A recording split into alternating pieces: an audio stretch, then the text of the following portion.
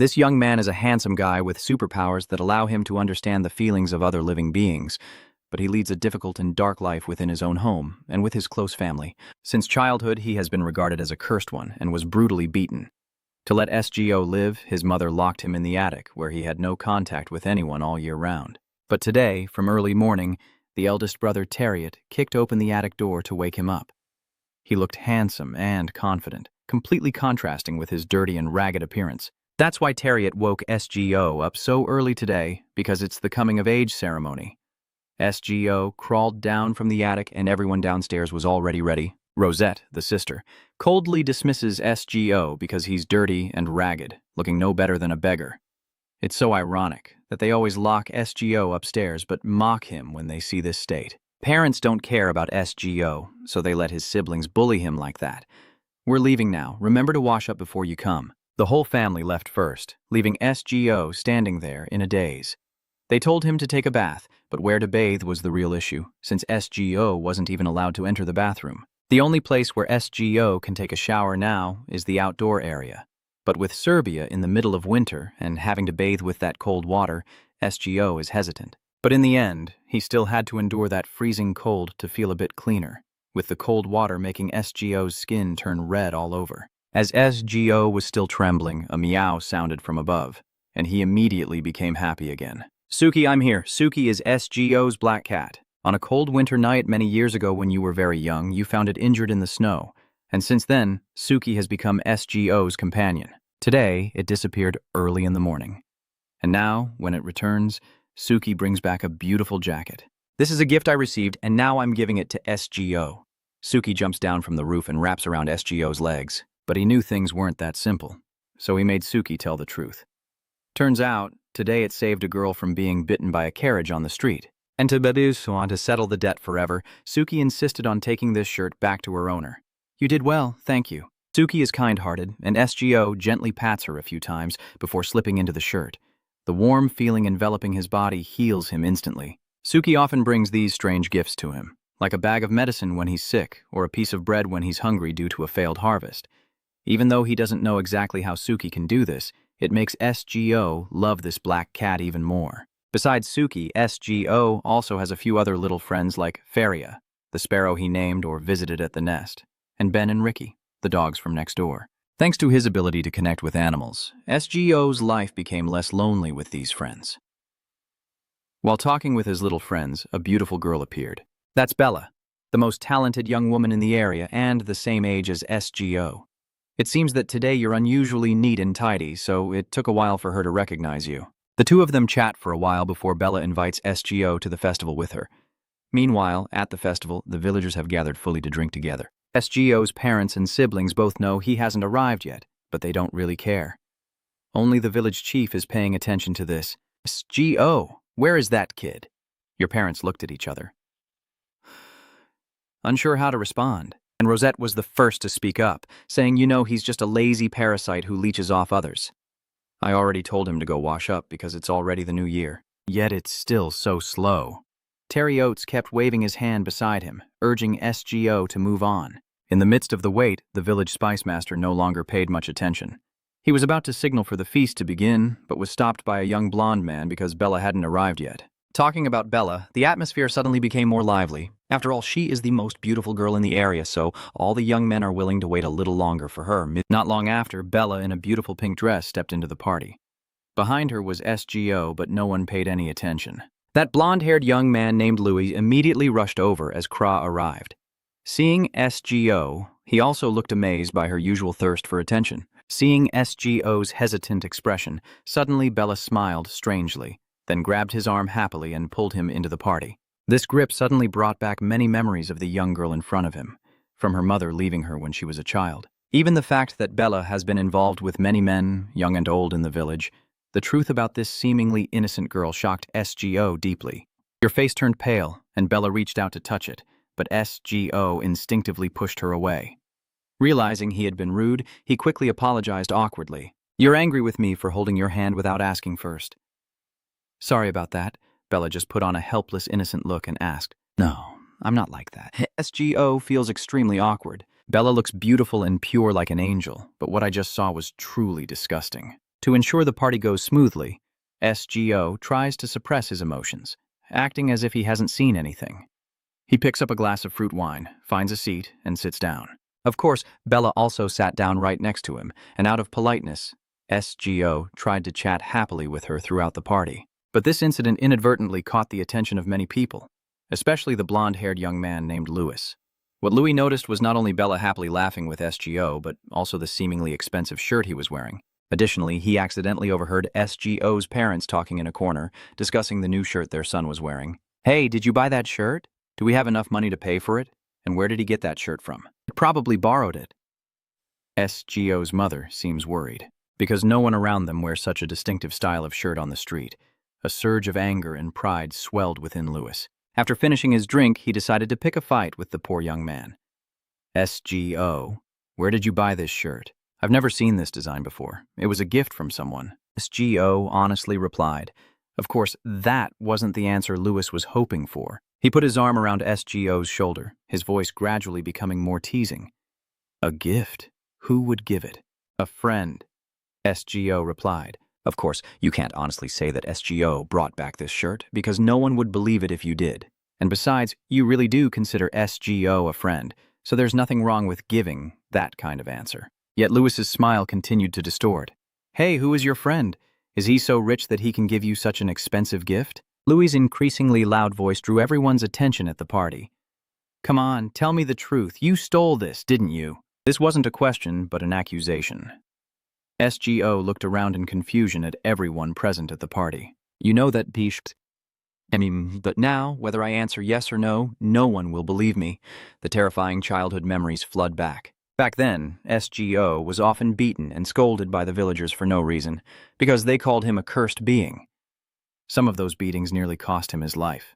To ensure her child's survival, his mother locked him in the attic, and so SGO grew up in that attic, living a life of hardship. Seeing that you didn't answer and your face darkened like that, Louis continued to do his job.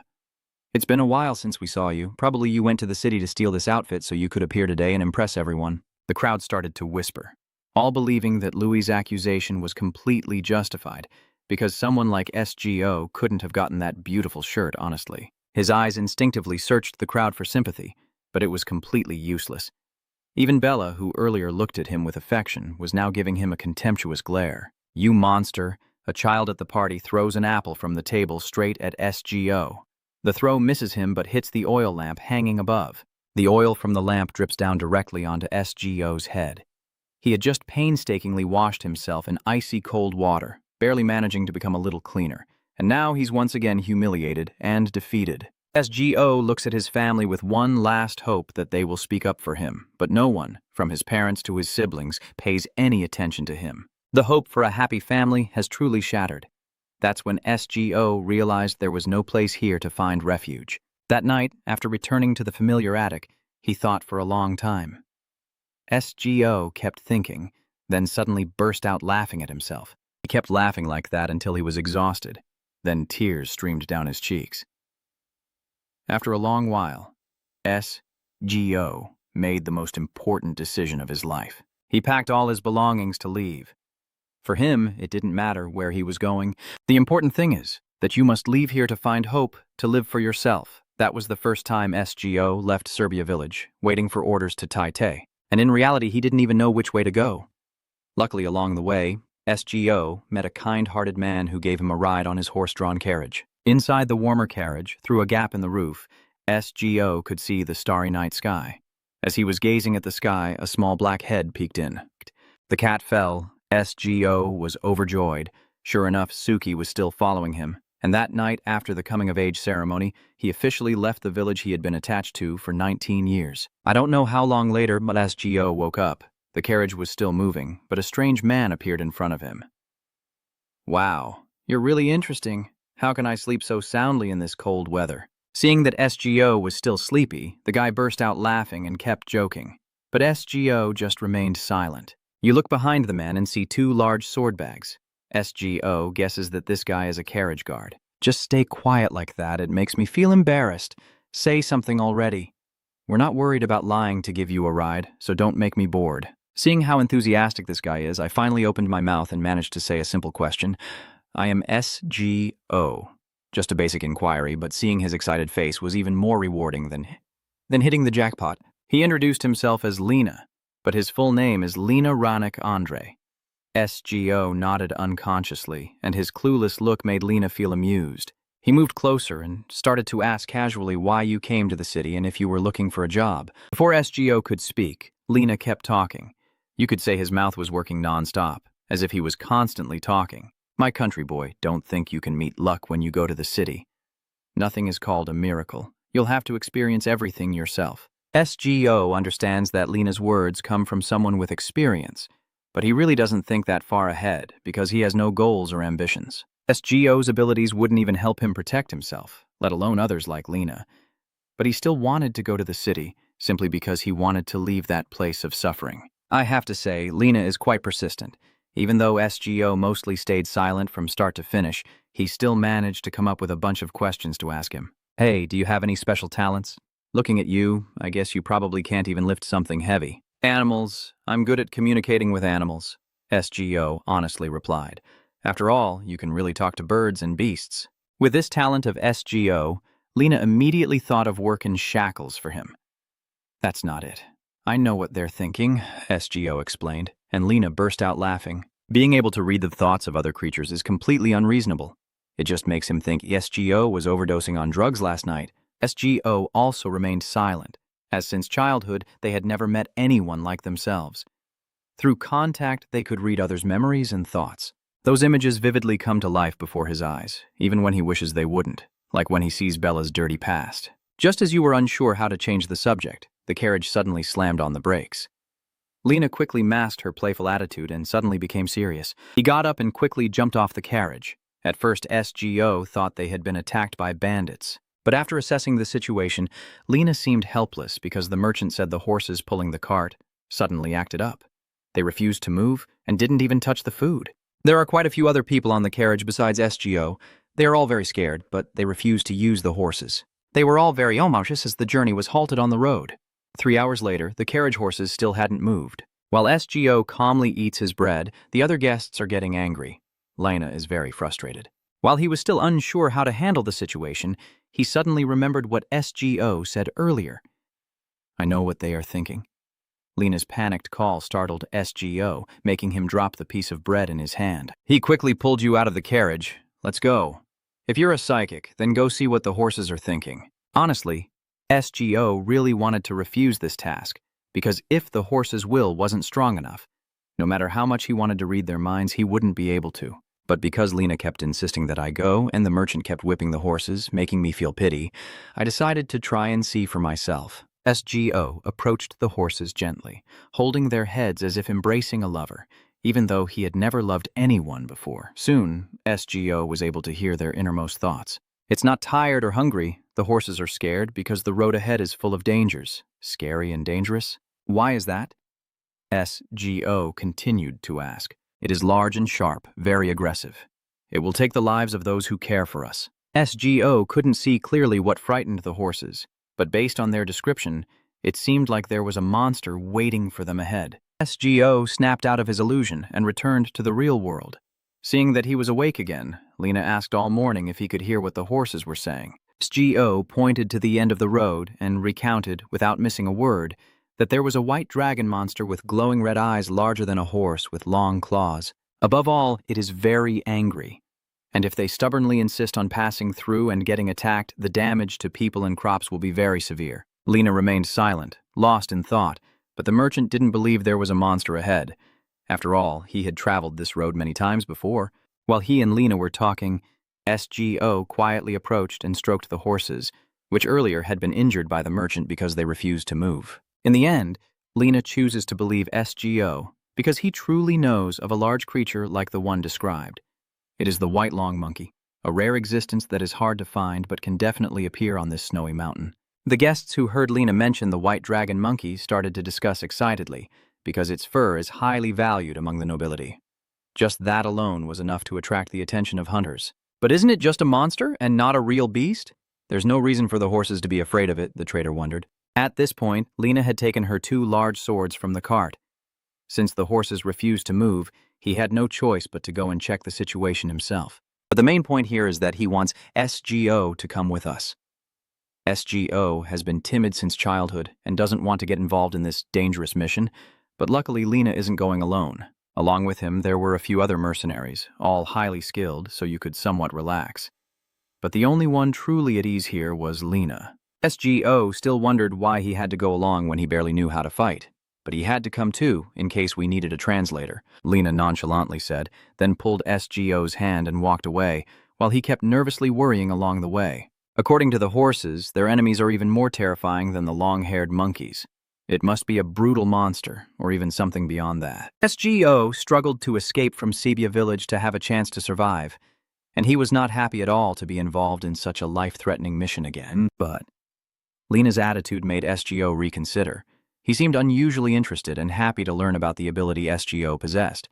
This is completely different from my family. Everyone in my family despises me because of this superpower. They gradually stopped wanting to interact with him after realizing he could read their thoughts. That's why SGO has lived in solitude for nearly 20 years. SGO kept walking and thinking until a mercenary in the group called out, snapping him back to reality. The cold wind bites, and you try to pull your collar up a little higher. Standing among a crowd of mercenaries, facing SGO only makes you feel even smaller. One of them used their small light skill, and the entire surrounding area immediately lit up. SGO sees the snow beneath his feet start to move. It seems that it has already appeared. Foolish humans, today I will send all of you to heaven. It is truly a giant white dragon monkey, and of course, only SGO can hear what it is saying. And that made him feel terrified. To understand the emotions of a creature without touching it, that creature must have an incredibly strong will. From this distance, SGO could feel the immense aura of the opponent, so it must be incredibly dangerous.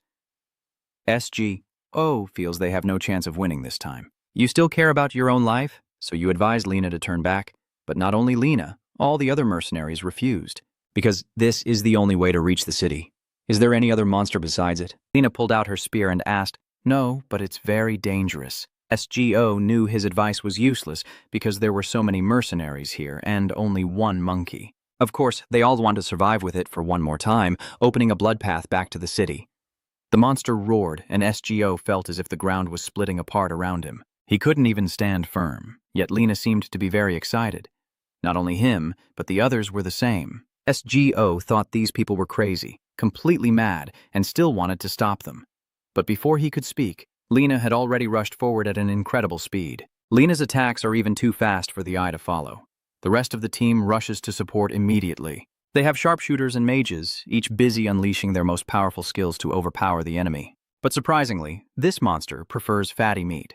The damage they cause is insignificant and only makes it angrier. The moment SGO saw the white monkey dragon's eyes turn bloodshot and roar fiercely again, only 3 words appeared in his mind. You've been fed the wrong feed. Only now did those mercenaries seem to realize how dangerous the monster truly was. It started fighting back, and just a flick of its hand sent the marksman nearby flying dozens of meters away. As he hit the ground, the giant hand of the white dragon monkey swung towards him.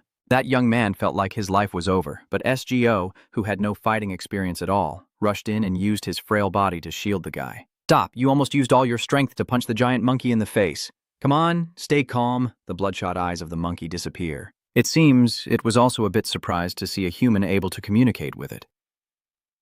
SGO began to feel hopeful, planning to negotiate with the monkey instead of resorting to violence. But just then, Lena appeared from behind and ruined all your plans. I told you to pay attention to the distance. He shouted, of course, at that idiot guy. As he was about to speak, Lena used her 2 swords to carve 2 long lines on the monster's back. It let out a cry of pain, then covered its face and ran into the forest. The mercenaries chased after it, determined to kill the monster. Only SGO sat there in the cold snow, still stunned. At that moment, he knew the beast had understood what he meant. It stopped and then desperately ran away. And what SGO heard at that moment didn't match the appearance of this intimidating monster at all. Mom, I'm so scared. Mom, if that was the white-haired monkey's true feelings, then SGO feels he can't stay here any longer. He got up, followed the sound he heard, and found a cave. In front of the cave were countless footprints not yet covered by the snowstorm. It seems the monkey hasn't been in the cave for long, and everything around is very quiet. I guess the warrior group hasn't found this place yet. SGO bravely steps inside. the strong stench of blood making him instinctively cover his nose. SGO ventures deeper into the cave and sees the white-haired monkey sitting with its face pressed against the wall. For some reason, he suddenly feels that it is lonely and pitiful in a strange way. SGO took another step forward and immediately entered the white-haired monkey's memory. It turns out this monkey is a hybrid between a white-haired monkey and a human. Her mother is a beautiful blonde woman.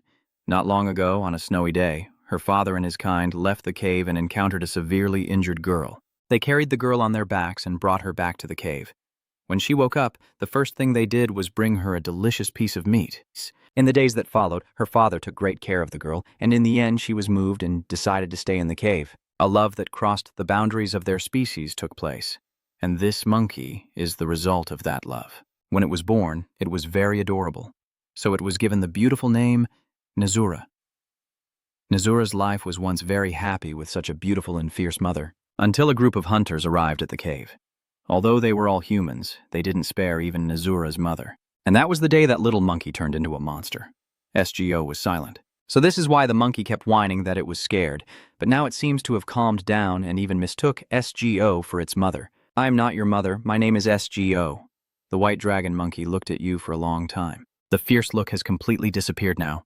It looks like an innocent child. SGO also came to kill me. No, you must answer immediately." Honestly, SGO didn't know where he found the courage to go all the way to a monster's cave. He just felt he had to come here. Nazura seems sad. It begins to recount its life story, even though SGO has seen everything. It quietly listens. Those cruel hunters killed Nazura's entire family and turned it from a happy child into a monster. I don't understand why they did it. Maybe it's because of money, SGO replied. Nazura didn't even know what money was. Hearing SGO speak, it truly hopes that if it has money, it can reunite with its mother and family. Even though the creature in front of it looks like a child, SGO still has to crush all its hopes. Nazura and my mother will never meet again. Even though I am just a monster, I have awareness and feelings like a human. When it truly understood that it had lost its mother forever, it suddenly burst into tears.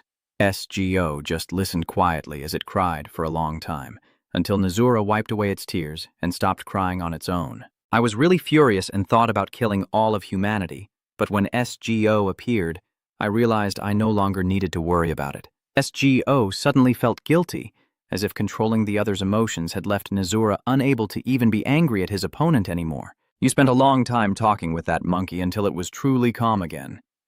Nazura turned and went deeper into the cave, saying it wanted to rest. SGO then said goodbye and left the cave as a snowstorm started outside. SGO felt like they were about to freeze. Just then, Suki appeared again with SGO's bag. "Glad that you're safe." As soon as SGO saw it, he let out a breath. "I'm not so weak as to be hurt by a little brat with a reputation."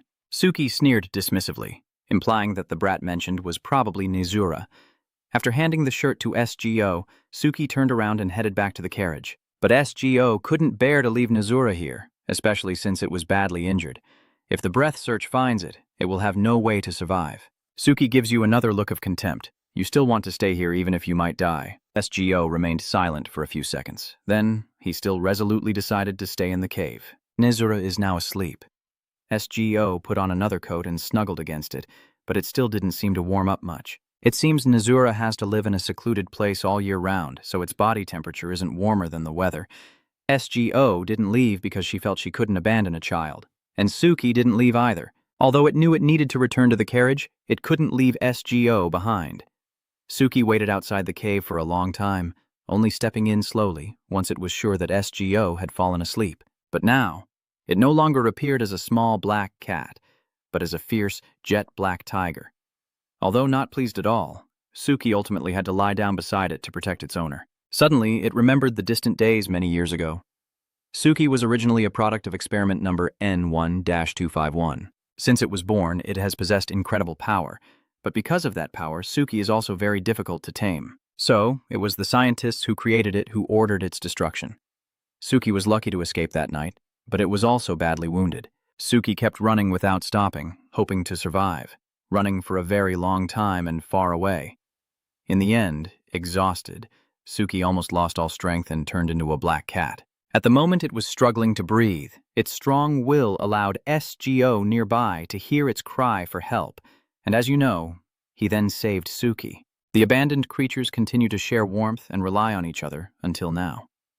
Not long after, Suki wakes up to the sound of a call. SGO has also woken up. Thanks to you, I was able to rest without catching a cold. Are you hurt anywhere? Suki asked coldly in return. SGO shook his head. Only then did Suki feel relieved and gently shake herself a few times, transforming back into a gentle black cat. Nazura's injuries are also much better now since, after all, it is a monster, and the wound on its back has almost completely healed. And there hasn't been any activity around here for quite a while now. SGO is sure that no more hunters or warriors are coming after them. So you're planning to part ways with this monkey here. SGO. Nazura suddenly spoke, not in thought, but actually able to talk. Even Suki was startled by this phallogic phenomenon. Maybe because its mother was human, Nazura also inherited some human traits. Because SGO is a special human, Nazura wants to follow him and is confident that with its strength, it can protect SGO. Above all, since its family has all left this world, Nazura doesn't want to be alone. This wish of the white-furred monkey makes SGO feel conflicted. Anyway, your destination is still the big city. Nazura's size isn't small at all and can't be hidden. You're afraid it will be attacked by humans, and also afraid it will go berserk when it sees humans. I think I might get angry if I see those who harmed my family. But I don't care about the other humans. Nazura still insists, but maybe there are many who want to take lives. SGO warned it, but Nazura not only wasn't afraid, she just chuckled softly. In that case, I can also get angry to defend myself. Nazura's sparkling eyes completely convinced SGO, and so he had to bring that monkey with him to the city. When they arrived in the city, Suki disappeared again. But SGO wasn't surprised. After all, this wasn't the first time, and it would show up again when it mattered. As expected, Nazura quickly caught the attention of outsiders. But luckily now it just looks like an ordinary monkey, so people just see it as SGO's pet. The guard stopped him and reminded him that pets of this size need to be restrained. Then they brought out a large collar chain. SGO hesitated for a long time, not wanting to use this to restrain Nazura. But contrary to his bad mood, the little monkey seemed quite happy. SGO, it's okay, just do it. If I really wanted to break free, nothing could stop me anyway.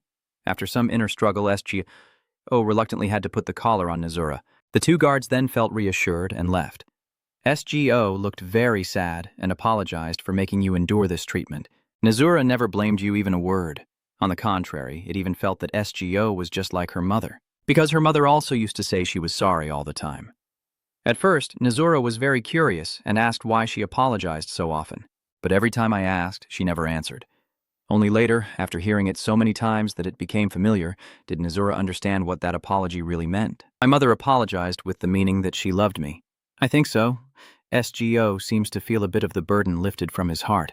Nazura is not just a pet to him now. It's like Suki. Both are companions with SGO in this lonely life. After entering the city, the first thing SGO did was look for a job, but he was rejected again and again due to his weak health, and he was also accompanied by a large monster. The merchants on the street advised SGO to go to GUI to find work. It was the first time SGO had heard of the concept of GUI. They pointed out the building called Ignis in the center of the town, and so SGO led Nazura into the town center, where Ignis shone so brightly, it was hard not to be blinded. A sign outside proclaims, "This is the best guild with a 99.9% success rate for quests." SGO pushes the door open and is greeted by a cheerful, beautiful receptionist. At first, she thought he was a customer, but after learning that SGO was there to apply for a new member position, she directed him straight upstairs to fill out the application form. The person in charge upstairs is a middle-aged man. Just by a quick glance at SGO's appearance, he knew that you were a newcomer from the countryside. "Hello, I heard you're hiring new members?" "Yes. Do you know what kind of work GUI usually does?" "I understand that you take on entrusted tasks and handle them. It's that simple." The man looked at SGO as if he were a naive rookie, and then took out a business card, handed it to him, and introduced himself as H, the branch manager of GUI Ignis in Galatia. After receiving the business card, SGO followed him to a nearby sofa. Usually, H would decide whether to interview a new candidate after reviewing their application. But recently, Gio's requests have been piling up, but GUI's staff is very limited, so he decided to skip the screening stage and go straight to the interview. H started his interview with basic questions like where SGO is from and how old he is. Since the moment I first saw you, I've been paying attention to Nazura. What is your specialty? Animal domestication, that kind of thing. That kind of thing. It's best if you don't use those words to describe it. I need to know exactly which network you're good at so I can arrange a suitable job. Originally, SGO didn't want others to know too much about his abilities because he was afraid of being shunned like his family and the villagers of Serbia once were. But he also really needed this job, so he had no choice but to tell H everything. When he heard that SGO could listen to the thoughts of living creatures, the pen in his hand suddenly froze. H didn't expect that this country bumpkin kid was a talent, but the ability to read the minds of creatures was something he had never heard of before. There are not many illusionists in this world, from mages, elementalists, alchemists, pharmacists, priests, to swordsmen. They create magic by using mana or connecting with elemental spirits. Each profession has its own path. Some discover and harness special laws, while others can heal wounds. Most of the ability users in the world are clearly categorized, but that strange ability SGO mentioned doesn't fit any of those professions. This makes H hesitate a bit. Please forgive my mistake. If I had known you were a Nung Li, I wouldn't have bothered with this kind of interview now. SGO is like a hidden card because of the strange ability you possess. Depending on that ability, you could become Ignis's ace or just a useless person. But H is a businessman and he doesn't want to miss any opportunity. Therefore, H decided to challenge SGO by giving him his first task. Go find the animal trader at house number 3 Sack Street. He is an animal collector working for Hui, but recently he seems to be struggling with controlling some rare species. If you can truly tame animals, maybe you can solve that problem. SGO nodded, understanding what H wanted him to do. Then he gave SGO a map and told him that if this mission succeeded, he would receive a token from the merchant, which would serve as proof of his success. After securing the SU GUI, SGO could become an official member of Ignis. He took the map and led Nazura to the address on it. Thanks to Nazura's sense of smell, the lost SGO was able to avoid wandering aimlessly through the streets and headed to 3 Sack Street, where 2 guard dogs were watching at the door. At first, they bared their fangs and glared at SGO, but after Nazura shot them a warning look in return, both dogs trembled like leaves. SGO looked at them and felt both amused and pitying. You don't need to be afraid. I won't attack you, so don't worry. I came to meet the owner of this place, so I reassured them and gently patted each of their heads. My ability to control animals' emotions helped me calm the 2 dogs quickly. While SGO was still busy with the animals, the owner of this place came out to open the door. The man's face didn't look very good. He was probably going crazy over the rare items he just bought. The man led SGO inside. His collection was quite extensive, but he took him straight to a glass cage where a tiny dragon was struggling to breathe. According to him, ever since I bought it, it's been struggling and refusing to eat. That damn oat kid really drives me crazy. The man spoke while lowering his voice, but thanks to his special ability, SGO could hear his most genuine inner feelings. Baby, please don't drink anymore. So you're a cold exterior but warm inside person. SGO stopped looking at his messy head and looked at the dragon struggling in the cage. It's still just a child, you know? What are you talking about? That's obvious already. He wants to tame the dragon and bring it under control from when it was a child. Otherwise, when it matures, it could attack humans. And if that causes the upper classes to complain about the pet trade, he's basically lost his job. The man's attitude is extremely harsh, but SGO doesn't bother to pay attention. He only focused on the small dragon in front of him to find the key issue right now. Suddenly, SGO felt a fierce pain surge through him. My heart felt like it was going to burst, causing me to lean back suddenly. Luckily, Nazura caught her owner just in time. The man saw SGO like that and was also startled.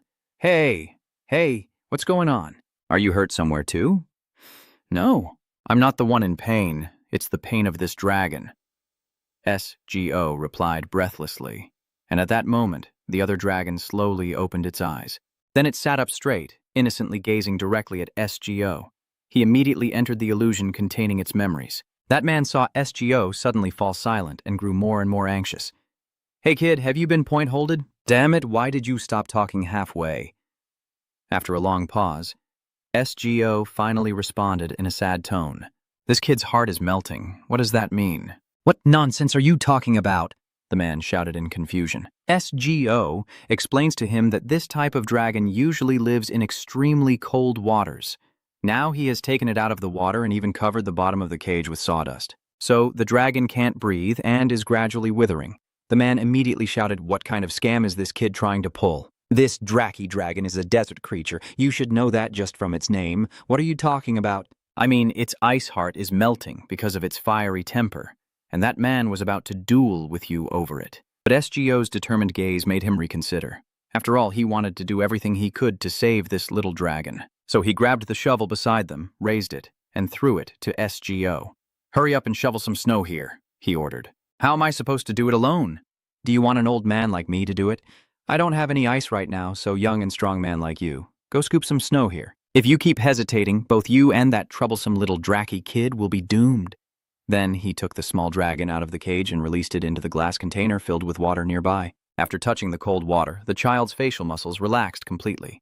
The man finally smiled happily before shouting at SGO to hurry up and bring more snow here. SGO was the first to shovel snow into the water, much to the man's excitement, and then he made you shovel a few more loads. Of course, SGO knew they were being exploited and forced into hardship, but no matter how much they loved animals, they were still willing to do it. And in response to that effort, the ice Draki truly regained consciousness. Draki is already a rare species, but among them there are even some ice variants that are even rarer, so they are not widely known.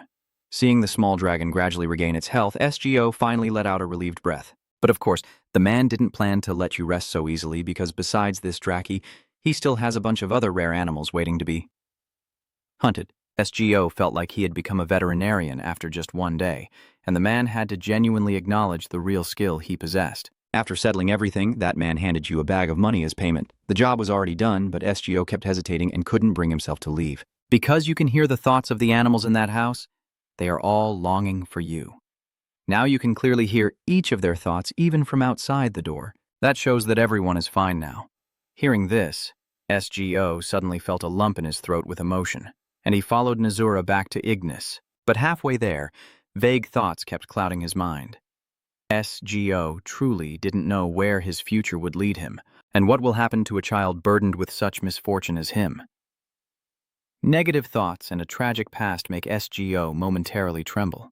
"Are you sitting down on the side of the road in confusion, Nazura? Are you okay?" The one feeling cold. It eagerly asked question after question. Before long, Sugi was also there. It always shows up when its owner needs it most. "What are you doing here? It seems you're not hurt. Get up. Sitting outside in the cold for too long will give you a cold." Sometimes SGO isn't sure if Sugi is the indifferent cat or my mother. But the fact that it has never left makes me feel that life has a little more meaning. For example, Sugi really hates being touched by humans, but when SGO strokes its head, it doesn't try to avoid it at all. "Thank you, Sugi," SGO suddenly said, wondering why. The black cat wondered why it didn't avoid me. "How long have you been like this without realizing anything?" "SGO, to me you are completely different from those other humans. Do whatever you want, I will never avoid you." After speaking, Sugi tiptoed away and ran off. After calming down, SGO and Nazura returned to Ignis. You received a payment of 2 copper coins, which surprised Hat quite a bit. I have to say that man is quite difficult to deal with, but today, he was surprisingly generous. This proves that SGO's abilities are real. Hat suddenly changed his attitude towards him as if he had struck gold. "SGO, welcome. From now on, you are a member of Ignis." Then Hat specially took SGO to get the uniform and the identification badge of GUI. From then on, he had to wear it whenever he went on missions. He was even willing to provide accommodation for SGO. Although the facilities here aren't the best compared to the cramped attic he lived in for over 10 years, it's perfect. Furthermore, Hat also allowed Nazura to stay, so SGO had no reason to refuse. After hearing him go over all the rules at Ignis, SGO led Nazura to his new room. Both of them took a shower and cleaned up. Then SGO put on his brand new uniform. He looked at himself in the mirror, and this was the first time SGO admired his neat and tidy appearance like this. The bed feels more comfortable and the feet warmer than at home, with a large window beside it. The moonlight shining through suddenly reminded SGO of the difficult days in that attic. You find it hard to sleep, so Bond turns to ask Nazura, "Hey, are you asleep?" "Not yet," Nazura replied from the ground. "Do you regret it?" SGO suddenly asked, "What about it?" "Because I followed that path. Maybe because I have the ability to read other creatures' minds, SGO is more sensitive than ordinary people. So, since arriving in the city, you've always felt guilty about Nazura because it had to wear a collar, its freedom was limited, and people kept staring and mocking it. Moreover, the road ahead for them is even more difficult. Despite the discomfort, SGO still wants to take Nazura back to the mountain and give it back its freedom. However, What Nazura said afterward proved that his worries were unnecessary. Not only does he not regret it, but he is also happy to have followed SGO and ended his lonely life like before. Nazura no longer lives in hatred towards humans all the time. That is what makes it feel that life is worth living. Nazura's words are gentle, but they make SGO want to cry. He buries his face deep into the pillow, trying to hold back his emotions. Previously, during the time he was locked in the storage room, SGO received a dictionary from his brother. He taught himself how to read and write the words in it, but couldn't fully understand the meaning of all of them. But now, SGO seems to have understood. The days spent with Nazura have taught him the true meaning of the word connection. Zhang and the others may not share the same race or background, but from now on, they will stay together, no matter how difficult the road ahead is. The next morning, SGO still woke up early as usual. After tidying up his uniform, he stepped down into the house with Hat's admiration. Wow, who is that? But he's not wearing his usual outfit. Looks like SGO in that uniform really suits him well. Oh, branch manager, who's this? The new member? A petite girl with brown hair and glasses, who suddenly appears from nowhere, speaks up. Hat introduces the two of them, and that girl, Rosalie, is also a member of the group. He also introduced SGO to her as a new member, but he doesn't work in the support department, nor does he assist with magic or combat. Rosalie, hearing this, was curious and asked quietly, "Didn't you say he's a fake ability user? Why isn't he supporting magic or fighting?" Well, his ability is somewhat special. At least we need to wait for a response from the higher-ups before making a decision. Seeing that SGO looked tense, Haben took out a colorful candy jar. Out of respect for him, SGO also reluctantly grabbed one and put it in his mouth. However, you still don't seem any less tense. All right, come with me to get the stamp. Hat gets back to the main point. Just need to stamp the line boundary. It has to be a black rubber band, so check carefully. One set is enough. Oh, and while you're out, if you see a marker pen, buy it too. SGO doesn't know what those are for, but since Hat mentioned them several times, they must be useful. You went out asking around everywhere, then went to the nearest grocery store in the square to buy it. But the shop owner was quite strange, too, because when SGO arrived, she was busy doing something and had no intention of entertaining guests, until the girl found what she needed and then realized the guest was still standing below. As soon as their eyes met for less than 3 seconds, her gaze immediately fell on Nazura beside her, and feeling as fragile as the tinfoil facing Iyagi's storm, she let out a piercing scream. Oh no, a monster. And unfortunately, she was sitting on a beam. After this scream, her balance wavered and she fell flat on the ground. Fortunately, SGO caught her, or else she would have broken her leg or arm.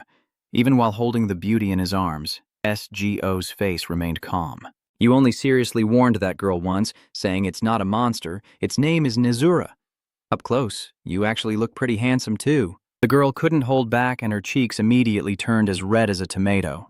After landing safely, she began searching for the necessary items for SGO. But while searching, suddenly her face changed. Oh no, where is my magic orb? She just dropped it over there. SGO responded as he helped her up. This girl looks like a contestant, but a bit naive. She found her magic orb, and she looks happier than if she had gone to a festival. SGO also showed interest in her, and after gathering the necessary items, he turned to leave, but was suddenly called back by her. Hey, over there, wait a moment. What's my name? SGO. I thought something important was happening. So it turns out that girl wanted him to try the magic orb in her hand. According to her explanation, it's a new product he had to risk a lot to obtain, a magic orb that can read others' emotions. This ability might seem divine to others, but for SGO, it's useless because he's had it since birth. I don't need it. SGO flatly refuses. Really? Why is that? Because no one wants to read what's in someone else's heart. The ability to read thoughts, memories, or feelings without care is the most useless power in the world. SGO replied before opening the door and leaving, while the shopkeeper girl behind still looked angry. She feels that this guy is handsome, but a bit weird, and that he seems to really be able to read people's minds. SGO quietly returned to his usual routine, completing the final steps to become an official member of the organization. While waiting for the higher-ups to decide where his assigned vehicle would go, he just wandered around doing chores like watering the flowers and tidying up the house. A few days later, Hat brought good news that SGO had been assigned to the Special Support Department, and the first assignment arrived after he officially became a member of the organization. The client was Sarah Lynn Jeff Fabian, the only 10-year-old daughter of the Fabian family. The trouble the girl is having seems to be with the puppy named Hero, who definitely won't listen. And Sarah Lynn wants someone to help her turn Hero into a good dog, which makes SGO feel a bit conflicted. After becoming a member of Ignis, I thought I would be assigned to more important missions, but it turns out I have to train dogs. However, Hat still thinks this is a good thing. SGO's abilities don't require training or combat experience. Since their clients are mainly high-level nobles, they can satisfy them easily and bring the rewards back without much effort. Seeing SGO sigh heavily, Hat still used all his charisma to make this seem more serious. It's that simple. But he also has to meet the expectations of the nobles. If they reject you, besides canceling this order, your future life could also be ruined, so be careful. He kept reminding SGO not to underestimate Sarah Lynn, because she was just a child. Even as a 2-month-old, she was still a noble, and you had to serve her with all your strength. Then I wish you good luck. I hope SGO's trust will succeed and produce a well-behaved little puppy. She brought the candy jar back. SGO picked a piece and put it in his mouth, then led Nazura on their way. Fabian's mansion was so huge, and after the butler checked SGO's commission letter, he hurriedly took him inside. The interior space is even more luxurious, but the only thing that catches SGO's attention is the frantic barking of the small dog inside. Moving a little closer, he can hear its equally furious heartache. Stop bothering us again, go away, you human. Please don't do this. He's our guest. A lively blonde girl runs out from inside, and judging by her age, she must be Lady Sarah Lynn. Watching how Sarah Lynn talks and behaves with Hero, SGO can easily sense her love for animals. But unfortunately, Hero is not a well-behaved dog. SGO introduced himself as a member of Gwayiknit. Sarah Lynn immediately looked suspicious, thinking the visitor would be an irritable old man. So your delicate little brother also works at Gwayiknit. How old are you? This kid really has a sharp tongue. SGO didn't feel very happy. But still, the customer is always right, so he swallowed his anger and answered the girl's question. He's just turned 19 this year, and while they were talking, Hero kept barking behind. The loud barking made Nazura furious. It was behind SGO, ready to glare at Hero with a fierce look that made the little dog immediately shut up. At this moment, Lady Saralyn also noticed its presence. But instead of being afraid of this large creature, her husband seemed very interested. This gorilla is huge. Kwang suddenly withdrew his fierce gaze, replacing it with a sparkling, water-like look to win her over. Lady Saralyn was immediately captivated, but just as she was about to rush over, her servant stopped her. For a very simple reason, Nazura is a white-furred monkey, and they cannot let their young lady be exposed to danger. After a fuss over not being able to touch Nazura, Saralyn decided to get back to the main issue. I heard you can read animals' hearts, so find out why my hero is always hostile to others right now. The worried look of the young lady made SGO hesitate no longer. First, he told Nazura to step back for a moment, because Hero was now so scared that it was about to run away. Only SGO and Hero remained facing each other. To gain the dog's trust, SGO takes off his gloves and gently brings his hand closer to its face. Hero, I won't hurt you. Saralyn seems tense. Usually no one dares to do that to Hero for fear of being bitten, but strangely today, after hesitating for a moment, it Judong approached and rubbed its head against SGO's hand. Its abilities are greatly enhanced after this encounter. SGO immediately enters its inner world. It turns out that Hero had a tragic childhood. As soon as it was born, it witnessed its mother being cruelly discarded by ancient humans. Because small puppies like Hero are very popular among the nobility nowadays, her mother was forced to give birth many times. Even after losing her mother, Hero herself was not given enough to eat. It was only given enough food to prevent starvation, so it could maintain its small appearance favored by the nobility. Not long after, Hero was seen by Viscount Fabian, Saralyn's father. The merchant group immediately bathed the starving little dog to prepare it for sale, turning Hero into the most beautiful birthday gift for the young lady.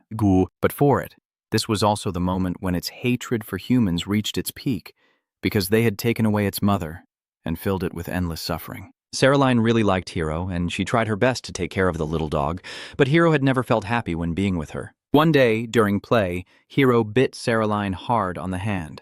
Viscount Fabian saw this and immediately struck him. He couldn't accept a dog biting its owner and immediately wanted to take Hero out of the mansion.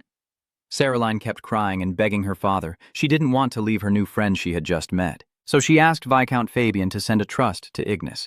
After understanding everything thoroughly, SGO could only sigh. Saralyn is very anxious. What's going on? Is Hero upset about something? Everything. Hero fears all the love she has for him. Even though he's just a little dog, he's still just a child. And since it was born, it has never been embraced with love. SGO recounts the entire process it had to go through since it was born. That made Hiro believe that one day humans would also take its life, just like they took its mother's. Hearing SGO speak, Saraline could only grit her teeth and think to herself, why not? I like Hiro the most. If I could read hearts, I would treat her even better. SGO also heard her poetic thoughts. Being able to read the heart is not everything. Its mother was killed by humans, and it was also forced to starve itself to increase its value. Have you ever thought about how to soothe its fear? Saraline finally couldn't hold it anymore and burst into tears. Although this action made a noble young lady like her lose all her elegance, SGO could understand her behavior. Even though she is a noble, she is still just a child. Moreover, she is a child full of love for animals, especially for Hiro. To resolve this conflict, SGO created an inner world for the little dog and led Saraline into it. Here, she could talk to Hiro. After this, Hiro truly understood the young lady's feelings for him. But he still hoped Saraline could express her affection a bit more gently, instead of picking him up high and spinning him around like that. Hiro slowly stepped forward, then gently rubbed against its owner's skirt.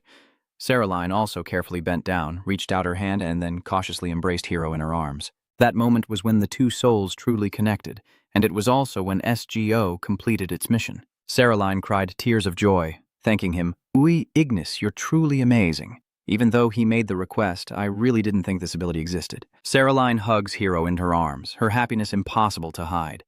She keeps blaming herself for not understanding her little dog during that time. She's not wrong. Those who sell heroes are the ones truly at fault. It was just a misunderstanding of her intentions, as this situation is completely different from what it has experienced before. Because Saraline is just a child, SGO also broke the usual and encouraged her a few more words. Hearing that, Saraline also smiled brightly like a flower. The entrusted task is complete, and the girl shyly hands the bag to you. After SGO takes it, Viscount Fabian also appears. "You have a very impressive ability. I truly commend you." Saraline sees her father and happily throws herself into his arms.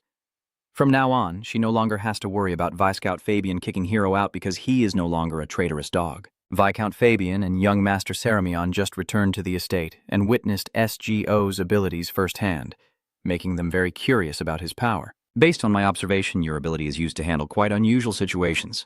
What exactly kind of power is this?" "It's the ability to read the hearts of animals." SGO answered honestly without hiding anything. Viscount Fabian paused for about 3 seconds, then uttered 3 words. "How rude." Before SGO could explain or react, he continued speaking. "You don't know what will happen if an ordinary person like you dares to lie in front of a noble." SGO immediately tensed up, seeming to relax too soon because the mission was already complete. "These kinds of nobles are never easy to deal with. I'm quite interested to see exactly how you distinguish what you call animals. Based on intelligence A or soul, what about hybrid humans with animals?" SGO always tries to hide the fact that he can read minds by saying he can listen to animal hearts. But it seems this nobleman is even sharper than you imagined. While he was scrutinizing SGO, you accidentally overheard the thoughts of his son, Jeremian. "No way. If he really could read others' hearts, he would be a monster." Jeremian's thoughts still truly hurt SGO. But anyway, he's been considered a monster since he was a child, so having one more person think that way doesn't really change much. The real issue is that nobleman's day. It seems that Viscount Fabian truly takes an interest in SGO's unique ability. Although he only casually mentioned that he would soon send more commissions to Ignis, SGO knows that in the future they will definitely have to face each other many more times. Saraline's adult-level conversations had gone beyond her thoughts, and she only felt happy that she had learned SGO's name before he left. And of course, Saraline also felt grateful that you cleared up her confusion. But her brother, according to Jeremian, seemed clearly wary of SGO. He doesn't even want his sister to get too close to you. "Is your ability limitless?" "I can't read everything. So I won't read your mind. Please don't worry about it." "Are you sure? Or will you just say one thing and then read everything in my mind?" Jeremian suddenly became annoyed. He didn't want to keep someone who could read all his thoughts in his head for another second in the house, so he roughly pushed SGO out the door. Saraline was so frightened by her brother's brutality that she almost cried. But after all, SGO was the one who helped her reconcile with Hiro. Now being treated like that by Jeremian again, it made her very unhappy. SGO and Nazura headed back as the evening was beginning to fall. The two words monster that Jeremy uttered kept haunting your mind. Even though you're used to it, saying you're not hurt would be a lie. SGO gazed at the coin pouch in his hand, suddenly feeling lost about this life once again. Humans really are strange. Nazura suddenly spoke up. Seeing SGO's confused expression, it continued without waiting for a question. Nazura feels very happy that SGO can read her heart. SGO can understand her thoughts without her even having to say a word. SGO knows that it is comforting me. What Nazura just said sounds wonderful, but it is also the reason why people dismiss my abilities. SGO's existence is truly extraordinary, and it makes him feel lost in this world. Yet Nazura doesn't find him frightening at all. To it, SGO is kinder than anyone else, and you also have a kind heart. The real mistake is not SGO's ability, but the narrow-minded thoughts that others hide. Nazura talks a lot, but it's all sincere thoughts, not just to comfort SGO. So he gently pats the monkey's head to calm it down. Don't worry, no matter who is angry or afraid of me, or even thinks I'm a monster, I won't care. Because being locked in cages is nothing compared to walking together like this. I feel truly alive again, and so the person and the monkey head back to the cage. SGO ignored Lord Jeremy's stern look and continued with his life. A few days later, it seemed he had caught the Lord's attention as he was directly entrusted with a task. This made Hark and Rosalie very happy. Actually, since his abilities are special, it's easy to see why. But neither of them expected that his reputation would rise so quickly, like a wind-blown axe. Compared to Hark and Rosalie's excited expressions, SGO appeared more reserved, because he knows that the more people pay attention to him, the more danger he faces. But anyway, he still has to work to survive. And so SGO continued to take on the next special support request. This time a commission related to Jefferson Company, which holds the largest gemstone trading market share in the city. For some reason, the company suddenly closed down, forcing jewelry businesses to halt operations. SGO's task is to find the company's owner, Thompson, to investigate the reason. Like always, after confirming his mission, SGO was about to leave with Nazura, but today, before departing, he realized something.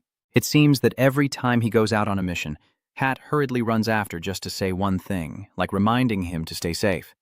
And today, Rosalie also specially reminded him to buy pickled bread on the way back after completing the mission. They are just small words, but they move SGO deeply, because it's the first time he feels warmth like being in a family. The first thing SGO did after leaving Gila Cha Map was to go to the location, which was a bit far today, so it would take over an hour to walk there. SGO has never considered Nazura as a pet, let alone a mount, so he refused, but that accidentally made it very sad.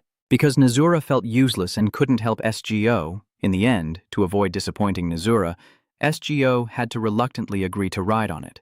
And sure enough, Nazura ran very fast, and it didn't take long for the person and the monkey to reach their destination. But SGO felt like his heart and lungs were all over the place after arriving. They stopped in front of a large house with a display of precious jewelry in the west-facing window. To SGO, they were just shiny stones with bright colors, so he couldn't understand why everyone was so crazy about them. Ignoring the jewelry for now, SGO steps forward to try knocking on the door. According to the information, the company owner lives in this house, but you kept knocking all day and still no one answered. Still, SGO firmly believed that Thompson wouldn't leave his home, even though his business had shut down. So he decided to stay here and wait until he appeared. Even though it was very cold, SGO stubbornly refused to leave the door. You and Nazura waited until midnight, when the temperature dropped to its lowest, and finally saw Thompson come out. Hey, are you crazy? I thought the cold weather would make you give up and go home. Even though I was freezing cold, I was still happy to see Thompson, because catching him was already half the mission accomplished. As soon as Thompson saw you, he chased you away like chasing away evil spirits.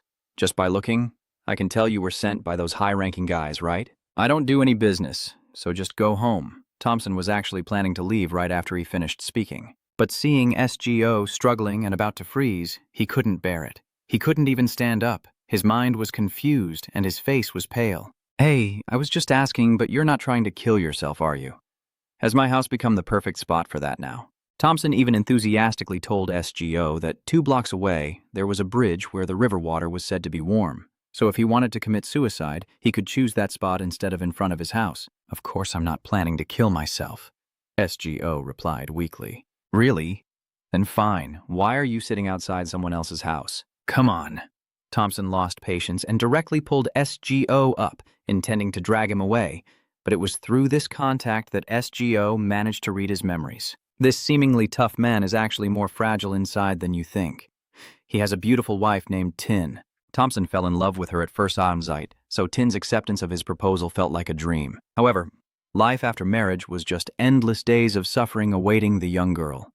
Their firstborn had died just before their first birthday, and then came the second, the third.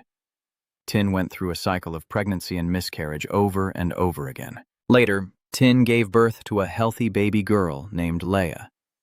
The baby's loud cry carried Thompson's hope. But unfortunately, Tin was now suffering from depression due to prolonged stress, and Thompson hit him hard, leading to their first quarrel after their child's first birthday. Thompson even knelt and begged his wife, but Tin still refused to let Leia go. That's also why he shut down the company. Thompson spent all his time focusing on caring for his little daughter. STO knew he didn't have much time to haggle with this man. Therefore, after understanding his problem, he immediately gave him the best advice he could. Thompson was stunned, mixed with panic. Maybe he would never figure out how STO knew about that. But in this situation, all you can do is give the advice you think is best. If they don't want to accept the truth, no matter how much you push, they won't listen. Thompson's reaction was even more terrifying than STO imagined. He roughly grabbed STO by the collar and dragged him straight into the house. After locking the door, Thompson revealed a terrifying face.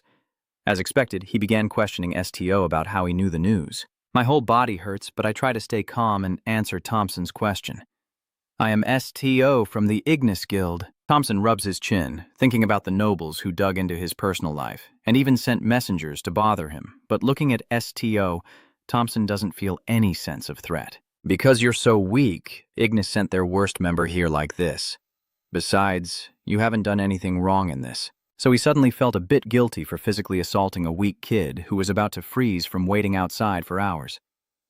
Damn it, washing a bunch of fools blinded by greed for gems. Thompson let out a weary sigh and then extended his hand to STO. Please forgive me for my rude behavior. Yes, I am the owner of Jefferson Company. STO kept looking at his hand, then at his feet. Finally, you chose to stand up on your own, your hand playing in midair making Thompson feel embarrassed. So, little Ignis, what request brought you here? It's a request for help to reopen the business again. STO straightforwardly replies, deadpan, and Thompson seems to have misheard. The Lord really is quite impatient, isn't he? Anyway, this isn't something that can be solved in just a few words. Thompson then invited him inside, lit some candles, and shared a drink to warm up. After pouring a few glasses of wine, he finally started to relax a little. To be honest, looking back now, Thompson feels that STO is not only lacking in intelligence, but also a bit foolish. To succeed in his mission, he should have loosened him up at times like this. But the only thing STO has done since arriving here is just stand there like a statue. The only thing that interests Thompson about STO is that he mentioned his wife. But honestly, this interest isn't going in a positive direction because he hates being pried into his personal life the most. Sharing someone else's private life isn't a good thing. When discussing sensitive matters like that, you need to consider the context. I'm sorry, STO lowered his head and stammered. If I may say so, you're too naive and childish. Why did Huai send someone like that here? Thompson sighed heavily. Now he no longer blames STO, but he also firmly states that he has no intention of reopening the business. STO remained silent, not even asking why, which in turn made Thompson curious. Aren't you going to ask why?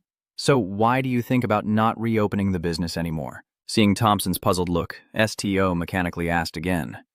Thompson chuckled. This is the first time I've seen a Woody member on a mission act so foolish.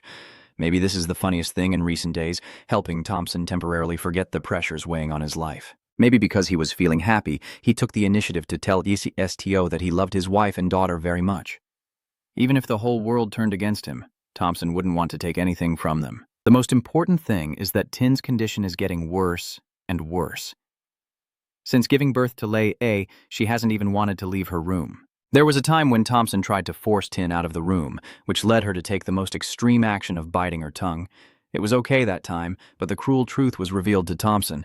His wife would rather die than face her daughter. That left him with no time or mood to care about jewelry or business anymore. Thompson recounted everything in one breath, then started to cover his face and cry, while STO remained silent, stunned, because just now, even though I had read Thompson's memories, It turned out there were still things I didn't know. Thompson didn't cry for long either. After calming down, he wiped his tears and forced a strained smile. Anyway, I apologize for causing your mission to fail, but I don't plan to reopen the business this year. So please tell them to find supplies from other companies. Thompson pats STO on the shoulder to comfort him, but someone as stubborn as you wouldn't give up here. If your wife's condition improves, I'll agree to reopen the door. Thompson was about to speak, but his steps had to stop when he heard these words. Maybe I will succeed. After STO's words, Thompson turned around. I will make your wife come out of the room. Seeing STO's expression, it didn't seem like a joke, but Thompson didn't quite believe it. If even I can't get my wife out of the room, then how could someone like STO do it? What do you think you're planning to do? STO did not answer. Instead, he slowly approached Thompson and suddenly touched his forehead with 2 fingers. Thompson was startled and confused, instinctively pushing away STO's hand. At that moment, a strange voice echoed in his mind. Don't be afraid, you're begging him. STO is not a bad person. It's just Thompson and STO here, but that voice isn't yours. Thompson looked down and was startled to meet Nazura's sincere, shining eyes, causing him to stumble backward. The glass in his hand spilled all over. Just now there was the strange voice in my head. Thompson's face turned pale. STO then slowly approached, reaching out to help him up. Although Thompson didn't know what method the young man had just used based on that inexplicable incident, he was sure this guy was no ordinary person. Thompson reached out, took his hand as a sign of agreement, then led STO and Nazura to his wife's room. When he knocked on the door, STO could clearly see the man's trembling and cautiousness. Perhaps his wife's situation had caused him a lot of pain. My love, it's me. We have a guest today. He tensed and turned the doorknob. The door just opened, and STO could feel the cold wind carrying snowflakes blowing straight at him. Tin sits by the window, cold air biting, but only wearing a thin shirt. From her expression, it's clear that this young woman has lost all her will to live. Thompson hurriedly goes to close the window, Tin's hand resting limply on the chair, frozen and making him feel heartbroken, while his eyes are utterly vacant and emotionless. Even when STO sat beside her, she didn't seem to care. He tried to touch Tin's head, but strangely, her mind was completely at peace. STO has never needed to adjust his power to read others' memories, but this time it seems like he has to do it. It was only when STO did that, the entire room suddenly shook with a dark energy, almost causing Thompson, a strong man, to lose his footing. A thick cloud of dark smoke enveloped the entire space. In an instant, it transported STO, Nazura, and Thompson to a different space, a lush, peaceful forest. They looked around from the side. Nothing unusual here until a soft voice rang out. Phew, it's so hot. Having to work in the fields in this weather, I really want to rest today. Thompson stared wide-eyed because the person in front of him was his wife. Seeing Tin completely healthy and normal, not at all like the sickly woman from earlier, it seems STO didn't control its power well and ended up entering her deepest memories, dragging Thompson and Nazura along. In that memory, Tin looked poor but still had a face full of happiness. Just like the memories STO had previously searched for in Thompson's mind, Tin is the daughter of a poor farmer. Her mother passed away before she even knew how to recognize herself, and when she grew a little older, her father also followed her mother. Besides Tin, only her 2 younger siblings who need care are left, so she took on the responsibility of raising them herself, doing all kinds of work and enduring great hardship. Fortunately, her 2 younger siblings were very obedient, and life was somewhat happy. Then Tin fell in love, but the man was not Thompson, but a poor farmer named John. They loved each other passionately, but poverty like a swamp submerged their happiness. Tin couldn't take care of the 3 sisters. Even after she increased her workload, Tin still couldn't afford food and medicine for the children. John proposed to her not once but 3 times, but Tin remained resolute in her refusal. Love was immense, but reality was cruel. In the end, Tin and John went their separate ways. She moved to the city hoping to get more orders. Then she met Thompson. That was the first time I met Tin. Watching his wife's memories unfold before him, Thompson struggled to contain his emotions. The first time they met, he was face down on the street, coughing uncontrollably. At that moment, Tin was rushing to complete her order, but seeing Thompson unwell, she still decided to help him to the infirmary. When Thompson regained consciousness, the first thing he saw was Tin's gentle and beautiful face, and he was captivated. Not long after, Thompson proposed, and Tin agreed. When she returned to her small house in the suburbs, John came looking for her. And when he saw the ruby ring shining on her finger, John almost went crazy. I heard you're planning to get married. If you're going to leave me, I'll take my own life right here and now. Just watch me. In fact, John was not just talking empty words because right after, he pulled out a bottle of pesticide from his pocket. His goal was still to force Tin to come back to him, but she firmly refused, hoping for a better future for herself and her siblings. Perhaps it was because of her coldness that John truly did something foolish. From then on, Tin lived in hatred and obsession, believing she had been cursed by John. This was the first time Thompson witnessed the deepest layers of his wife's memories firsthand. Until now, he had no idea that there had been a man who loved Tin so deeply. Seeing what he just witnessed, Thompson became even more devastated. Because he believes Tin agreed to marry him only for money, maybe he's right. She had already rejected a poor farmer to follow someone who could give her luxurious gems. SGO's words sound gentle, but they strike Thompson's heart like a blow. If that's truly the reason, would he change his decision? What did you say? If your wife's decisions are influenced by money and poverty, if she longs for the things you have, would she still be one of the two most precious people in the world that you once told me about? SGO's question was too blunt, but Thompson's love for his wife is so great that he didn't even have to think before firmly stating that Tin is still the person he values most. She is still Thompson's precious wife, even though she is trapped in these painful memories, tears streaming down Thompson's face as he recalls the days when Lei A was born. But Tin didn't even bother to look at her, despite all his efforts. Thompson, in reality, your wife is feeling very suffering, because she believes that each lost child is a punishment for her sins. His mood is very complicated, both sad and painful. He and SGO have also escaped Tin's memories. Thompson slowly approached his wife, then knelt on one knee in front of her, just like the day he proposed to her years ago. "Tin, it's not your fault," Thompson said softly as he held his wife's hand tightly. Lei, our daughter is still alive. She is alive and will be healthy in the future. She's waiting for you. So please stop blaming yourself and come back to us. Thompson doesn't care about Doan, he doesn't care about his wife's past, and he doesn't care whether she married him for money or not. But I feel there's no reason for her to hurt herself. The only thing Thompson wants is to get through all the pain together with his wife, because they are a family. Just then, a lightning bolt from the sky struck straight down, shattering the nearby window. Thompson instinctively hurriedly embraced his wife to protect her from injury. But from that moment on, Tin's eyes seemed to regain their vitality. Thompson was both amazed and moved by his wife's sudden change. Immediately after, a loud cry came from the nursery next door, and Tin stood up in shock as Thompson watched in surprise. "Leah!" she called out as she ran off, and for the first time in her life, Tin held her little daughter Leah in his arms, repeatedly apologizing for not being there for her all this time. This sudden change brought immense happiness to Thompson. "It's hungry, I can tell from the crying. Here, give this to your wife. It's a bottle of baby formula. You must be hungry too. We have plenty at home." "Thank you." Thompson enthusiastically hugged his wife and daughter. A family of 3 finally had a happy ending. As for SGO, perhaps he overexerted himself earlier, and his body was severely weakened. After Thompson and Tin rushed into the baby's room, he couldn't hold on any longer and collapsed to the ground. SGO is Thompson's benefactor, so of course he couldn't just leave him there. So, in the dead of night, the couple took him to the most famous pharmacy in the area. SGO's whole body was burning hot, and he was unconscious. The doctor, after examining him for a while, had to stop and give up because he believed SGO's problem was related to his abilities, which were beyond his expertise. Moreover, there are no pharmacies in this area capable of treating fake abilities.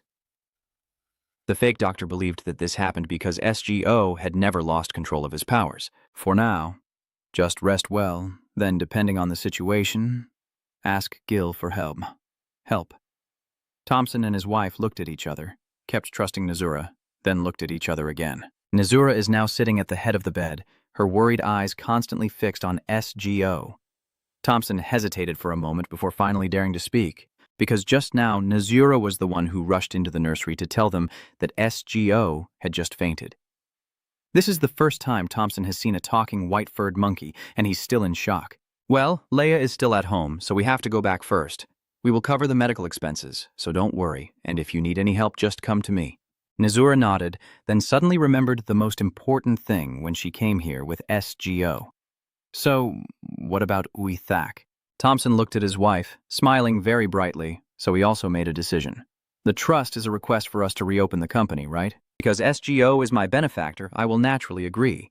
After all, my wife's heart has already been healed. So there's no need to worry anymore. I'll leave this guy to you. Only then did Nazura feel at ease, and Thompson and his wife returned home, leaving it to stay by the bedside, looking worried and anxious. On Tuesday morning, SGO finally woke up. The first thing he saw was Nazura's tearful eyes. It couldn't control its emotions and rushed onto the bed to hug him tightly.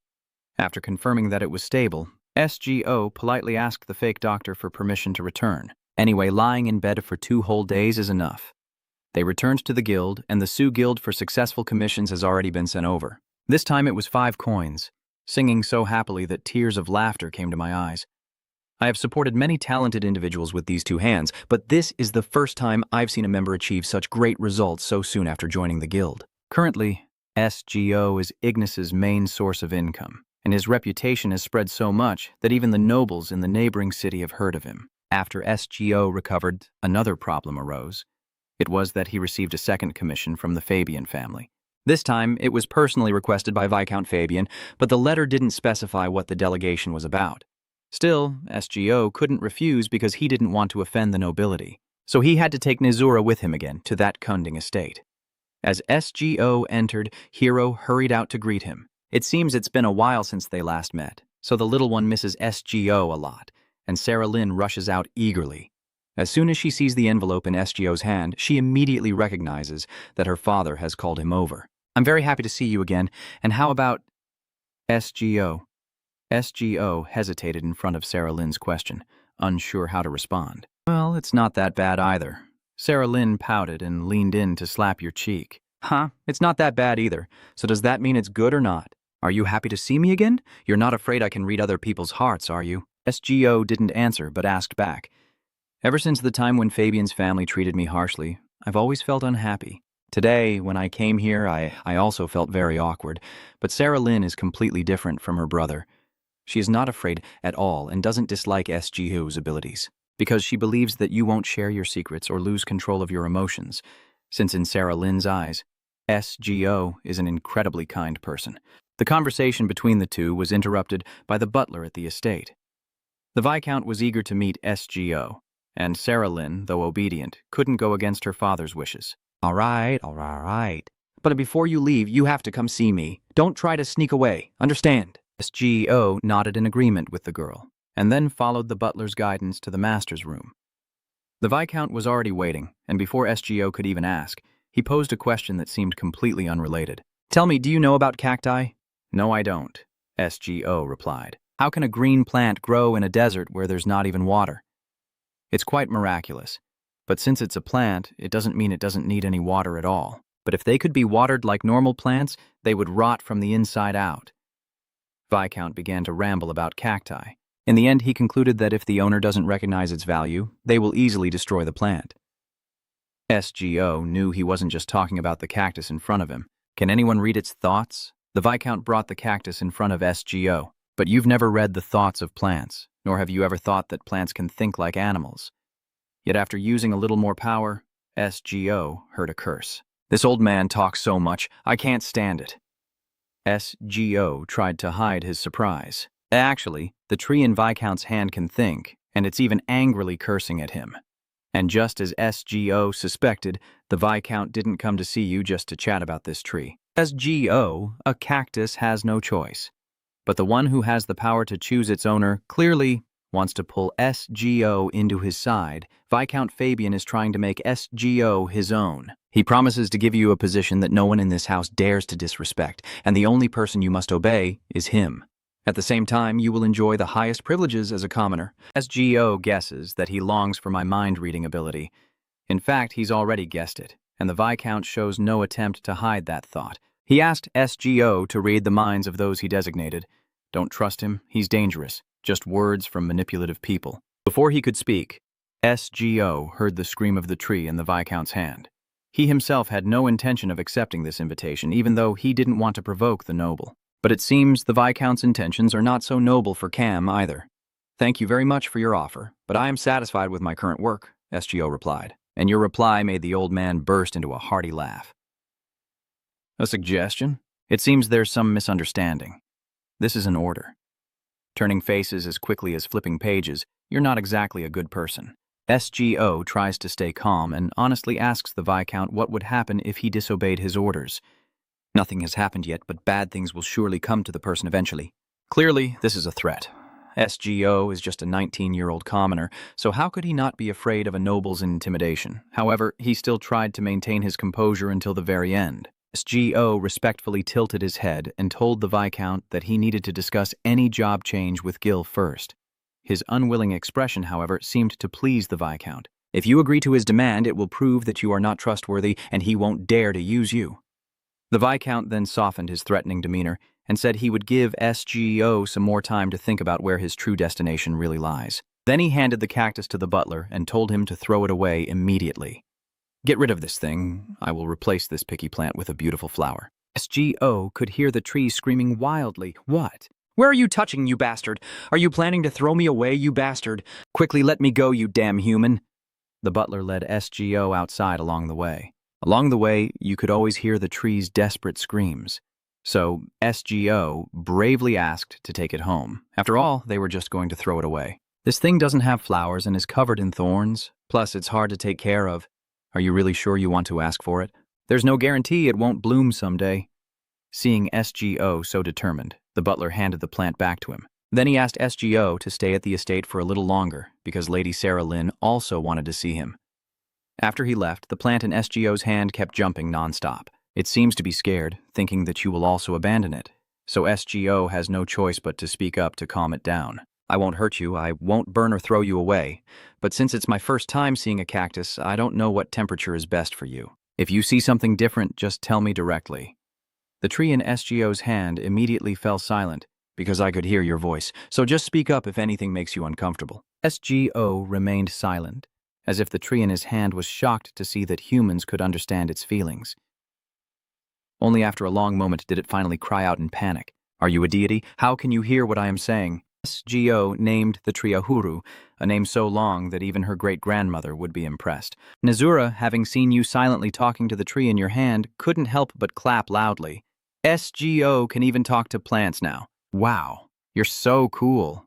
Even though it's just a simple compliment, Nazura's calm demeanor makes SGO feel very happy. It's like you've just achieved a great accomplishment, so you introduce Ahuru to it. These two seem to like each other a lot. Even though they're not from the same race and don't speak the same language, Ahuru also really likes SGO. Even the thorns on its body become much softer when they meet you. I still can't move my body freely, but I can still control these thorns without hurting SGO. You still can't move, SGO wondered. That's right. Those who don't know, if they live long enough or become strong enough, our mist can be moved at will. Although I am still young, my strong will allows me to at least control my own thorn. This strange knowledge has been absorbed by SGO. You originally wanted to talk more with Ahuru while waiting for Cerulean, but another mess has appeared. Jeremian, looking even less pleased than before, has discovered that Bao found you. Didn't I tell you to get out and never show up here again? Are you that forgetful, or do you think my words are a joke, you lowly commoner? Even compared to before, Jeremian's words are more harsh. He keeps insulting SGO as a lowly commoner and calling Nazura a hideous monster, yet he still wants to buy it because Nazura is a monster that understands human speech. He also mocked SGO for talking to a tree all this time, which made Ahuru extremely annoyed. What is this? Another little brat with developed limbs? Nazura is not a commodity. SGO was very annoyed by Jeremian's arrogant attitude, but this bastard was still very stubborn. You're so perceptive. You read my mind, so this negotiation is over. Just take it.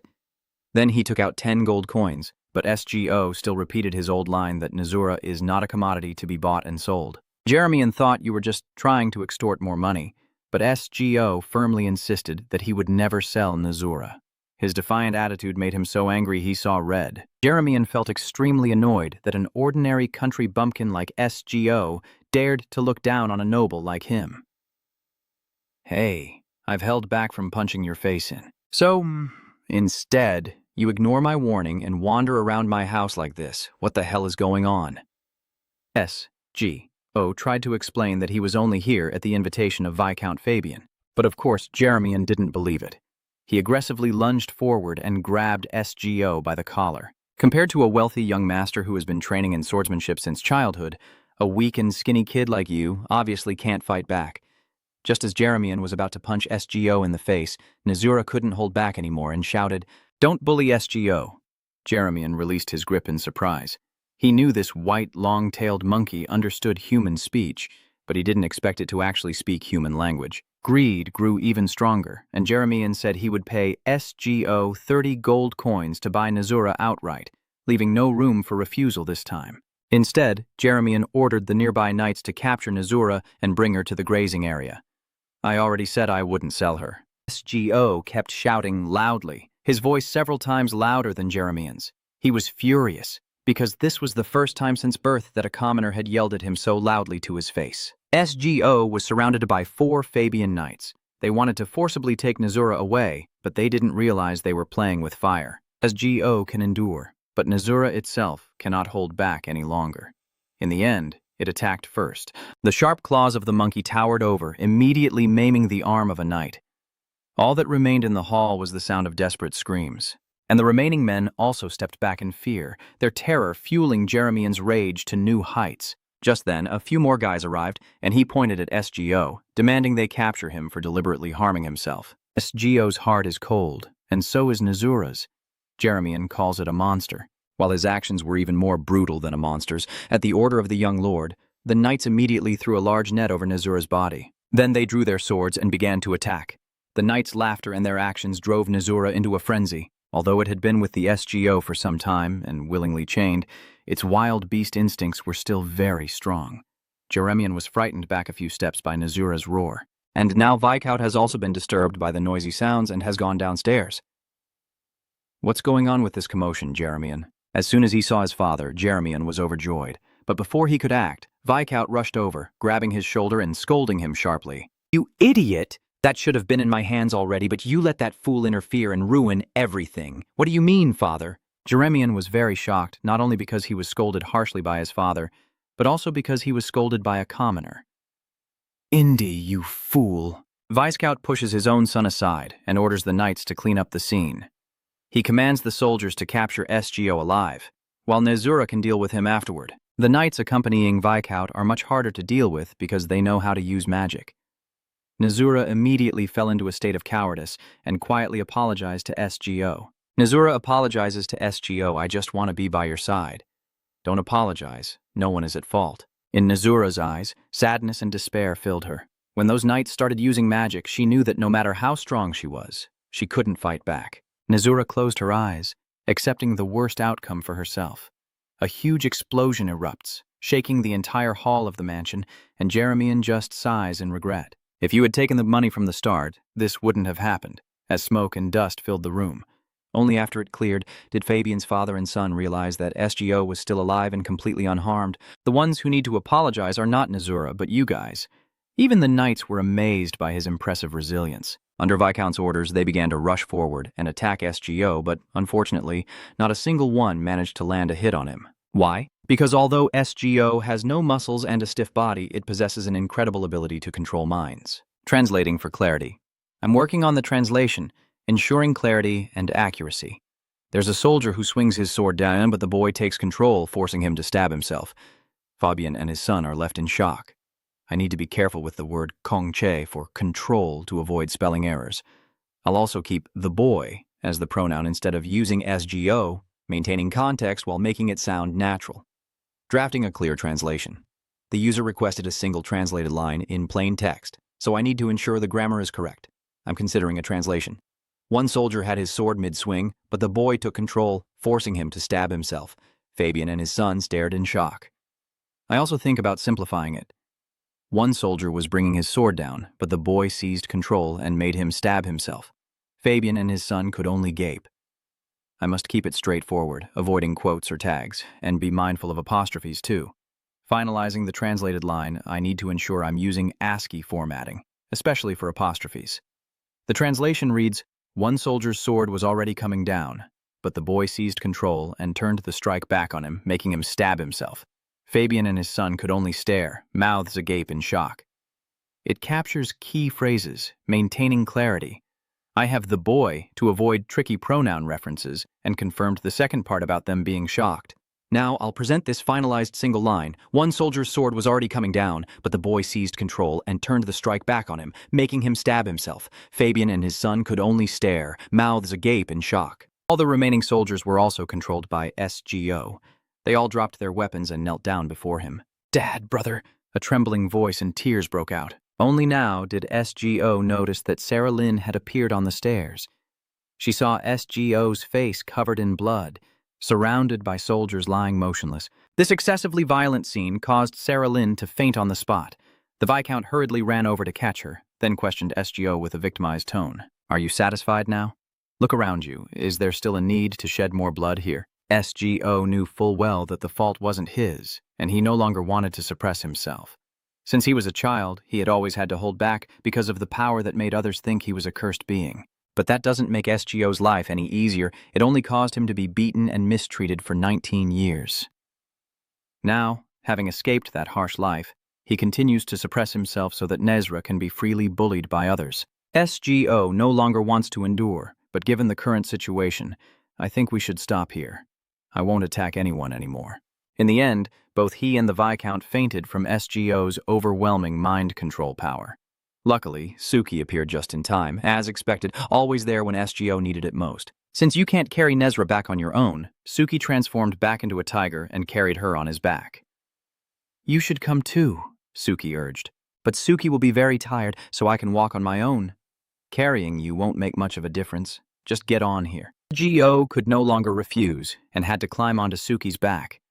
Honestly, after using his power just now, his whole body was exhausted, and he held tightly onto Nazura and Suki. The tiger tiptoed, rushing out of the Fabian estate, with Suki carrying SGO and Nazura through the dark streets. Nazura had fainted, and SGO was extremely sad. Although he knew Suki hadn't been very open about sharing his feelings before, now besides confiding in him, SGO didn't know where else to seek comfort. "Suki, it seems I really am a monster after all." Thinking about the hall in Fabian's palace, filled with the stench of blood, others might faint from fear, but strangely, SGO feels nothing at all.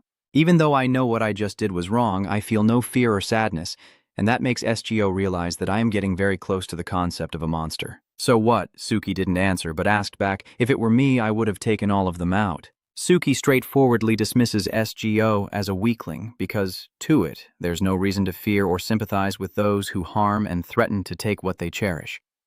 But in the end, it is us who are the ones attacking others, and SGO still hasn't given up on feeling disappointed.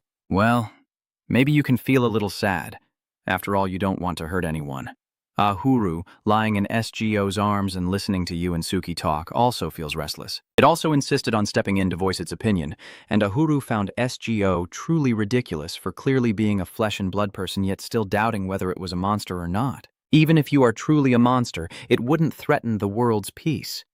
As long as SGO doesn't use his powers to harm others, that's all that matters. The honesty of a tree makes SGO feel happy. But I wonder if after this, he has become less self-conscious about himself.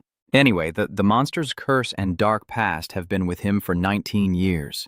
That feeling isn't something he can just turn off and forget. Suki didn't rush to bring them back to the guild, but a few days later, the Ignis branch was also in chaos. A guy with a bird's head named Avian brought news that made Hack go crazy. That is an urgent royal order from the headquarters to SGO. It means the royal family has put pressure on the guild's headquarters, or someone at the main office believes SGO is a dangerous threat. Rosalie is also very worried. This clan order is a serious problem. But the biggest issue is that since receiving the mission from Viscount Fabian, SGO has been missing for 10 days. Moreover, recently there has been a rumor spreading around that the Fabian family was attacked by a young man and a white-haired monkey, but Hack still firmly believes that SGO is not the kind of person who would harm others. Just when the two of them were most confused, SGO returned. Hawk looked at him in his torn, tattered clothes, with a few dried bloodstains on his face and body, and couldn't help but feel anxious. But in the end, he reached out and patted SGO on the shoulder, with a proud look. "You did well. Aren't you going to ask about my mission progress? Naturally, you should be reporting on the mission, so let's just forget about that. Do you know how worried we were when we suddenly lost contact with you?" Hack scolded, while Rosalie nodded repeatedly by his side. Avian is standing behind with a wide stance, so Hack has to temporarily put aside the long 2,000-word chat. Suddenly, he notices that Nazura is no longer by SGO's side as usual. "You explained that it was injured and resting to regain strength. Luckily, the injury isn't serious, right?" "Just rest today. In 3 days, the company will submit the mission report." Hack pushed Avian aside and told SGO, but even if he considers you a treasure to protect, Avian won't easily overlook this matter. If Hack can't speak up, then he will do it himself. Avian appears before SGO like an angel, but the news he brings is not good at all. As you know, Izito had to go with him to the guild's main headquarters immediately. Hack still wanted to resist, but SGO obediently agreed, as Ignis was his livelihood, and he had no intention of giving up this job. As long as you are in the guild, refusing the headquarters' decisions is not wise at all. So, you have to say goodbye to Hack, even though Thay feels very guilty about it. On the way, SGO kept leaning his head against the carriage window, with a sad face like he had lost his rice book. Ahuru suddenly let out a cry and said he had found SGO's biggest problem. You're really bad at refusing and you listen to others too much. Just say no if you don't like something, and if you hate it, just say so. Is that all you can say? This tree is even noisier than a living Nazura by 4 times. SGO looked at it with a judging gaze, but you couldn't speak up because Avian was still sitting across from you. However, because Ahuru was too noisy, in the end SGO had to say something. Move aside then, all right, Ahuru replied irritably. Avian was surprised, realizing that the phrase Chat 2D wasn't meant for him. So SGO was communicating with a tree. When Avian raised this suspicion, SGO did not deny it. He believed Avian would be like the others, amazed and thinking he was a monster. Actually, Avian was surprised, but it was an excited kind of surprise. Wow, really? I heard SGO has the ability to read minds? Can you read what I am thinking right now? I really don't understand why someone like this guy would be eager to have his mind read. He originally intended to stay silent, but at this moment, Nazura lying beside him suddenly moved, and an Avian's thought immediately flooded into SGO's mind, making his head throb. Wow, that's amazing and terrifying. They say the white-haired monkey is a monster. What should I do if I get eaten? SGO started calmly reciting what was in Avian's mind, as if unfazed. Wow, he can really read my thoughts. I shouldn't have asked, I just wanted to wear pants. Well, it's okay, I'm sorry. Avian started to curl up. Even though SGO only read a little, that was enough to prove that his ability was the real deal. He no longer dared to be curious, and just then, Nazura also woke up. Although injured, seeing SGO's tired expression, it immediately pulled him onto its shoulder to rest. The softness of Nazura's fur and body brought an indescribable comfort, and this scene made Avian fall into deep thought for a moment. Seeing you all like this, it's like a family. As night falls, the carriage continues on. Avian prepares a thin knee pad set for SGO, constantly worried along the way that he might get cold or feel uncomfortable. If you're hungry or uncomfortable anywhere, just let me know. This is comfortable enough already, thank you. SGO replies. It's not that the guest is rude, but that Avian never imagined how difficult his life had been in the past. So even with thin legs and the constant rocking of the carriage, SGO still didn't feel uncomfortable at all. After traveling a bit further, it started to rain. At this moment, Avian was sound asleep, snoring loudly, while Nazura was abruptly awakened, looking very panicked. SGO thought it was the snoring of that guy that woke him up, but it wasn't. The keen instinct of the beast told Nazura that something was gathering around the carriage. It's not human, nor an animal, but it gave Nazura a very bad feeling that this thing was here to take their lives. Sure enough, not long after, the coachman threw open the door in a state of panic. They're huge now. We've been completely surrounded by a pack of monsters. They're surrounding us. How many enemies are there? Can we escape? Those are all Hoppy with very high combat power. The coachman just said something very true, and Avian's face quickly turned worse. Hoppy monsters usually only appear during winter, but now they are here surrounding them, and it's not just one, but a whole group. The coachman said that even if they escape the encirclement now, it would be very difficult to run away, because these monsters are much faster than horses. Nazura went outside to check. Even though she hasn't fully recovered, she eagerly rushed to the front line. SGO was about to call her back, but he hadn't had a chance to do anything before Nazura rushed out of the carriage. The rain was getting heavier, and SGO inside the wagon was feeling anxious. Letting your ally fight alone is a bit reckless, the driver said cautiously. But he immediately bristled. Even though he's also a power user, he actually has no fighting ability. If he rushes out now, he'll only get in the way and can't help anything. As for SGO, he can't just leave Nazura alone. Avian initially wanted to stop you because he thought SGO's abilities weren't suitable for fighting, but from the very beginning, you had no intention of fighting them with force. SGO's cold gaze made Avian shiver. If he's not planning to fight, then Then does he intend to use that white-haired monkey as food for the Hapia? Thinking this over, Avian no longer dared to stay still, and hurriedly rushed out of the carriage. Although he couldn't fight, Avian's knowledge was extensive. He couldn't help but remind SGO that the Happy beasts are known to be very brutal, and their danger increases even more when they attack in packs.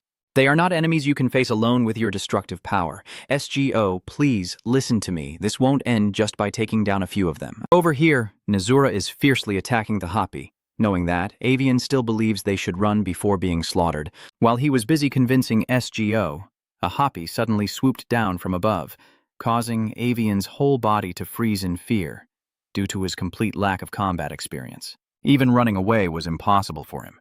In the end, it was SGO who rushed in to block a deadly blow for Teacher Avian. Happy's beak pierced straight into his left shoulder, causing a deep wound that bled continuously. SGO uses its power to control the beast's mind, preventing it from attacking further.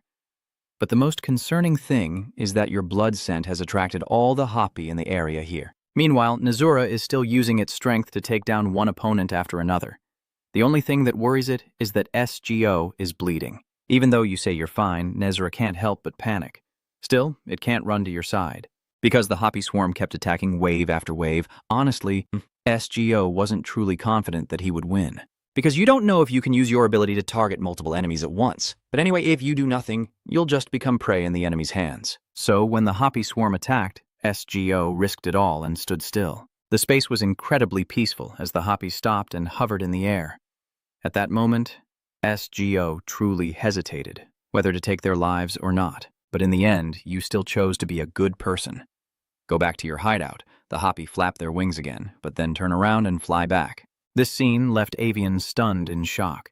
Since birth, this was the first time he saw monsters obey a human's command. Geo's test was successful. The danger has been eliminated.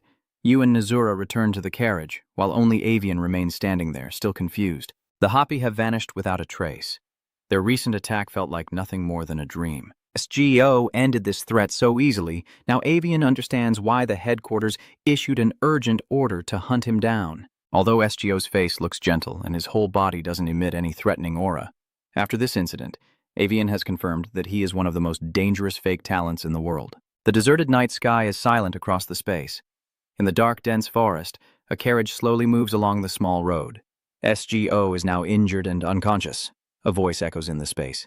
You're too complicated. After a long while, he still showed no sign of movement. His eyes remained closed. Suddenly, the corner of SGO's eye twitched slightly, and he gradually opened his eyes. Suki is now standing on top of SGO and speaking, always acting on her own. That's why I hate humans. He looked blankly at it and called out softly, Suki, with a slightly sad look in Suki's eyes.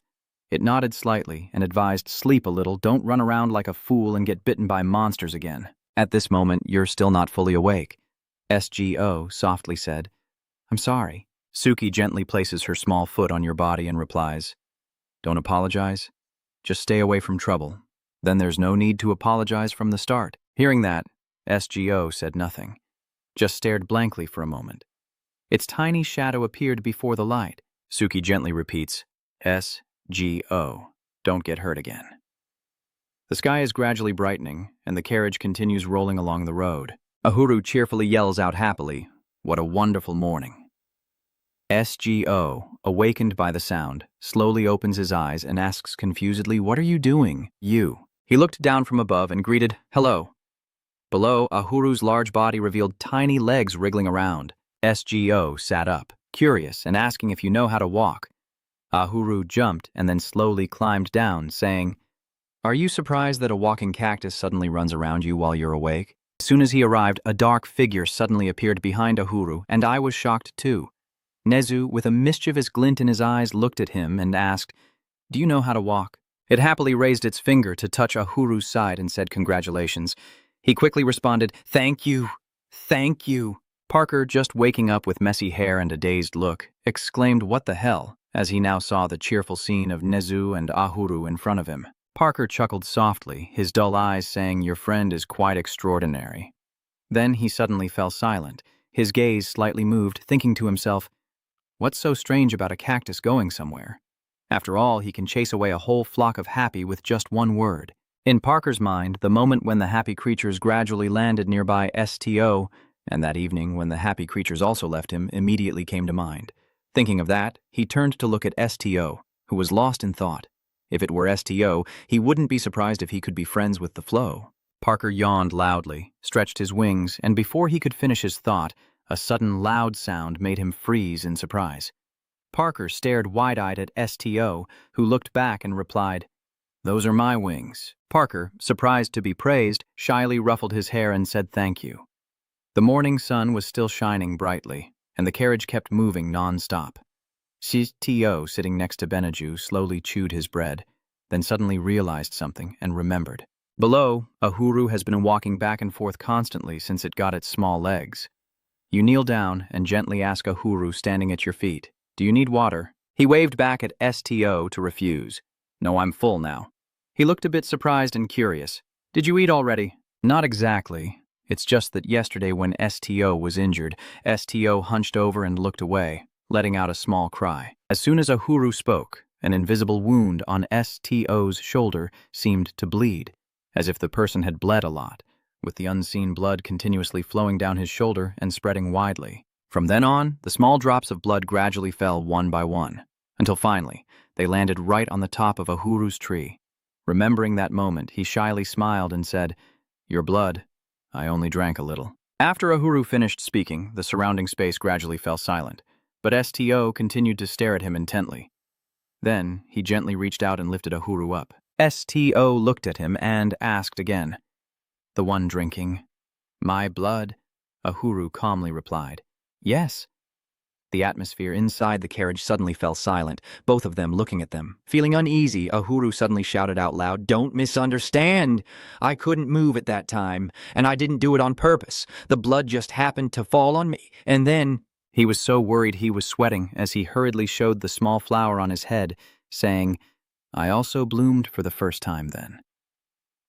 STO's eyes never left Ahuru for a second. Then he spoke again. "Interesting. You bloomed after drinking my blood." Now, Parker, holding the bread, finally realized and exclaimed in surprise, "Wait, you should focus on the detail that when an ordinary tree drinks your blood and learns to walk, right?"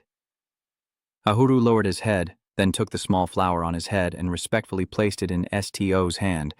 "This is my gift.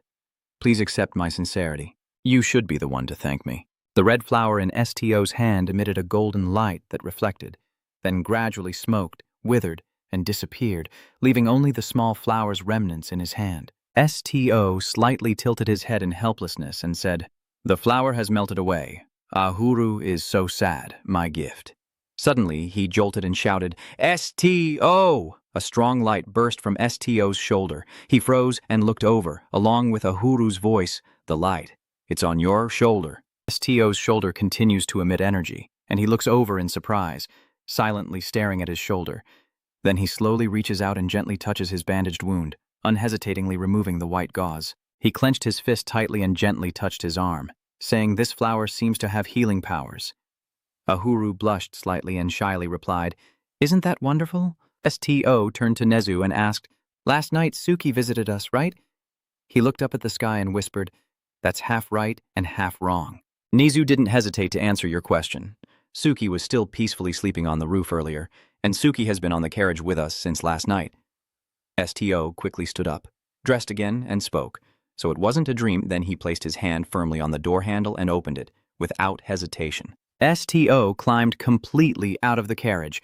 Everyone inside shouted in fear, "STO!" A strong gust of wind blew in, causing Parker to be blown away and scream in terror, which made the moving carriage very dangerous. You reach up and push yourself up loudly. "Suki, I know you're in there." But there's still no response from the roof, until suddenly Suki sticks his head out from the top and softly calls out to STO. He looked up at it and gently said, "It's dangerous on the roof, come inside." But Suki remained silent, standing still without moving. Then Suki turned away indifferently and said, "It seems you're in even more danger than I am." Nevertheless, it finally jumped straight into the carriage. Suki sat calmly on the floor, and STO felt relieved after seeing it get inside. You slowly crawled inside and closed the door. "A cat?" Parker reached out and looked curiously, asking if it's a cat you keep. STO. "No, Suki is not a pet cat. So, you quickly answered that it's not a stray cat either. Hearing that, Parker just softly exhaled, closing his eyes with a subtle smile. So he's your friend? At this moment, Suki jumped onto the chair and asked, "Who is that idiot?" He gently turned to introduce. "This is Parker." It gently lay down beside STO and rested its head on it, worryingly asking Han if it was hurt and okay. It smiled softly and cheerfully replied, "Ahuru helped heal my wound." Hearing that, Suki looked down on Ahuru with disdain. While you still didn't know anything and kept jumping around, what could that tiny dragon-horned tree do? STO's eyes remained focused, and it said, "It has healing powers. Suki, if you're going to follow me anyway." Suki closed her eyes, enjoying the gentle touch, and indifferently said, "I'm not following you, I just happened to see you get hurt while exploring." STO lowered his head even more and continued to pet it, saying, "Why don't you come with me from now on?" Suki remained silent without replying, its small tail gently swaying, and the image of you as a child appeared, still holding Suki in your arms, and it looked satisfied being held in STO's arms. Finally, Suki agreed to your request. "I told you, I only go with you because you asked, and why do I always happen to get hurt when I'm not around?" STO smiled gently and looked at it affectionately, then spoke, "Thank you, Suki." Suki was a bit surprised by that and half opened one eye to look at him. It then closed its eyes again, continuing to enjoy it in silence, thinking to itself, "STO has changed. I don't care how much he's changed, but this change is fine." The carriage suddenly stopped moving, and while sitting inside, STO heard someone calling its name, STO. The teleportation gate appears now, and a voice announces that we have arrived at the main connection gate. STO stares intently at the teleportation gate while Parker is talking nearby. Parker and STO just need to notify the Ignis Society about the fee. The vendor on the key quickly confirms, "Yes, it has been confirmed, for security reasons." The gate can only be used 3 times a day by an adult, yet you still stare blankly at the portal without looking away. The vendor in the background is still warning him that there might be some side effects after using the portal. "If you accept these conditions, we will open the way for you." Yes, after standing still for a while, STO slowly stepped forward and entered through the portal. As soon as STO touched the portal, he gently closed his eyes. When he saw the light shining in, he slowly opened his eyes. In front of STO now is a luxurious and splendid place. At this moment, Parker has also arrived, and he looks around thoughtfully, realizing this is the headquarters of the organization. He looked at STO happily and spoke, "Welcoming you, STO." Parker's voice echoed as the tall building stood proudly. "This is the headquarters of the Ignis Society." Inside the complex structure, the two slowly ascended the staircase. He calmly led the way forward. You followed behind Parker, silently thinking, a seemingly endless spiral staircase, as if climbing up to heaven. STO gazed upward, wondering if heaven truly existed above that sky, as images of powerful and ambitious figures flashed through his mind. He kept thinking about others and their supporters. The more he thought, the more STO's eyes grew hopeful. Will things get better the higher he go? After thinking for a moment, he closed his eyes and remained silent.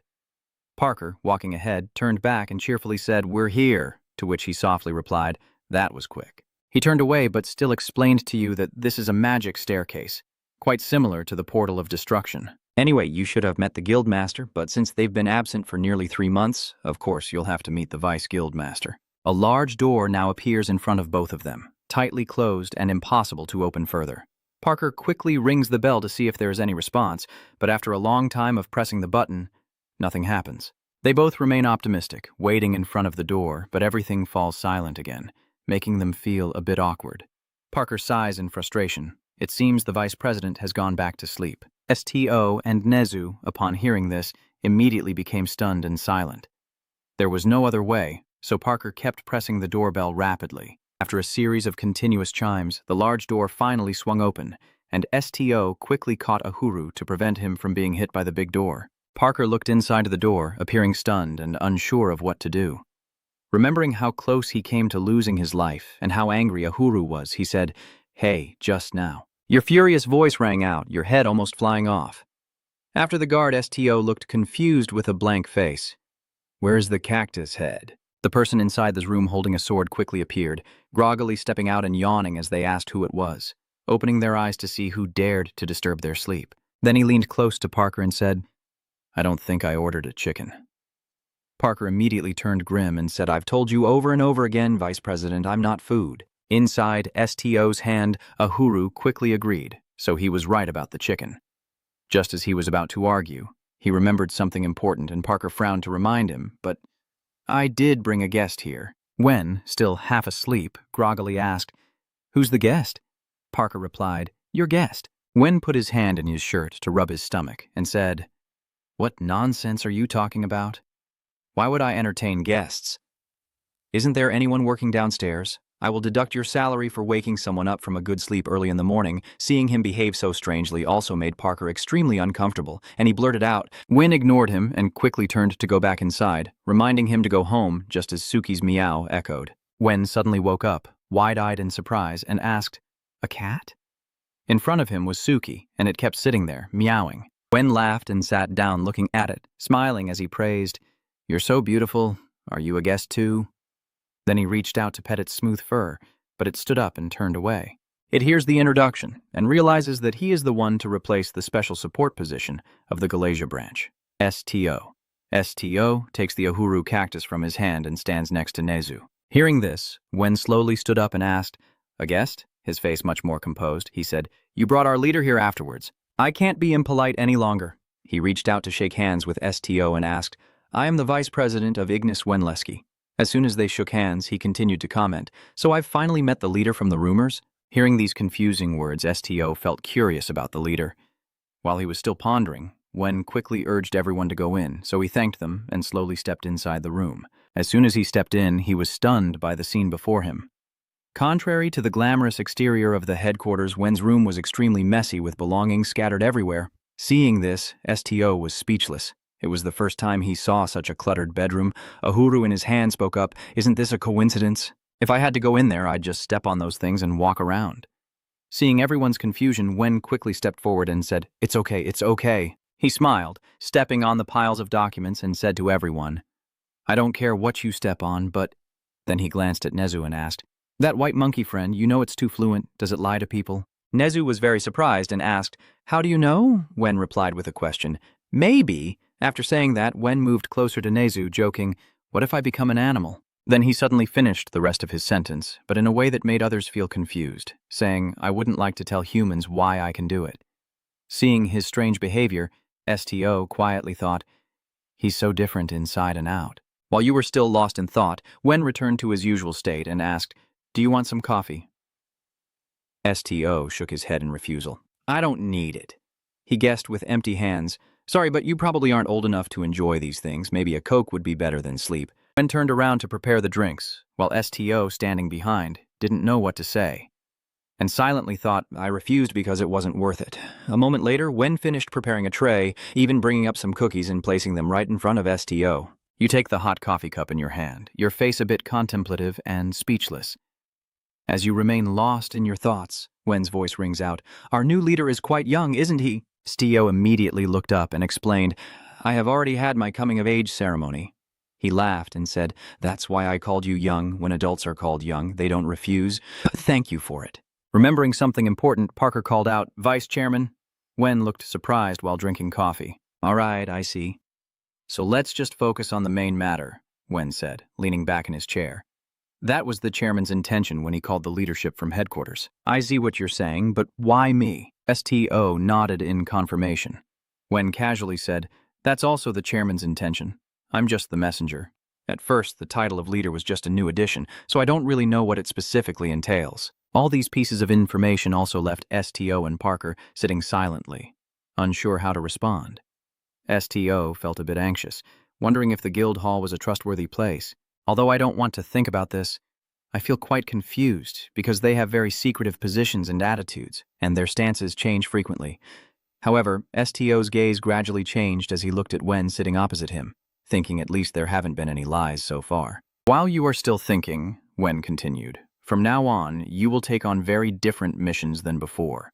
Clearly, STO still didn't understand the deeper meaning behind this statement he uttered. What's so different? These will be special missions that only a leader is capable of handling. STO had always been sitting there, wondering what the meaning of those two words, leader, really was. Suddenly, something was thrown directly at him, startling STO. In front of you now is a carefully stitched small bag, Wen spoke, taking it. You still don't understand what's going on. So he continued.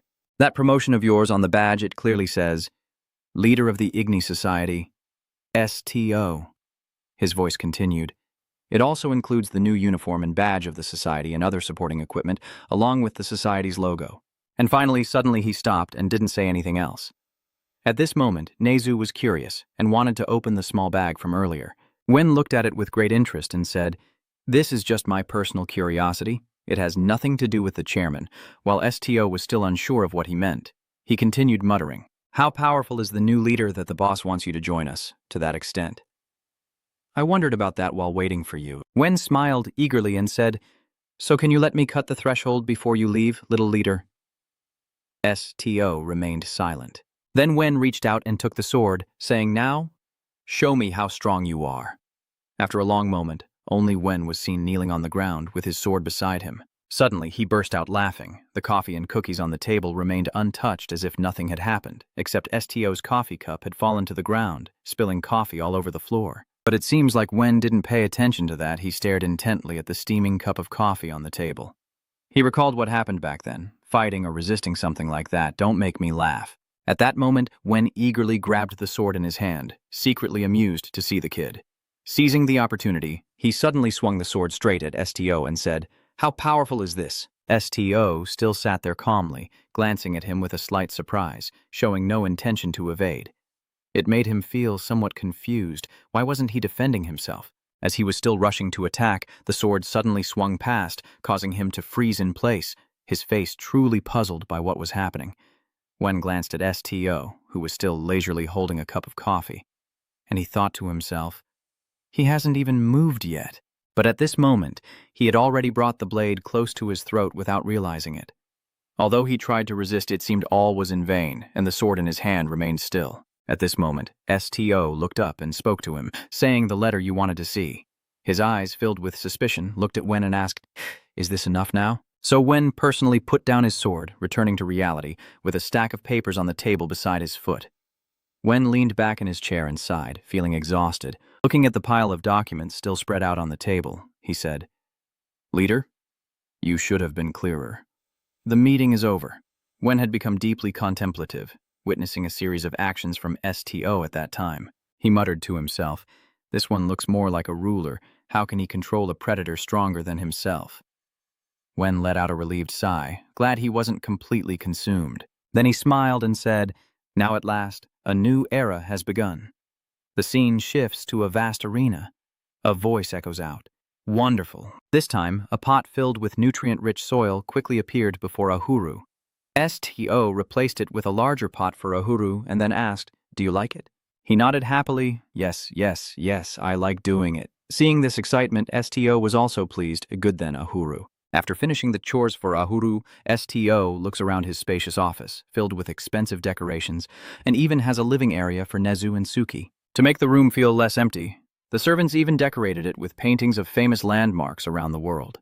Looking at the spacious room before him, STO wondered why they needed to do so much. Suddenly, Nezu's cheerful voice rang out as he excitedly brought the outfits in front of him to show off, with 10 sets of clothes, even the luxurious ones carefully stored inside a suitcase in an organized manner. Hearing that, STO nodded in understanding. Those clothes, Nezu became very excited about these things, but it's not just about the clothes. Then it quickly grabbed the paper in its hand and read it, with magic embedded in it. Amazing. Nezu kept excitedly saying it can clean itself, like controlling temperature and shock absorbers. While Nezu was still excited about the future, STO on the side was lost in thought, wondering if Nezu wanted to wear clothes. Suddenly remembering something important, he suddenly called out, Wait, Nezu! STO stepped forward and said, I will see if I can find clothes that Nezu and Suki can wear. Hearing that, it replied, Nezu doesn't need clothes. Even Suki immediately stepped forward to share her thoughts, saying she also found it bothersome and annoying, so don't mind. STO sighed, gently sat down and looked at her with a worried expression. If Mai is cold because there's no warm clothing, or feels embarrassed to be naked like this, hearing that leaves me speechless, not knowing what to say more. You make me speechless. Suki quickly uses her dense fur to rub against STO's body, then says, Animals don't wear clothes at all, we have fur. Even Nezu, on the side, looked over all the new clothes prepared for STO and added, I hear people usually wear nice clothes to be treated well. They call that making an impression. If I were in better shape, would it be okay? Nezu cheerfully replied, more people would like you. But STO still feels that it's not entirely right. Just because some people have high social status, does that mean many others will like them? Like some people don't like that king? Nezu honestly replied, at least it looked directly at STO and spoke sincerely, they wouldn't attack someone automatically. In the end, Nezu sincerely assured him that it would do its best to protect STO, but it would be very difficult if someone stronger than Nezu attacked him. Hearing those words of declaration, STO remembered their past mother. He seemed stunned by Nezu's feelings for himself. STO gently reached out and touched its chain, confidently removing the uncomfortable item from Nezu's neck, saying, I will take this off when no one is around. Being chained up like this must be really uncomfortable. It touched around its neck, not really caring about it. I'm fine, but at least I won't be hindered when walking. But ASTO still wanted to do it for Nezu. I feel like this way I won't feel quite comfortable either. It understood and agreed, all right. Suddenly, Suki gracefully jumped off your shoulder. STO knelt down with a happy face, thanking Nezu for the new clothes and feeling glad about it. You continued speaking to Nezu and also said you no longer need to worry. It softly called STO's name, and in STO's heart, a fierce determination was made, because now, if I want, I can make anyone kneel before me. You continued explaining to Nezu that I have realized a few things recently, and I quietly assessed my own abilities, which are growing stronger every day. Now you're no longer someone who always fears others, so why should I worry? STO quietly felt happy inside, thinking how convenient it was. He clenched his fists tightly, struggling to speak the next words. And in the end, STO also honestly admitted to Nezu that perhaps humans are more selfish than he thought. Parker seriously hands the letter to STO as he is eating. STO politely thanks him for his dedication, even though Parker's fur falls into his food. He asked about STO with a look of eager anticipation. But this is just my paid job.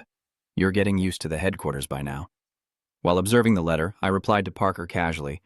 I was a bit bored because there was nothing to do, but now with a request, I feel a bit more relieved. He radiated admiration and kept praising STO. You're really meticulous.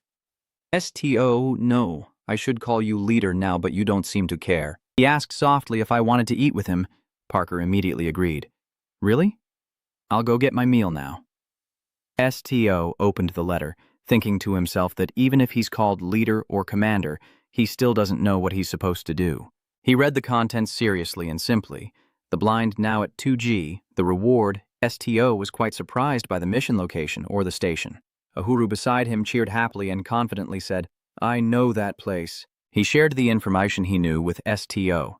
It is one of the new noble families in the country, led by a blind head of the family who is a cousin of the current emperor and has very agile has control over his body. STO turned back and kept gathering information.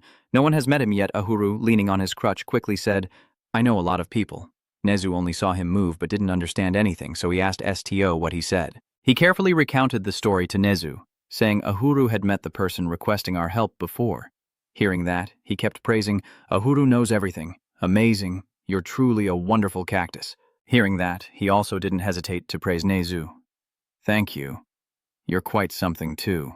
Uhuru was a bit worried about this mission. That blind man I know is a little crazy. He tried to recall and warned STO that he didn't know much more, but his swordsmanship was quite good.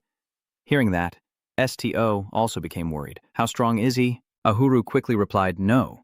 He continued to tell STO the rumors he had heard. He's not just strong. Before becoming the head of the family, there was another person known for his swordsmanship. But there are rumors that he defeated that person with just a single sword strike. Uhuru partially understood the opponent's strength, and he also won when facing monsters, winning all his battles. From what Uhuru told, STO felt confused when receiving the mission. So someone as strong as that also has to request an order. Suddenly, Parker appeared out of nowhere, loudly announcing that it was time to eat. STO kindly wished him a good meal, while Uhuru nervously looked into his bowl and saw hair in the soup. So he patted Uhuru's head to comfort him, and seeing that, Parker was unexpectedly surprised. Later, after finishing his meal, everything was quiet and still, and STO studied the contents of the letter, the request, and the description. You quietly observed that everything is as you expected. Nothing specific. STO puts this aside for now and gently asks Han Parker if he has finished eating. He heard that and immediately replied, "Yeah, all right. You pick up the tray, stand up, and say to Parker, 'Let's go.'" He looked at STO with a surprised, incredulous expression, then Parker hurriedly followed after him. He hesitated before speaking and said, "Commander, I realized it before too, but you're quite unique." Surprised by Parker's words, what does he mean? But in the end, he couldn't say it. That's not it. Seeing that, STO's body suddenly stiffened, recalling those unhappy memories. That damned monster, the country is out of my sight. Quickly, STO regained his composure, turned around and continued walking, remembering that it had been a long time since he ate with someone. Along the luxurious white corridor, silent and empty, STO walks slowly while Parker follows closely behind like a little shadow. Suddenly, STO stopped and looked back, just in time to see Parker's puzzled face. Surprised that he was still following, STO asked, "Are you still working at the headquarters?" Parker was surprised but responded anyway, "I haven't had any work for a long time. That request form I gave you was the last one." Hearing that, STO thought he was on leave. "So, are you going on vacation?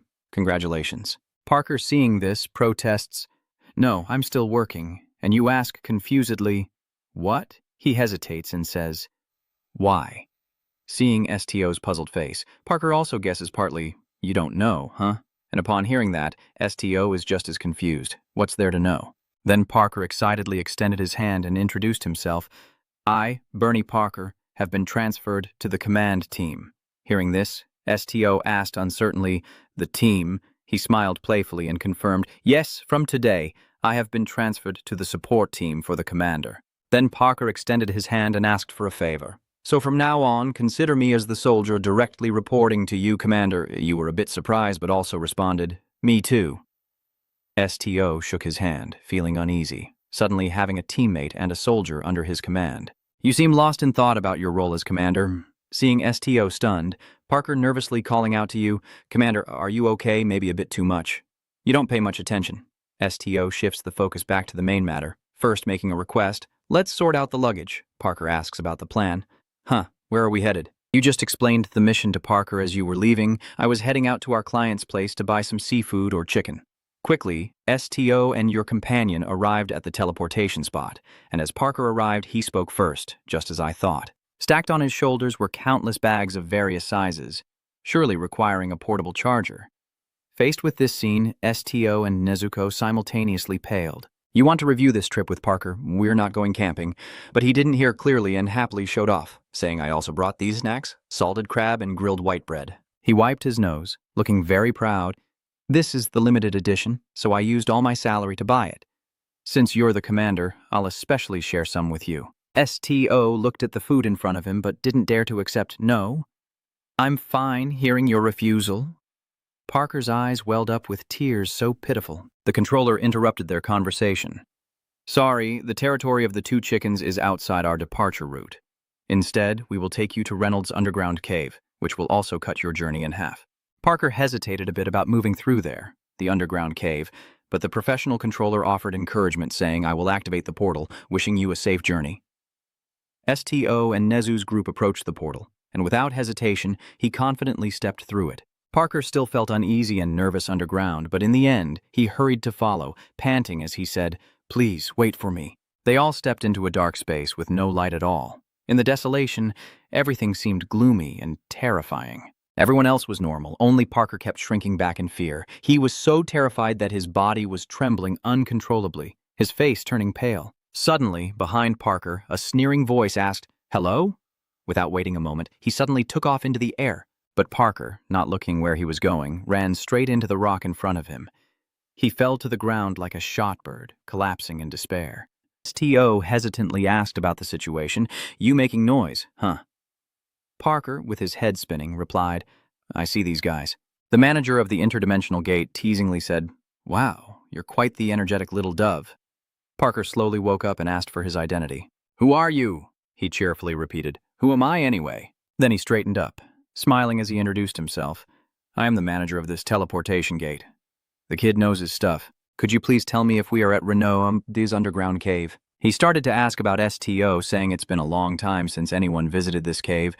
But why would someone as young as you come here? I'm honest with the portal manager. We're on our way to Haiga's territory, and hearing that place, his eyes widened. Haiga.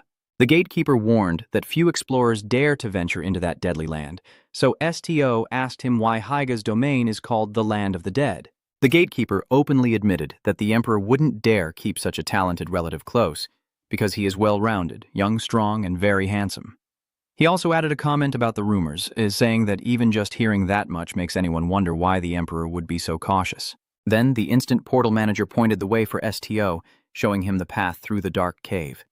He indicated the passage and explained that although it was the only entrance to Haiga's domain, no one knew what was inside. Hearing those words, he couldn't help but be shocked. No one knows? What does that mean? The man grinned, mocking and taunting, implying that while he could let them go, he couldn't guarantee their safety, even if they were torn to pieces. No one knows either, just a little bit. Parker's small heart also thumped. Are there monsters inside? The gatekeeper also confirmed that you speak so kindly. He continued to speak terrifying words about a domain ruled by a deadly long-fanged monster. The portal manager's face suddenly smiled mysteriously, meaning that the cowardly one is afraid of his relatives.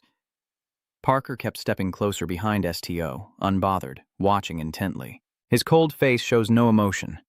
Seeing that, he inwardly admits STO, looking at this child who is neither afraid nor distracted. Suddenly, his eyes lit up brightly, and the gatekeeper immediately stepped closer. He kindly advised STO to be a bit more careful. The gatekeeper suddenly pointed to his heart, implying a warning to avoid attracting the attention of that cowardly king. The more he spoke, the more serious he became, emphasizing the danger if you don't want to be swallowed before escaping your disguise. But STO was not afraid at all. He politely asked him to send this message to the Duke for him. As he turned to leave, he said I would be happy to accept his invitation. In the end, STO seemed to realize something was unusual and emphasized it, and when the time came, he could speak freely with me without having to hide like this.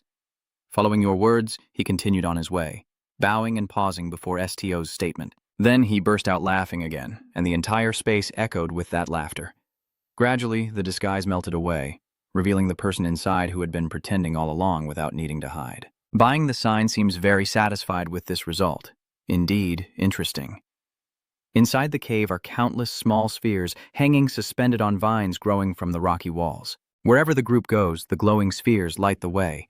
Parker panics and looks around frantically, trembling all over. He glances at STO for help, stammering but unable to speak. You immediately became flustered. I didn't know you were afraid of the underground. I'm sorry. Parker froze in shock. What do I do? He looked at me in surprise. Did you just read my mind? STO shyly replied, I apologize if I was rude to you. Parker cheerfully said, It's okay. You can read as much as you want since you're the commander. He shyly scratched his head and said, rather than saying he's afraid, it makes more sense to say it's a characteristic of my race. STO asked curiously, What is the characteristic of your race? Parker recounted that since the avian are a species that usually live on high mountains and hills, we often feel uncomfortable in such a confined area. He looked around and said, It's also hard to fly here because it's too narrow. STO pondered. Really? As soon as he finished speaking, he turned around and said that since this cave connects directly to Haiga's territory, we can reach there in half a day if we don't rest. The STO calculated that due to the limited use of the teleportation gate, we have to wait a day before using it again, so I thought passing through the cave would be faster. Parker immediately became excited. This way really is more effective than it. He then blamed himself. It's also because I teleported without considering the team, right? Parker hurriedly explained, Don't worry about making mistakes or anything, just give the orders.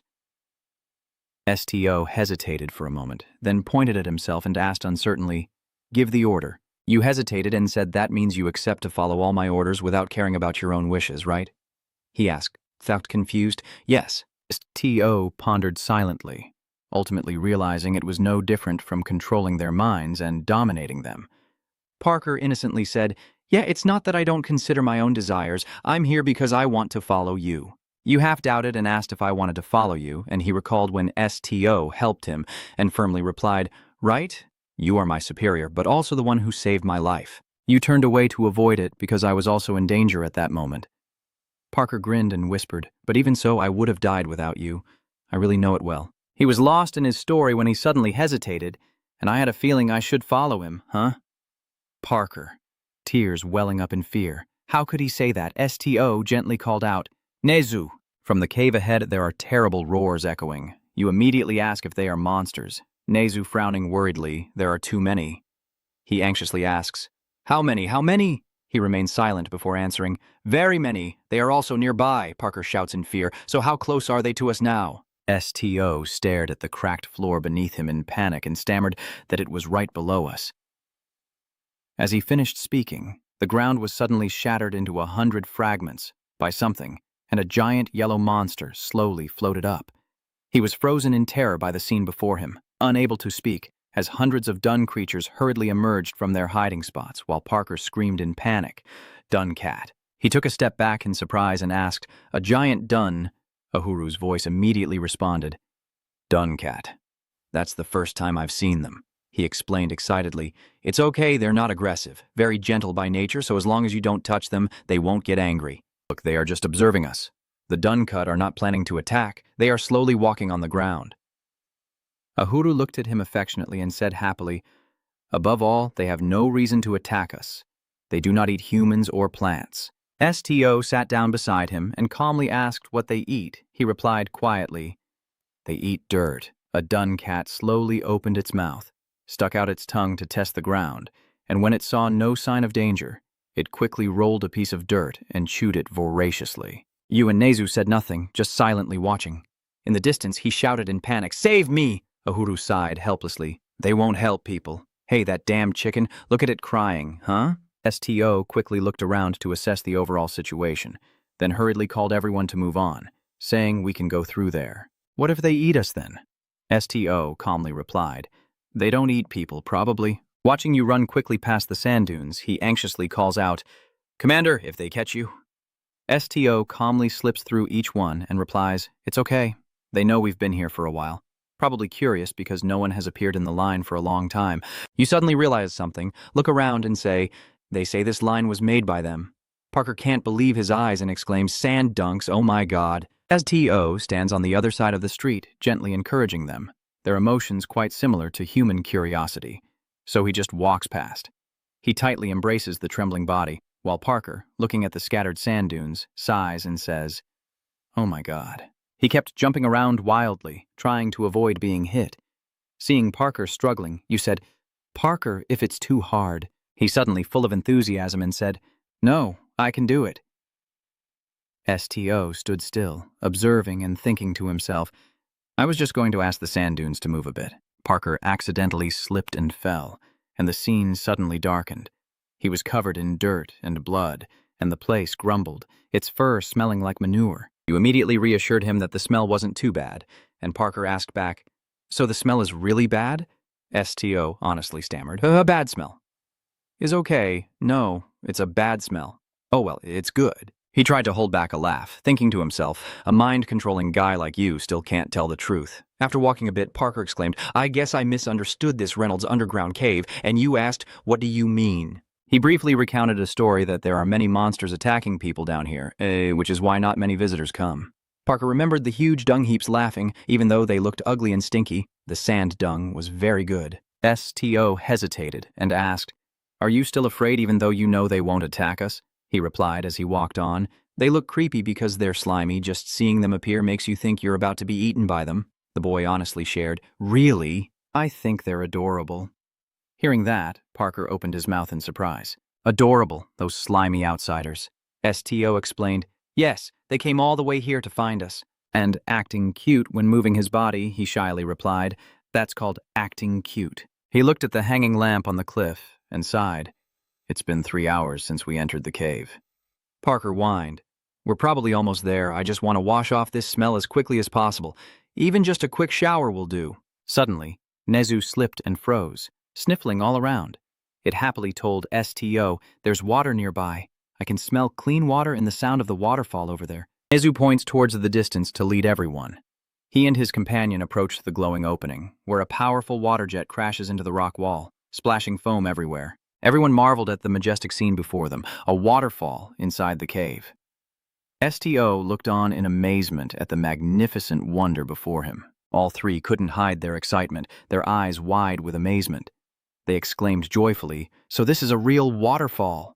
He slowly approaches the lake, leaning down to examine it, while STO gently cups his hands to feel the water. He immediately poured everything down the waterfall. The water looked very clear. A white figure suddenly flew past in front of him before he could hear STO's warning. "It's quite cold, so be careful." The white figure quickly glides down into the lake, splashing water everywhere, soaking the person on the shore. Nisu happily shouts, "It's so cool here." STO and Ahuru sit on a stone slab, happily saying, "You look so happy." STO and BA stand silently on the shore, lost in thought. As if they share a telepathic connection, neither speaks, and they exchange glances in unison. He seemed to realize something, softly opening his mouth as if to say something. Neither of them could hold back and burst out laughing. Bako gently crouched down, and after a moment of agreement, he nodded subtly, "That's probably it." It was happily splashing underwater, and STO was coming down too. He suddenly asked, "But you don't bathe the cat?" STO looked at Suki, who was wagging her tail and smiling softly. Suki doesn't like water. Bako immediately added fuel to the fire, but there was already water available. A quick bath should be fine. Being dirty is also uncomfortable, it thought, and turned to ask for their opinion. Suki firmly refused and went straight ahead, saying, "There's nothing. I'll bathe myself." It hesitated, afraid to step into the water. "I really don't like water." Taking advantage of Suki's distraction, someone suddenly threw him into the air, and he soared up, clutching him tightly and saying, "All right, let's go down." Suki was panic-stricken, eyes wide as he looked down at the endless void below. Bako quickly soared up into the air, then curled into a ball and plunged straight down into the water, disappearing beneath the surface. STO was about to call Nezu to change clothes and prepare to go into the water when suddenly he froze, eyes wide with surprise. Bako, being stepped on by Suki and lying motionless under the water, panics and rushes towards STO like a wave. He tries to hold back a laugh to avoid making a sound. Suki quickly darts behind STO's legs, tilting its head slightly to observe the surroundings. Suki growled quickly, "I won't let him escape. Where is that damn bird brain?" "You had to speak to calm him down. Stay calm, Suki." STO gently says while holding a towel, "Your eyelashes are quite clean now. You should wipe it down so I can dry it off." Bako stood in the water, hands on hips, laughing happily. "So do you like it, cat?" Suki immediately became annoyed and said, "I will kill him." STO awkwardly called out, "Ba company." He smiled foolishly and said, "Yes, you see." Suki was startled. STO hugged him tightly and said, "Please forgive me and promise not to do that suddenly again." Bako immediately froze and looked confused. He shyly lowered his head and whispered, "Sorry." Bako thought for a moment and said, "Next time I'll tell you first about that quick teleportation." After finishing, you immediately urged everyone to move. Then suddenly Ahuru sitting in a corner shouted, "Me," and STO ran over to check on him. Suki looked up and asked what was going on. He then suggested going to the pond, and when asked about water, he replied, "I just drank, but it wasn't good. Maybe this is the hunger sensation of a fish-winged cactus choosing soup again." STO gently puts Suki down and says, "Drink some water. Being too strict isn't good." Ahuru then asks, "Can you give me something else to drink?" He tilts his head in curiosity. Something else. He ponders for a moment. Something stronger. Does it think the red liquid with its special texture and delicious taste has changed the way it eats since that day? He wondered to himself, is it some kind of plant that already drinks blood? Or, just as he finished speaking, STO let go of his mouth and moved closer to Ahuru. "You used your own hand to rub the sharp spikes, your own blood, unlike the others. You enjoyed spreading it, loving the head rub so much." STO spoke up, offering his spikes, and Ahuru asked in surprise, "Why?" "Hurry up, faster!" At the same time he runs over from afar. "STO, your shirt!" As he finished speaking, he suddenly plunged the sharp thorn into STO's hand. Ahuru panicked loudly. "There's blood! There's blood!" Parker froze in shock and called out, "Commander!" He calmly replied, "I only feed the cactus, so there's no need to panic." He was given good food and happily shook his body. As he walked, he asked, "Do you think they intentionally created that waterfall?" STO nodded in agreement.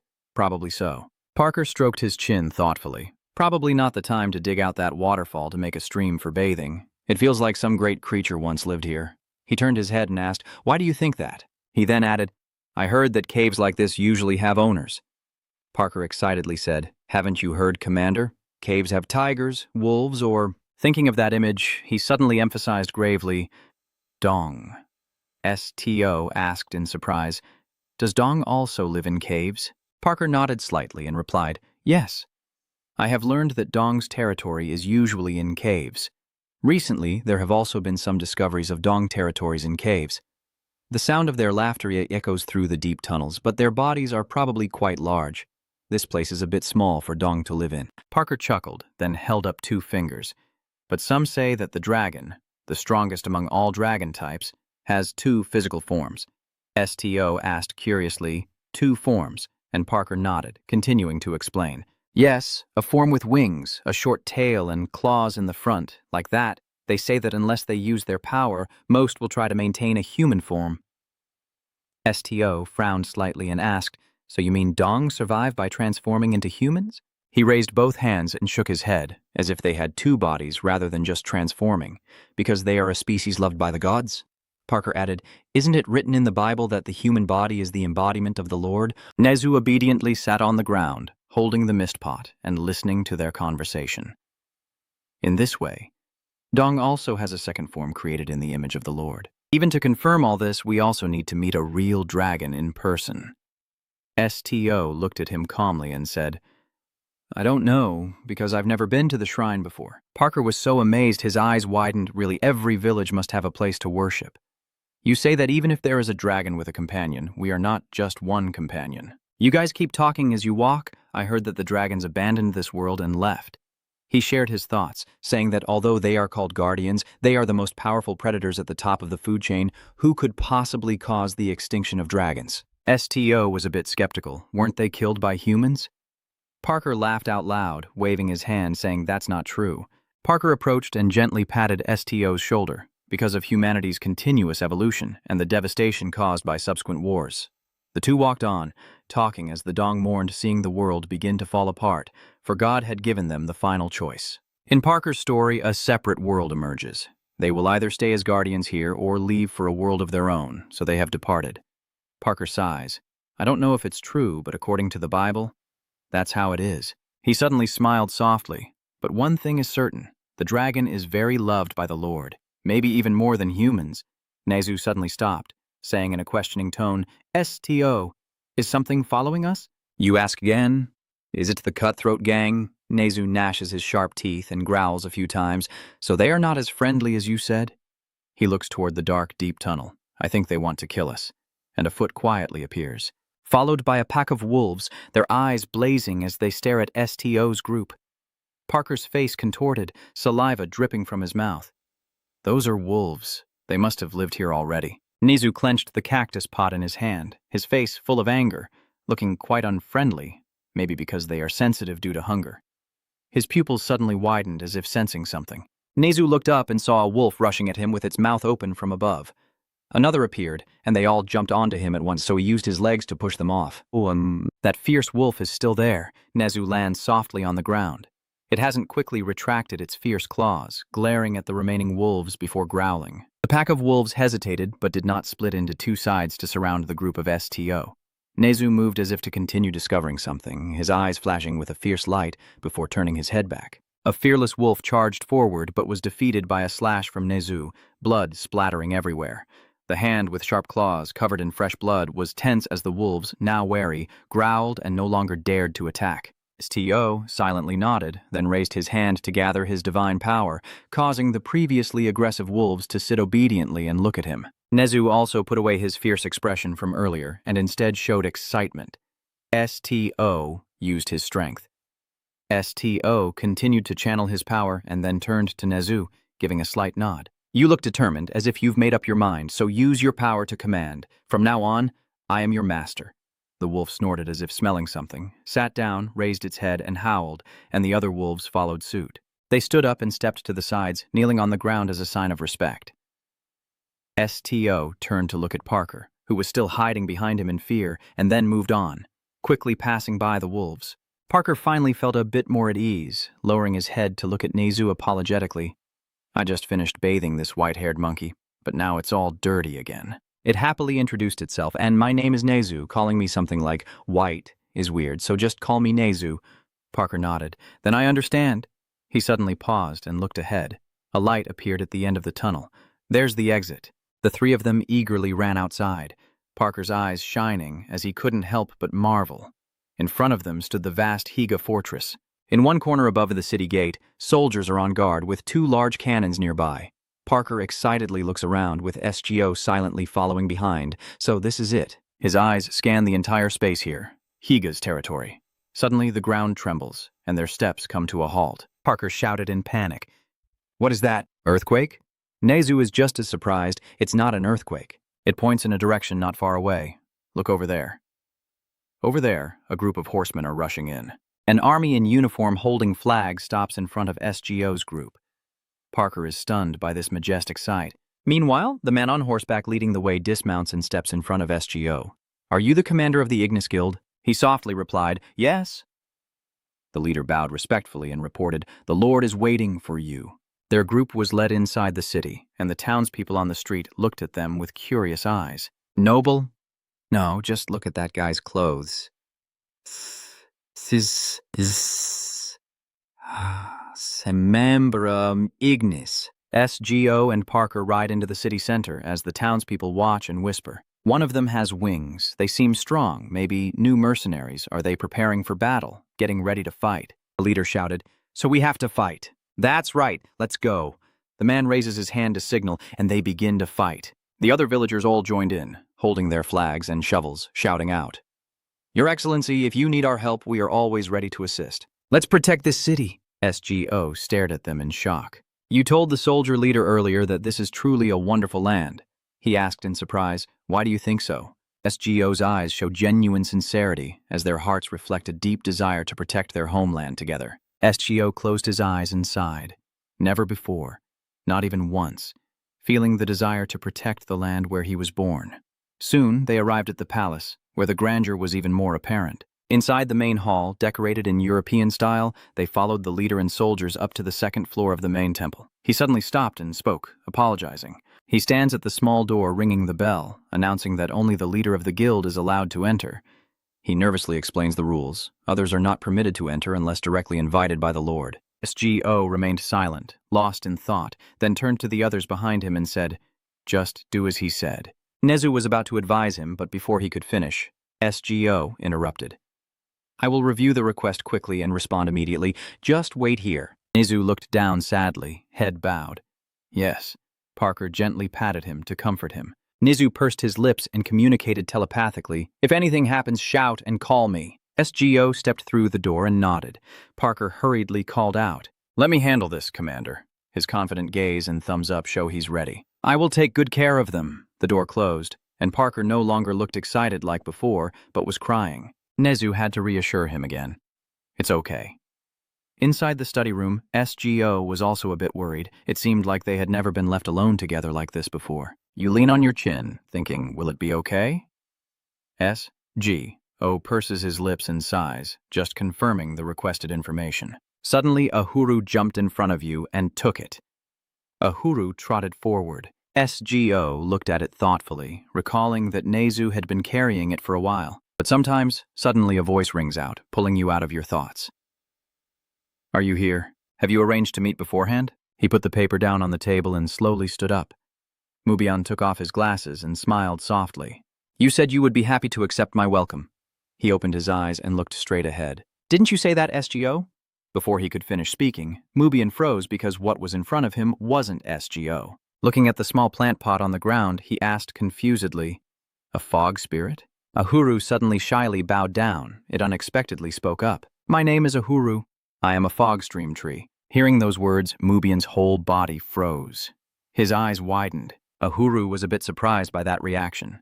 Mubian struggled to get a word out of his throat. He screamed in fear, his voice echoing throughout the palace. Mubian's face turned pale as he looked at Ahuru in complete despair.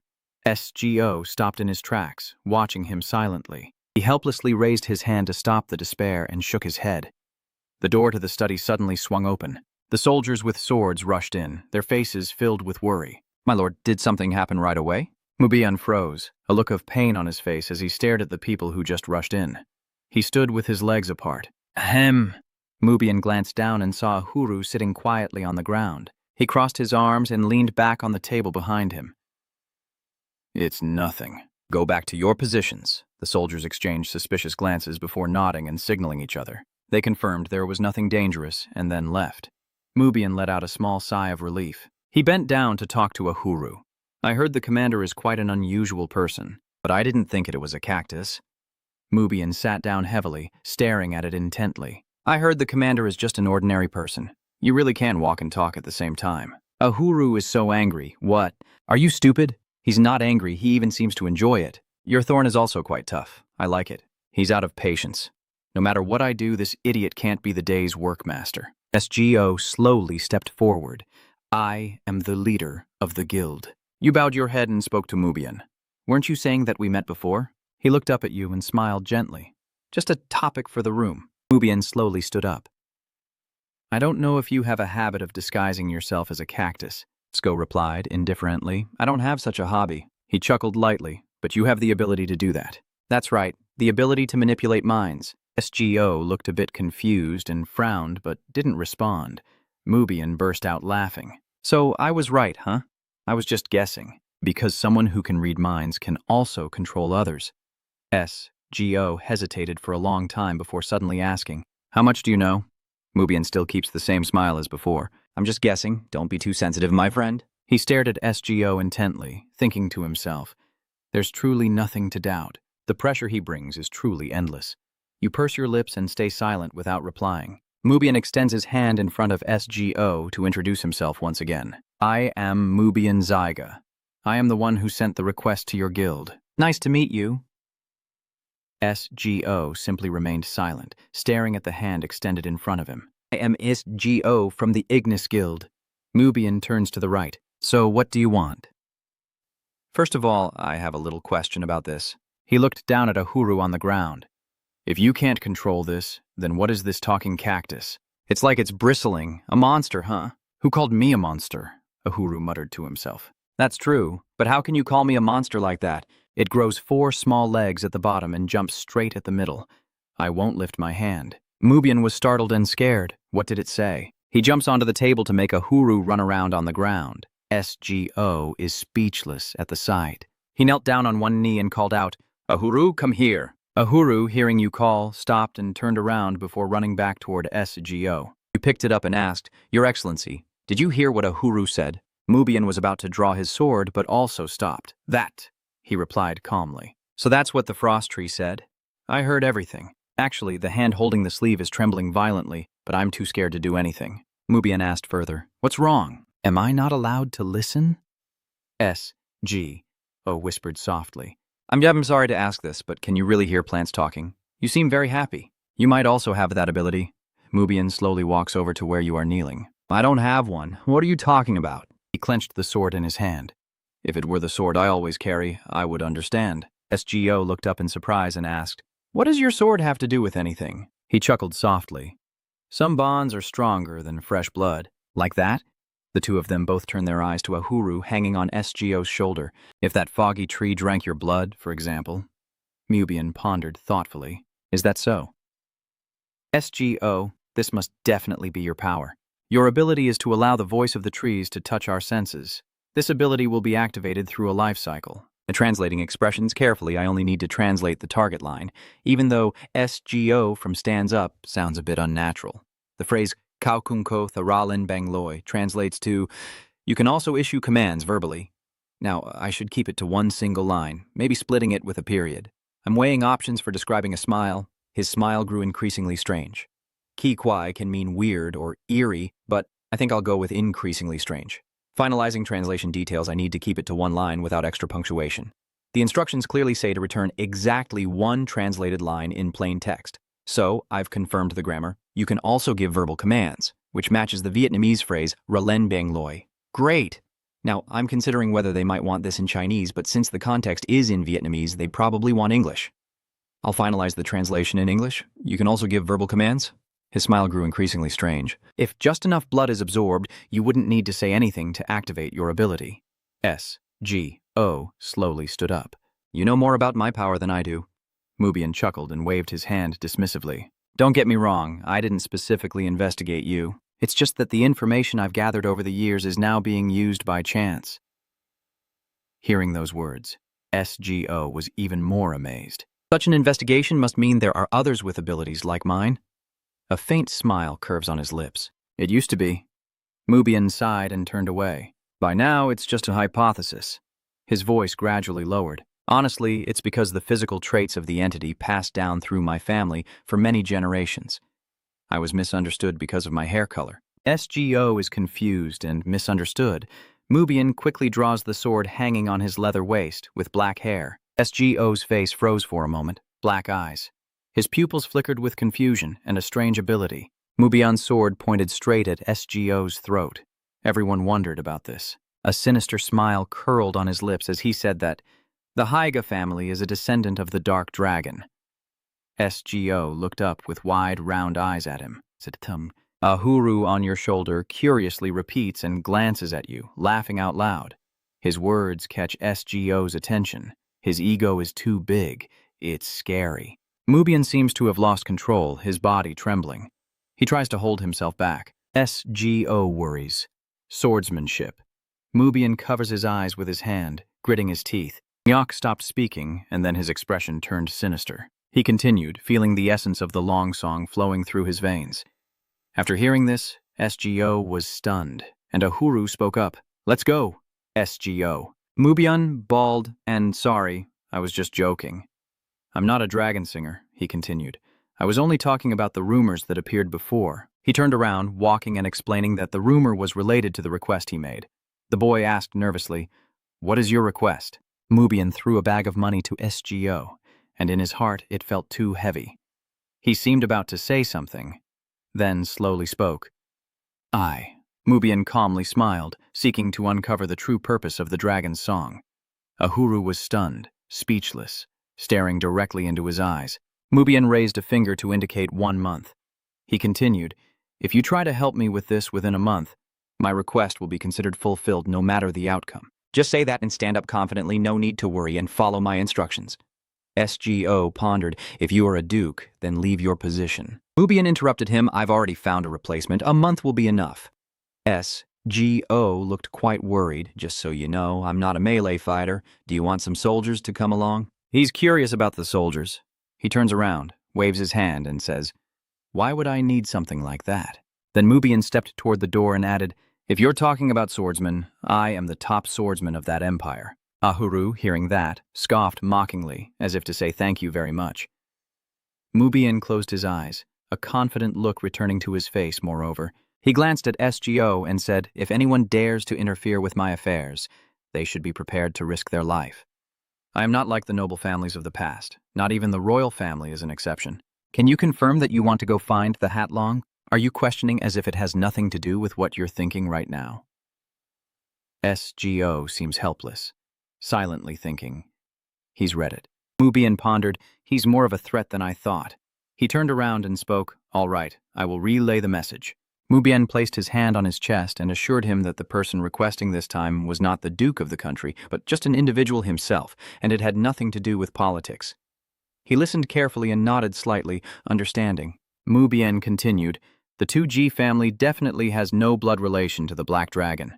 He widened his eyes, pupils contracting sharply, but there was indeed a mixture of Black Dragon's blood. The door opens gently as the scene shifts to Parker playing with Nezu, and a voice echoes, capturing his attention. One of my ancestors drank dragon blood, and from then on, we gradually gained power over time. STO hesitated, about to say something. That thing. Mubian, leaning against the door, suddenly spoke up. Quite like your cactus, right? Ahuru snorted coldly. Kid, don't try to drag me down with you. He stepped forward, then said to the Duke in a cold voice, Please choose my destination first. Mubian hesitated, as if pondering something, then suddenly turned to ask STO where we should go. You hurt people, huh? His eyes are cold as he slowly lowers his hand and then points directly at STO, shocking you, as he says that he is here to investigate you, someone with the power of the Black Dragon as recorded in my ancestors' records. STO, your eyes are wide open in disbelief, pupils contracting sharply. What? Parker stands silently listening to their conversation. Mubian confidently replied, Isn't that quite interesting? He continued, Among all creatures, Haklong's pure power has a shadow attribute, relying on mental strength to dominate normal life. Parker and Nezu exchange glances, beads of cold sweat forming on their foreheads. Mubian wondered, In my view, Your dominance ability is too similar to Hak Long's to be a coincidence. S.T.O. looked at him in disbelief, unable to believe it. He immediately cut him off, speaking in a haughty tone. You're right. I called you here because I've always thought you might have some connection to the dragons. Mubien extended his hand, smiling kindly. So let's help each other for the next month. Where did you go, Mubien? Zarya enters with a bright smile on her face. Here you are, my adorable star. A vivid memory flashed by in that moment, and Zarya gently asked, Were you playing hide-and-seek because you couldn't sleep? Mubien was still young then, and he didn't answer Zarya, only lifting his big round eyes toward her. Mubien's mother picked him up and said, Well, then let me tell you a fun story before you sleep. Mubien obediently replied, Yes. Zarya held him in her arms and said, The blood of the dragon is flowing inside you, Mubien. Mubien curious about the dragon's blood. Zarya moved closer to his face. Yes, it's wonderful. That is the most precious and beautiful gift of the dragon species in this world. Mubien's mother carried him, walking back and forth just to tell stories and soothe him, the liar. He told you that the bloodline had disappeared long ago. Wow, did Hyken really say that? Zarya's storytelling continues. Yes, some other dragons may have disappeared because the world has become too vast and complex for them to protect. Mubien is curious. What is this, really? His mother keeps going. But remember this. Okay, my little star. Then she gently smiled, laid him down on the bed, and said the lineage we share still exists. The proof is our family, which has been producing healthy children for a long time. He argued, so they must have died a long time ago. Zarya placed a gentle kiss on his forehead and explained, The main line is the guardian of the world. They will not grow old, get sick, or die. Mother of Mubien continued. I told you already, they are the most noble and beautiful creatures in this world. They are surely protecting our family somewhere.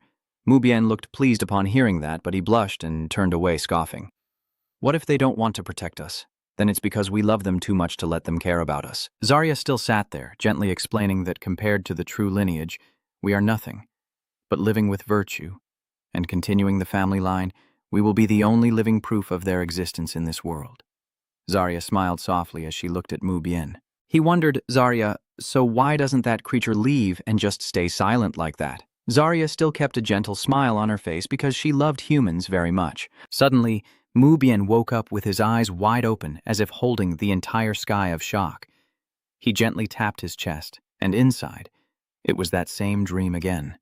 A voice from outside echoing in, Are you already awake? Seeing SGO sitting across from him staring intently, he wondered, Aren't you sleeping? SGO calmly replied, I just woke up too. The fire is still burning, the red flames warming us in this cold winter Z. Mubien seemed like he wanted to say something, but still felt quite hesitant. So I was curious. Did he say he was dreaming, or did he answer decisively? No, he sleeps peacefully. He asked again, really, and SGO dropped an object into the fire before replying, Yes, truly. He sat there in deep thought, and in his mind he reflected that the way he responded so calmly was quite similar to Zarya. But then I immediately deny it. What am I thinking? Zarya is a gentle, warm woman with pinkish-red hair, completely different from that gloomy guy. Then Mubien spoke up, But why aren't you sleeping and staying awake? I feel guilty about it. At this moment, SGO suddenly lifted his head and asked, Have you forgotten? He gently explained, My most basic ability is reading others' minds. If someone dreams with very vivid images, sometimes they can start to flood into my mind even if I don't want them to. You used a stick to put a piece of meat into the fire, as if it was being handed to me. In your eyes, the flickering flames look so warm and bright. Mubien smiled curiously and asked, So you saw everything? Thinking of Mubien's mother, SGO couldn't help but admire her as a beautiful and wise woman. He shyly scratched his head. Yes, Geria, my mother is very smart, unlike me. Then he tilted his head and looked up at the vast sky. Night has fallen long ago, and the stars in the sky shine like the hope in his heart, even though she is no longer here. SGO wondered, You only slept for an hour. Shouldn't you sleep more? Mubien calmly replied that he has insomnia. In his mind, the previous scene replayed, recalling his mother's image right before him, and a flicker of emotion appeared in his heart. Mubien chuckled softly. If that's enough, then it's enough. The two of them continued sitting by the fire, silently gazing at each other. Mubien broke the silence with a chuckle, wanting you to see a part of his past from his memories. A very dreamy and interesting one, right? Sko nodded, which made Mubien feel quite annoyed. Yes, He raised 2 fingers, indicating Garia was my father's second wife. Then he withdrew his hand. But of course, I always considered Garia as my stepmother. I heard that my stepmother died trying to give birth to me. Mubien glared at you, lowering his eyes, hesitating. Garia is... He remembered Garia's gentle smile as my adorable star. Then, looking up at the starry sky, she called me her star. He continued, but I couldn't give her anything. Mubien gritted his teeth, each word like a sharp knife stabbing into his heart, even threatening her life. He clenched his fist tightly as monsters had already invaded the estate. Remembering that moment, a panicked voice shouted, "The monster is coming!" The screams echoed out, "Garia, where are you?" Back in the present, Mubien smiles, but within that smile is a deep sadness. That day, everyone died, didn't they? He hesitated, if Hat Long still exists in this world. Exhausted, he collapsed, and I just really want to ask him one question. Seeing him so exhausted, STO felt deeply sorry. Mubien raised his hand to the sky, wondering what to do now. Looking at the hands reaching toward the vast sky, what do I need to protect now? He calmly gazes at the starry sky. If I keep going like this, letting the bloodline of the 2GA family disappear forever, that would be better. STO interrupted him. If you have nothing left to protect, then you can rest now. He continued, silly thoughts often appear when people don't get enough sleep. He hesitated. What? No, You interrupted him, just go to sleep. Mubien felt helpless, secretly wondering if he was the heir of the dragon. STO gently reassured himself that tonight there would be no nightmares. He thought to himself, that's right. He said he could read other people's minds and hearts. Then slowly close your eyes and drift into sleep, as if no nightmare could be a problem. The next morning, the sky was clear and blue, with fluffy clouds, and a pot of bubbling soup was being cooked over the fire. Mubien was awakened by the smell of soup, sat up stretching. Oh, is it morning already? As if realizing something, his face brightened, and in his heart he thought I slept so well. A person who knows how to use mental strength is truly amazing. For the first time in a while, I slept so well. A voice caught Mubien's attention. Hello? Uhuru gently raised both hands in a teasing gesture. Just woke up? So lazy, are you related to the net? He reached out to lift her up, smiling casually. No, that's not true. I don't usually sleep this much, you know. It's okay, just lying. He looked into his eyes from the corner of his eye and said after washing his face. Whatever he says, Mubien sighed, quite straightforward. Then Uhuru broke free from Mubien's embrace and lazily rubbed his eyes. Parker approached slowly with 2 bowls of soup, a bright smile on his face. Here's the cheesy corn soup. Mubien took the bowl of soup and sighed, but when he saw the dark, blackish color of the soup, he was speechless, asking what this is. Parker explained that it was a cheese, milk, potato, and cauliflower soup, and he was shocked. Did you rename it yourself? He tilted his head curiously. So it's the cheese and cauliflower soup of the young master. He looked sadly at the bowl of soup. Isn't this just a mishmash of what you brought? He quickly defended himself. No, it's not. Your Excellency, please don't ignore my 20 years of cooking experience like that. How tall are you to have 20 years of cooking experience? His face turned red with confidence. I am 21 years old. I started learning to cook at just 1 year old. He continued, his nose growing longer as he kept talking. I even cook my own baby food, Mubien sneered. Nonsense, Uhuru interjected. No, it makes sense because avian species are related to birds and can fly very well even at just 1 year old.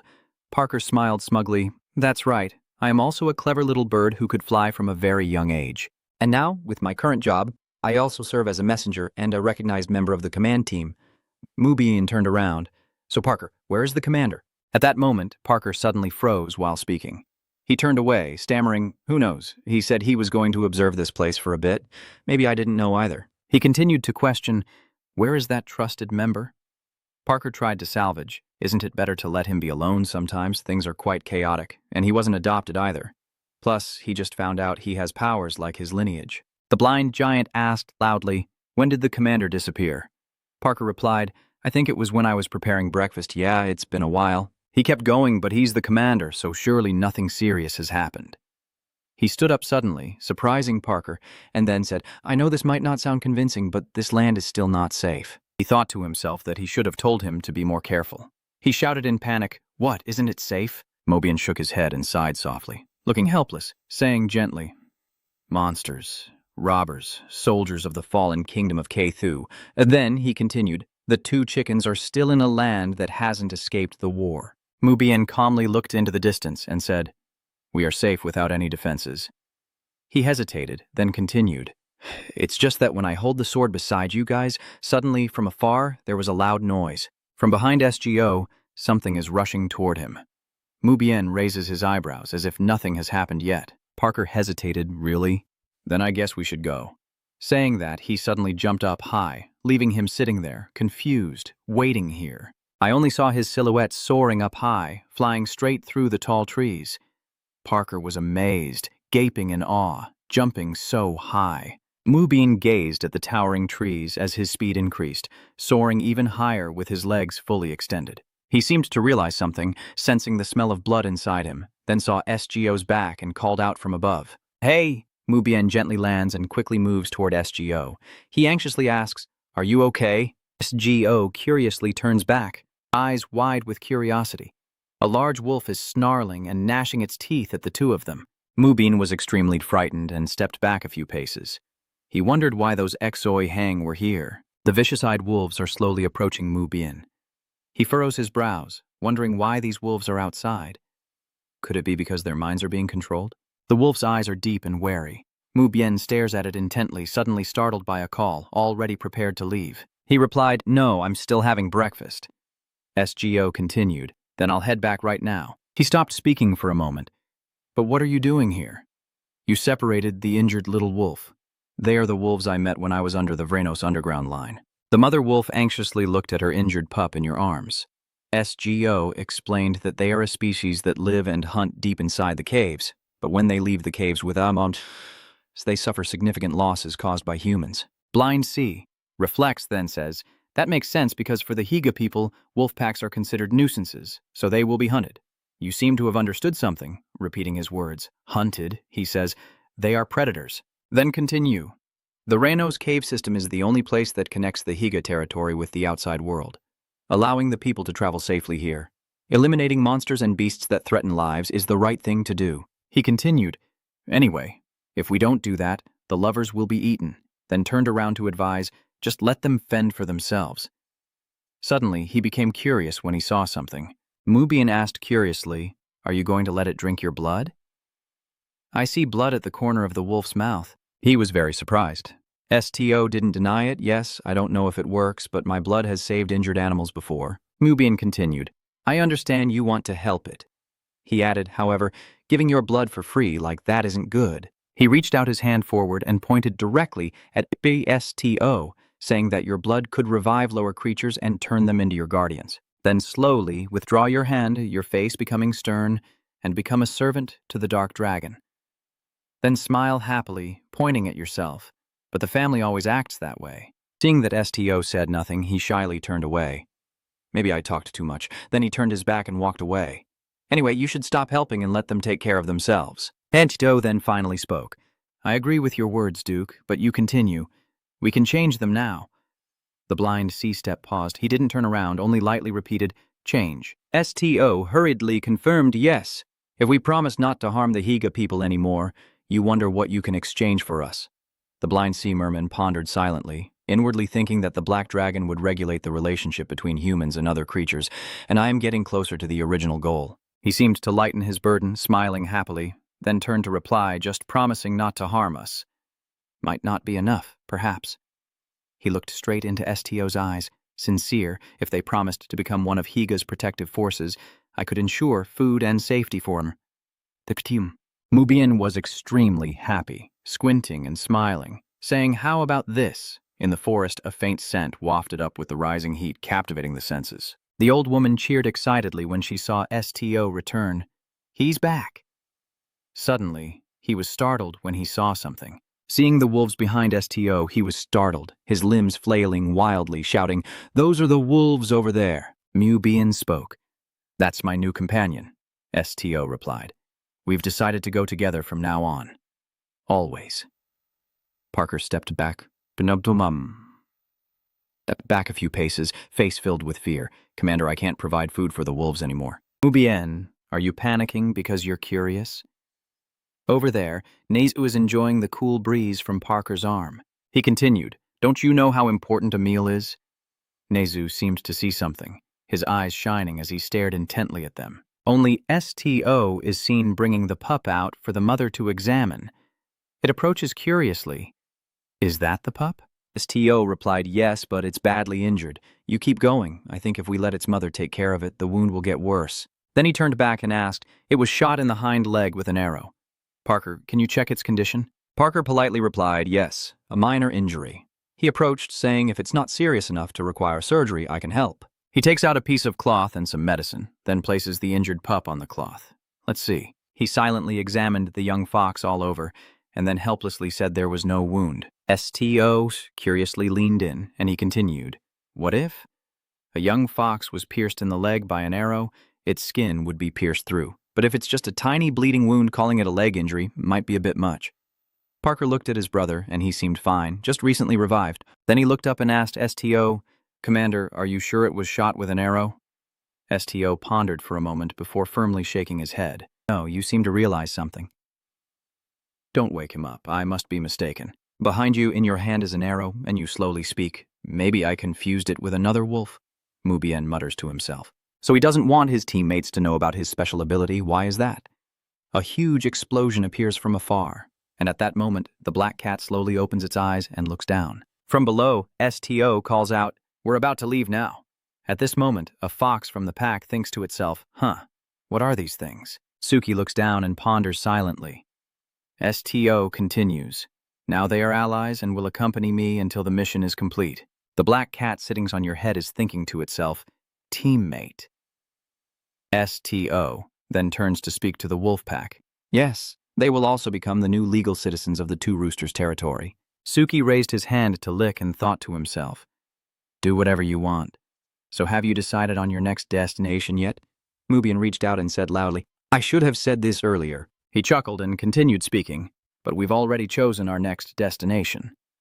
Parker suddenly turned to ask him, when is the decision? Now, he calmly responded, and then turned back to ask with suspicion. Suddenly, Mubien turned to him and asked, I heard you grew up in a rural village. Where exactly is that village? STO suddenly froze and thought, there are many tall buildings in this village. Suddenly, STO remembered and shouted loudly, it's a Serbian village. Serbian, Mubien replied cheerfully with a quick smile. I will go there, Parker shouted in disbelief. Nezu suddenly looked up at everyone, thinking to himself why he would do something he knew STO wouldn't like. Is he a pervert? He looked at Mubien while thinking. Just look at that smile. He must be a pervert. STO suddenly turned and asked, why do you want to come to my hometown? Mubien quickly replied, I was just observing you. He continued happily, but from what I can see, it seems you don't really understand yourself either, do you? Mubien continued, saying, that's why if I meet the people who raised you, I might understand better. At this moment, Terrio was very angry, grinding his teeth as he looked at them. You remember and think to yourself that your caregiver, not your biological parent. No, that's not the issue. It's you. You focus your thoughts, not wanting to see them again, until Mubien's voice from behind breaks this quiet moment. He continued, you should follow the owner's request. Mubien asked again, do you think so? STO sadly replied, I understand from afar. Everyone is chatting away.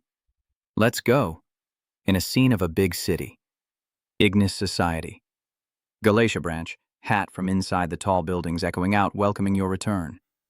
I can't say that anymore. He continued to ask politely, welcoming you. How have you been lately, team leader? STO extended his hand in greeting with a serious expression. Hat, the branch manager, then humbly asked to be treated like before, as that would make me feel more comfortable. Hat replied with a commanding tone. But my rank, I am now of your rank, please. He gradually regained his composure and said in a firm voice, if you say so. Hat smiled happily and greeted casually, how have you been lately?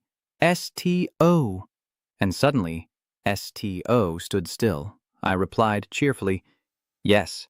Hat reached out his hand forward with a smile and said, you're now the team leader. Your new uniform looks great. Please come in. The blind man from outside looked in and told everyone around, I knew you would do something like this. I told you I have a good eye for people. Parker also thought to himself, why is he so self-centered? Hat continued to boast endlessly, saying my eyes are not ordinary, my salary should be higher, or at least I should get a few multivitamin candies you take from Delphia every month or week, right? Rosalie stepped from behind and covered his mouth. Huh. She smiled and greeted you, STO. It's so good to see you again. I heard you're heading to the Serbia village by the river. Rosalie, lost in thoughts of a distant landscape, said, but if it's a mountainous area, it would be far from here. As she continued to think, she said to you, you will have to cross many mountains and the road is very rugged. If you walk there, it will take a long time and be very hard, so I will lend you a carriage to make it easier. Rosalie shyly turned to STO and said, we will prepare the carriage for you. And he quickly responded with a smile. Yes, thank you. He still smiled and continued, everyone must be tired, so you all rest in the room. Inside the room on the top floor of a building, the sunset sunlight streams through the windows into the room. As STO looks out the window, he thinks to himself, everything looks the same, just like when I left. There is a knocking sound from outside coming into your room, and STO stands up cautiously at the noise. He looked at the door and listened to the noise outside, wondering who it could be. He stared intently at the door, feeling puzzled. Who would come here? Immediately after, the door slowly opened itself, and STO kept staring straight ahead without blinking for a moment. At the same time, someone was slowly walking inside. Seeing that person, he immediately widened his eyes as if recognizing something. STO shouted, and seeing his reaction, Rosalie wondered, am I bothering you to rest? Hearing that, he shook his head and said no. It's fine. Then Rosalie slowly approached and asked, do you know how to open a horse door? STO hesitated for a moment and honestly replied, no, I've never learned that. That immediately made her flustered. Really? Too bad, but right now there are no carriages available. It seems they are all being used for other requests. Then Rosalie remembered the horses locked in the stable. We still have a few horses, but if you don't know how to open the door, you immediately spoke up. It's okay. STO gently reassured the others because the deadline for the request was quite long, so I can walk. She nodded in agreement. Immediately after, Rosalie suggested something that made both of them eager to listen. At least I also called a lot of soldiers to go with you, but you immediately refused, saying no need, which made her a bit curious. Why? Outside, Mubian was listening carefully to everything STO said. Of course, I have no fighting ability, but since my client has proclaimed himself the best swordsman in the capital, I think I can trust him and travel safely. This immediately made him shiver, countless questions flashing through his mind. Self-proclaimed what? At this moment, Rosalie also felt somewhat relieved and didn't clap enthusiastically.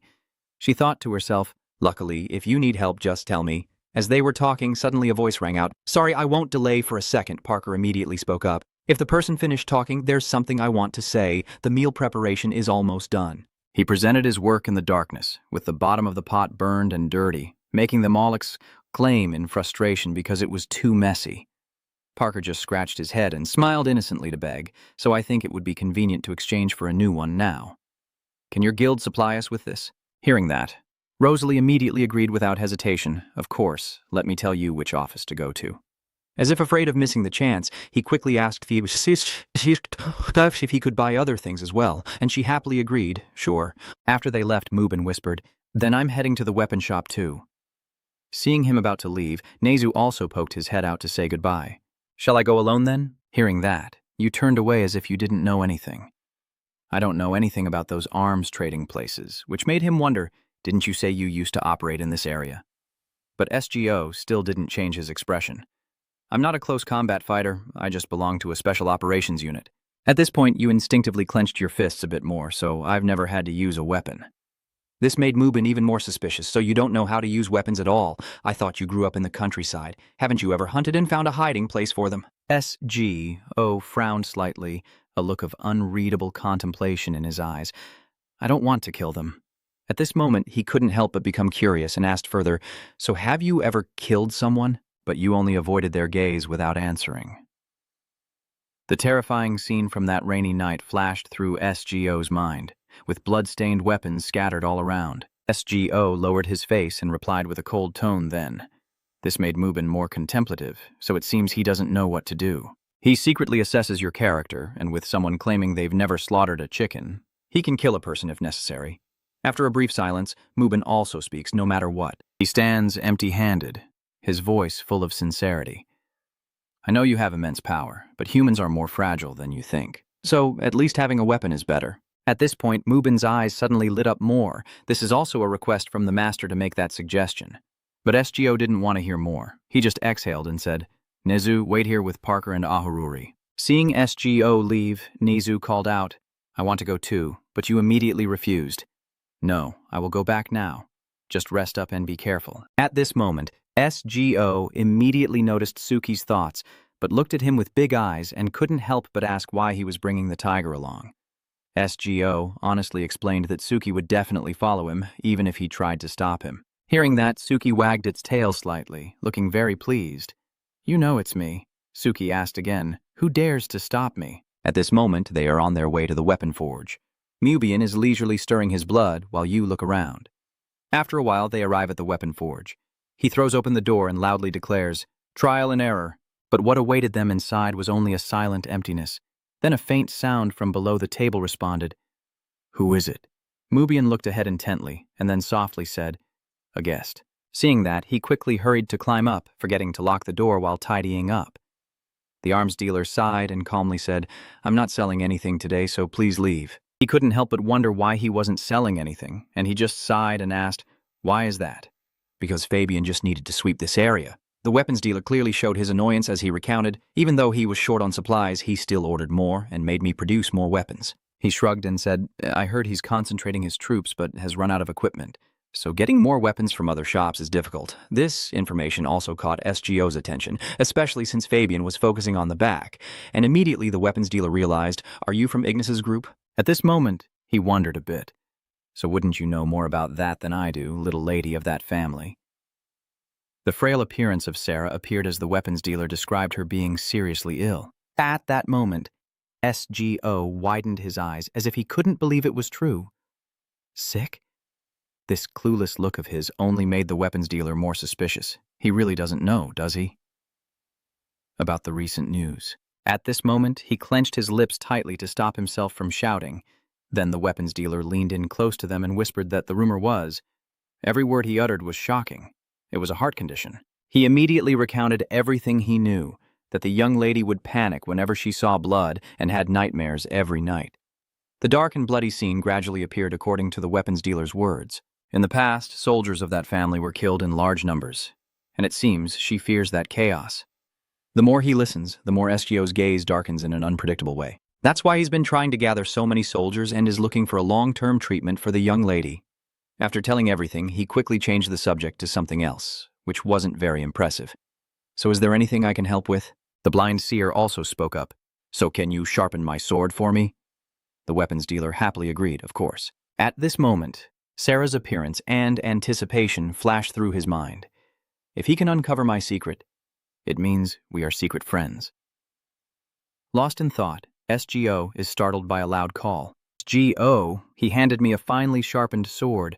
Take this.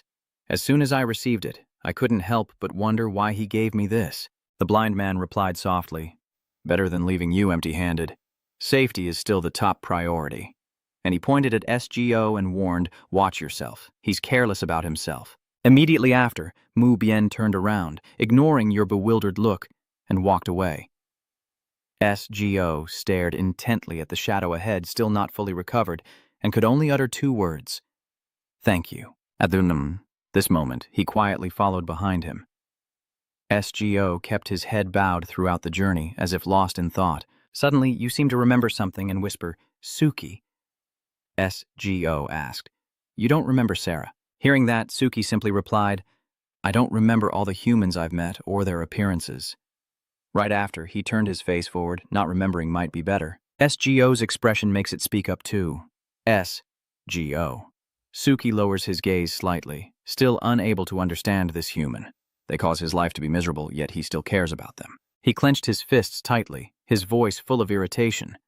Sarah did nothing wrong, and seeing that, she just asked softly, so what do you plan to do now? Although I really want to do something, it seems SGO knows he's not capable enough, so I won't do anything. The scene shifts to another place, inside a house with loud shouting, bringing him here. No, but they could only respond awkwardly that they couldn't do that.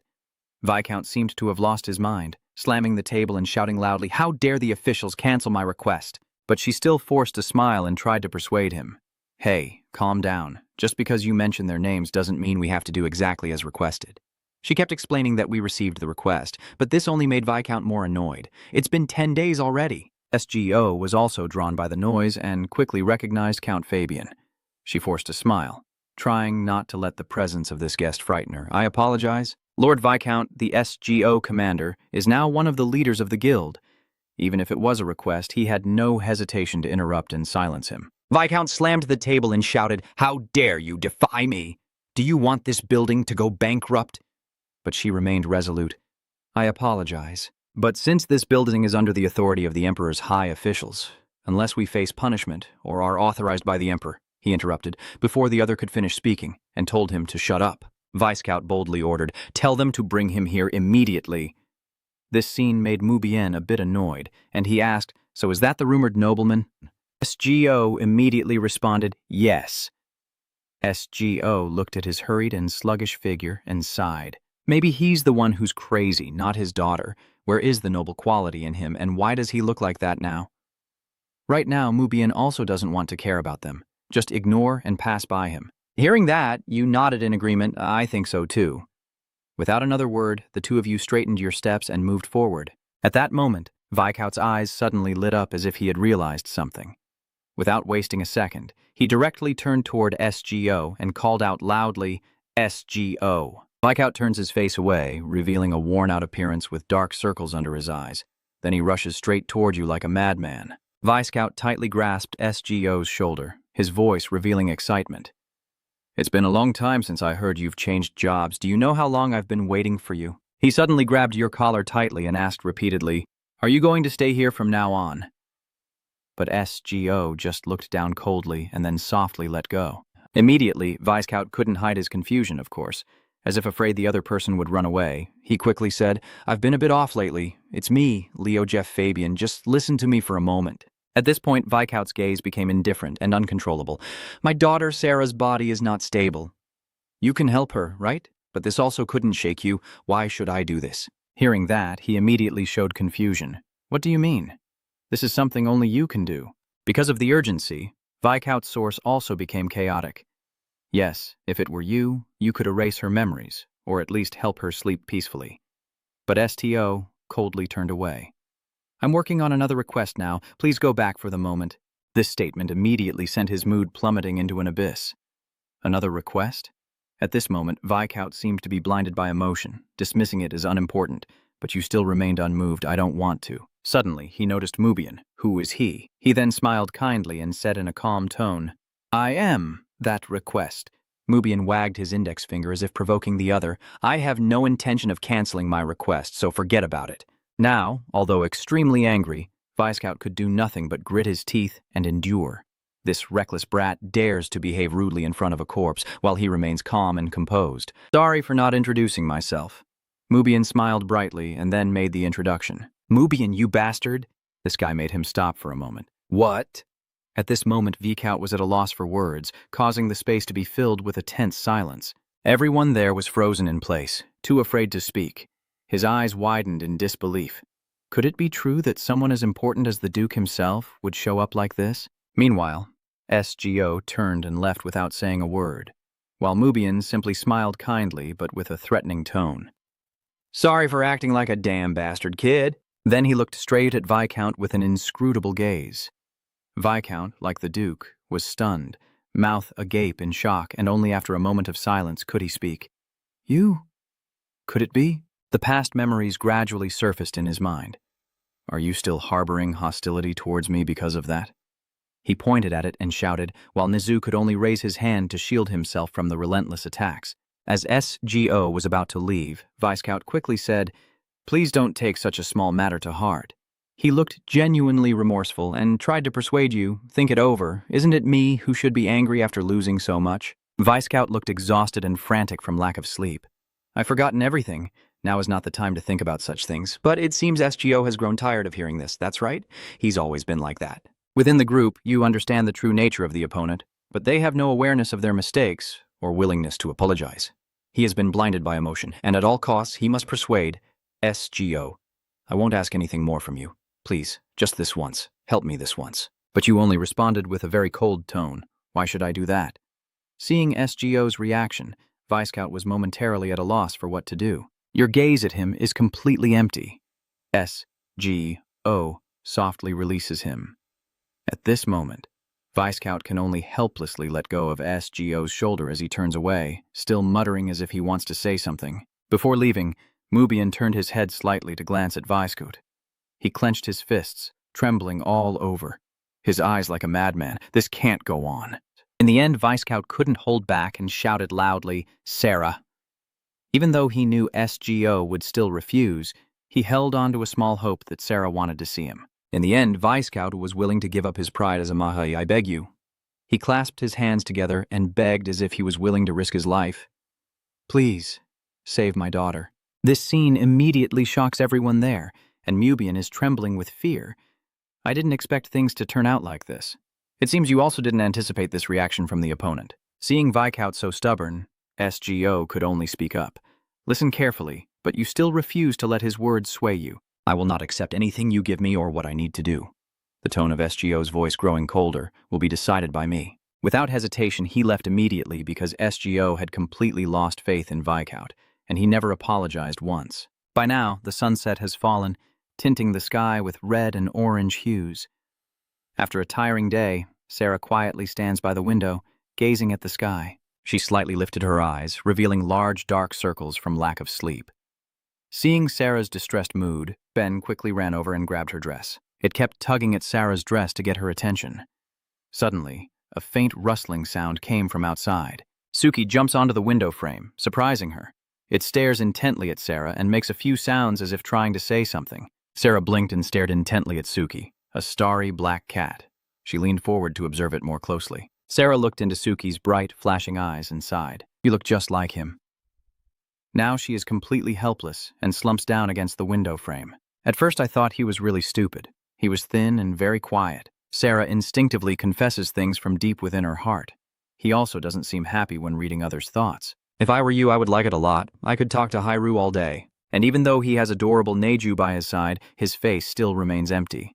Then the image of SGO clearly appears in her mind. But when I see him, I don't know when Sarah has always engraved his eyes in her mind.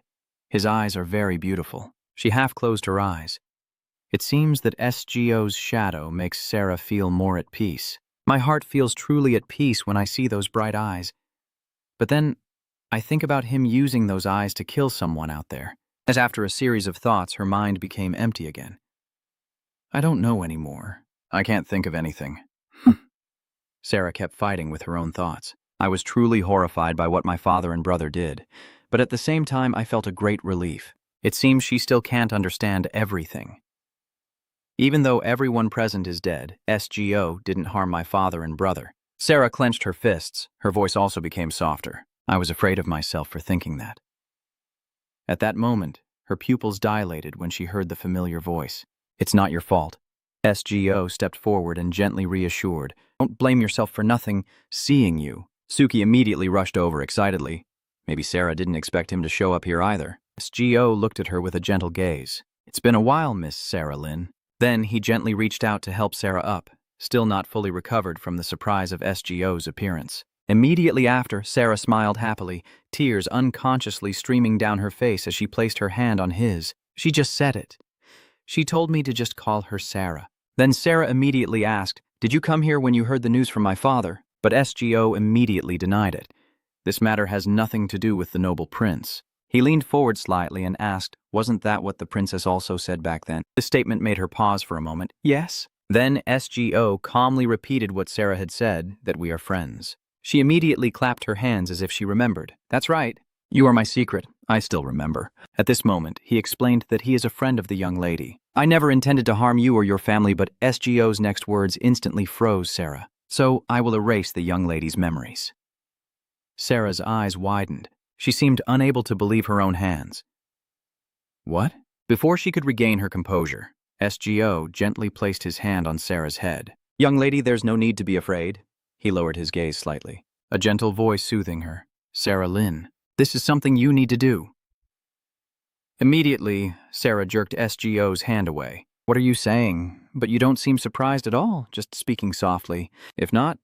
SGO asked again. "Your voice is filled with coldness. Are you planning to die?" This statement immediately made her stop in her tracks, momentarily unsure how to respond. That matter. At this moment, he raised his voice to make Sarah understand. If you forget everything about me, you can happily smile when you see your family. But she never expected things to turn out this way. Sarah couldn't hold back and was trembling. She lowered her face, her whole body trembling with anger and disappointment. Sarah clenched her fists tightly. It seems like he doesn't want to believe the truth. Is he saying that what I need is just that? Right after that, she yanks SGO's collar down and shouts loudly, I don't know if it's for the best. Just ignore the things you don't like. Look away. Ignore everything and forget it all, Sarah shouted. Is this what it means to be an adult? Eyes full of determination. You didn't expect her to react so strongly. When SGO tried to explain that I didn't mean it that way, Sarah immediately cut him off. So what do you mean then, you idiot? At this moment, she also couldn't hold back tears. She was afraid she would have to forget all these feelings. Sarah confesses from the bottom of her heart, bullying others without realizing it and hurting them. She's afraid she'll laugh because she doesn't know her actions are wrong. Then the image of the Viscount appeared as she described, like her father. At this moment, Sarah bent down to embrace him. Hero, come here, just stroking Hero. She just said that if I forget about him, I will also forget everything about Hero. No matter what, Sarah will never let SGO erase her memories. I never want that to happen. After a moment of silence, he finally spoke softly, and SGO's gaze became vacant. What do you want to do? She still keeps her head bowed, trying to hold back tears as she speaks, continuing. Right after, Sarah smiled happily as if nothing had happened, acting as his friend. She squinted her eyes and spoke in a cheerful tone. That's enough. I'll handle the rest myself. This made you a bit suspicious, wondering if it's really okay. But Sarah immediately responded as if it were obvious. Yes, that's right. She smiled brightly with happiness. Anyway, I am Sarah Lynn's Fabian. Then, Sarah gave you a warning glance, so don't even think about erasing my memory, causing SGO to helplessly agree. I understand. Seeing that it was getting late, he decided to leave. Well, goodbye then. SGO climbed up the window frame while she kept her eyes fixed on his figure. After a moment of hesitation, Sarah decided to speak up, her eyes now filled with worry. You can do it, right? Hearing that, SGO smiled confidently and reassured her, yes, if it were you, you would definitely succeed. Immediately after, he suddenly jumped through the window frame, startling Sarah. She instinctively ran to the window and called out, S-G-O. Suddenly, Sarah paused for a moment as she saw something. From above, shimmering feathers slowly fell down. This beautiful scene makes her smile with delight. Sarah watches the scene below closely. Now he has many friends. Now night has fallen, and the sky is unusually bright. After meeting Sarah, SGO went with Parker and Mubian. Suddenly, his legs froze, as if he remembered something, and SGO couldn't help but wonder and ask, How did you two know I was at the Fabian estate? Hearing that, he looked a bit confused. I mean, Lord Mubian just pulled me along, saying we were looking for you, and he just shrugged as if it was obvious. What do you think that means? Mubian recalled what SGO had told the Viscount. I want to do whatever I decide. Then he immediately walked away without hesitation, down the deserted corridor of the building. His steps faltered slightly when he realized Mubian was following behind. SGO didn't turn back, only softly sighed. Lord Mubian made him startle as if caught in the act. Only then did he turn around and suggest that you go rest first. Before Mubian could react, SGO had already run past, moving too fast for him to catch up. Wait. Right now, Mubian can only sigh in frustration and give up, playing along. Then he walks in the direction SGO went, muttering to himself, he's still acting like a child. Back in reality, Mubian happily snapped his fingers, as if that was enough to understand everything. He shrugged his shoulders and stepped back, but we didn't know that the young lady was secretly crossing her feelings, leaving SGO only able to deny it helplessly. No, you won't know how to react for now. I will stop talking here, SGO. At the same time, Natsu stood by the window, waving excitedly, happy to see everyone return. It looked very pleased to see everyone back, just after dinner. Seeing that, Mubian also responded, I'm a bit hungry too, and Parker, who was nearby, said we should eat a little since we have to leave tomorrow. Hearing that, SGO hesitated, and since he was still confused about tomorrow, he said we would go to Serbia Village. At this moment, Nezu was preparing the food, and tonight's dinner included special beans, meatballs, eggs, and fried rice, surprising them a bit. It's not a typical dinner for a gathering. Suddenly, a loud roar echoed through the forest. Exhausted from the long journey, Ahuru kept growling and whimpering as if he couldn't go any further and was in great pain. Seeing Ahuru's exhausted state, Nezu asked what was wrong and then reached out and offered to carry him. Immediately, he jumped onto Nezu's palm. Right now, SGO's group is on their way to Serbia village, and as they walk, Parker pulls out a handkerchief. Wiping the sweat pouring down his face, breathing hard, the path is too rough. Even riding horses would be shaky. Hearing that, Mubian also wondered, I think so too. We've come this far but still have a long way to go to the village, and you still keep focusing ahead, still need to go a bit further. As he walked, he muttered, this village is quite isolated. Being deep in the forest like this, it's understandable. The deeper we go into the forest, it feels like my horizons are expanding. I look around and can't help but marvel that I once lived somewhere so far away. From behind, Parker said, even here no one could steal from us. Hearing that, Mubian replied, what kind of theft without someone around? As he flapped his wings to fan himself, he asked loudly, Commander, how long has it been since you last returned home? SGO honestly replied, I just left the village at the beginning of this year. Hearing that, Parker spoke up, so you left after your coming-of-age ceremony. This made SGO fall into deep thought, recalling the past. At that moment, it seemed like everyone was chasing after him, pushing him away, damn it. SGO was shunned by everyone while he still didn't know what he had done wrong. In their eyes, I shouldn't exist. That must be what the kid from the cursed island thought. Returning to reality, I still can't seem to forget those things. At this moment, a golden voice sounded, making SGO startle slightly. Feeling it was a heavy responsibility that made him step into adulthood right away, he immediately looked at Parker with curiosity, and he replied, yes. Parker placed his hand on his chest and spoke sincerely. Leaving the place he grew up in is very hard, whether it's to pursue a dream or something else. But these words only made SGO more thoughtful. He lowered his head and immediately objected, no, that's not true, but I don't want to hear any more, so SGO turned and walked away. Not because of some sense of duty. I instinctively clenched my fists as I thought about the past. I left just to live. Seeing SGO's reaction, they all looked at each other in confusion. Then Parker suddenly remembered, but he was convinced he was still in Sebyama village, and I just responded indifferently. Probably. Next to him, Mubian erased his pinky and started counting off. His parents are still fine. And he's the youngest child, with an older brother and sister. I looked into that a bit. Then he quickly reassured them that they would be very happy to see him return, right? But all Mubian got in response was SGO's lonely back, and his reaction made him wonder, strange, isn't SGO unhappy, even after becoming the leader of the guild? Then Parker scratched his chin thoughtfully. He rarely talked about his family, and his expression when mentioning them was also unpleasant. But why is that? Thinking about how they dislike a child with such incredible abilities. Suddenly, his pupils widened as he saw something. Before them was a forest engulfed in thick smoke, burning. Before they could react, Parker had already soared into the air, heading straight toward the burning forest. I will check it out now. At this moment, he couldn't help but become suspicious. What is that smoke? What about the fire? Well, you seem to have realized something, no. SGO just stared intently ahead, where the village was.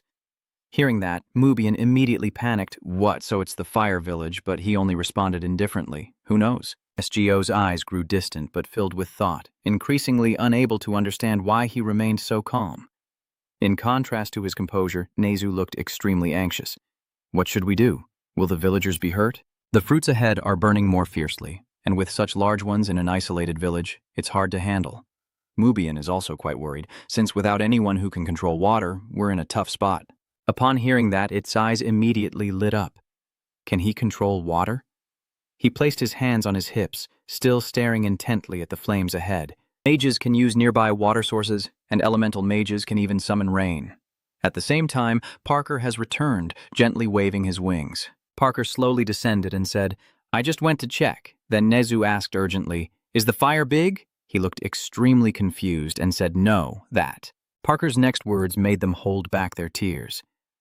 Now there's no running from the mountain. Suddenly, STO realized something strange. Wait, he slowly looked up and asked, what do you mean by now? He then recounted the previous scene. The villagers built a bridge and a shrine, and then burned it.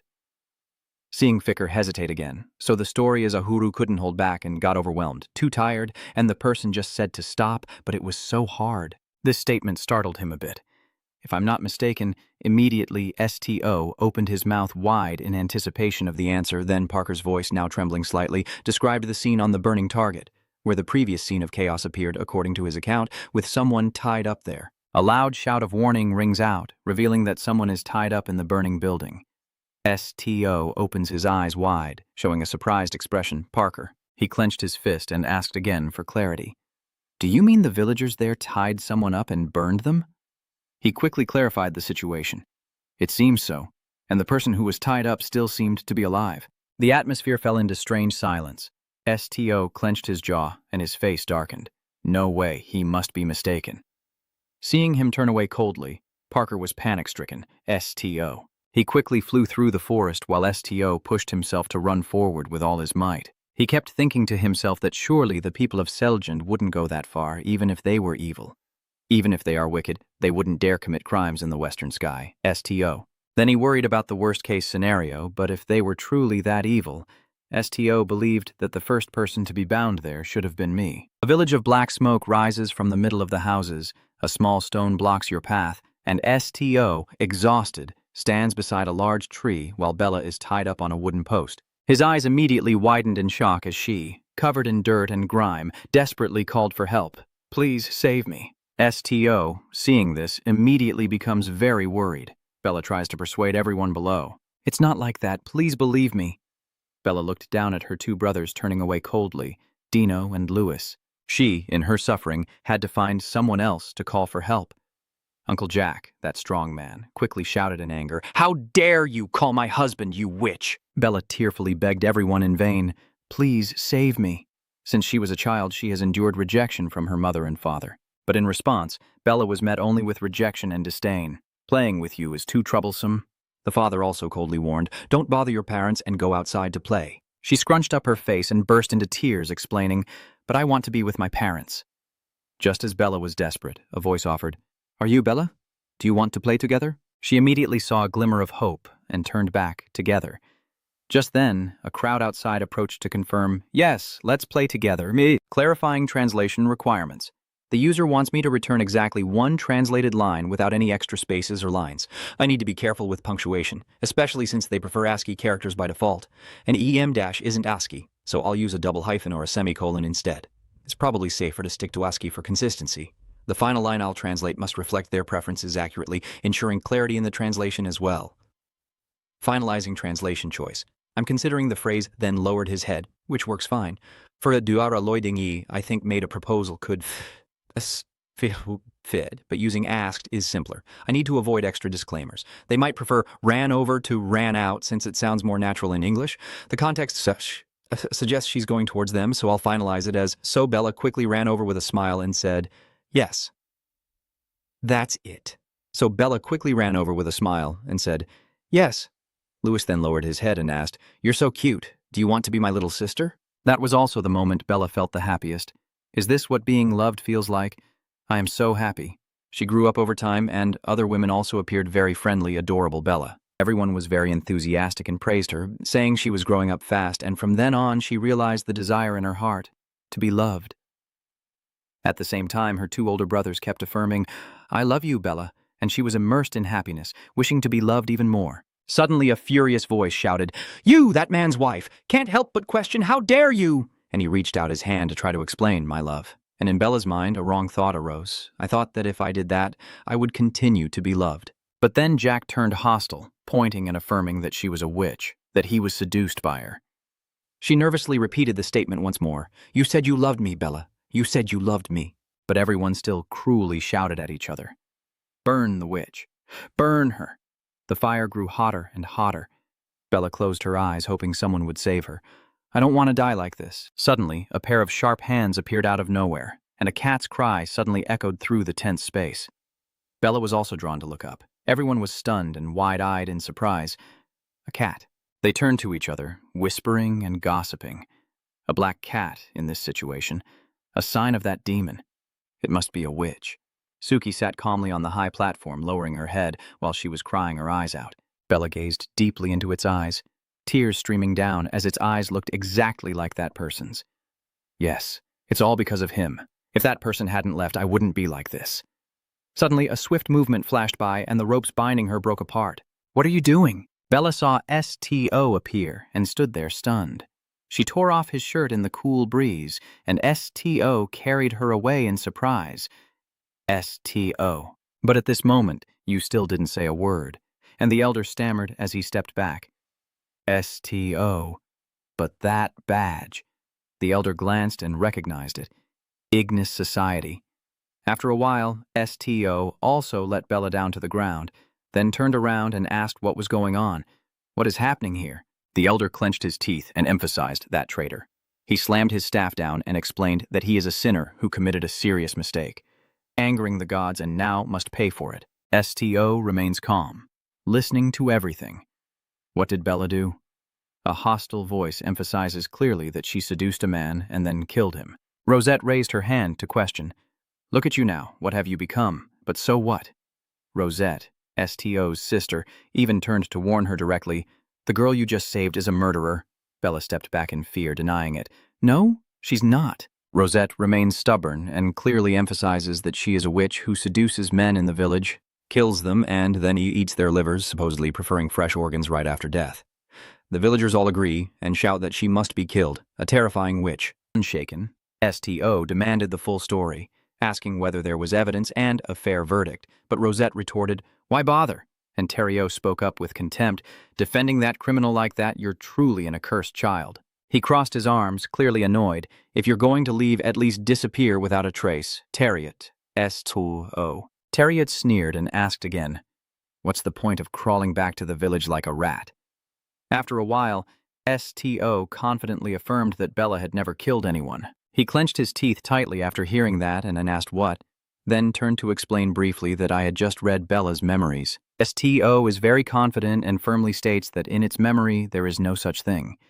She places her hand on her chest to confirm, yes, I am innocent, I am. But everyone still remains suspicious. Does it really use that strange power? It can lie easily. How can we believe it? Then they chose not to believe and decided to leave, you monster. Something was flying straight toward them from afar. Truong Lang was also speechless and terrified now. The old man turned around in anger and questioned, you idiot, what stupid move did you just make? Suddenly, a few drops of water fell from the sky, and then a heavy rainstorm started pouring down. Everyone below was surprised, and SGO also accidentally started bleeding from the head. The blood slowly dripped down onto his shoes, and Bella quickly ran over to warn him. SGO, there's blood coming from your head. Your eyes also gradually become vacant. Nothing here has changed at all. Then SGO suddenly opens his eyes wide, shining brightly, and stops. You used magic on the people there, and one suddenly knelt down, followed by the others, and only then did they realize the situation. They couldn't move. You just abandoned me. Harriet looked up, still questioning. You little bastard. Do you think we raised you to be like this? But then he noticed something strange, huh? Long? SGO can't hold back anymore, and also asks, enough already. Then Parker quickly appeared, spreading his wings, and with his hands on his hips, he questioned them. Don't you dare speak carelessly to the Ignis squad leader. What kind of behavior is that? Rosette frowned in confusion. Is that the famous Ignis Guild? Then Truong Lang straightforwardly ordered everyone, because the weather isn't suitable for welcoming guests. Kids, outside. I will take the Ignis squad members to my house. Everyone else, go back now. The old man hobbled forward, and everyone followed me, so they quickly followed behind. Bella hesitated at the back, nervously muttering, and then gathering her courage to grab your shirt. SGO. Her voice trembled with gratitude as she said thank you for saving her, but you then firmly stated that you didn't try to save her and asked her not to misunderstand. She looked back with a clear sense of regret. But even so, I know what you're really like.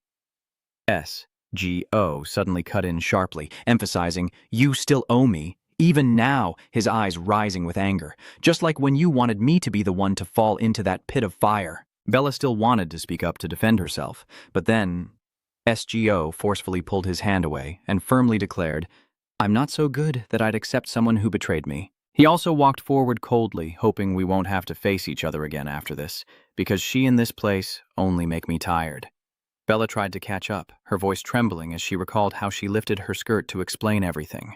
That she didn't know anything about him and believed what those cold-faced people said about him.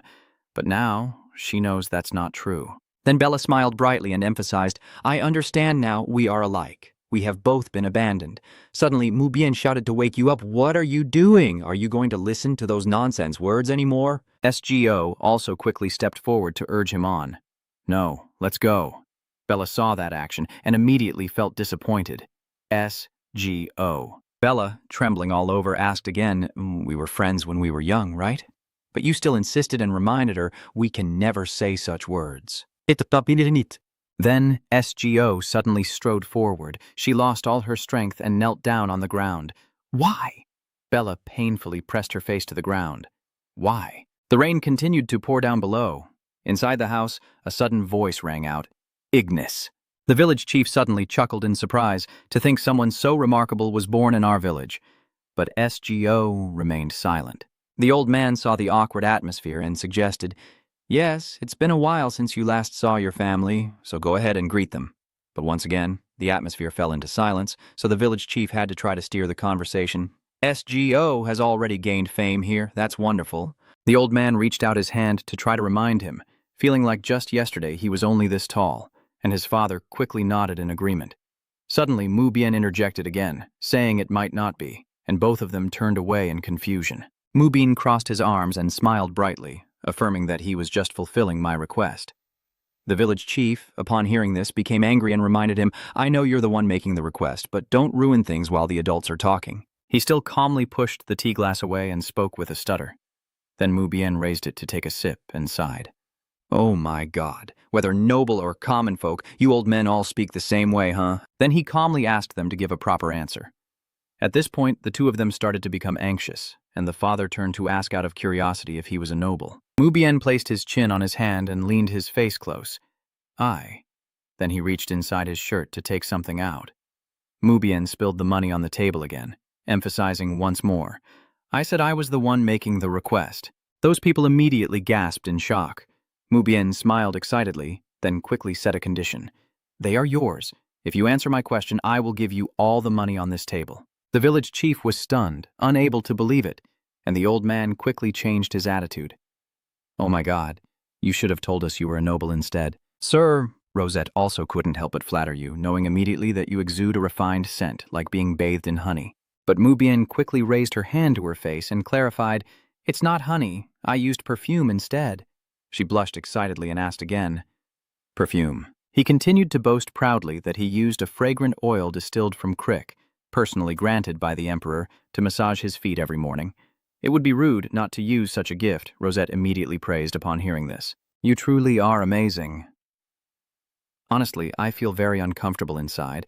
I had hoped for something special since this is where STO grew up, but this place is truly disgusting.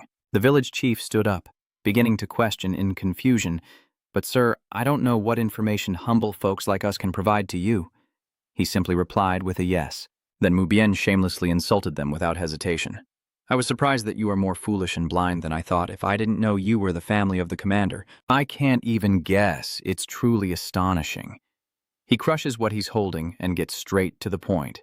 "Enough talk and let's get to the main issue." Mubien, with a look of disgust, reminds them that at least you fools should be able to answer questions based on your own experiences. He hesitates, raising his face with suspicion and doubt.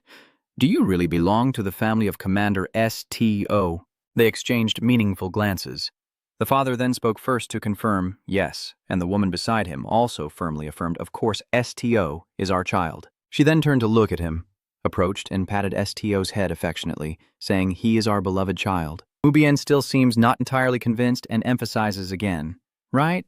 He stands up straight to clarify the question himself. "I'm asking if STO truly has a blood relation, honestly." She still stubbornly insists that Ngich, Thuanghai, and the boy are all my children. But your face clearly shows confusion. She still confidently asked back, saying it looks exactly like her parents and siblings, so how could she be suspicious? Mubien still calmly asked, "Yeah, another question. Were you all present when STO asked, right?" Terry Oates looked confused but confirmed the information. "I don't remember." The father also hesitated before explaining that the children were still too young at that time. Terry Oates was only 3 years old then, and Rosette was just over a year older than him. He tilted his head confidently, but I remember everything I saw and heard when I was just 1 year old. Parker also had to speak up because it was a special day, the blind day. Then the blind day looked down and asked again, "Are they telling the truth?" You lift your face with a very cruel look in your eyes. Why would you ask me? He crosses his arms and calmly looks down, reminding you that you are the only one who can tell if others are telling the truth or not. STO stammered to ask again, checking if they had spoken, then suddenly turned around to look behind, but his father was standing there silently, trembling all over. Then STO spoke in a helpless voice. I can't. Memories from the past flooded his mind. All the times STO was tortured and beaten appeared, and suddenly a voice echoed, Listen! His father appeared, pointing his finger forward to emphasize, Reading other people's memories is a very bad thing. He pointed his finger with disgust, confirming that you are a monster who did all those terrible things. As a child, STO stammered speechless upon hearing that, but then he was silenced completely. She looked down and asked again, Do you understand? STO's eyes gradually became surprised. She looked no different than an evil witch, saying, You must never read our minds again. If you do, she threatened without hesitation, you will never be part of our family again. At this moment, STO could only stare with tears in his eyes, returning to reality and lowering his head with a sad look. What did I read back then? I can't remember. STO closed his eyes tightly, trying to urge himself to remember. What was it? As a loud call outside echoed, Hui, Commander. Uncle O was very worried and asked about the situation, noticing that you didn't look well. Are you okay? STO widened his eyes, suddenly snapping back to reality, and stammered, That thing. Suddenly, Nezu's voice suddenly rang out, calling, as he approached with a somber, worried look, calling. You look down and smile brightly, reassuring them that you're fine, just lost in thought. Then STO turned to remind everyone not to worry, while the two people behind him looked more serious. He opened his eyes wide and confidently asserted that they were definitely hiding something. STO suddenly stands up from his seat, and their faces show clear tension. Suddenly, a hand is placed on their shoulders from behind. STO calmly proposed, So according to your request, let me see your memories to confirm. And she suddenly pulled her arm back in panic. No, you can't! Finally, she revealed her story to justify herself. We lied, STO. It's because of doing things like that that you became a monster. Don't you know how hard we tried? Suddenly, someone slammed their hand down on the table, and Rosette, terrified, let out a loud scream. Mubien, seeming full of contempt, demanded they shut up about that stupid monster. He was annoyed by their way of talking. The monster would be sad to hear that. Nezu quickly agreed and said, That's right, I don't like it. The girl with the shy and embarrassed look explained, Actually, I'm not really human like you guys. I'm an avian bird species. Suddenly, a loud laugh erupted, and Uhuru suddenly jumped out excitedly and suggested, What's going on? I'll join in. They were so shocked, they gaped in disbelief. Their faces turned pale with terror. Monsters. Terrio saw this and also felt worried. Rosette. Seeing the reaction, Uhuru was confused and said, Wait, what? This is scary. I already saw through everything and emphasized that I knew the fake person, fainted, and woke up again. Uhuru gasped in horror, Oh my God, there's a talking hairy monkey here, and someone with bloodline to the black dragon, and a talking chicken too. But am I the only one who's scary? The doctor quickly snatched himself up, pretending to be annoyed.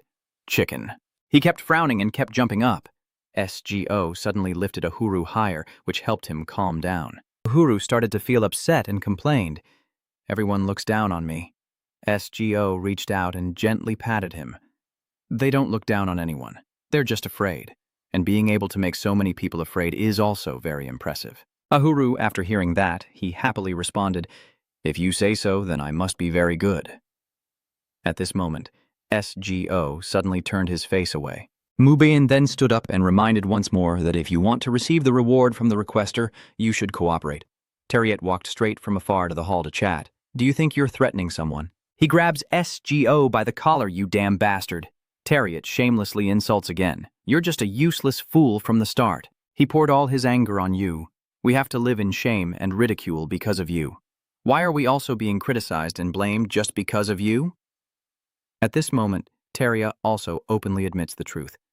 I put you in the attic so I wouldn't have to see you, you little brat. He looked up and smiled cruelly. You know that attic wasn't built for living, right? Terriet didn't hold back and explained clearly. Do you know that in winter, it becomes like a cold storage, so no one can survive there? Dad walks over from afar and shouts loudly, Terriet, let's go! Mubien stood aside with his arms crossed, witnessing everything. He didn't stop and kept recounting the story, saying we didn't feed you for a whole month and you still lived like a cockroach. He grabbed Terriet's shoulder in anger and shouted loudly, I told you to stop.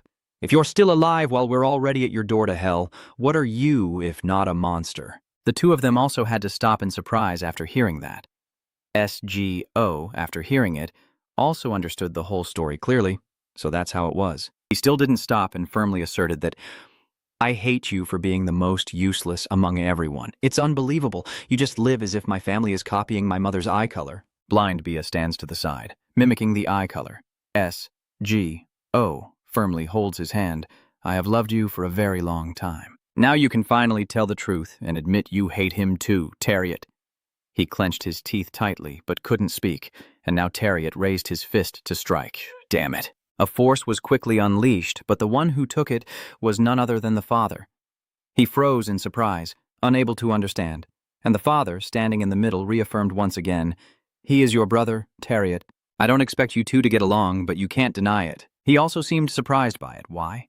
Tariot couldn't hold back anymore and questioned, "Dad also hates him. Dad is always afraid of him." In the end, he finally raised his voice and confirmed, "Yes, I am afraid."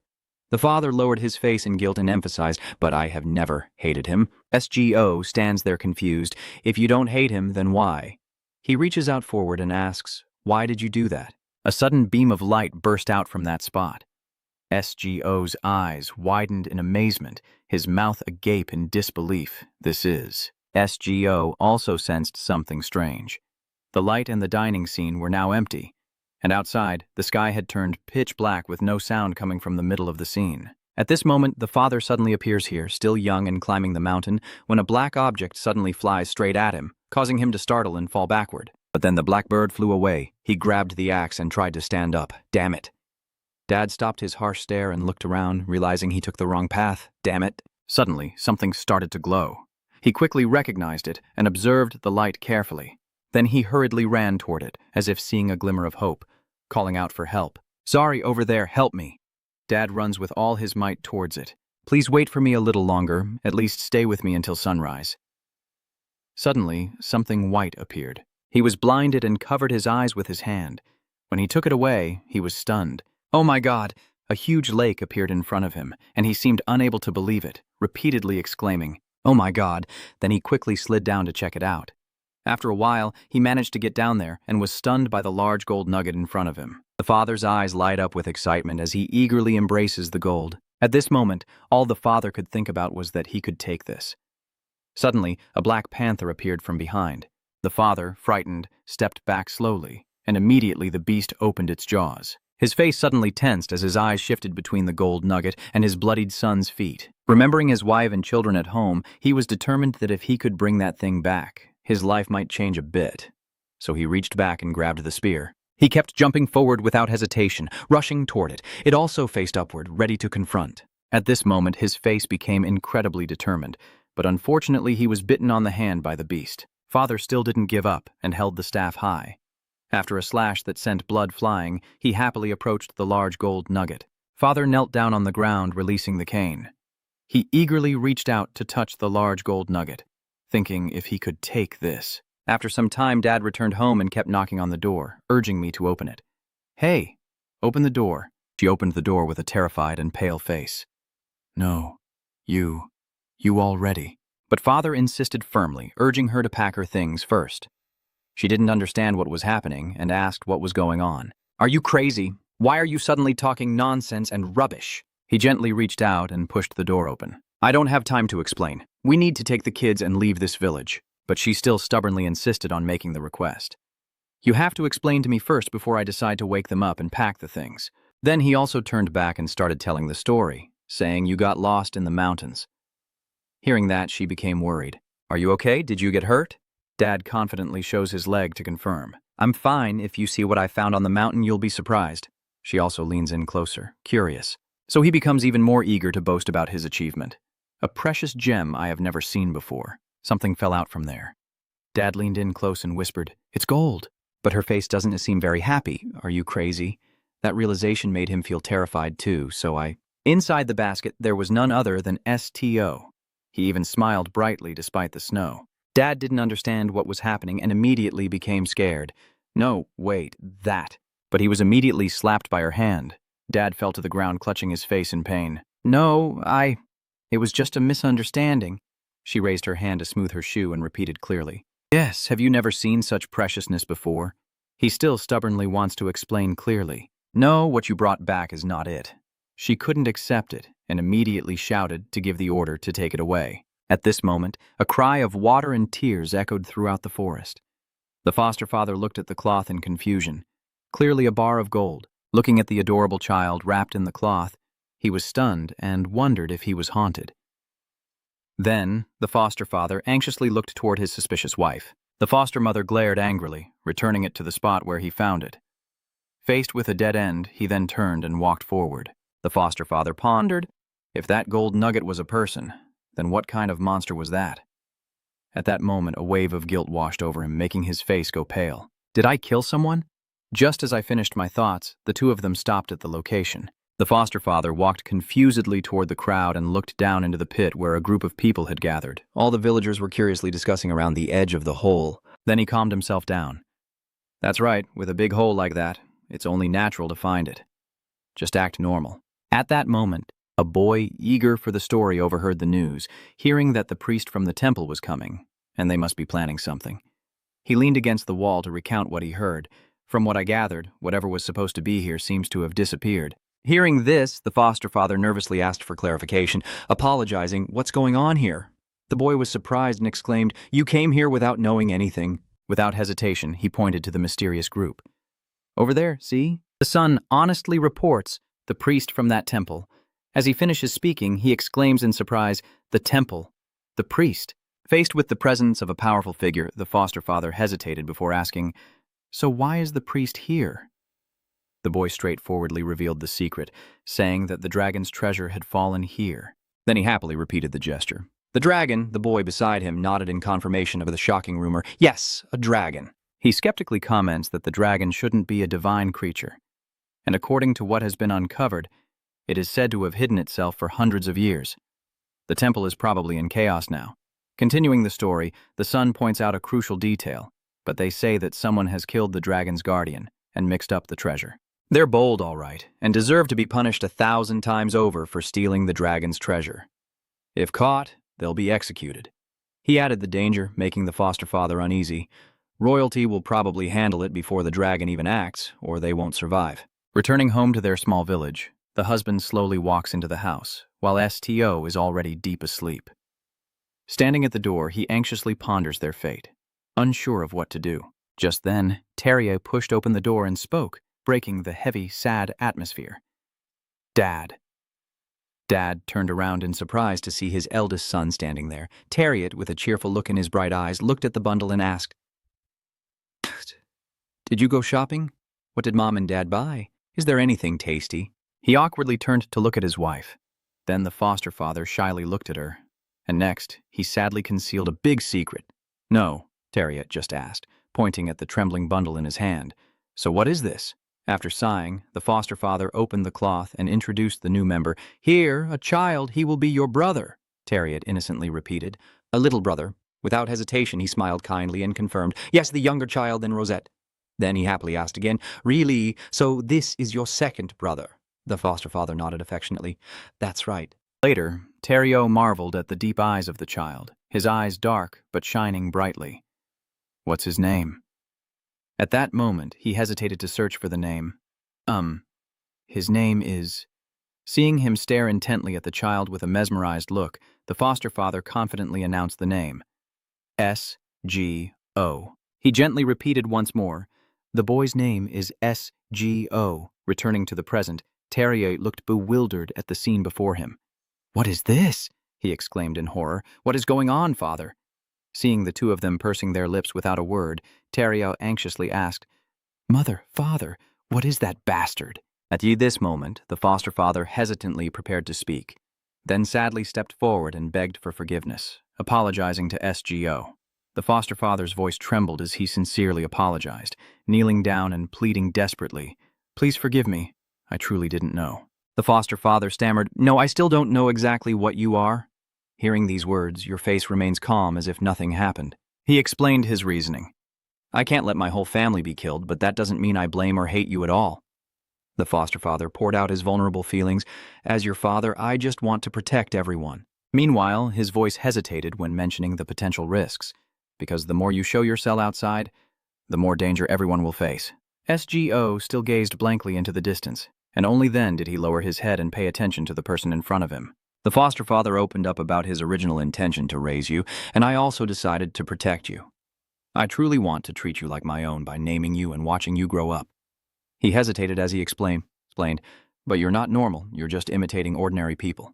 After listing the abnormalities, the foster father grew more fearful, reflecting human language, human emotions, and even the rare development of a human.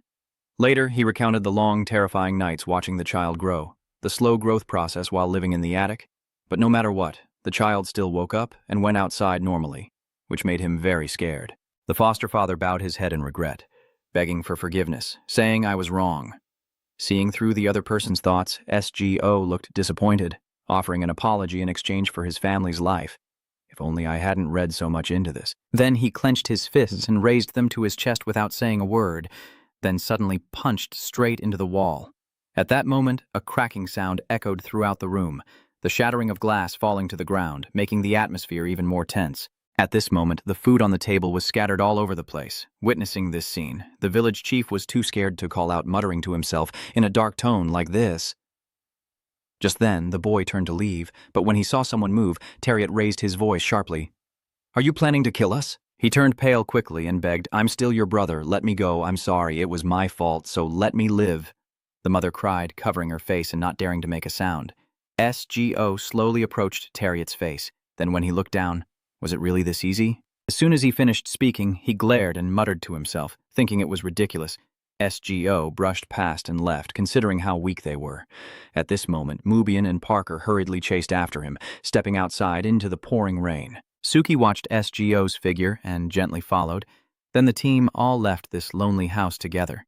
He kept his gaze fixed ahead, observing the solitude of the boy, and Mubian was momentarily stunned. The scene shifts to the desolate forest where SGO is hurriedly heading toward the spot where he was found. As soon as he sees the giant tree ahead, he instinctively recoils, then steps forward before coming to a complete stop. The whole group stood at the edge of the pond, gazing down in thought, only to see a large puddle remaining. SGO felt disappointed, as the lake had become a pond. He gazed absent-mindedly into the water, recalling the moment he met the mysterious fox. You look suspiciously at your reflection in the water. What's his name anyway? Suddenly, Mubian suddenly kneels down. SGO did not turn around calmly. I ask, Nyai, do you know everything? He reports with a deep tone, I have also figured it out myself. Mubian raised his head and explained delicately, but if I said I didn't know they were capable of doing so much, would you believe me? He observed SGO's reaction and then kindly asked, do you resent me? Should I resent you now? Without hesitation, Mubian affirmed the professionalism of the agreement between both sides. It's unnecessary. Your request is fair, and I have accepted. He reiterated the responsibility he had agreed to bear and asked to be entrusted to me, you see? Mubian firmly pledged, I agree, and I will protect that.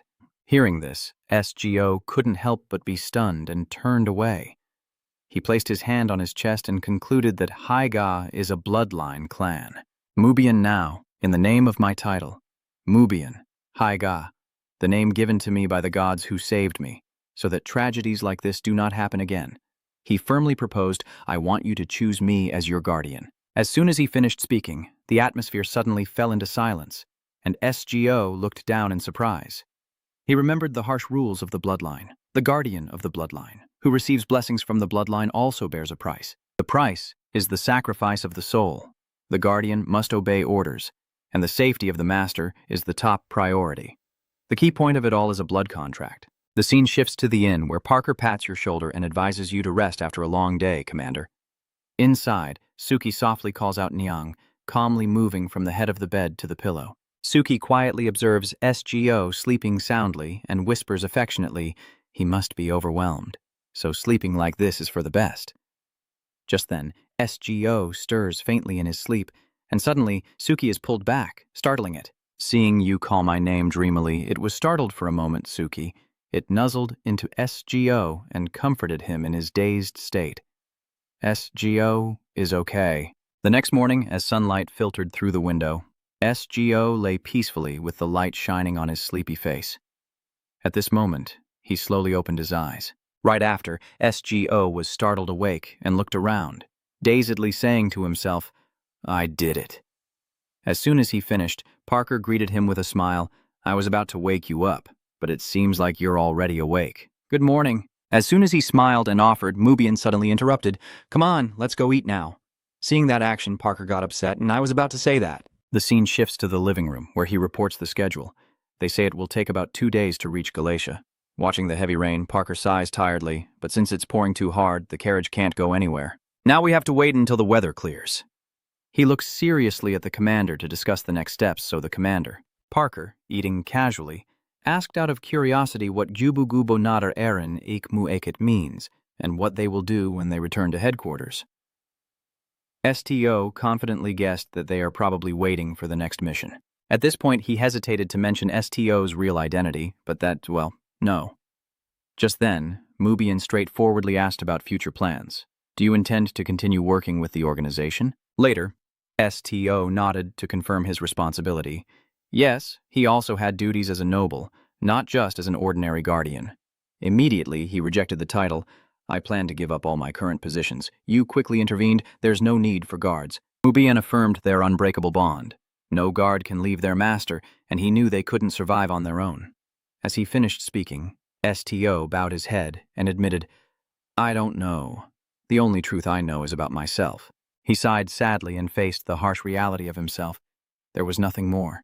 At this moment, he suddenly remembered something. Yes, compared to STO's true age, he was still just a young line. Mubian lists the long and impressive timeline of the line, with the growth process taking a very long time. 100 years is considered little, and the longest can be up to 500 years after blooming. The line is cared for by the mother for up to 100 years before it begins to mature.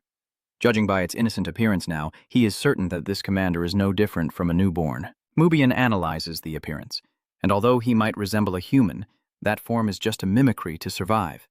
He wonders why the black protective line doesn't guard his bloodline instead of singing long. As soon as he finished speaking, Mubian suddenly pretended to be heartbroken.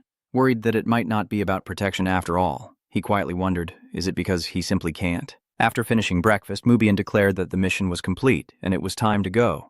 At that moment, he curiously asked, Lord STO, why do you keep insisting on staying at the guild? Mubian urgently suggested, at least come with me instead of staying here. My territory is safer.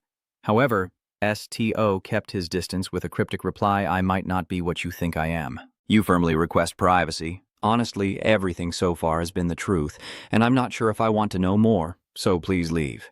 Faced with a blunt refusal, Mubian awkwardly replied, that matter. He is anxious, pondering the meaning, the only remaining trace of the line. The master he has always been searching for, but if everything he's done so far is meaningless. After self-reflection, Mubian clenched his fists. Are the two families truly useless clans? At the same time, STO suddenly spoke up, but he cautiously made a promise that in the future I will contact you. STO clearly assigned tasks, asking you to go back and continue your work. I will call you when needed. Facing that promise, Mubian was stunned into silence and solemnly declared, I swear. The scene shifts to the main headquarters when orders you to rest. After hearing that, STO was left stunned and confused. Yes. He smiled warmly and reminded him about the upcoming meeting. Take a rest. The chairman said he wanted to meet you, and he will find you soon on that day, so just rest until then. STO looked at that and paused for a long time. Then Wen suddenly stood up. He handed the thin blanket to Mayim and carefully advised, this is very precious to me, but I will give it to Yao. Then Wen enthusiastically described how he didn't know the joy of curling up in a blanket and rolling on the bed. He cheerfully suggested enjoying simple pleasures, like reading a book in a warm room. Since you have a blanket now, you can open the window a little for some fresh air, sit and snack, lean back a bit, sleep, and then wake up to try a piece of chocolate. Next, Wen enthusiastically asks, so do you want to take some things from my room? STO politely declines. No problem. He smiles and says goodbye, reminding him to rest and not to push himself too hard. The chairman will see him later. At that moment, Nezu suddenly called out to STO, who understood immediately and replied briefly, yes. Afterwards, Ahuru hesitated and asked if it was really okay not to know more about his family, given that the pain from his past still lingered. However, STO still pretends to agree politely. Ahuru, annoyed, continued, even though they make you endure everything. Facing the calm confrontation with the past, he suddenly snapped, but why? Ahuru grumbled in frustration. I can't stand it anymore. I'll come back and give them a hard time. At that moment, STO turned around to soothe his anger. Ahuru, confidently concluding that amidst the turbulent world, no changes are needed. STO lay on the bed, slowly opening his eyes, gazing thoughtfully at the ceiling. He silently thought, I've never learned how to play before. What should I do now? Then he sat up, preparing to get off the bed, and reached out to open the door. STO stands by the door, peering outside to observe his surroundings. Suddenly, a noise catches his attention. Surrounding him are tall buildings. Under a tree, STO is sitting on a stone bench, looking pensive. Suddenly a voice spoke. Hi? Then Parker and Lena waved hello to you, Commander. Lena spoke up. Wait a moment, I'll go say hello. The commander you always praise. Should I go greet him too? Parker hesitated and thought to himself that it might be too noisy if we went together, so he's probably enjoying some alone time. He looked at STO, but I couldn't understand his feelings. Then Lena walked away. I will go say hello myself. Parker flew over to STO, called him Commander, then asked if he had eaten yet. Are you a bit surprised? Is it already lunchtime? Parker replied. Yes, actually it's been a little over that time. I'm just waiting for a friend to finish some work. He smiled and continued. I get to rest just like you are now, STO replied. Really? Then Parker suggested, hey, let's go together. He added, Neju, Ahuru, and the kitten too. You wonder if I do as well. You asked him if sitting together would make everyone uncomfortable. He denied it, no need to worry. He told you not to be tense. Those unknown tiger numbers won't do. Suddenly Lena slowly walks up and stands behind him. STO notices and greets, Oh, hello, old friend. Parker turned to look at Lena with surprise. What, do you two know each other? He spoke softly, perhaps. He stepped closer to STO, staring intently, and seeing that you looked both familiar and unfamiliar. Lena suddenly realized something. He smiled brightly when he recognized you. That's right, STO. Your face has always been etched in my memory because it's so special. You remember the past, then you keep smiling. STO calls out to him, Lena. Aha, so you still remember me. He said to STO with joy, I thought you had died because of that white fur. But you're still alive. I'm glad to see you again then. He talked about the white fur. Even though I searched all over the mountain, that white fur disappeared without a trace. Everyone thought you had been eaten by it. Lena continued, I didn't think we would have a chance to meet again. Suddenly, Nasal popped up from behind STO's chair. Kiwu, Lena was terrified to see it. It's fur. White fur, he shouted with a pale face. Bake, seeing the situation was tense, spoke to calm her down. Lena, Nazul is your commander's companion. Lena watched Nazul looking at her with shining eyes.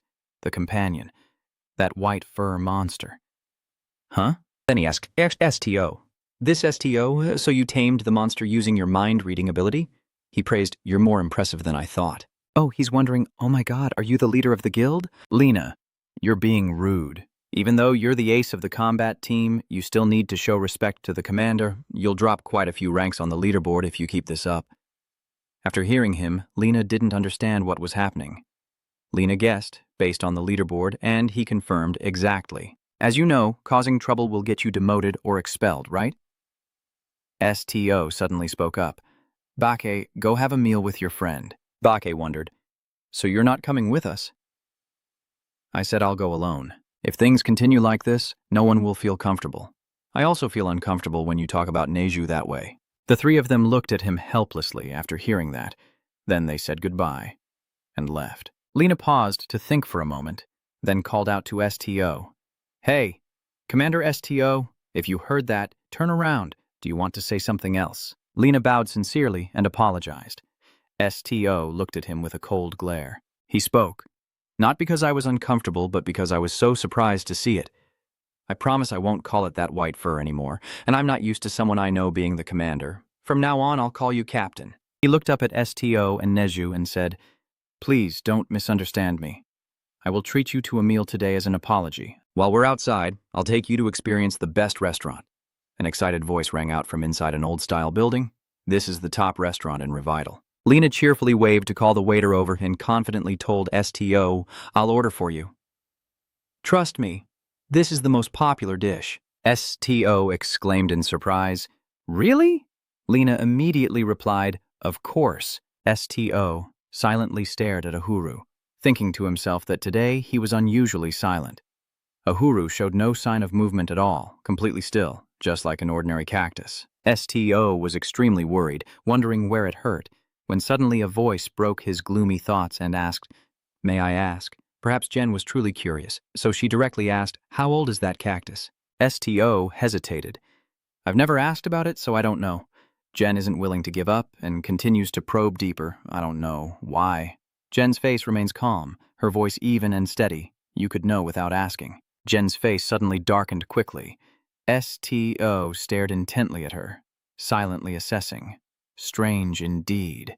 I can't read any emotion from her. No beating around the bush. Ask directly about the main issue.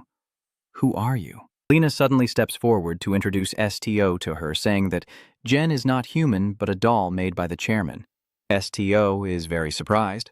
"A doll?" Parker then joins the conversation with a smile, asking, "Huh, you didn't know?" Then he began to explain more clearly the origin of Jen. The captain of Ignis is the greatest master of deception control in this world, observing carefully her eyes, hair, nose, and mouth. STO couldn't help but marvel. Aside from not being able to see through her emotions, she looks just like a human. He asked Lena, "How can you tell she's a doll?" And Lena didn't answer directly, just told him to look at Jen more closely. As expected, when looking closely at Jen's face, STO easily notices a small star tattoo just below her eye. Lena calmly continues, "Do you see the tattoo under her eye? All the dolls made by the chairman bear that mark for identification." Then he put his hands on the table, his tone a bit annoyed, and said, "Don't pay too much attention to her, after all, she's just a doll." Lena advises STO, but also seems to be telling herself that a doll only obeys its owner and doesn't know what pain is, so it wouldn't be good to treat it like a human. She glances at the delicious dishes just served and finishes. "I say this from experience, so you can trust me." The waiter at the restaurant also spoke up just in time. "Here is everyone's food." Lena cheerfully elongated her tone. "Oh, STO is lost in thought again. A living doll." When all the food has been served, Lena cheerfully calls out to him, "STO, look." Parker also chimes in, "All right, everyone, enjoy your meal." Nazura's eyes sparkle like 1,000 stars, unable to contain her happiness. The illusion dishes look very delicious. STO gazes at the shimmering plates before him and agrees, yes, indeed. They started to eat happily. When Parker was about to pick up a piece of fish to put in his mouth, his hand suddenly froze as if he had heard something. He looked at STO, who had been still all along, and asked suspiciously, "Commander, are you not going to eat?" Then he suddenly realized, could it be that he can't eat raw food? Hearing that, Lena was also extremely panicked, just as I thought. "We should have asked before ordering." He quickly thought of a solution. Should we order some cooked dishes?" STO gently objected. "Not like that. It seemed like you were about to say something, but then hesitated." He turned his face away and helplessly said, "It's just not to my taste." He quietly looked back, and those plates of abundant food still looked very tempting. But in his eyes, those dishes looked truly horrifying, and he couldn't help but think of creatures cut into pieces while still alive, just minutes or even seconds ago. His gaze darkened as he looked at the plate, filled with intense fear and the visible pain of a creature that had once been alive.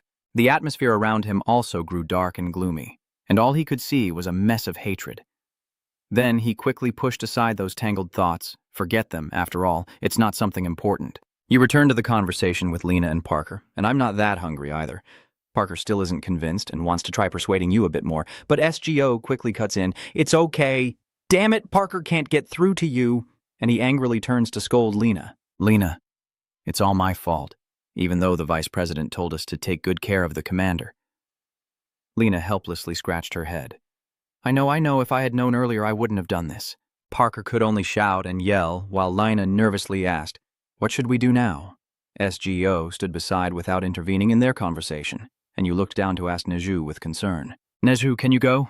Neju happily replied, "Yes." Seeing that scene, Parker suddenly had an idea and happily suggested, "Commander, let's take this opportunity to give him a tour of the city." Looking at the clean, bustling streets and the closely packed houses, Parker kept persuading. "You were assigned to the headquarters only recently, and since then you've been stuck there with a lot of work, so you probably haven't gone out at all."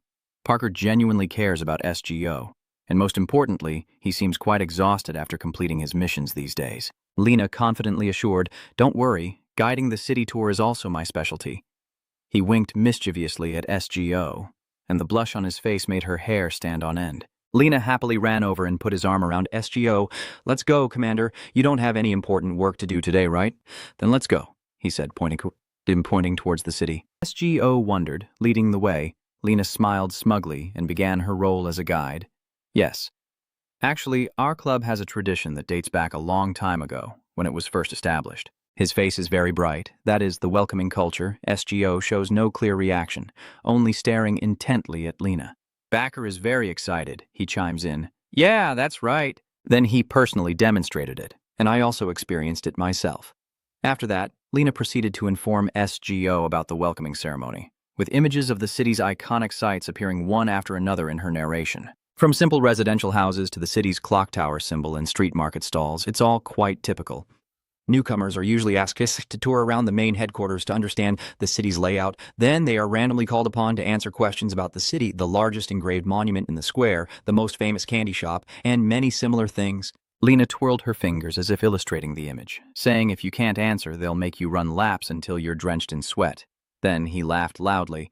But since you didn't go through the newcomer phase, Lena here will help you, Commander. SGO nodded indifferently and sincerely bowed his head, showing respect, so please guide me well. Lena confidently points to himself and says, You can trust and follow me to the safest and most prosperous castle. Revital, from now on I will take you on the most wonderful tour. SGO did not object and quickly agreed, all right. Bake suddenly noticed something else. He looked up and said, Wait a minute. Why are you wrapping your arms around the commander? Zen quietly follows behind, faintly assessing and enduring this noisy group. She looks at SGO from behind, smiling, a truly beautiful smile, and silently admires. You're really a good person, Commander. The sunlight shines down on the bustling and beautiful Huale city, filling the space with a peaceful and joyful atmosphere, and Lena says this is the famous Sun Ferry Street. He excitedly introduces it, and interestingly, the sky moves directly along this street, so maybe we should hop on a carriage and explore. SGO looked around, then shook his head in refusal. No, I don't need to. Lena looked at him puzzled, but Commander, you've been looking around for a while now? Are you searching for something? SGO looked up and asked him, Is there a medical center here to check the condition of the plants? Lena looked at him in surprise. He examined the ahuru cactus inside him, pondering if it was a plant. Lena hesitated before mentioning a place. A botanical garden, but the manager there is always busy, so I don't know if we can meet them now. Could you kindly take me there? Lena replied with a bright, cheerful smile, now feeling that following the commander was worth it. He excitedly guessed and said, Please trust me. Follow me. Parker shyly looked at him, searching for a reason to dismiss Lena's embarrassment. He's always full of energy, right? You don't mind, just reply indifferently. It's okay. Parker helplessly ruffled his hair and sighed. He was just like a colt without a bridle. It was terrible that the guild had nicknamed him Lena the Beautiful. SGO was stunned, eyes wide open when he heard Lena's nickname. Parker looked at Lena happily skipping ahead and quickly explained that the name is quite common and a bit crazy. He joked that just hearing the name makes people think of a beautiful woman, so we often use that to tease newcomers. I was also fooled once. Lena, walking ahead, shouted loudly when she saw the SGO group falling behind. What are you all doing? Are you talking behind my back? Parker chuckled and replied. Yes, we're here. SGO quietly looks down at Ahuru in his hands, who remains silent. The scene shifts to a garden inside a beautiful white house. Parker wondered if the door was open, and Lena quickly explained that because this is a botanical garden authorized by the guild, I guess it's also considered part of the city's garden. SGO's team is walking along the path into the garden, Lena continued, so anyone can come and see the flowers and plants. Parker looked around in surprise and said this was also his first time visiting that botanical garden. The peaceful scene bathed in sunlight made him marvel, unlike animals and plants that do not move or speak. Parker suddenly turned around and asked SGO behind him, I just thought, Commander, do the plants here talk? He casually replied, I don't know. Surprised, he asked again, What? Lena also turned back, curious, saying, Isn't it possible for you to read animals' emotions? Commander, is it harder to do that with plants? SGO calmly explained while looking at the cactus in his hand, It's not that I always hear them. It can happen if I look at it or have a certain level of contact with it. Lena, as if enlightened, said, The more I listen, the more interesting I find it. Suddenly, he grabbed a tree trunk, and Lena innocently said, So now I can understand what this guy is saying? He looked thoughtfully at the huge tree, the sunlight shining down on the reflected canopy. SGO bowed his head in response. If possible, I would rather not hear it. Lena looked confused at his silence. But why? He started to wonder if he could read the hearts of other things. He would become curious and try to read everything. Damn it. A voice called out to him. Parker and Lena spoke together. Jen, she's calling you. SGO. Jen faced the tree and said, "It welcomes all of you." The tree began to rustle its leaves, and its voice echoed, So glad to meet you, the last child of the dark race. It's such a relief that you are still alive. "A gentle leaf falls on your head like a greeting touch."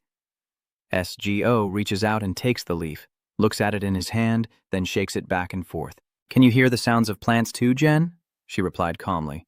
"I am also made from trees." He was surprised, then lowered his head to think quietly, so she couldn't be like me. Jen approached and suggested, "Here, listen to the trees." SGO refused. "No, I'm fine." She wondered why you hate trees. The boy shook his head to deny it. "That's not it." SGO looked sad as he replied, "They probably don't want me to read their minds." His inner pain was evident as he continued, "Reading someone's heart when they don't want it can become violence." Jen asked confusedly, "Violence?" The indifference, oppression, and harsh words from the past began to resurface in his mind. Stja. O replied heavily, "Yes, that's right." Jen moved closer to remind him. SOYO trees cannot speak unless he listens to them. He reacted by raising his head to look at her. Jen began to speak slowly, even if they wanted to say something, even if they had stories to share. Even in moments of withering and dying from thirst, they still couldn't express what they truly meant. She slowly took off her hat and said, "That is the true nature of the tree." Jen revealed a bright smile and said to you, "Do you know, for us, your existence is a blessing." SGO looked at her to reply, but was cut off by a shout. Green's eyes are angrily demanding what they were doing in the garden. Bake quickly bowed his head and apologized for Lena touching the tree without permission. Lena stiffened and stood behind him, saying, "Why are you using me to apologize?" He hurriedly ran over. "No, not the tree." He pointed at Nezu and said urgently, "You're stepping on the flowers." It suddenly startled and let out a cry, then lifted its leg in pain. A poor flower had sacrificed its life. Nezu quickly dodged the guilty flowers in the bushes and apologized. A cracking sound echoed, causing it to startle in fear. Bryn, stunned, looked at the small, pitiful flower stem beneath Nezu's foot and instinctively broke the broom handle with force. He painfully held his head and looked at his surroundings in disbelief. In the botanical garden, sunlight filtered through the leaves, creating a beautiful scene. Lena kept apologizing. "We are very sorry, Manager Bryn." He suppressed his pain and replied to him, "Lena, is that you? You're still living as a wandering mercenary because you're not famous yet." He immediately denied it.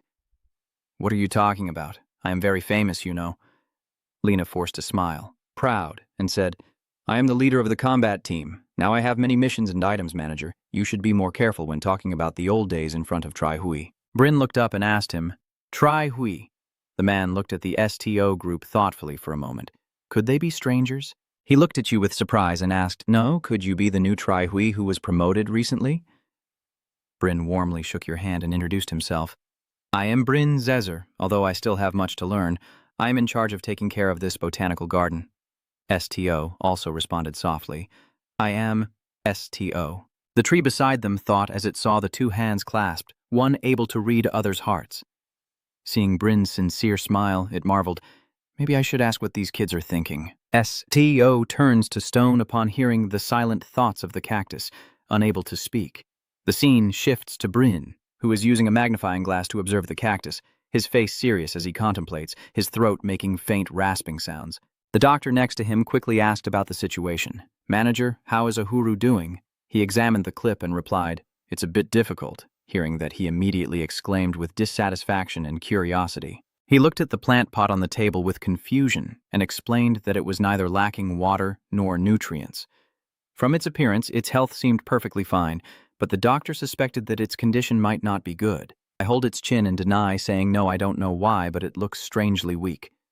Bryn turns to STO and asks for permission, "Commander, can I take this little one out of the pot and check its condition?" Then a strange sound rings out. "Condition?" He looks confused at Uhuru on the table. Bryn froze in shock and confusion as he realized that voice was coming from somewhere. Uhuru shook his body and said, "Whose doll is this, mine? But that bastard, you pervert!" As fast as lightning, he stepped back in panic and shouted out loud, "Oh my God!" Bryn muttered in a trembling voice. "Pervert." Surprised, he asked, "Are you calling me that?" The old man suddenly asked, "Aren't people usually surprised by something else?" He then realized the main issue once again and shouted out loud. Now thinking back, the snow creature was actually talking. Ahuru pouted and shook his head. "What are you looking at? Is this the first time you've seen a talking snowflower?" He's so angry he's turned red inside and out, and he's already prepared a whole list of insults to throw at Bryn. He immediately stepped forward to stop him. "Ahuru, stop." And he retracted the kind words he was about to say, swallowing them back. He agreed and said, "All right." SGO patted his head to comfort him. "Your condition seems different from usual, so I asked him to check on you." Ahuru wondered, "Are you really a doctor?" Then he looked at him and introduced him. "A botanist. That's Bryn Zeiser." Ahuru asked in amazement, "Are you really a botanist?" Bryn nodded softly and said yes. It thought for a moment and then said, "Here, you can look at my seed from underneath the plant. Is pulling it out of the plant too cruel for a tree like me?" The leaves start to emerge from the tree's crown and sway back and forth.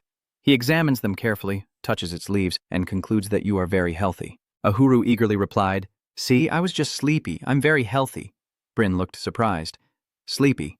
He looked at it and asked, "Hey kid, I'm just asking out of curiosity, but how old are you?" Ahuru shyly covers his face and says, 200. The old man from where appeared, laughing loudly, "No way. Has this cactus been alive for 200 years? It looked at him in surprise and asked, "What, you don't believe me?" Ahuru, full of energy, insisted, "Actually, I am even older than that. I've just been 200 years since I've been alone, and in my tribe I still consider myself a child." Bryn opened his eyes in shock and exclaimed, "Oh my God!" He excitedly stood up and turned to report to Commander STO, "This is a rare plant believed to have been extinct for a long time, a giant cactus. You are surprised and asked, what is that?" Bryn began explaining its origin, saying it was a very large and beautiful desert flower, believed to produce a fairy fruit once every 1,000 years. Ahuru was shocked and asked, "What do you mean, are they extinct? My mother and all my relatives are still alive back in my homeland." Bryn couldn't believe it and said, "How could that be?" He still seemed excited to report to you, but from what I observed, Ahuru's current sleep state is part of its growth cycle. However, he gradually became more serious and warned you because this was the first time I saw a giant cactus, so I can't be completely certain. The sleep phase will last for a long time, but I need to study the data to be more precise. I only know that during its 1,000-year growth, the giant cactus has several long sleep periods. STO turned and called out, "Ahuru, tell it that this is the botanical garden at the main hall, and I will ask them to take care of you safely until your sleep phase ends. So rest well. A fully equipped greenhouse with plenty of light is truly suitable for plants." Ahuru again firmly refused this request. "I don't want to." STO gently asked for its opinion. "If you feel uncomfortable here, I can also ask Lord Haiga because Mubian is a strong person." Before you could finish speaking, Ahuru covered your mouth, leaning in warmly, making you feel uncomfortable, and suddenly you couldn't say anything. Then it patted your head to reassure you and said, "That's not it, it's just that." Again, cutting off your words, Ahuru firmly reaffirmed its determination to you. STO, "I don't want to sleep. I will never sleep." Then it naturally presses its body against your hand, silently thinking, "Because I worry about you, STO." When the STO group had to leave, Brienne gave some notes about Ahuru, explaining that it is a special plant that can talk and even move, though I can't be entirely sure. He seriously explained the potential consequences, but kept refusing to sleep, fearing it might cause health issues. "I hope you remember this," he said, and you replied, "I understand." Brienne looked at it in your hand and continued, "Although the plant seems simple, the more you understand them, the more they are as intricate and diverse as animals. The sunlight shining through the glass further enhances the beauty of each plant and flower," and Brienne softly added that their environment, size, gender, age, or even the shape of their leaves all make each one unique. He smiled happily at Ahuru and exclaimed, "Even though this little friend might take advantage of knowing how to talk to gain benefits." Brienne handed STO a bag and reminded him, "I've packed some nutrients and loose soil. They will help you." Parker took the bag, replied, "Thank you, sir," and Brienne suddenly remembered something. Rummaged through his shirt pocket and added one more thing.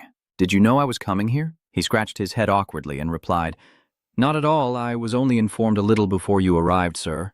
You held the glass vial and looked at it thoughtfully for a long time. Estio realized something and thought to himself that he was being watched. As if sensing what he was thinking, Brienne quickly waved her hands and explained, "Please don't misunderstand. The chairman doesn't do this only with you. He always cares about all the members." STO wondered and asked again. Yes, he even started to introduce the chairman. She is a master manipulator, and the number of puppets she openly controls is known to be over 1,000. Parker suddenly stepped forward and whispered into your ear, in fact, there could be even more. He continued, saying that because the puppets are fragile and quickly become useless, she makes many of them. STO opened the letter and began reading its contents. The letter written by the Ignis Guildmaster. A special mission for the commander. A position. Ravito Central Market has a 30-minute time limit. Find Chief Kai at the Ravito Central Market within the time limit. Rewards will be given upon finding her, and the guidance will automatically cancel after the time runs out, so find her quickly from Chief Kai. After you finished reading the letter, the countdown started. Lena looked at the letter curiously and asked, "The magic ink, I wonder how rushed she was to set a time limit for you." He suddenly realized something and reminded him, "Wait, isn't there less than 30 minutes left? The number is still decreasing," Lena worriedly said. "Now it's 27 minutes. He waved his hand in frustration. "Oh my God, this is hopeless," STO wondered. "Is the way back this long?" Lena denied and began to explain. "No, that's not it. Ravito's Central Market is very large, with 8 main roads leading in different directions. The alleys are very complicated, and there are also countless people." "Yes, that's right. The chairman usually only relays messages through puppets," Parker continued. "Right, because only the vice president had spoken directly with the president." But before he could finish, STO quickly rushed past. Parker hurriedly called him back, Commander, but all he received was a brief message from you that you would go to the Central Market. Suddenly he paused, turned to look at Breen standing among the crowd, and STO, with a determined gaze, told him that all the plants in the garden are grateful to him. They all like him. Breen, surprised and unable to believe, stammered and asked, "Is that true? You explained the ginkgo tree behind you, or even the flowers that were soaked by Nezu. Just as you wished to hear words of thanks from them, they also wanted to say this to you all along." Hearing your words, Breen felt warmth inside, and an unexpected happiness spread through his heart. After conveying everything he wanted to say, and passing on the message from the STO plants, he quickly ran away, leaving only 2 words behind. Goodbye. The STO group was walking through the Central Market. The dark thoughts surrounding STO made him feel uncomfortable, and his unconscious grip on the letter clenched tighter. Jealous thoughts keep flashing through my mind. STO silently thinks that if I have to find out who the tree leader is among so many people, I will have to read them. Your ability is like a double-edged sword that wounds your own spirit. STO takes a deep breath and opens his eyes to start absorbing information, as every thought from everyone in the market appears before him. Stato focused his hearing with his hands, a faint voice saying, "Too loud, I'll die," while others described, "There are so many here, they probably won't notice if I take one," as the bustling city sounds filled the space. Come here, no money needed, I won't ask for payment. So, come in and take a look. Even the smallest thoughts of people are exaggerated. This sword seems real." STO didn't give up, closing his eyes to filter the information. No, even more than that. His ability weaves through the alleys of the market. Suppressing enough energy, he opens his eyes wide, only wanting to find one person there. He suddenly felt a stream of blood flowing out. Nezu beside him anxiously reminded him, "Your nose is bleeding." He gently wiped his nose and calmly said, "I'm fine." Nezu suddenly panicked and responded, "You're bleeding, you're not okay at all." Ignoring the whiny kid beside him, STO stared intently in one direction. With a sharp gaze, he silently thought, "I saw her." Without saying a word, he walked forward, and the 3 idiots called out his name loudly. STO. Somewhere in the Central Market, STO approaches a stall. "Are you looking for a gift?" Her smile grew even brighter as she continued, or maybe it was something for herself. STO stared intently at her, immediately recognizing the puppet of the chairman. "I am here to meet Chairman Kai." This made STO feel confused. He thought, "Isn't it here?" But he was sure he had felt it before. Suddenly, he sensed something and turned to the side, only to find a small hand pinning a pink bow onto his hair. "You found me. Please accept this." At the rest stop, STO greeted warmly. "Very pleased to meet you, Commander." She also responded, introducing herself. "This is Kai, the president of Ignis." Just as STO was about to speak when another voice suddenly called out loudly, "Owner!" Zen ran over from somewhere, shouting happily, "Owner!" Her face now wore an extremely joyful and blissful smile. Seeing that smile, Parker and Lena gasped in shock, stammering, "She's smiling." As they finished speaking, Zen also ran over and embraced Kai tightly. "I was just wandering after leaving my hometown with nowhere to go, and the acceptance of the club helped me a lot. Although it's a bit late, I want to thank you," Kai replied gently and politely. Just go ahead. Our Ignis guild has gained a lot of trust from you, seeing that she seemed unsure, so he straightforwardly revealed that I am also a member of the Ignis guild. Sir Guildmaster. Hearing what you said, she paused for a moment, then quickly forced a smile and said I made a mistake. The commander is also an important member of Ignis. Thank you for helping me understand that. Then she stood up and stepped down from her seat. Kai walked straight to your place and asked if there was anything else you wanted to ask. I've prepared everything for our meeting. With her leading the way, SGO hesitated before asking why she assigned me as the club's leader. Seeing that you asked directly, she gently raised her hand to brush her hair and replied, "Oh, that's a good question. It's also the reason why I came to see you." Then, she looked around and suggested that it wouldn't be good if others overheard this. So, use the commander's special ability. Hearing her words, you hesitated and guessed, special ability, what does she mean? Under that loose coat, she gently nodded with a mysterious smile. Beneath the blue sky, SGO still stood motionless in that spot. But a few seconds later, the sky was suddenly covered by a dark shadow enveloping him. Inside the black space, only the two of them and Kay were present when a voice echoed out, "Oh!" That voice was coming from Kay, trying to protect him. And then she began to tell about her guild. Our guild was created to help those with abilities. We have always protected those valuable users of power under Ignis's wings. Among them, the command position was created solely to protect you. Because long ago, her face and voice became more and more mysterious, revealing that she knew of an existence with abilities similar to yours. Hearing this, SGO slightly furrowed his brow in surprise. Then, Kai continued, long ago, it was said that dragons had disappeared from the world, but two still remain. Driven by curiosity, you asked who they are. She calmly replied, one has already died, and the other remaining in this world until the end is Kim Long Suhanan. I once thought that was the last dragon. Until I received the report about you, you trembled slightly, wanting to ask more, which meant that but Kai immediately cut in with a strange remark. SGO moved away from Suhanan, pointing at him and warning, I understand what you're feeling right now. You probably want to meet and learn more about him, but you absolutely must not be curious about this. And also don't try to find him. Understand, Suhanan doesn't know about your existence, and if he finds out there's another black dragon alive in this world, he will definitely try to end your life. But she still reassures you that luckily Suhanan does not live in the Rubrezan Empire because they can't hide you forever.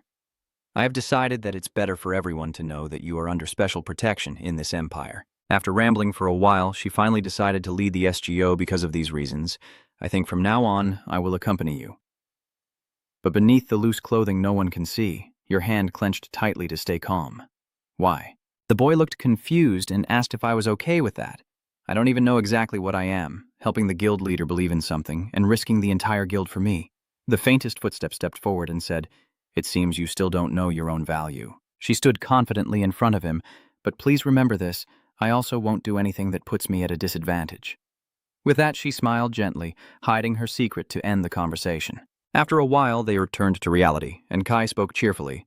Together we will gradually find the answer. She tilted her head up, smiled playfully, and said, It seems that even if I tell you now, you still wouldn't understand. As she said, STO has remained silent and confused all along. Just as Kai turned around, Parker and Lena immediately straightened up and listened to her, then returned to rest. I apologize for today. They hurriedly bowed to her respectfully, and before leaving, she gently waved and smiled, promising, I will see you again soon, Commander. Time passed, night fell, and dawn broke over the Rubrezan Empire. Bright sunlight shines down on a villa where voices are heard. STO has been asleep for several days. Nezu is holding a meeting with Suki and Ahuru to discuss the island. What should I do now? It turned its head to look at the person sleeping so deeply in worry. Should I wake him up? Tis on the bed is unaware of this conversation and is still lost in a sweet dream. Suki gently moved his tail in a wagging motion to show he was thinking, then suddenly leapt high and rushed forward. He sat on the bed, tilting his head slightly as he watched the steady breathing of the person. Suddenly, Suki turned his head toward Nezu and gently shook it, refusing his earlier suggestion. The two objects, a tree and a creature, sit quietly watching their sleeping owner. All right. Nezu doesn't know, but inside Suki, there's great worry, and continuing like this might be very dangerous. And at this moment, who can help now? He looks at those useless two and makes his choice. That muscle-brained Lena probably won't understand his signals. Maybe the bird person would be a better choice, because they have good senses. Suki turned around again and looked back thoughtfully. Just then, STO woke up to reassure him and ease his worries. I'm fine, Suki. Then the sun set in a cursed twilight, and a guilty voice echoed, I'm sorry for waking up late. STO shyly hugs his pets. Nezu holds him tightly, crying with despair. How relieved he must feel because he didn't wake up. I thought he was hugging them. Suki snuggled into him and continued, I thought you had caught my hibernation state, but now everything is fine. Everything is fine. STO, with a blushing face, gently shrugged to reassure them. I'm fine. Then, you hurriedly picked up Suki and stood up unsteadily. Nezu immediately called out to STO. Seeing you suddenly grab your coat, one of them exclaimed in panic, Hey, the sun has set! Where are you planning to go? Ahuru moved to try and persuade him to rest a little longer, since he had already woken up late, but he refused, holding his coat in one hand and carrying Suki in the other. I'll go get some food, he said, cutting him off. You're running a fever. Having been comforted by STO all this time, he seemed to sense the heat of your body as he questioned you. You're sick, so why are you trying to pretend everything's fine? Hearing what he said, you hesitated for a moment and let out a small sound. Just then, a knocking sound at the door drew your attention. STO released Suki, opened the door, and asked, Who is it? Outside the main room, the handler, holding a piece of paper and smiling brightly, hands it to the one giving the mission. Her smile fades when she sees his current state. She saw your face flushed and your heavy, exhausted breathing, then lowered her hand in concern and said, It seems I came to find you a bit too early. With that, she slipped the note back into her shirt pocket and changed the subject. Today we'll pause our talk about your work. Seeing her change her mind, STO barely managed to say a few words. Mission, before she cut him off again. So where are you planning to go? You're putting on your coat and bringing your 3 pets out. I was about to go to the cafeteria when I heard your plan. That suggestion, oh, then let's go together. Our cafeteria food is the best, right? As she said that, she suddenly thought of many delicious dishes. Honestly, I want to go there and try everything. But for some reason, every time I go there, I attract a lot of attention, and it's not comfortable at all. Ahuru seemed to realize the reason from her again when she asked, and she truly didn't know why. Immediately, he answered bluntly without any finesse, Just wear normal clothes. But Kai immediately repeated, Are my clothes so strange? And of course, Ahuru confidently confirmed, Very strange. But I can't change my clothes, she replied, to which you asked why, and she simply said 2 words, They're expensive. And Ahuru officially gave up and let her do as she pleased. After all, it's her life. He watched her walk forward, radiating confidence, and thought that, moreover, a child dressed like that would attract more attention, as people are often interested in the unusual. After a while, they arrived at the bustling dining hall. Here, eat a lot. A very lavish table is set with mountains of food. SGO looks at the food in front of her and nervously says, I can't eat that much. Do whatever you want. I just tell you to eat as much as you can. I won't force you. Then she signaled to Sansuki next to her, and he did the same. The black bear, but his gaze towards her clearly showed his displeasure. Realizing the situation, SGO helplessly exclaimed in his heart, just as I thought, She already knows a lot. Then he took the spoon and placed it into the soup bowl, thinking to himself, Kim Long Suhanan. He gently scooped up a spoonful of soup and thought to himself, I didn't think the leader's name was just based on color. Then he looked up and addressed the person in front of him, President. She, with a mouth full of food, corrected his words and called Kai, If possible, I don't want my position to be exposed. SGO understood her meaning and then put the soup spoon aside, understanding. Kay, how did you find out about the dragons? After swallowing a mouthful of food, she chuckled softly and replied, I was wondering what you were so absorbed in thinking about. Now you seem serious, huh? He answered gently and coldly, Yes. She picked up the chopsticks and turned to the king fish dish, commenting that it seemed like he was quite indifferent to his own problems, Commander. She muttered thoughtfully as she skillfully sliced the fish. Kai carefully separated the fish into 2 parts with his chopsticks as if it was nothing, saying there's nothing to be done about this. After splitting the fish, she pushed it toward the dark 4-legged figure and revealed this is just information she learned on her long life. Suki gazed intently at the beautifully arranged dish in front of her. Then, without a word, he kicked the fish plate away with his foot. Then he coldly climbed onto Nezu's back, and it had to explain on his behalf that Suki doesn't eat fish. Hearing this, Kai was a bit surprised. I thought cats liked fish, right? Nezu, full of wisdom, explained to her that it's just a misconception, and hearing that, she seems to understand. I see now. From this action, she summarized an example for STO, As you can see, I also have some incorrect information. Saying that, she stuck a toothpick into a loaf of bread and continued talking. Living a long life simply means I have experienced more than others. So the information I have about you might not be entirely accurate. Suddenly, her grip tightened, and her eyes, along with the surrounding atmosphere, grew tense and pressured. I can assure you that Kim Long-Soo Han-an is the enemy. Immediately after, her tone shifted again. Oh, and by the way, Kay shared an interesting piece of information. Starting tomorrow, I am considering joining the commander's support team. STO quickly asked for more details. Is Parker in the team? Kai nodded slightly as he took some more food and replied, Yes, this is to support you, not like the leader, just Kay. Your tone slightly lowered, I understand. Later, she seemed to have finished eating and went to the door to say goodbye. Enjoy your dinner. I will see you again tomorrow. She didn't leave for long. Suki also suggested, Do we need to finish the meal right now? STO immediately stopped her. No, just eat slowly and we can go for a walk after the meal. The whole sky gradually turns a softer red with this beautiful and peaceful sunset as you walk around the club grounds with your pets after a light meal. Inside the club grounds, a peaceful scene unfolds with a monkey playing with rabbits, bears, and horses drinking water together in a small stream while a duck swims nearby. Witnessing this, you are a bit surprised and find it hard to believe that these animals have developed in the same environment. At this moment, a greeting sound from below echoes, Hello? A tiny cat bear appears, smiling from beneath STO's feet. A small golden question mark appears above your head as you bow slightly and say, A cat bear.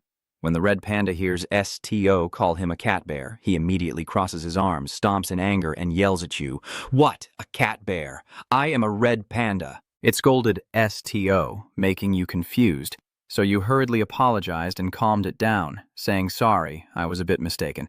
Hearing your apology, it quickly became happy again and looked at you contentedly, saying, I am STO. I just arrived at the headquarters not long ago, he thought to himself.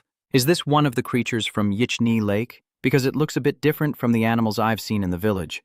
STO looked closely at the red panda's claws and then focused on its fluffy tail. Suddenly, other animals appeared from nowhere. Rabbits, monkeys, bears, and horses, all surrounding the red panda from behind, and it happily spread its arms, waiting for you. So you are one of us. T.O. was surprised, looking at the animals standing there. He didn't smell the red panda, and curiously asked if it wasn't afraid of humans. It happily replied to your question, No, everyone in Yichneet Lake is very kind. The red panda listed many things about Yichneet Lake that make them not afraid of humans. They feed us, teach us, and even clean up after us. Even the horses neigh happily when they hear that, and the red panda continues. They play with us every day and take us out to have fun.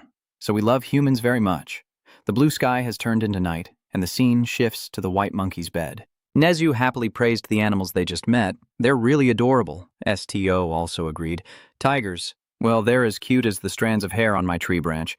He turned around to confirm with STO, right, that Ban the cat bear is especially adorable. Nezu leaned down on the bed and excitedly told STO that he wanted to see them again.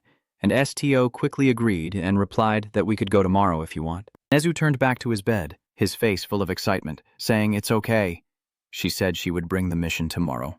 STO stared intently at his raised palm and responded, Yes. Then he immediately clenched his fist tightly and told the monkey that once we accept the mission, we will have to leave the main headquarters for a while, so rest well, and it's better to say goodbye to them before we go. As the darkness slowly fades away, giving way to the first rays of dawn, STO gently opens the window to welcome the sunlight, and the chirping birds greet him, saying hello STO and reminding him that it will rain later. They remind us, it's just a morning shower, be careful not to get soaked. STO was quite surprised to hear that, but politely responded, Thank you. Nezu has also woken up, walking slowly towards him. Did he wake up?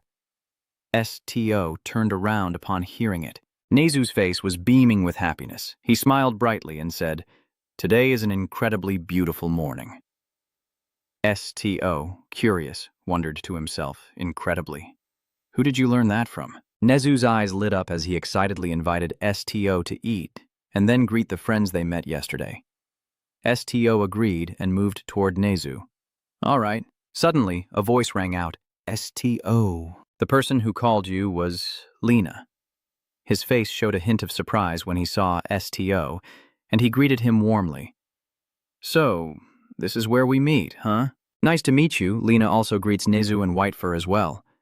Unlike Lena, STO seems more indifferent and responds to him with a call. Lena, he quickly asked, confused about what was happening. Your intuition is terrible. Did something happen? His eyes quickly shifted elsewhere, and he simply replied in a faint, small voice. No, good morning. Lena smiled brightly, placing her hand on STO's shoulder and asking what he was doing here. I was about to go training. He points in a direction in the forest and continues. If you follow this path, you'll see the training area, then begins to tell STO what he knows. Actually, I heard a super strong warrior return today. I heard that person mainly uses a spear. Anyway, that person with their superior slashing skills is also called the Claw of Ignis. He curled his fingers like a bird's claw and said it was Ignis's claw. After hearing what Lena just told me, I understand. The three of them walked and talked, and Lena wondered if Ignis was a mythical bird, because if the warrior was called Ignis's claw, then he must also be a legend. STO wondered and turned back to ask Lena, why do you insist on meeting him? He burst out laughing cheerfully. I just want to see if I can learn anything from him. He already has the claws, so I will become a claw too. You weren't too excited nor indifferent and said, I'll cheer you on, making Lena's face flush with a hint of joy. He smiled shyly and replied, thank you. Suddenly his legs stiffened in place, unable to move forward. Lena hesitated and scratched her head, then said, I'll take this path. Suddenly, Lena sensed something and turned back to tell STO, wait a moment. Suddenly, a strong gust of wind blows from the forest, sweeping away the fallen leaves on the ground, and the sound of branches cracking echoes everywhere. Lena frowns and cautiously says, Commander, I think you shouldn't take this path today. I can smell blood at the end of the road.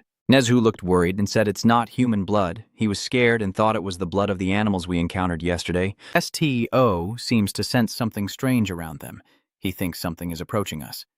Lena prepares to fight, gripping his sword tightly with one hand, shielding STO with the other as the threat gets closer. Suddenly, a pair of legs slowly emerged from the darkness. The girl with bruises on her arms, wielding a sword. Her name is Bilung. Her eyes drooped as if covered by a dark veil of bones, her calm gaze exuding coldness. When Lena saw the girl approaching, he kept holding his sword and slowly drew it out, speaking first to ease the tense atmosphere. Starting a new day with the smell of blood, a monster has appeared at headquarters. He asked Bilung if she was so hungry that she had to butcher them herself, and she curiously asked back, Butcher? When she heard the word butchering, it reminded her of something. Her lips gently parted and she softly said, There's another one here. She decisively pointed to Nezu, who was standing confused in a corner, another filthy creature. Nezu raises her weapon, somehow feeling targeted even though she hasn't done anything. A glowing sword appears in her hand, and she sneers, not at a human, but at a filthy living creature. Then she grabbed both swords and swung them straight at Nezu. In her panic, Nechu raised both hands to shield herself, and her sudden action caused the ahuru cactus on her head to fall off. When the white fur trembles and pulls back, Hey, what are you doing with your sword like that all of a sudden? Bilung, surprised and confused, what can you say? She re-evaluated the white-haired monkey in front of her. What is this? You're not a monster, just a human, only a hairy human. The pain in her hand trembled slightly. Nezu closed her eyes in fear, only hearing her muttering like a lunatic. There will be trouble if you're that person. Quickly say you're not. Say you're not human. Suddenly a hand clenched her pain-light tongue, and SGO's voice rang out, a human. He questioned whether she was truly human or not, as Warrior SGO's steady hand prevented her from moving or stepping forward. Bailing hesitated, looked up, and thought to himself, since when had he? SGO asked her back, Does that matter? He gently released her hand. The short pain from Bilung's light was dispelled, and it gradually disappeared. SGO looked and called out the girl's name. Zeon Bilung. She was still a bit confused, wondering how he knew her name. She withdrew her hand, and Zazat asked, You are the new mental energy user, SGO, right? Why did you stop me? SGO stood protectively in front of the white long monkey Nezu and asked Bilung, Why do you want to hurt him? She calmly replied, Monsters are bugs that must be eliminated. SGO explained, Nezu is not a monster.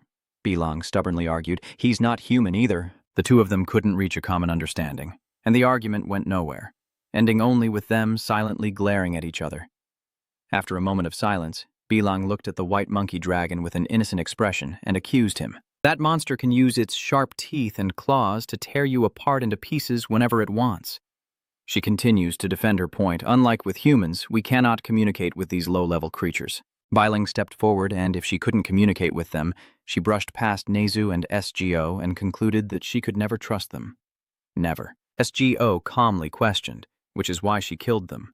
Bilang hesitated slightly, but didn't turn around and replied, "The chairman ordered me not to hurt others recklessly." She glanced back, meaning that if they weren't human, it didn't matter. At this moment, Kai appears to clarify, "I didn't mean it that way." Bilang happily turns around upon hearing her voice, Kai. Kai approached. I asked her not to unnecessarily end the lives of other creatures. Bilang realized Kai wouldn't defend her. She responded indifferently. No one is losing their lives.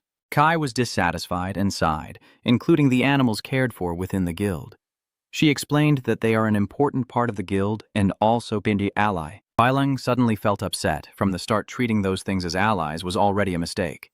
She turned her back on everyone and pouted, saying, "I won't participate in this mission." Kai looked disappointed and said, "Bilang, you need to pay more attention to your words." Bilang turned away silently without saying anything. Kai looked at her and said, "I will request compensation for this incident, so please go back to your place. I hope you won't cause harm to the guild during your stay." Hearing this, she gritted her teeth as if she couldn't accept it. Finally, before truly leaving, she muttered bitterly, "Fine." SGO and Neju watched the figure walk away, both appearing displeased. After Bilang left, they looked back at the battlefield she left behind, the trees fallen and broken. The blue lake was stained with blood, not to mention the slaughtered animals under the firelight. Lena was stunned and exclaimed, "How could this be?" He desperately searched to see if any animals had escaped death, but I saw no living creatures left. SGO looked sadly and mournfully at the innocent, adorable animals that had lost their lives. He steps onto the grass and approaches the unfortunate animals, and behind him, the tree speaks. "I am sorry." She explains that Bilang is not a bad child, but every time she sees monsters or wild animals. At this point, the tree hesitated slightly, and the first meeting between him and her was unbelievably terrible. SGO softly said, "Those who should be apologized to." He clenched his fists, having accepted death just because they were different from humans. He remembered what they had said earlier, that the animals loved humans. SGO bowed his head, unable to clearly read his emotions if a very powerful creature appeared and harmed humans without hesitation. He turned his head quickly, and after seeing all the victims, wouldn't humans just say, "This is another terrible thing?" He chuckled to himself, thinking it's truly a disaster. She's trying to salvage the situation, but they won't change until that happens. SGO knelt beside the animal's remains, sadly holding the carcass up with both hands. Then he turned and walked toward the edge of the land. The atmosphere was quite somber as he watched SGO's actions. He kneels beside the mound of earth, places the little fox aside, and begins digging with his hands. As he focuses on digging, he feels someone place a hand on his shoulder. That is Lena. He smiled softly and said, "Let's do it together." Nezu also stepped forward, saying he would lend a hand. On the simple grave was a white flower as a farewell to his new friend. SGO's hand is covered in dirt, but he doesn't care. The two of them stand in front of a white, furry monkey, looking at the graves they just dug to bury the animals that sadly died because of Bilang's recklessness, unaware of what they are thinking. The wind rustles the leaves, hoping those animals are at peace near these trees. As for this, everyone heads into town on a clear day, hoping no more sad events will happen. In front of a busy coffee shop, people are coming and going. Inside, Kai and SGO sit facing each other, ready to discuss their work. Seeing Nezu chained outside, SGO was startled. "It's a bit cramped inside. I will come out right after the conversation." Then, he turned his head to read the mission details on the paper, an exclusive task from the president of the Ignis Guild, requesting Marissa S. Rubrazana Konya, location, Ely Capital. SGO widened his eyes in surprise and thought to himself, "Rubrazan," while Kai across from him raised his coffee cup and explained the mission details. Princess Marissa is the first daughter of the Rubrazan Empire. She is also the Emperor's eldest daughter and received all the love back then. That mysterious princess seems to be quite bold based on Kai's story. This year, she will turn 21. She is a tomboy princess who has rejected all marriage proposals. She said if it were her, she might ask for something unreasonable. Kai asked SGO with a smile, "Do you accept?" SGO calmly replied, "Do I have the right to refuse the royal family?" Kai chuckled casually, stating there was a condition before he carried out the mission, and she happily announced the condition, bringing a warrior along with him to the location. Kai pointed and said this task was originally assigned to Pirang.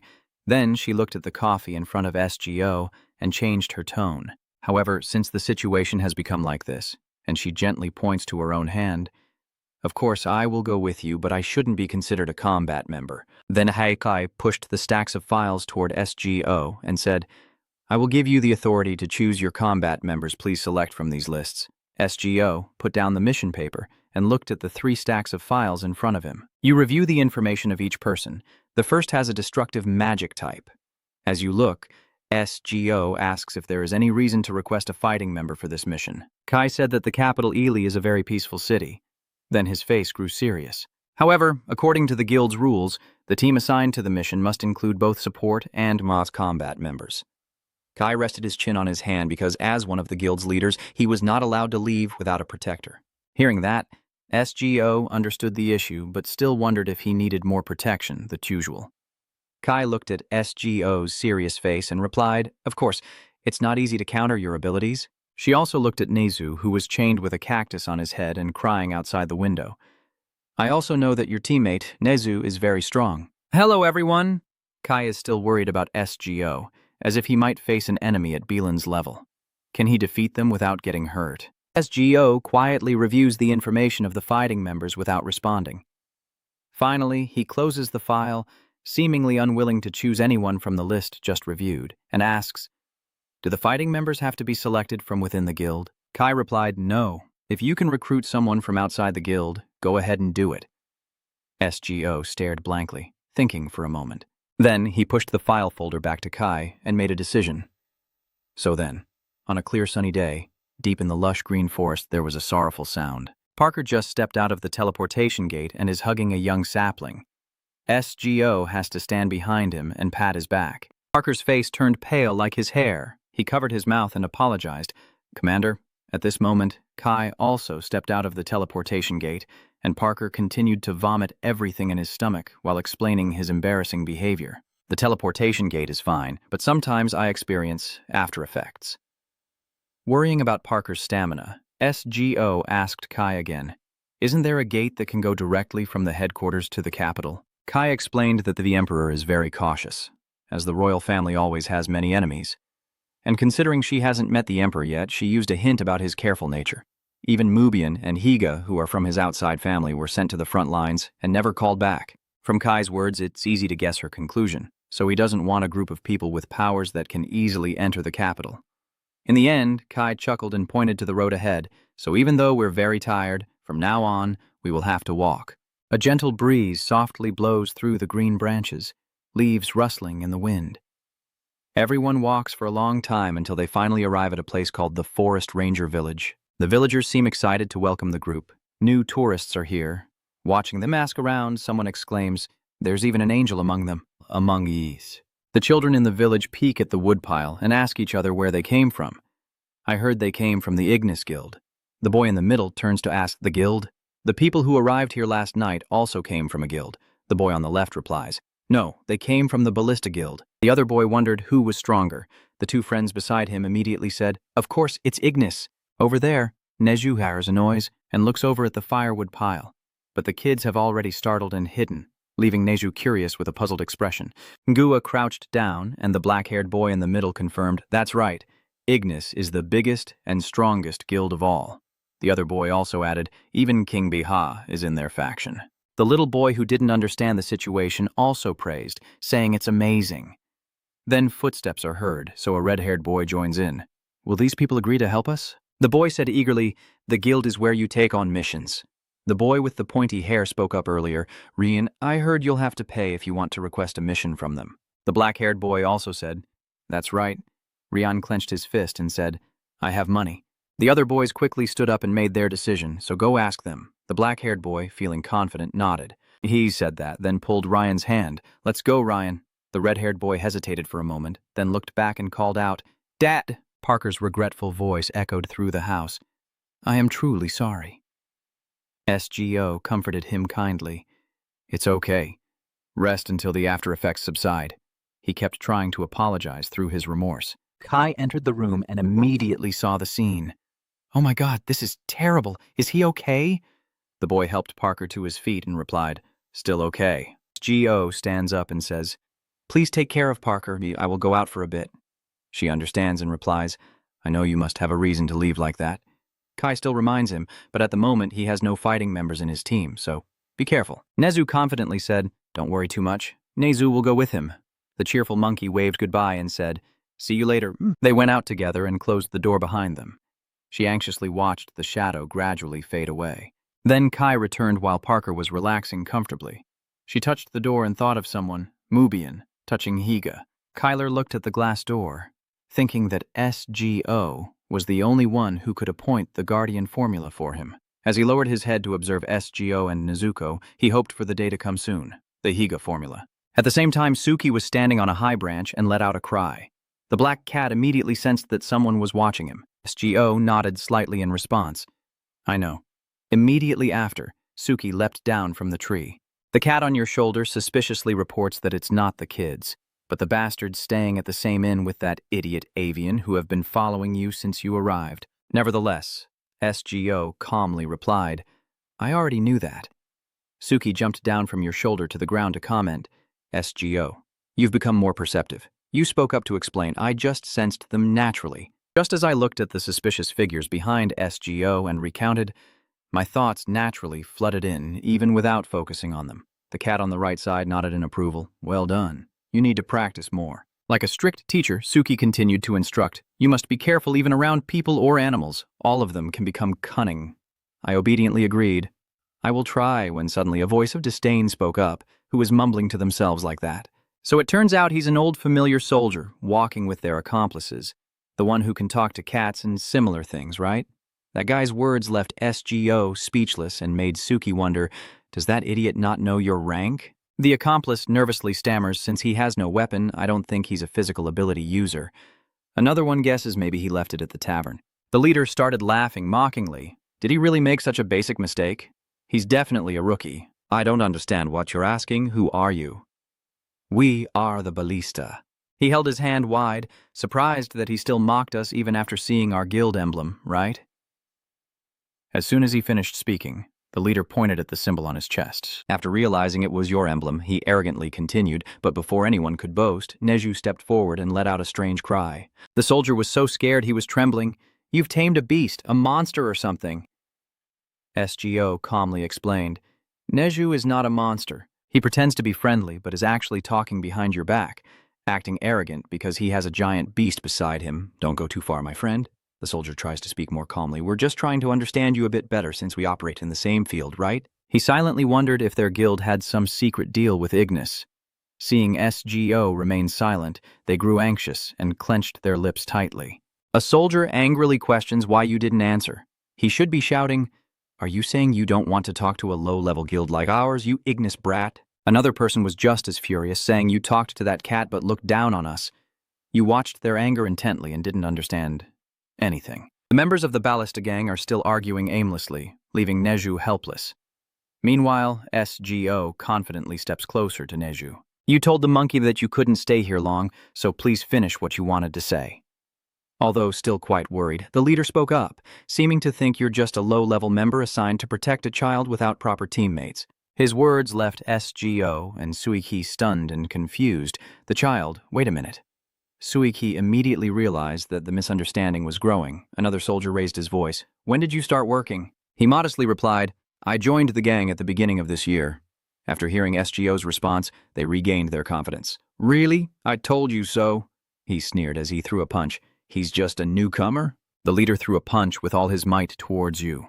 In an instant, Neju's hand blocked his attack. SGO's face darkened as the monkey growled fiercely. The soldier trembled in shock at the scene before him, both shaken and terrified as he looked at SGO. The leader was scared but still shouted insults, saying this bastard even dared to defy him. Suddenly, a loud warning shout rang out, "Captain, watch out above." It turns out Sugi had transformed into a tiger and was rushing forward as if to attack. Sugi in tiger form lunged forward, causing the Ballista gang soldiers to scream in fear. "Tiger!" One of them cried out in pain after being struck hard and spat out blood. Luckily, Teacher SGO managed to stop it before things got worse. "Sugi, stop right there." I gently intervene. "You can't attack humans unconsciously like that." SGO slowly approached as the two accomplices hurriedly retreated. "They didn't really mean to hurt us. Right, Joe Smart, leader of the Special Forces team." After being exposed, Joe Smart sat up in shock, thinking to himself, damn it, does he already know everything about us? The accomplices sweat with fear, but remain silent. Do you dare to attack the leader? Ryan and the children sitting in the tree suddenly shout, "Stop! No fighting allowed in Kiem Lam village." The kid sternly threatened, "We will report if you cause any more trouble." As he was being helped up, he argued back, "That's a bit much, we're the ones who got beaten up." They carefully help each other walk. "Hey, kid named that, you'd better leave our guild as soon as possible." Still, Joe Smart turned back to remind them that the guild leader of Ignis is not human but a monster. They didn't form the guild for humans. "Does SGO have any evidence to prove that the guild leader is an enemy of humanity?" He replied, "Saint Su Hanan told us." My nephew frowned and repeated, "Kim Long Su Hanan." Joe Smart, despite his struggles, tried to recount, "It seems you don't know. Recent news from the Eastern Continent reports a new pope has been appointed, and those with reliable sources have quickly learned about it." SGO firmly believed in his heart that he was not lying. He continued in a not very friendly tone, "Even though they hadn't officially entered the Holy Land, how long do you think that cowardly emperor will cling to Ignis?" After watching intently, Joe Smart suddenly spoke, "I hope you will make a wise decision. My friend." SGO silently watched his back as he left. When he and his friends approached to ask if he was okay, he turned around gratefully and said, "I'm fine. Thank you for stopping them." The curious kids ask about Suki, and I correct them. "Suki is my companion." The children touch Suki and quietly praise him. "Oh my, he's a friend of a lake. That's wonderful." The confusing kids ask questions. "But why didn't he do anything? He's from Ignis." "That's right. He should teach those guys a lesson." SGO looks hesitant at their words. "Didn't you all say fighting is forbidden in this village?" Rian stepped forward and replied naturally, "Well, that's right. But since they provoked him first, there's nothing wrong with punishing them, ma'am." The boy suddenly hesitated, clenched his fist, and Ryan's sincerity piqued SGO's curiosity. The boy boldly asked, "Even kids like us can make requests too." You responded casually as if it was natural, with no age limit for requests. Rian happily smiled and exclaimed, "So lightly, I heard that Ballista doesn't accept requests unless you're an adult. But then I thought maybe Ignis could do it." SGO bowed and informed the boy, "But at the moment I am handling a different request." Not wanting to disappoint Ryan, I immediately made a suggestion. "If you want to send a request to the council, please go to the nearest branch." Another boy sadly refused. "I can't do that. The people of Wenger Villas can't leave the forest." SGO explained according to the rules, while Ryan looked frustrated. "There are procedures to make requests to the guild. If you don't comply, we can't accept your request." The children complain in unison, truly heartless. Suki endures the kids' petting, knowing deep down that if he were truly indifferent, he wouldn't bother explaining to them. "That brown-haired boy, he tries so hard. Can't you at least listen to us?" Ryan's father is in the strange capital. Before the boy could speak, Rian replied, "No need, enough with the procedures and all that." The little boy said desperately, "Do you mean you can't even give people like us a chance? Those who can't leave this forest?" Rian's friend gently advised, "Ryan, if we ask kindly but Ryan doesn't listen, that's enough." The little boy sang loudly as if to express his discontent. "I don't need support from a group like that." Suddenly, a strong gust of wind pushed STO backward, and he found himself in a dull gray space. It turns out, STO returned to Ryan's painful memory. The father and son were playing happily in the forest when he suddenly seemed to notice something and rewound. A squad of soldiers marching steadily towards them piqued their curiosity. Suddenly, the soldier clenched Rian's father's hand and pulled him away. They escort him away and stop the boy from chasing after. Rian, tears welling up, reaches out and shouts for his father. Remembering that was the end, STO returned to the present in confusion. The boys shouting after Ryan's figure caught his attention. They immediately started running after Rian, carrying him. Although they appeared calm as if nothing was wrong, STO still watched the children and was lost in a jumble of chaotic thoughts. They returned to the house as it was getting dark, walking slowly into the circle of Call Thorn. As expected, it seems he has many things he wants to say. STO looks distant and questioning. Is the organization created to harm humans? Your problem confuses her. This question is so big that I'm hesitant to answer. STO still insists, please just answer. After careful consideration, Kai responded seriously. This organization has no intention of harming anyone. You answered confidently, I understand. She looked puzzled. Is that all? STO confidently states that I have heard everything I wanted to hear, but there is one thing I am not sure about. One of Su Hanan, or Kai, is lying. You declare boldly that I can tell if you're telling the truth or not. STO continues to judge while thinking of Suhanan. I just want to hear the truth from her own mouth. That means the one lying is Kim Long Suhanan. The owner of those clenched hands suddenly spoke up. Sorry, there's one thing I haven't said yet. Kai sat by the bed, sincerely explaining, I didn't mean to deceive you, but in the end I took advantage of you without being clear, carefully revealing what I knew from a long time ago. When the society was first formed, people with abilities like us were once expelled and oppressed. Therefore, the guild was formed with the hope of creating a place where those with abilities could live honorably, and also with the hope of a world where everyone could coexist peacefully. But times have changed, those with abilities are no longer easily frightened, and the leader has allied with the guild. As I thought of that giant shadow, it was then that I met Suhanan. The dragon's eyes were full of rage and vengeful hatred, terrifying. I will never forgive you. Hatlong Ro Aran, I hate the humans you cherish. As the memories end, Kai slowly raises his hand, looks up at SGO and says, because Aaron is the black dragon who refused to abandon humanity even in his final moments, choosing to stay in the mortal world. She pointed directly at him and said her guess. SGO. I think you carry its bloodline of the dragon. She slightly frowned, leaning in with confident understanding, because only a dragon can kill or hurt another dragon that is close to death. I can only think that Suhanan survived after killing SGO Aaron. Then she recalled the moment she reached the place of that giant dragon. After the scream subsided, I turned back to search. And when she saw that the ground was completely untouched, she was filled with sorrow, but Suhanan had vanished without a trace. She gradually adjusted her emotions and turned her suspicion inward. I am sure he is plotting something, so I wandered around the world to find him and finally traced his trail to the far eastern continent, the furthest from the Empire. That means he has started to act in order to destroy the world he hates. It was during that time that I found you. SGO has been quietly listening all this time. I fear you might follow the path of the Dragon King, hating humans, so I wanted to keep you by my side. Suddenly, you called her name, interrupting Tai. Immediately after, he asked her a difficult question. Is harboring hatred also a sin? Have you ever tried to see things from Suhanan's perspective? Hearing you say that, Kai looked a bit confused. Suhanan's perspective. She immediately shook her head in denial. Impossible. I can't read people's minds like you do. How could I possibly understand him? SGO firmly insisted, but she could still try to guess. Then he proposed a hypothesis that maybe Suhanan was the one who sensed her hostility first. I also hate those who despise me. Hearing what he said, Kai lowered his head, pondering, but Suhanan's anger and authority could not be underestimated.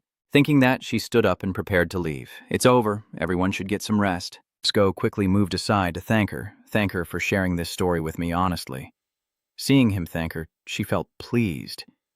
Aren't you angry? He calmly repeated his previous words, saying again that just because she hadn't spoken up didn't mean he didn't know all along. Hearing that, Kay somewhat agreed and said that was also true. No more fuss. She pulled up her shirt and headed to the door to say goodbye and goodnight. The next morning, a loud voice echoed throughout the inn, apologizing for the disturbance. In the SGO room, you and the others watch anxiously as the crooked person walks by. Parker, are you able to walk now? He turns around, thumbs up, and smirking responds, I'm completely fine, let's go. Suddenly, the door bursts open, The kids from the village rush in excitedly to greet the Ignis guards. Seeing the kids, SGO's group immediately had big question marks appear above their heads. At this moment, Parker looked at the kids passing by him and complained, Hey, you kids barging in like this is going to cause trouble. He saw they ignored him and quickly reminded them that to meet the leader, they had to speak properly and one by one. As soon as he finished speaking, the children immediately stood in a straight line in front of SGO. Are you waiting for me, kids? The children quickly nodded and replied, We were here before sunrise. Please accept Ryan's request. I reluctantly looked at the kids and explained again. I already clarified the process yesterday. If you want to send a request, please submit it at the nearest branch. But the dark-faced boy exclaimed, We can't leave the forest. At that moment, the other boy outside the door stepped in, showing his concern for the Lord. The red-haired boy, who seemed to be the leader of these kids, asked, You refused because you already accepted another mission earlier, right? The boy gently furrowed his brow and sincerely begged, so after finishing that task, Could you help us? Hearing him, the other children immediately looked pleading, Yes, once that mission is done, the ring is fine too, please. The dark-faced boy begged so desperately that he started crying, saying, If you guys leave, we won't know when we'll see the old man again.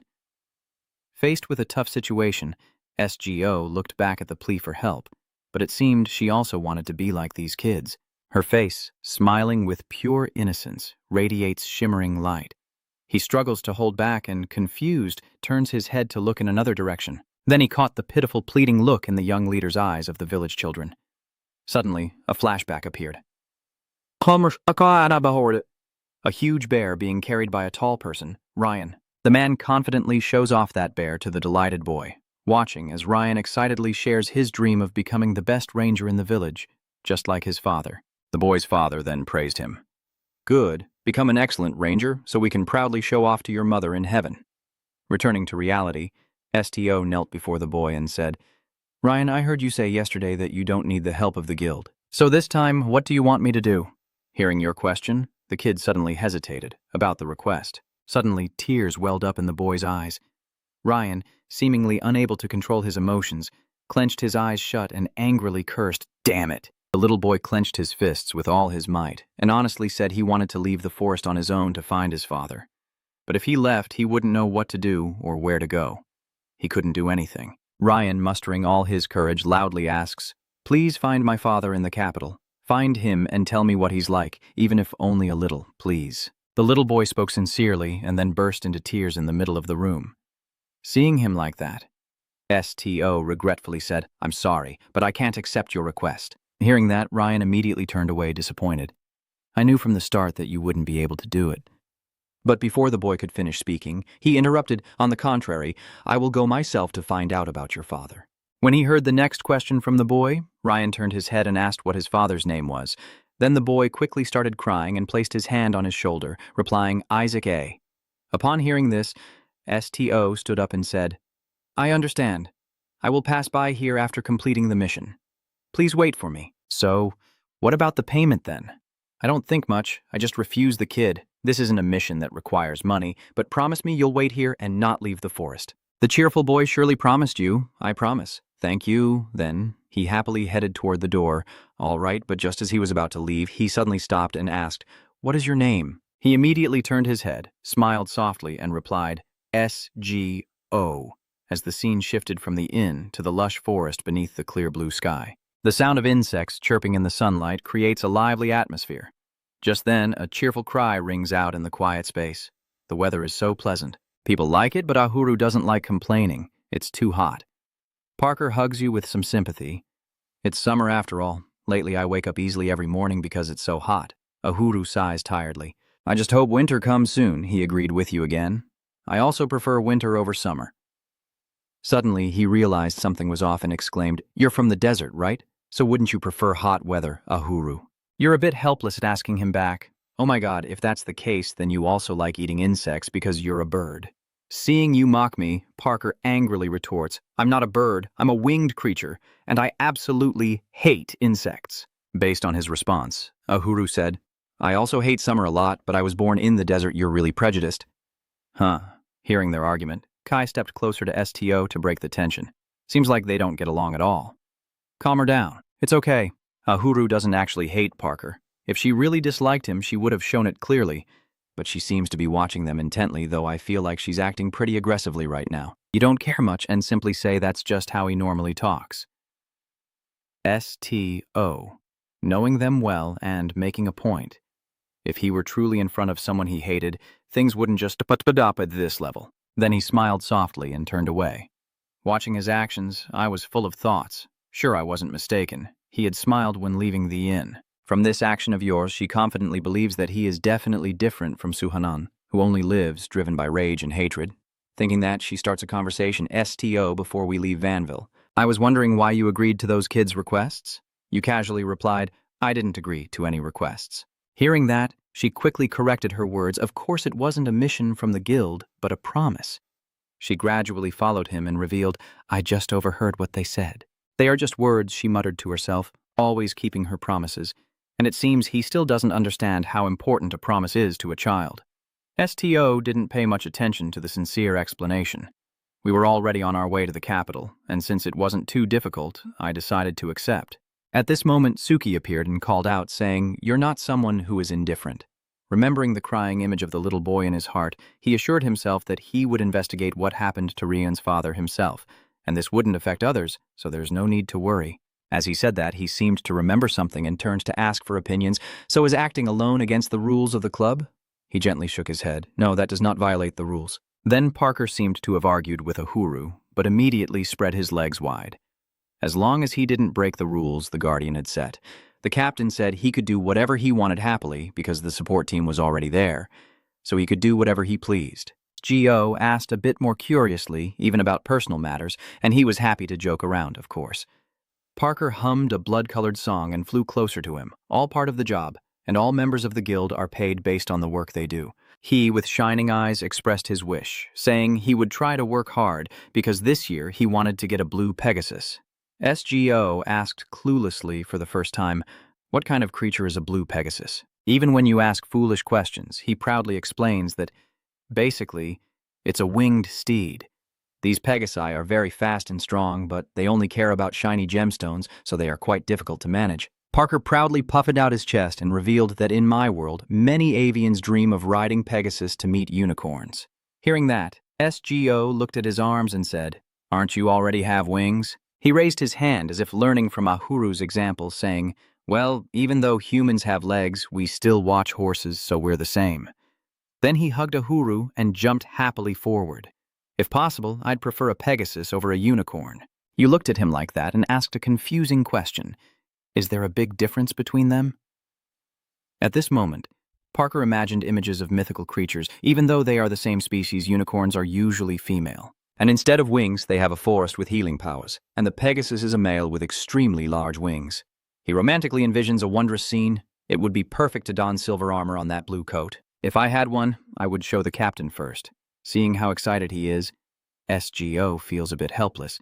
Yeah, I'm really looking forward to it. Then they finished their conversation and moved forward. Parker confidently led the group, instead of the playful boy jumping around as before.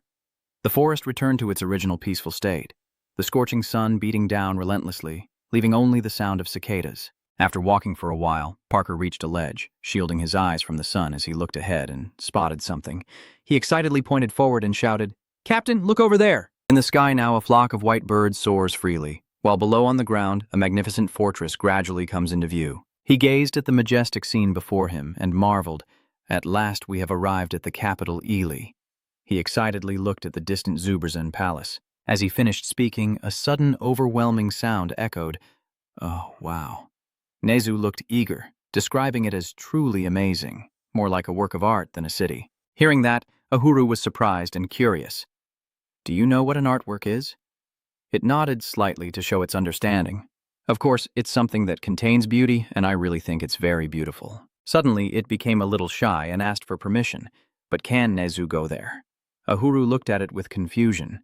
Is there a problem? Nezu clenched her hands, hesitated, and softly said, for others, I am very dirty. When covered in white hair and feeling guilty, well, to others, Nezu is very dirty. Hearing this, SGO paused for a moment in silent contemplation. Nezu continued to speak self-deprecatingly about his body, saying, I'm really big and I have a lot of hair, and... Right then, the fairy came over and interrupted him, asking if what Biran said upset him. Hearing your question, it looked up at you, its eyes indifferent, lips tightly pressed in hesitation.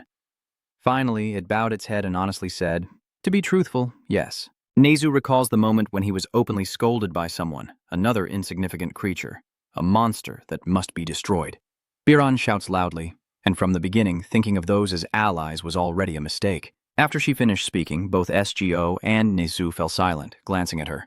Inside, he was filled with turmoil. She was right. Most people hated creatures like him. Can I stay with SGO? I want to protect SGO, but if I do, I might put him in more danger. Coming back to reality, he clenched his fist and apologized, saying sorry for making Nezu hear those words. Hearing you say that, it was startled and exclaimed, I don't think I'm bad. Carefully, it expressed its thoughts. I'm worried. I'm afraid that everyone will attack SGO again, just because of Nezu. It stands on the mountaintop with others looking down and suggests that the capital will have more people than other cities, right? If so, Nezu won't go inside and will just wait outside. SGO immediately stopped him. There's no need for that. Hearing this, he looked at you, but you gently placed your hand on his shoulder to comfort him. It's not your fault. Nezu also gently placed his hand on yours and thoughtfully replied, I know, but I don't like people who say such mean things. Just hearing it refuse makes you a little uncomfortable, Nezu. I will be very angry if I hear those words again. And then, you turn your head forward confidently and declare, I already said you're not dirty, just different.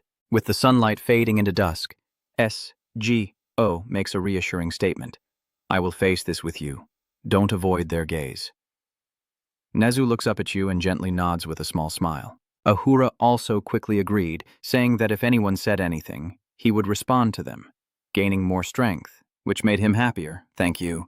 The scene gradually moved closer to the villagers carrying baskets, pulling them underneath, then shifted to two men laughing and talking while admiring a bird. And then, the scene shifts to SGO's group, following the villagers into the city as the sky darkens into a deeper sunset beyond the city walls. Below the gate, a guard is questioning their group, asking where they come from, and they reply from the Ignis clan. Just as the guard was asking for some documents, Parker noticed Ahuru moving and politely requested to present his identification. Ahuru seemed to sense something and gently shook the tree branch. After being allowed in, they began to enter the capital city. At that moment, Ahuru exclaimed in amazement, "Oh, it smells so good here," which immediately caught SGO's attention. "Did you smell something?" Ahuru looked at the faint shimmering things before his eyes, and, hearing your question, he was confused. "You can't sense it, SGO." Under the foolish gazes staring at him, Ahuru immediately revealed it must be the scent of divine power. Hearing your words, Kai seemed to realize and added, remembering that the capital has the only direct connection to the Holy Temple. Seeing your unexpected ability, Parker proudly raised you up and praised you. "Oh my God, Ahuru, you can detect divine power," to which you excitedly replied, "I don't know either." He didn't care about that and kept praising, "Are trees sensitive to divine power? That's amazing." Ahuru nodded in agreement. "It's possible." Suddenly, he continued to act wise and explain that, of course, only chosen priests can sense divine power.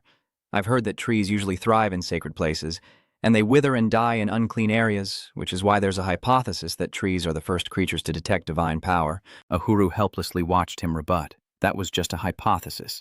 Refuted. Parker smiled as he defended himself. "In fact, since we cannot communicate with trees, we have no way to ask them even if we are curious." Then they continued deeper into the capital city, and it seemed like the trees were searching for something. Suddenly, she stepped forward and called your name. SGO. She asked if you knew where the person who made the request was, and you nodded slightly to confirm. "Yes." Hearing that, the tree immediately suggested, "Then let's rest today since there are only a few days left until the final round." Seeing her propose that, he was a bit curious. Any special reason? She carefully explained her request a bit more clearly, suggesting it would be best to postpone the meeting so we could gather our strength first. When she mentioned this, he suddenly exclaimed, remembering. At this moment, SGO recalls the image of two hens whispering to each other, saying, "I had assigned him because I remembered I said I would call him when needed." Then Kay turns to call out the full name of the person next to him, Bernie Parker, and hearing his name called like that, he panics. "Yes." She looked like the commander asking him, "Do you know where Ignis's branch in Ely is?" He regained his composure and replied, "I come here every year to deliver goods, so I know it very well." Immediately she issued the command, "So I will leave the rest to you." Upon receiving the order, Parker saluted seriously, affirming the order. Then he realized something and asked her back, "But what about you, Kay?" She gently turned around and revealed her actions. "I have someone I need to meet." With that, she blended into the crowd, leaving, "You go ahead." And so her figure gradually disappeared into the depths of the city. Time passed by from the sunset glow to the darkness of night until the next morning at the Ignis Association building, Ely Branch. "Where are you going? I heard the guild has a dedicated information management team." Hearing what you said, he immediately stood up excitedly. "The information management team? Oh, is it related to your father? My God, you should have told me this is the job that the support team for the captain should handle." SGO hesitated for a moment, then slightly stepped back, refusing politely, "No, it's not necessary." But it seemed Parker didn't hear. He ran up the stairs and told you to wait here. "I will call the information team immediately." You stare coldly at the hurried person who only manages a quick A before stopping. SGO helplessly watches the feathers floating in the air, calling out. Then Ahuru asked Nezu, "Do you know?" Nezu naively replied, "No what?" Looking at the falcons soaring in the sky, Ahuru continued, "Every time a falcon flaps its wings, 100 sparks will fall from it." SGO then warned, "Ahuru, if you keep chasing like that, you might really become hated in the future." Hearing that, Ahuru felt a bit sad and quickly apologized. Seeing a Huru like that, SGO silently thought that he might be hated by Parker in the future. It seems you regretted saying that. You shouldn't have said it, SGO thought to himself. At the same time, Parker had brought Skylar Ty over. On Parker's face, it was clear that he was in a very good mood. "Captain, I have brought them here," Parker said. Then Skylar stood up straight, politely greeted him, and introduced herself. "I am the head of the High-Level Information Management Department, Skylar Ty. It's a pleasure to meet the captain." So after the greeting, Skylar and SGO sat down to discuss work. "What information are you looking for?" she asked, and SGO immediately replied, "I am looking for 2 things. Hearing that, Skylar asked further, "Could we discuss the information here?" "One of them is acceptable." "Yep, you reply.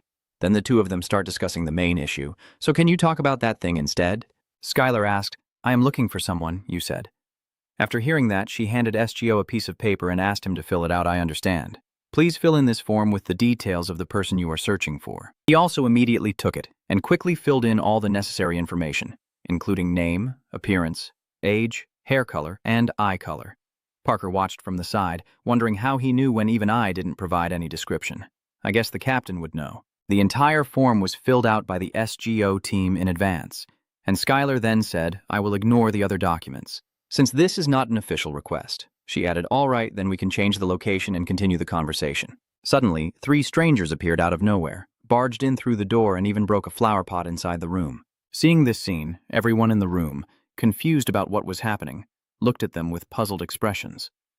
The 3 of them, with fierce faces, gradually stepped forward. "It seems like SGO has figured out who those guys are," he thought to himself. "The Ballista Society I saw at the Ranger Village." Meanwhile, the young waiter with a slightly confused face hesitantly asked, "What are you guys here for?" One of them looked annoyed and replied, "Deco." Then he slammed the table hard and asked, "What kind of question is that?" Seeing their attitude, the young employee finally panicked and shouted out, and one of them also spoke up, "Oh my God, what do you think we came to the guild for?" "We came here to make a request," he said. After hearing the response, the young employee calmed down a bit and continued, "Sorry, but that badge, aren't you members of the Ballista Guild?" Then, crossing his arms confidently in the middle, he said, "So you recognize us?" "It seems that the great Ignis Guild also cares a little about a weak guild like ours." The waiter immediately denied, "Sorry, sir, but the Ignis Guild does not accept requests from other guilds." As soon as he finished speaking, his face twisted in anger, and the waiter responded, "I'm also sorry to have to refuse a customer who came here for us. Perhaps another time." Before he could finish speaking, they got even angrier and yelled, "Aren't we customers too? That's right. Are you discriminating against us?" Since they didn't get what they wanted, they caused a commotion, even though we said we would pay and make requests. Watching the scene unfold before me, STO thought to himself, "They are a bit rude, but I don't sense any ill will from them." It seems the Ballista Guild misunderstood the waiter's intentions, so he explained to calm their anger. "What I mean to say, gentlemen, is that we cannot accept members from other guilds making demands. This applies to all the clubs, not just ours," so before I could finish speaking, one of them cursed. "Damn it! We're being threatened with our lives," he said angrily. "Bring your club leader here immediately." Seeing their attitude, the staff member also nervously tried to calm them down, saying, "Please stay calm." "It's impossible to stay calm here," they replied, then threw all the papers on the table to the ground. Feeling the situation was getting unstable, STO stood up with the intention to step in and help. Silently thinking they really needed assistance right now, I need to check. In a moment, STO thought. Suddenly a surprising voice rang out, breaking the rules. Seeing that, STO turned back toward the source of the voice. Then she continued listing the crimes they had committed, damaging property and obstructing business. It turned out to be Biberang, her aura full of hostility as she slowly advanced, following the Alliance's rule that when a member enters another guild's branch building, her cold gaze responded, provoking him after saying that she unleashed her power. STO was momentarily stunned. Birang, call out. Then she quickly thrust the spear in her hand forward and said, "Destroy," and her target was the loud and rowdy guy from earlier. But surprisingly, in that tense moment, STO stood in front of the guy and shielded him. Seeing his action, Birang was extremely surprised. She quickly threw her spear elsewhere before it hit STO. The spear pierced deeply into the ground without anyone getting hurt. Then the 2 of them looked at each other. Neither of them spoke. Suddenly, Birang said, "Hey, why are you here?" Finalizing translation details. I need to make sure the translation flows smoothly and maintains clarity. So, I'm deciding on phrasing like, STO stayed silent, offering no reply. The two men behind him also wore awkward expressions. It feels natural. I'm also checking punctuation and ensuring everything uses ASCII characters for consistency. The goal is to create an accurate and straightforward translation that reads well. All that's left is to finalize it without any formatting issues. Deciding on quotation marks, I'm thinking about how to handle the quotation marks for the dialogue. One character asks, "What the hell is with that girl?" I'm considering whether to use double quotes or single ones. Since we're aiming for clarity and consistency with ASCII double quotes, I'll stick with that. They didn't mention a preference earlier, so it seems fine. All right, I'm ready to deliver it as it is. STO stayed silent, offering no reply. The two men behind him also wore awkward expressions. One of them asked, "What the hell is with that girl?" "She is a combat mage," STO replied. Then Zeon Birang grabbed his spear. She asked, "You didn't follow me all the way here, did you?" "I'm sure I told you I refuse to work in a team." Upon hearing this, STO replied, "You were just about to kill this man." "She is a combat mage," STO replied. Then Zeon Birang grabbed his spear. Zeon Birang still insisted on her way. She argued that killing them would make everything faster. Then STO asked whether what they did was wrong enough to deserve death. Birang jabbed his spear at STO and said, "They're just a bunch of pests that someone needs to clean up. I'm not asking you to do it, so step aside, coward." Seeing this, someone from the Ballista Guild stepped forward and pushed STO away, saying, "I was about to give up. But am I going too far? I didn't expect the greatest guild in the Empire to have such terrible customer service." Another member of the guild also showed his true attitude, saying, "Let's go, all right then." Then he looked at Zeon Birang and, with disappointment, said that we really came here to submit requests, not to fight. Hearing that, she didn't bother to apologize, but pressed her spear against his neck. And the ballista member continued, "So if she doesn't pull that damn spear out of the way, we'll draw our swords too." Now that guy was furious, and they looked at each other with fierce gazes as if a battle could break out at any moment. Seeing that, STO quickly stepped in and told her to lower her weapon.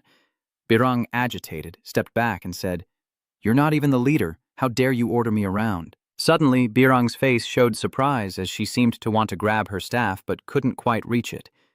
Birang looked around anxiously, not knowing when her staff had been moved to the corner of the room. She didn't expect to say, "What just happened?" It seems Birang's anger has reached its peak as she shouted at him. Then Birang angrily rushed forward, grabbing STO by the collar and shouting, "What did you do to me?" Hearing that, STO didn't answer but responded with silence. Birang continued to bite and ask, "Isn't your ability just poison?" She added, "You're not human." If you're not human, while she's trying to gather more information from STO, the branch behind Birang starts moving and points a spear at her. Seeing that, the members of the Ballista Guild warn, "Hey, watch out." STO, "Be careful." Nezu was also surprised and shouted. Then suddenly someone slashed between the two of them. Luckily, Birang and STO managed to dodge just in time. Despite that rough encounter, Birang's spirit still hasn't stabilized. Turns out, those are the two chickens, and he hasn't even joked around before telling them to stop, the hot-headed girl. Then he stepped forward, put his arm around STO's shoulder, and said if this man gets even a little hurt, I will be truly angry. The eyes of the two guys radiated a fierce aura. "She wouldn't like me when I get angry," he said. Hearing that, Zeon Birang clenched her staff tightly, silently wondering when he had approached without her noticing. Then she moved closer to the two guys and asked, "Who are you?" He smiled and replied, "Me. I am a combat member of the support team for the leader." Birang continued, "I heard there are no combat members, so you already have some." Hearing that, the two chickens replied, "It's only temporary. My situation doesn't allow me to join the guild." After hearing their response, she got angry and said, "You're helping him, but do you know what kind of monster he is?" The two guys, skeptical, asked again, "A monster? It seems like you attacked him because he has a different ability." Then he pointed to Parker over there, who was confused, and said, "So why didn't you attack the gentleman with wings? He doesn't seem like an ordinary person." Seeing that, Parker hurriedly explained that I am human. Even if phoenixes might be a subspecies, we are still human. Hearing that, the two guys didn't bother to care and continued, "Besides, this big friend of yours has both white-furred monkey blood and human blood, so what? Are you just planning to kill half of him?" Nezu also spoke up, "Don't bully SGO." And then the two chitkins continued, "As you can see, this world is more diverse than you think. If you keep clinging to your own thoughts, you won't be able to see that unbelievable things exist." Despite Birang's face looking very unpleasant, he still kept lecturing her, saying, "Don't be arrogant, it's not your place to judge them." As expected, Zeon Birang, with a resentful mood, turned and walked away without looking back. I don't know what happened, but it seems everything has been temporarily settled. The two guys talk to SGO, and then you reply, thanking him for his help. After that, you look at the members of the Ballista Guild, and SGO asks, so what are you here for? He just got up and replied, actually, the Ballista Guild is in danger of being disbanded. The man sadly said, actually, the Ballista Guild is in danger of being disbanded. He nervously explained that we were fooled by the recent gambling mission trend and are now on the verge of bankruptcy. SGO asked in surprise, a gambling mission? The other replied in detail, it's a scam targeting small groups lately. They give out a huge mission with an extremely tempting reward, but very dangerous. If you fail, they will charge a cancellation fee. SGO couldn't help but doubt, did you guys accept the mission without knowing how dangerous it was? He lowered his head in regret. We knew, but the reward was too great to refuse. He clenched his fists tightly, and recently we heard that the guild leader had failed after returning to the capital. The other teammates next to him also bowed their heads in sadness, and the man suddenly, feeling troubled, turned away, thinking, what's the point of talking about these things with a rookie like you? Sorry for making it damp, I'm leaving now. Watching them turn away, Mubian asked curiously, did you tell them that you're the commander? SGO replied, no, I don't want to interfere in their affairs. Uncle Chow excitedly ran over to ask long time, no, see, Mubian, I thought it would take quite a while because of crossing many portals. Who would have thought it would be so quick? Mubian replied. The one port a day rule is actually just a suggestion, he explained in detail, meaning he accepts the risk and won't complain if there are side effects. Anyone can use more portals than allowed. Uncle Ko suddenly froze in surprise. Wait, don't tell me you're hesitant to go through 2 portals in one day. Mubian casually held up 4 fingers and replied, no, I'll go 4.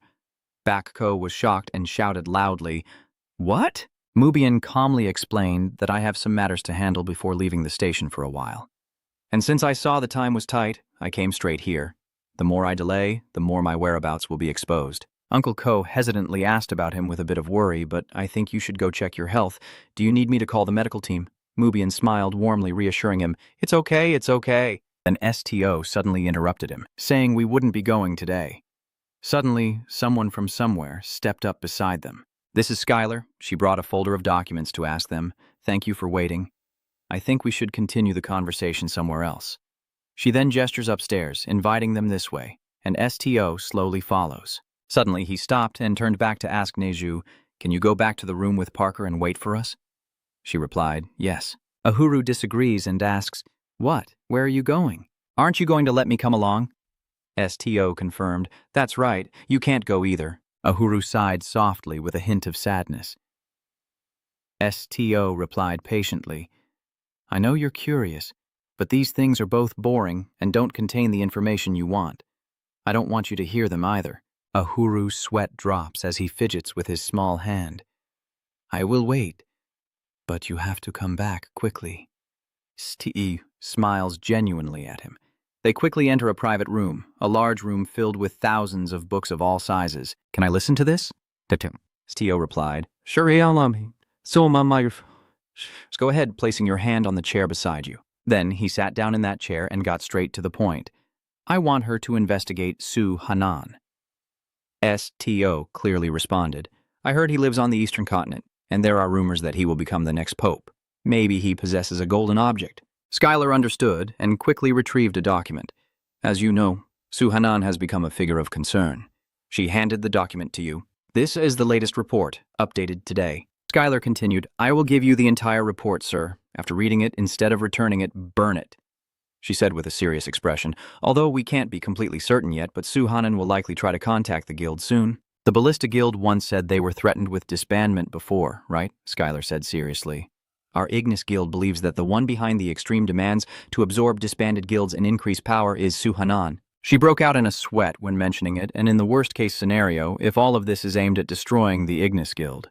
Her words shocked SGO, and a battle would erupt. After a while of talking in the private room, SGO and Mubian finally left. As Mubian was walking away, he asked who Su Hanan was, and SGO openly replied, a dragon. Mubian couldn't help but be confused when hearing something so unbelievable. He hesitated before asking, you're not joking, right? SGO calmly replied, as if this wasn't something too extraordinary. I am not. Mubian fell into deep thought. Well, if the black dragon exists, then it's not surprising there's another dragon, but He was stunned when he thought about it. This timing is too coincidental. S-G-O, suddenly said. Clearly. I heard he hates the Black Dragon, you calmly added. The reason he targets the guild might be because of me. Mubian suddenly paused and asked hesitantly, So you're going to leave the guild? Hearing no footsteps, SGO also stopped and turned around to reply, I haven't made a decision yet. Mubian sadly asked, So you have thought about that? What if this golden dragon is really targeting you? SGO. And suddenly, he angrily questioned, SGO. Is this a problem that can be solved just by leaving the guild? SGO still calmly replied, At least it will eliminate the reason to start a conflict. Mubian frowned deeply. Isn't it true that you want to stay in the guild? He clenched his fists in frustration, just wanting to avoid a conflict. Having made his decision, Mubian knelt respectfully before SGO. He suddenly blurted out, Just tell me what you want your servant to do. SGO hesitated and quickly reached out to stop him. I didn't call you here for a favor or anything. We only really need one team member to fight, and the reason I let you hear about Suhanan is because I suddenly remembered you are searching for traces of the bloodline. Mubian's face suddenly darkened as he carefully examined the traces I was looking for. I have found it. Your words made SGO pause for a moment.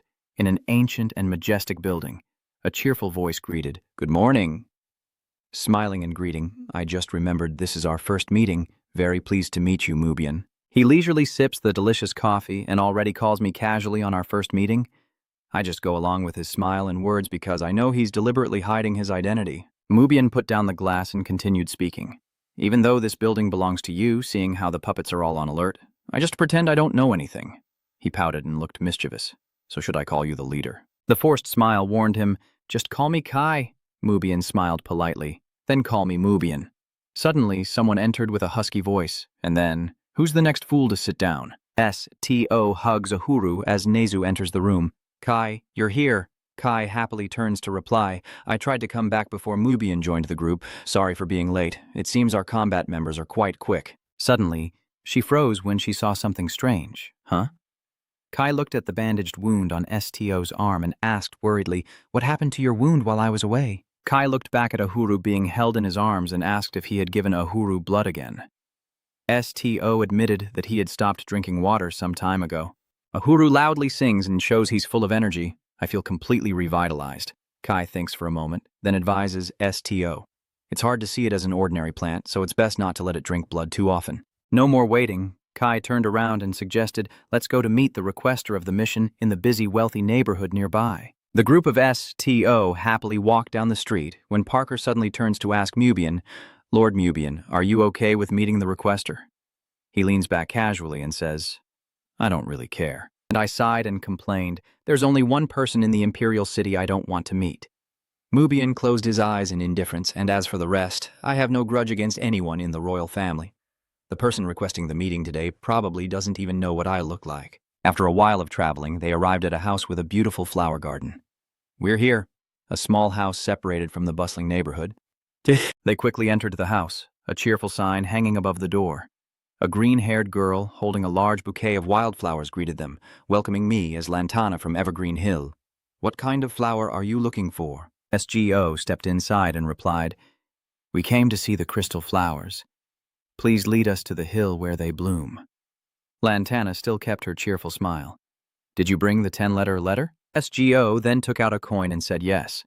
Lantana confirmed the letter 10 and nodded, guiding them to enter and wait a moment. SGO and the others followed Lantana into the room.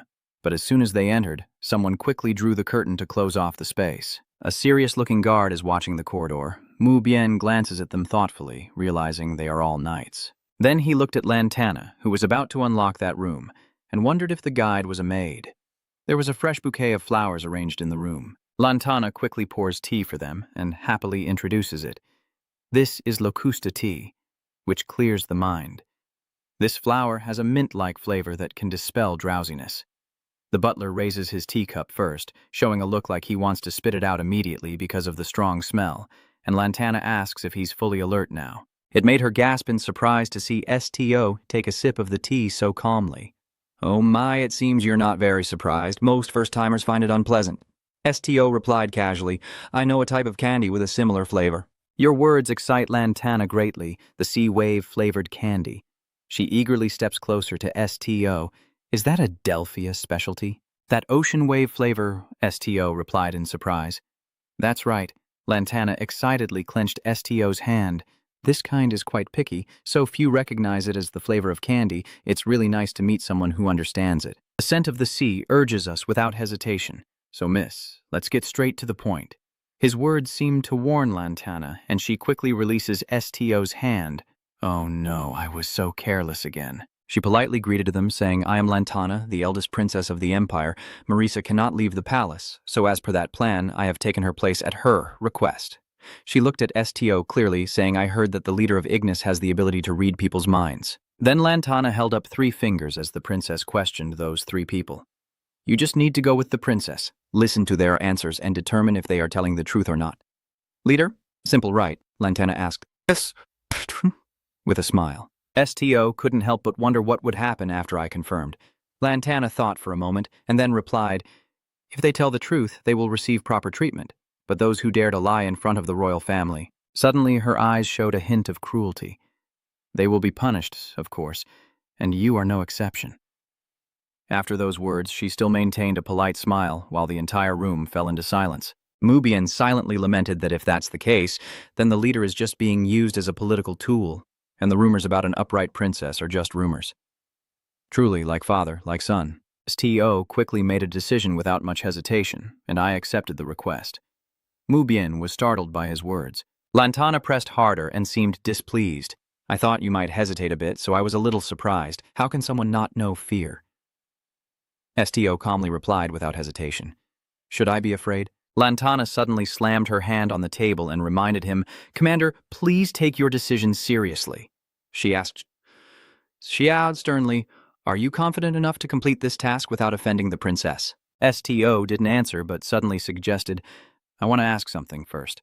Your gaze seems to see through everything. Are you asking this as an imperial princess? STO stared intently at the girl in front of him. No, Princess Marisa. His words made Lantana freeze for a moment. The cup of tea suddenly spilled onto the table, breaking the peaceful atmosphere. Uncle Ko Kin was startled and hurriedly apologized, saying it was an accident and he would clean it up immediately. Suddenly Lantana spoke up. I knew it. She happily patted her chest just as the rumors said. You just read my mind, right? Lantana is my birth name. My mother gave me that name because I look like white lantana flowers. She honestly took out the hairpin. My real name is Marisa Estrubrazan Aconia. The hair that was blue suddenly turned into a shimmering metallic color as the magic changed its hue. Lantana has returned to her noble Princess Marisa form, and I am the one who asked you to come here. Marisa continued clearly, I am currently searching for the traitor to His Majesty the Emperor, and although I have narrowed the list down to 3 people, we still haven't found any additional evidence. She said firmly that if the royal family publicly doubted them, the consequences would be severe. Marisa raised her hand to her mouth to signal that this mission had to be carried out secretly, so I could not give orders as the eldest Princess Marisa. SGO looked up at her and asked, I have accepted your request. Tell me whose thoughts I need to read. Marisa then listed a series of powerful figures, Endymion the Duke, Delphia the Countess, and a very close person to Marisa, the 5th prince of the Estrubrazan Aconia Empire. Back at the luxurious building, Mubian couldn't help but marvel at the targets. Surprisingly, the imperial princess suspected her own brother, Prince Gurs. He poked a small flower and sneered, I must try to stop. A family already hollowed out? Uhuru shouted angrily, don't poke the flower, it doesn't like that. You keep jumping up in anger, but I don't care. I look at SGO, Your Excellency. Is this crystal flower saying it doesn't like me? SGO shook his head. I don't know. I can't hear plants unless they want to speak up. Mubian, teased Uhuru. See? They didn't say anything. Uhuru was so angry he looked like he was about to explode. What is this, just because it doesn't speak you keep bothering it? Are you ignoring the rights of plants? He's glaring at you again. Do plants also have human rights? Uhuru is even taller. I know you're deliberately ignoring me. Mubian no longer teased him and seriously asked SGO if everything was really okay. The palace would be no different from a battlefield. SGO remained indifferent and did not answer. As long as I am still in the guild, I will carry out my mission whether I want to or not. I continued explaining that the council had allowed me to stay here. Suddenly, the sky outside turned pitch black. Raindrops started to fall, and a heavy rain quickly began. A drop of water sneaks through the window and lands on Ahuru's head, making him shout out that it's too cold.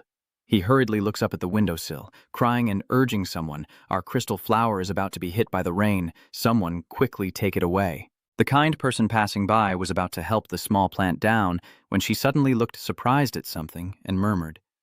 The color of the small flower changed from white to purple, making her marvel.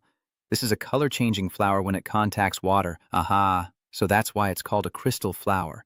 So cool. SGO approaches and gently holds the small flower, causing Mubian to wonder if he's planning to take it inside. He looks out at the heavy rain and explains that it seems to be afraid of the sound of the rain falling, when suddenly a voice utters, "Thank you," the last descendant of the dark race. The strange voice surprised SGO, and Parker asked worriedly, "Hey, the heavy rain is really intense. Is Suki okay?"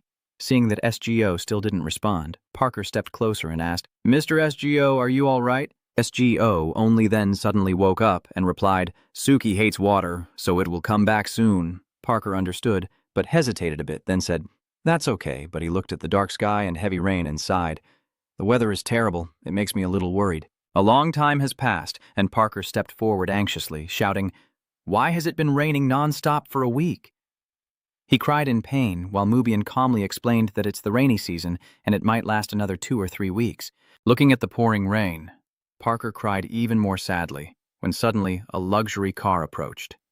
Catching his attention, and a well-dressed person slowly drove a carriage near the building. Parker hurriedly informed everyone that the invitation had arrived. His words left them all stunned. Parker quickly ran to the door. "I'll go tell Kai myself," the little flower pot spoke again. "I'll go too." Everyone left the room. Only STO stood still, looking at the flower pot.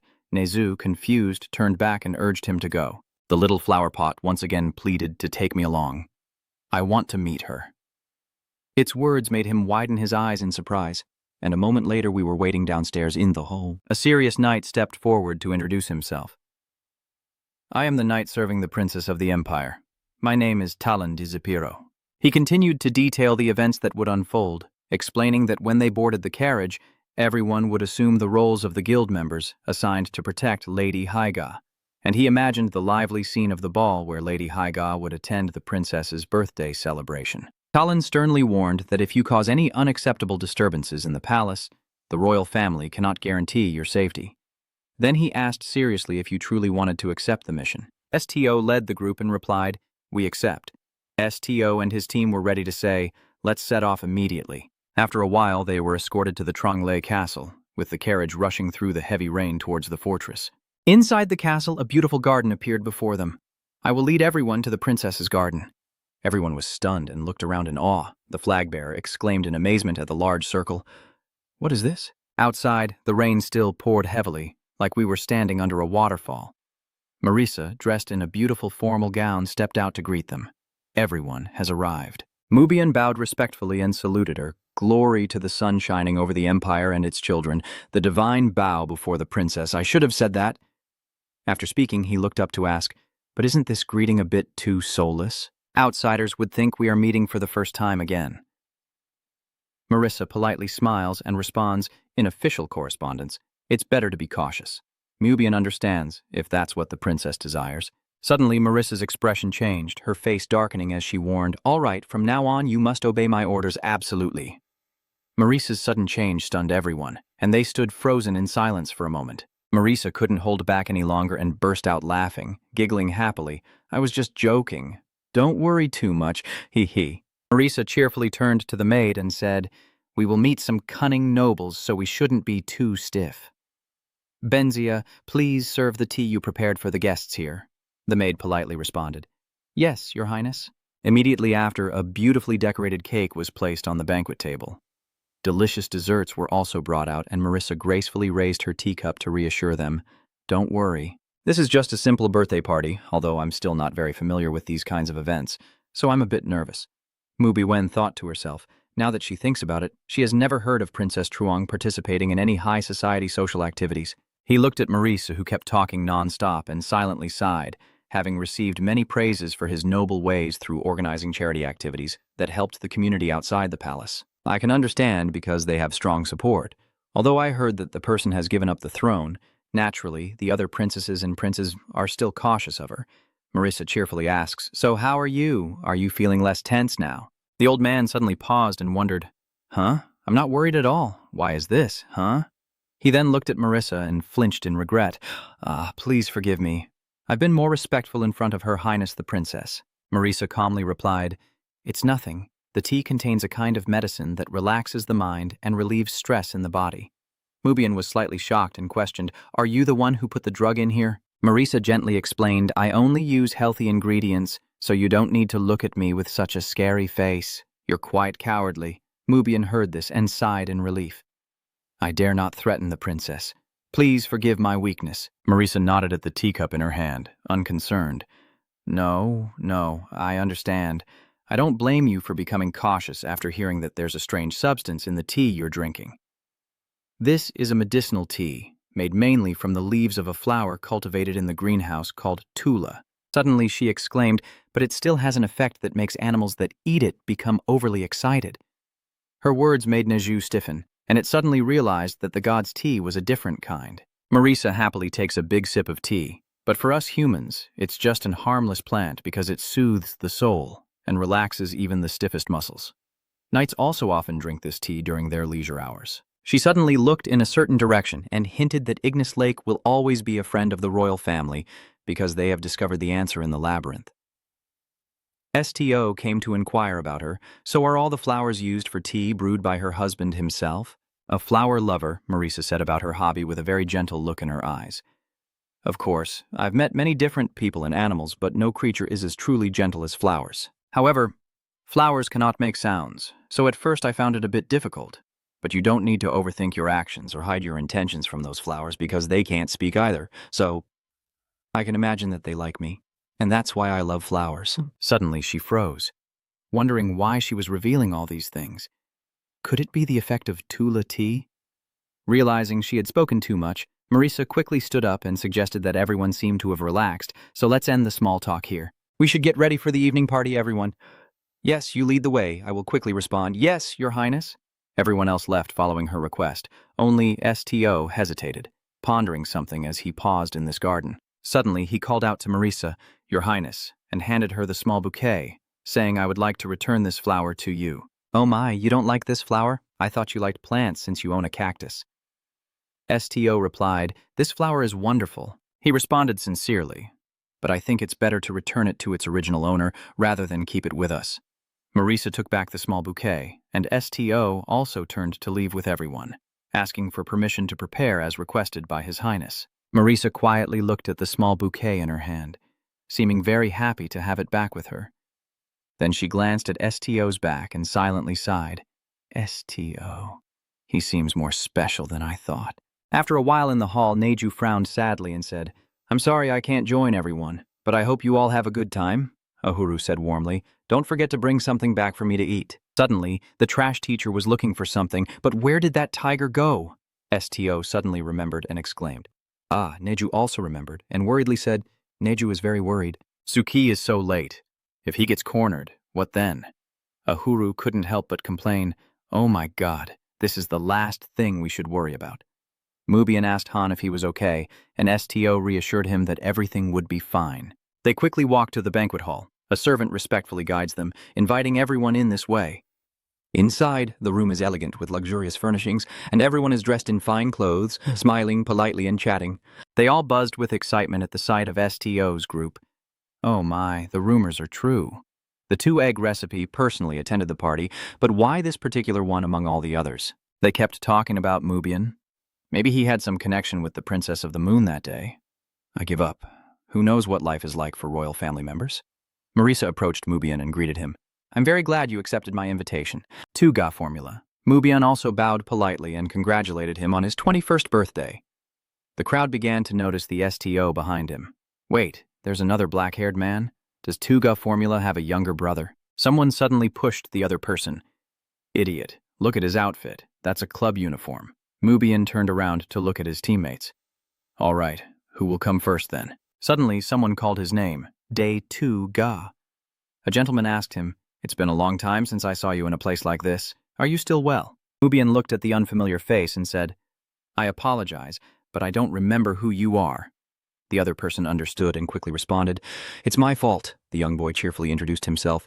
I am Risi Endymion. I inherited the head of the Endymion family earlier this year. Mubian smiled gracefully and extended his hand for a handshake. So you are the princess she has been waiting for. Hearing this, Rizzi was overjoyed. Does His Highness really say such a thing? Mubian casually continued, I've heard that the one waiting is checking if you are the right person, secretly hoping you're not a traitor. Suddenly, Mubian asked suspiciously, but you didn't receive another name, did you? He looked down shyly before continuing. I feel a bit embarrassed to admit this, but it's true. His expression makes Mubian confused. Why is that? Rizzi hesitates, unwilling to reveal too much. Well, my family's situation is a bit... Sato gazed intently at him but was lost in thought. He could see Rizzi's troubled mind, a child not recognized by the Holy Temple, and Mubian should understand what that meant. He is definitely someone who cannot feel others' pain, so continuing this conversation would be pointless. Sato, seeing this, called out to Mubian, Your Highness! Suddenly, someone approached them with a curious voice. I was very curious. Why today my sister's palace, a place that has always been empty, is so lively. The person's robes fluttered with authority, seeming to indicate a distinguished guest was here. Mubian, Rizzi, and Sato suddenly froze in surprise at the appearance of the person who just arrived.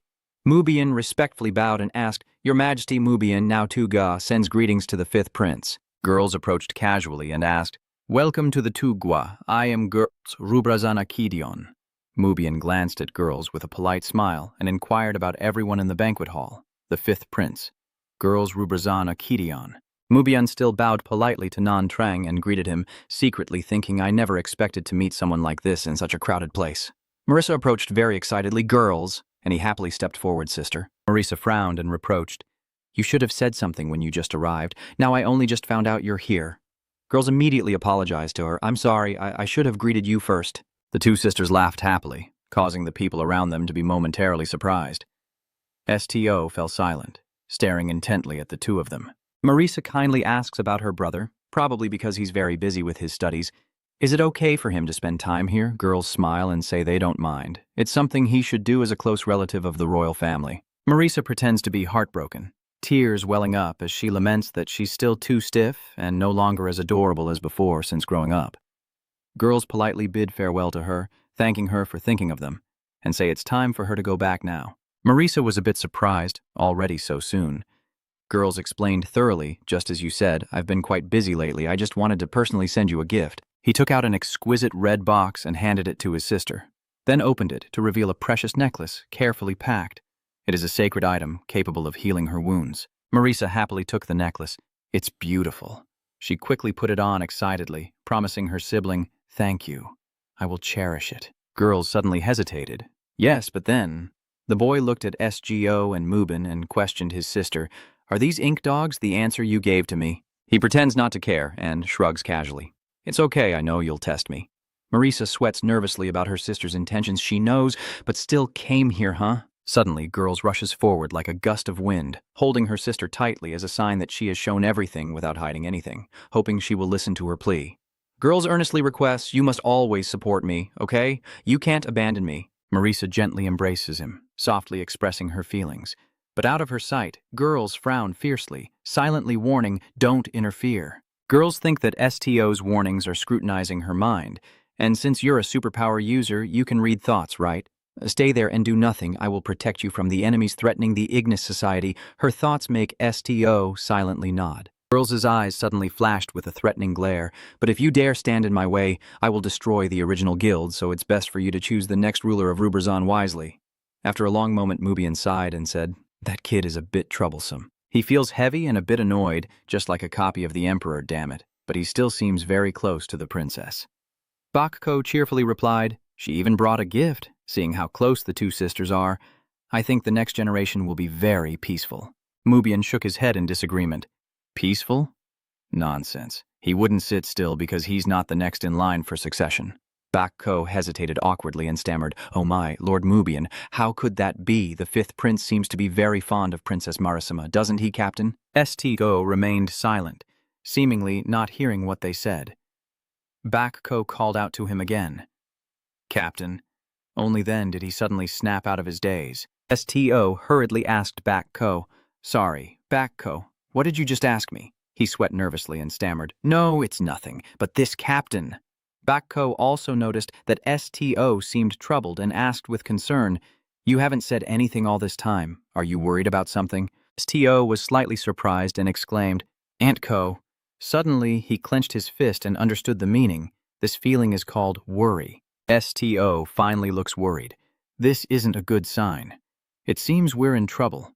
Everyone suddenly stands still, waiting for him to speak. "I'm listening. What's going on? What is it?" STO began recounting in detail what just happened, the fifth prince. After STO finished, Mubian exclaimed in surprise, "There, that clearly was a threat." He crossed his arms in anger. "This is no longer childish rebellion." Bakko quickly turned pale and urged STO to refuse this request.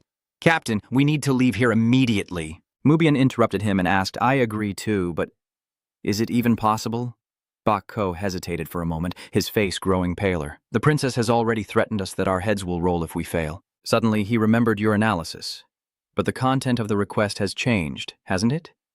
This is no longer a simple mission like finding the traitor?" He reflected on the bloody battle and sighed, realizing it was a fight for the throne. Thinking about it, Bakko became even more worried and continued to advise STO that these kinds of issues are not something a guild should interfere with. "We should heed the prince's threats and stop here, even if it means upsetting the princess, and the captain can handle the consequences." Now that I've spoken my mind, I understand, although I had suspected this possibility. Bakko exclaimed in surprise. "You know her," she continued, "but I still think this has become more dangerous than we expected." Her eyes full of anticipation look at STO. "What will you do, Captain?" STO shakes his head without answering. "I am not the one to make that decision." Marisa quickly runs in and interrupts their conversation. She hurriedly says, "I cancel the request. I will send the cancellation fee later. And please leave immediately." STO hesitated and wondered if it was okay that the gods wouldn't tell anyone what they read today. Marisa hurriedly advised, "That's right. Don't tell anyone what you read today, not even me." She broke out in a cold sweat, feeling anxious. "And there's no need to meet with Delphia anymore?" "The request ends here," Marisa thought to herself. "I don't want to know. It's best if I find no evidence. It'll be fine. Girls don't have anyone supporting her." Suddenly, STO exclaimed upon reading her thoughts. "He does have it?" His words surprised Marisa. "How could that be?" STO continued, "He is stronger than people think." He suddenly voiced his thoughts, never complaining. "He has been prepared for this since he was very young. What he said about not abandoning me is sincere." Her words made Marisa freeze. She clenched her teeth in anger. "This is so rude. Who gave you permission to eavesdrop on private thoughts?" Once again she warned them that the only reason she treated them differently was because of her request, and told them not to interfere in this matter anymore. They understood, and all bowed their heads to accept the order, requesting permission to leave according to her command. Immediately after, they left this castle. Seeing the flower pot on the table, Marisa gently held the small flower pot and fell silent. She fiddled with its leaf, pondering SGO's words. "Wait. Could it be that the girls are stronger than I thought and have been preparing to seize the throne for some time? Could they all be traitors?" It was still pouring rain outside that palace. SGO's group quickly left after the party. Seeing Marisa still standing silently, the maid anxiously called out to her, "Your Highness." Suddenly, Marisa turned quickly in one direction, causing her to panic. "Your Highness!" Marisa hurriedly rushed forward, shouting for the group to stop, then firmly grabbed SGO's arm and asked, "Tell me, how deeply can you read into other people's hearts?" SGO quickly replied, "I want to know to what extent." Marisa kept trembling. Then she lowered her face and hesitated before speaking. "I need to stop that child." Marisa looked directly at SGO and said, "Tell me everything you can read." After a while, SGO's group finally left in a carriage heading somewhere. Parker's face drained of color as he stammered, "In the end, everything turned out like this." The calm and composed noblewoman crossed her arms and replied, "There's nothing we can do when the Princess HH herself begged and cried for us." Parker broke out in the cold sweat and asked nervously, "Even if that's the case, I truly thought the request had been canceled. I never expected we would be moving all the way to the Delphia family's territory like this." Soon after, they arrived at the elegant grounds of a powerful family. A courteous man inclined his head and asked, "Pratina L. Delphia, may I extend my greetings to the Crown Princess?" Marisa also responded politely with a bow. "It's been a long time since we met.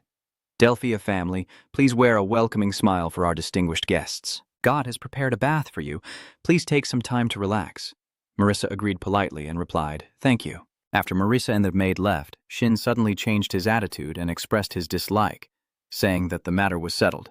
He crossed his arms, his sharp eyes scrutinizing Mubian. Someone from the Higa clan shouldn't have any connection with the princess, so what are you doing here? Mubian hides his frustration but still forces a polite smile. Oh my, why would you say that? We still have blood ties with the princess, sneer at him softly. How ridiculous if you truly cared for the royal family, as you claim things wouldn't have turned out like this. Mubian calmly responded to his sarcastic remarks with a polite smile. Oh well. But the crown princess has a reason for coming all the way to Delphia territory. Can you explain what it is? Mubian's sharp words left Sin Kwang speechless and only angry as he muttered in frustration. You're still quick-witted as always, aren't you? Mubian laughed loudly, thanking him for the compliment. Thanks for the praise. The smile on Sin's face tightened as he secretly cursed this guy, really. He still tried to act polite and forced a smile while speaking to Mubian. At least I truly respect you for surviving the Emperor's game, the two-chicken formula. Having said that, he straightforwardly warned Mubian. But that was all. Even though everyone knows that you often lurk around your territory like a beast, I hope you will keep your humanity within my domain. He clearly stated his wishes and asked to leave, and my servant will escort you to your rest area. After a period of relaxation, you will be received in the elegantly arranged dining room for distinguished guests. The beautifully arranged dishes were laid out on the table, and STO and Marissa silently looked at them without rushing to taste. Sitting in the host's position, I suspiciously inquired about these commoners. No, they are. Marissa promptly explained to him, They are my people. You don't need to worry about them. Her words made the nobleman angry, and he couldn't probe further. The gods have spoken, Your Highness. Soon after, they quickly began the feast, and bottles of red land wine were brought out to enjoy. The atmosphere was strangely quiet, everyone silently enjoying the dishes on the table. After the tense meal, Marissa put down her fork and spoke up, Delphia's recipe. She went straight to the point, saying, I came here to return your heart. I asked her back, confused. Your heart, what do you mean by that? Marissa warned sharply. Right now, we are not in a formal setting. Don't act like you don't know. Marissa politely uses a napkin to wipe her mouth and continues. I think I need to ask this to have an honest conversation. She sternly questions, Who is your master or servant, Delphia? I sweat nervously at her words, feeling even more confused. Princess Marissa, how could you ask the goddess that? Marissa impatiently presses again, asking, Who are you supporting now, Delphia? Shin furrows his brow and pauses to think carefully. Suddenly he stood up after a moment of thought. He approached Marissa respectfully, knelt before her, and begged Platina for Delphia's mercy. I declare that all children born into the Delphia family will serve His Majesty the Emperor, now and in the future. Marissa did not trust Shin's words and loudly accused him of lying. She sternly questioned him, If you are truly loyal to the Emperor, then who dares to think about pushing Gers towards the throne? Shin broke out in a cold sweat and quickly denied it. No one dares to do that, Your Highness. Marissa clenched her fists in anger. So why? Sin further clarified that I believe you also know that it is the duty of royal family members to choose their servants as masters. He confidently raised his face and affirmed that Prince Gers has achieved that. Sin's words angered Marissa, who stood up and scolded him. The heir to the throne is Gu, not Gers, who is trying to oppose the Emperor's will. Shin remained calm despite her harsh attitude and respectfully asked her to reconsider, Princess, as that is a choice that can be changed at any time. Gers, please clarify, the prince is still very young, but back then he chose to fight for this position to protect everyone. Your Highness Prince of Marissa, I said with a determined brow that the Delphia family will follow the Emperor's orders in any case. But if we can help secure the future of the royal family, we humbly wish to use our strength to support a leader willing to fight to protect. Please, punish this disloyalty. The information I just shared caused Marissa to lose her composure. Her face turned pale with shock. Suddenly, she turned and left, kneeling down right there. Before leaving, you quietly said to the SGO group that we will return tomorrow. Outside this mansion, the rain still falls nonstop, and dark clouds are gathering rapidly. In some room, Parker sighed sadly and complained, This is so boring, we've come all this way. He briefly felt uneasy, wondering what if something big happens because of this, but Mubian remained calm despite what just occurred. This isn't the first time internal conflicts have arisen in the Empire's history. Honestly, I find it more surprising that the Emperor still remains in power.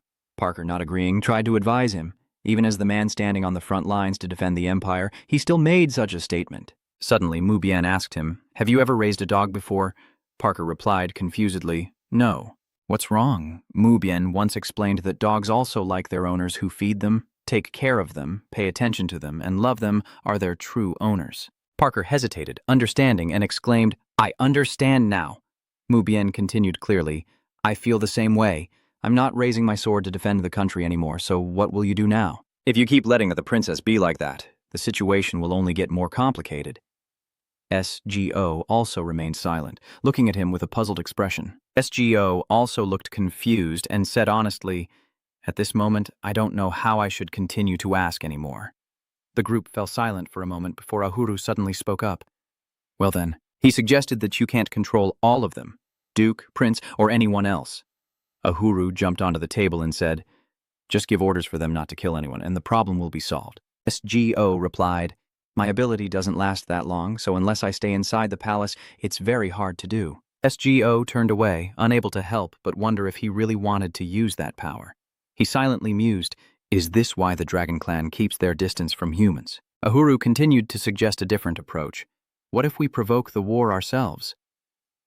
Nezu did not agree and quickly rebutted, "We can't do that, SGO will be in danger." So Ahuru raises his arm so we can say Mubian supports the fifth prince. If both princes support him, then even the emperor cannot oppose. Mubian interrupts him, saying, "Hey, sorry, I can't openly oppose the emperor's wishes." Ahuru, surprised, asks why, since Delphia just did the same. Mubian looked into the distance and explained that our situation was different from his. In short, it involved the fate of those within the territory that had abandoned us when our family was on the brink of destruction. A new day has come. The rain has stopped, and the sunlight warms the mansion. A cat is gently scratching at a window of a certain room, and the person inside hears it and calls out, "Suki?" STO quickly opened the door for him to come in, and Suki immediately asked for a report. The child asked him to find his father, and I have found him. Ryun-U's father. Suki carefully explained that his name is Ajik, and they probably didn't want to leave any traces, so it was quite difficult to find him. I spent quite a bit of time tracking him down.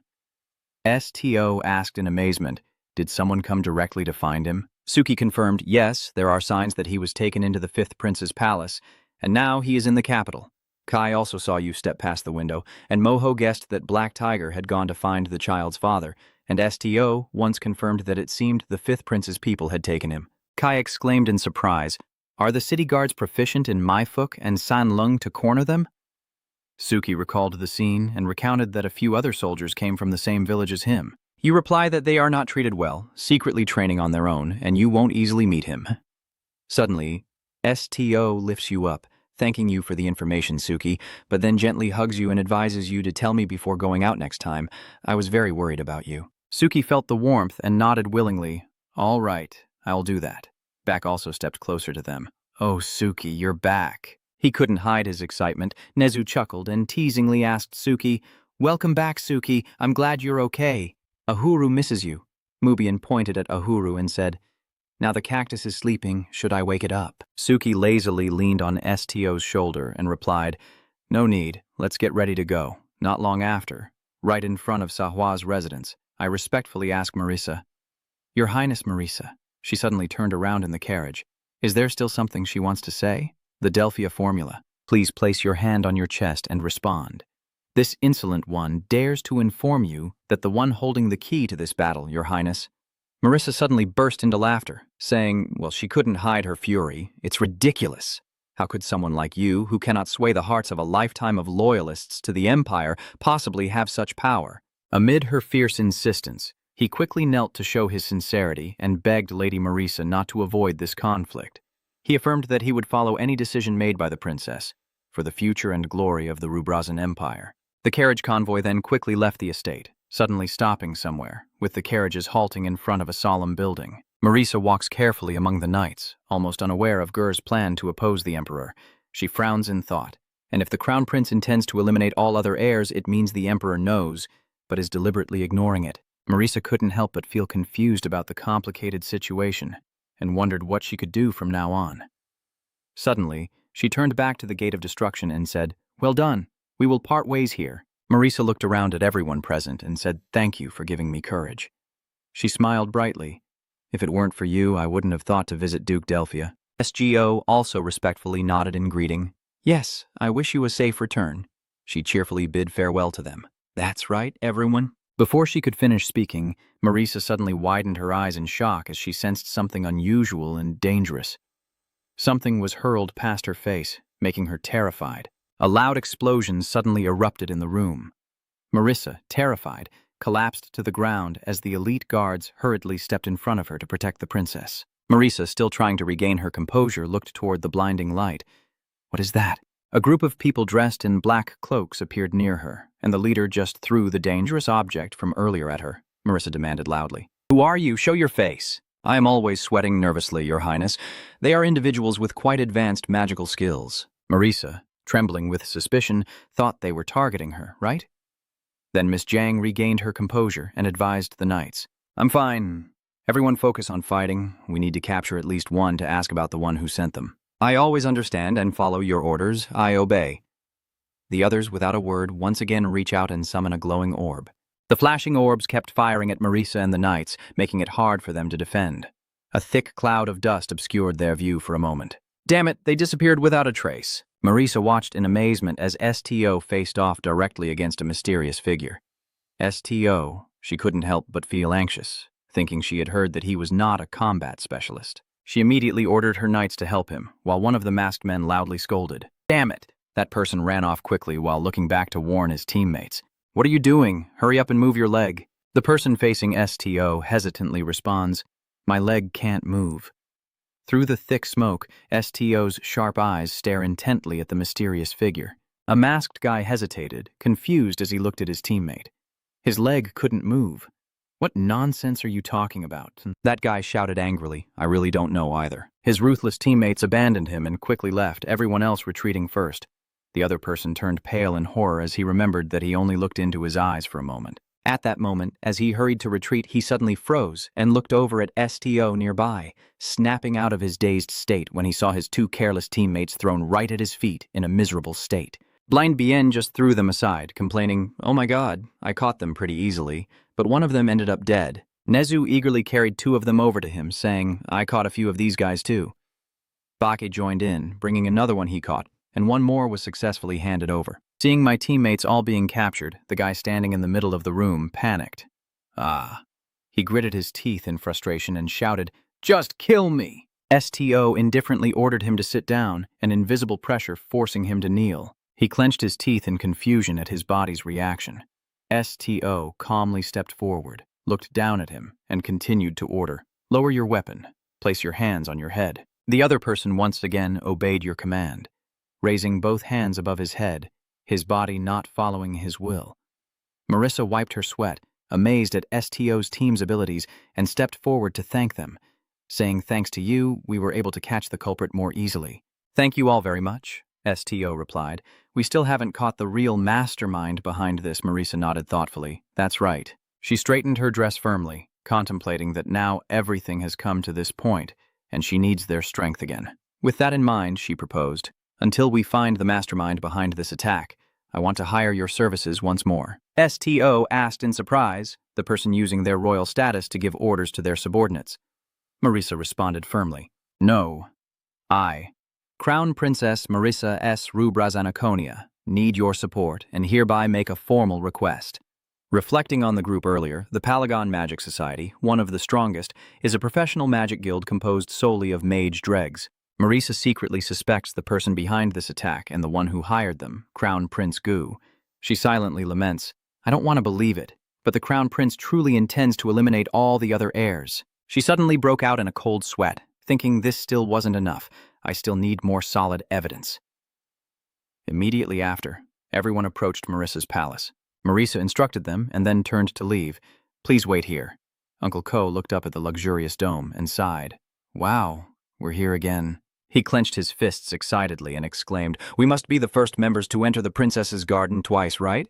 The voice confirming his words responded, Yes, Blind Bien couldn't help but inquire about her. Strange indeed, I heard that the Ignis Society has a very close connection with the imperial court. She shrugged her shoulders reluctantly, as it was a relationship built on exchanging documents.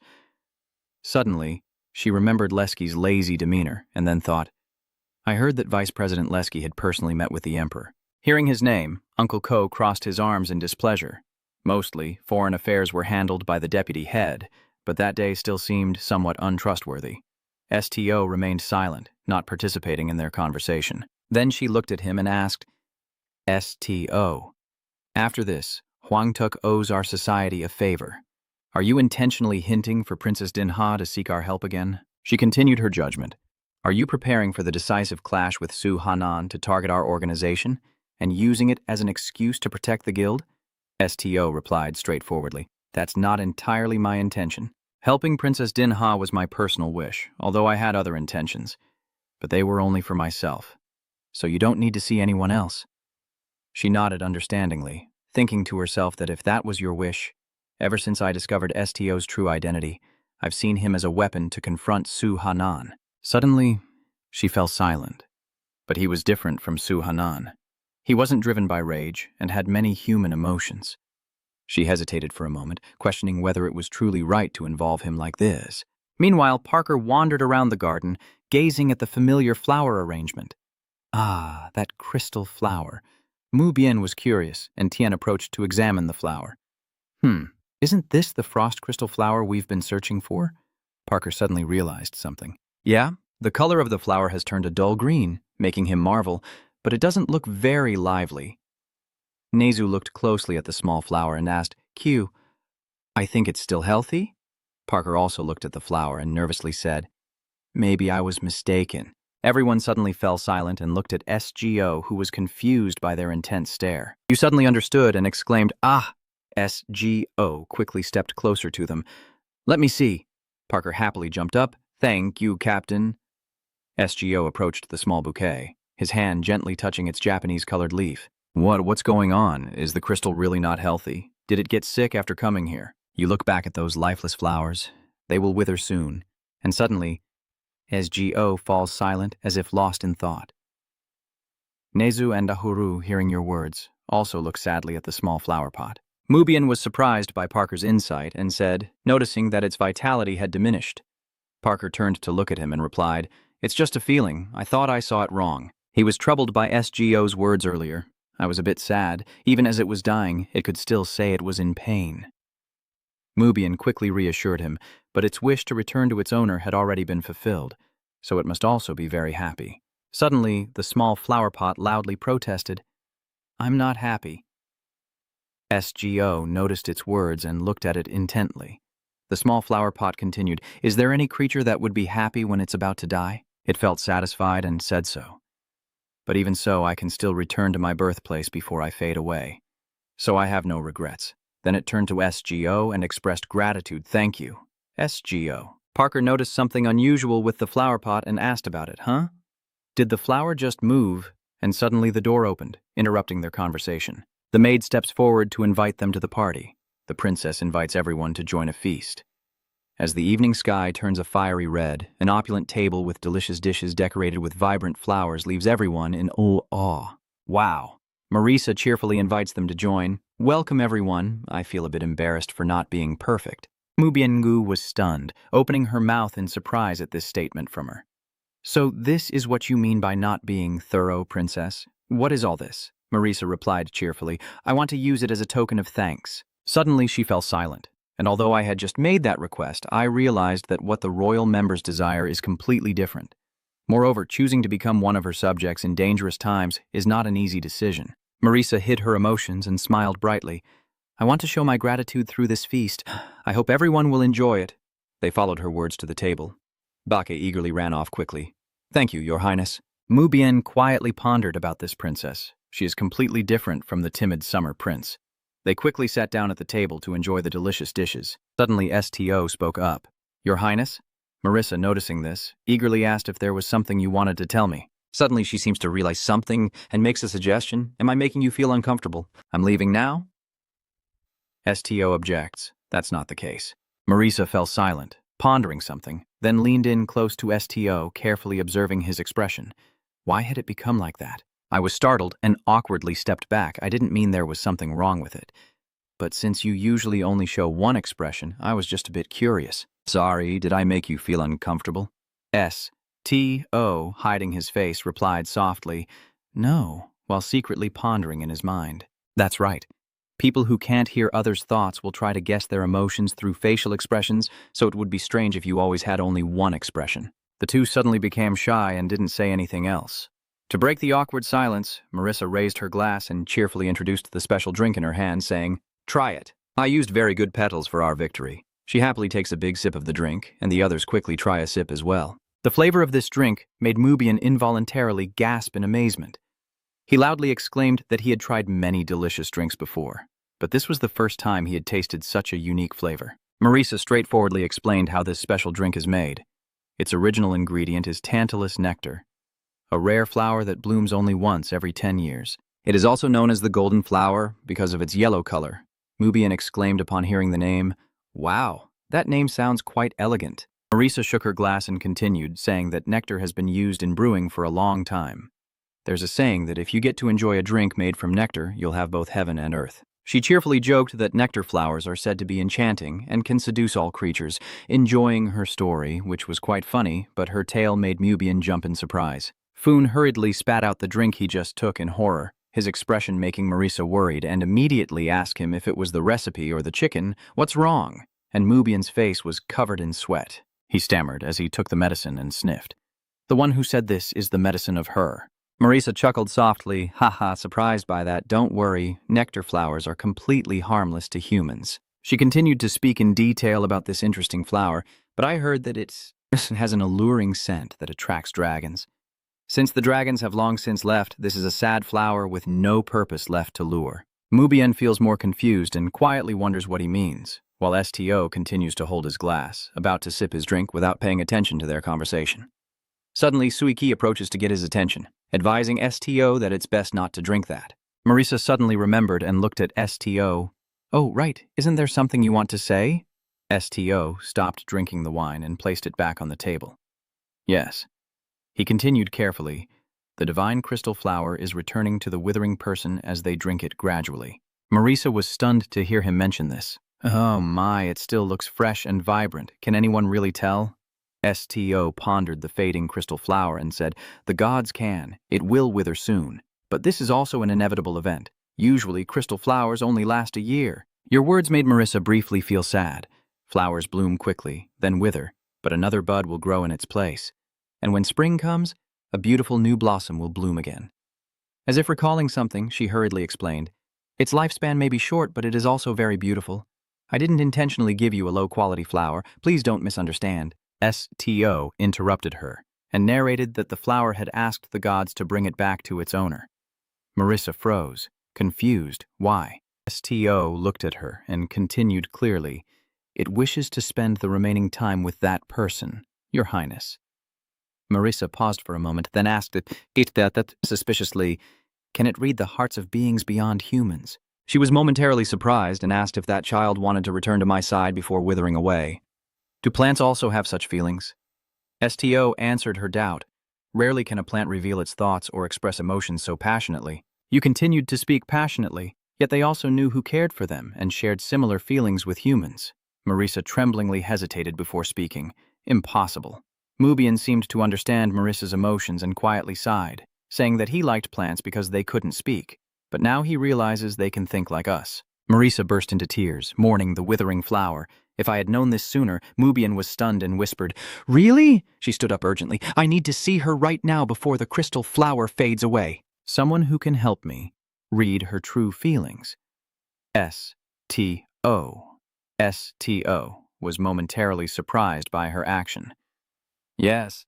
The others quickly left the party to go to the garden, leaving only Nezu and Ahuru standing silently. "Huh? What's wrong? Did you forget something?" "I smell something strange in the air." Nezu continued to ponder the strange scent he had just detected, when suddenly he stood up in shock and shouted, "This scent is in that garden," Marissa exclaimed, recalling precious memories. "This glasshouse garden was a gift from the Emperor for my 5th birthday. I started to like it because it was very beautiful, and over time it became a place where I could spend quiet, private moments with the flowers and soothe my soul." She looked again at the beautiful, vibrant flowers. They grew and bloomed as I poured love into them. The more I cared for them, the more beautiful they became. Marissa reached out and hugged the small, pitiful flower. I thought this was the place where the mark of care was most clearly shown. She happily shares her thoughts with everyone, which is why I always thought our interactions were one-sided. And I need to take care of them. I never considered that these children might also come to like me. My mother's red face sighs, and now I realize I was like a fool. She presses her face against the small bouquet in her hand, welcoming you back to me, and we will meet again next year. Small Flower Mix was so moved that she exclaimed, Marisa, suppressing their emotions. Nezu rushed over, shouting a warning. I smell something burning. Everyone looked at him in shock. Nezu urgently said, There's a fire. Right after Nezu's warning, the palace servants hurried to deal with the fire, some flames rising at the garden entrance, quickly putting it out. The old man anxiously exclaimed, If it's at the garden gate, wasn't that the area we were in earlier? Hopefully the fire isn't too big. Marisa, sweating nervously, agreed with him. You're right, that's the garden gate. Mubian hesitated for a moment, sensing something was off, but before he could think further, he quickly urged them, We need to leave here immediately. Everyone hurriedly followed him towards the swarm of fruits. From the gate area, a fire was burning with thick black smoke. Luckily, it hadn't spread much. Suddenly, a loud explosion erupted among the flames, spreading toward them, and Mubian quickly reached out to protect Marisa. Immediately after, Marisa anxiously checked on everyone, asking if they were all safe, and Mubian sensed the danger and reminded her, Your Highness, please step back. This is quite dangerous. The flames near the gate are spreading and blocking our view. This is an attack. Amidst the thick smoke, Marissa's maid also stepped out safely.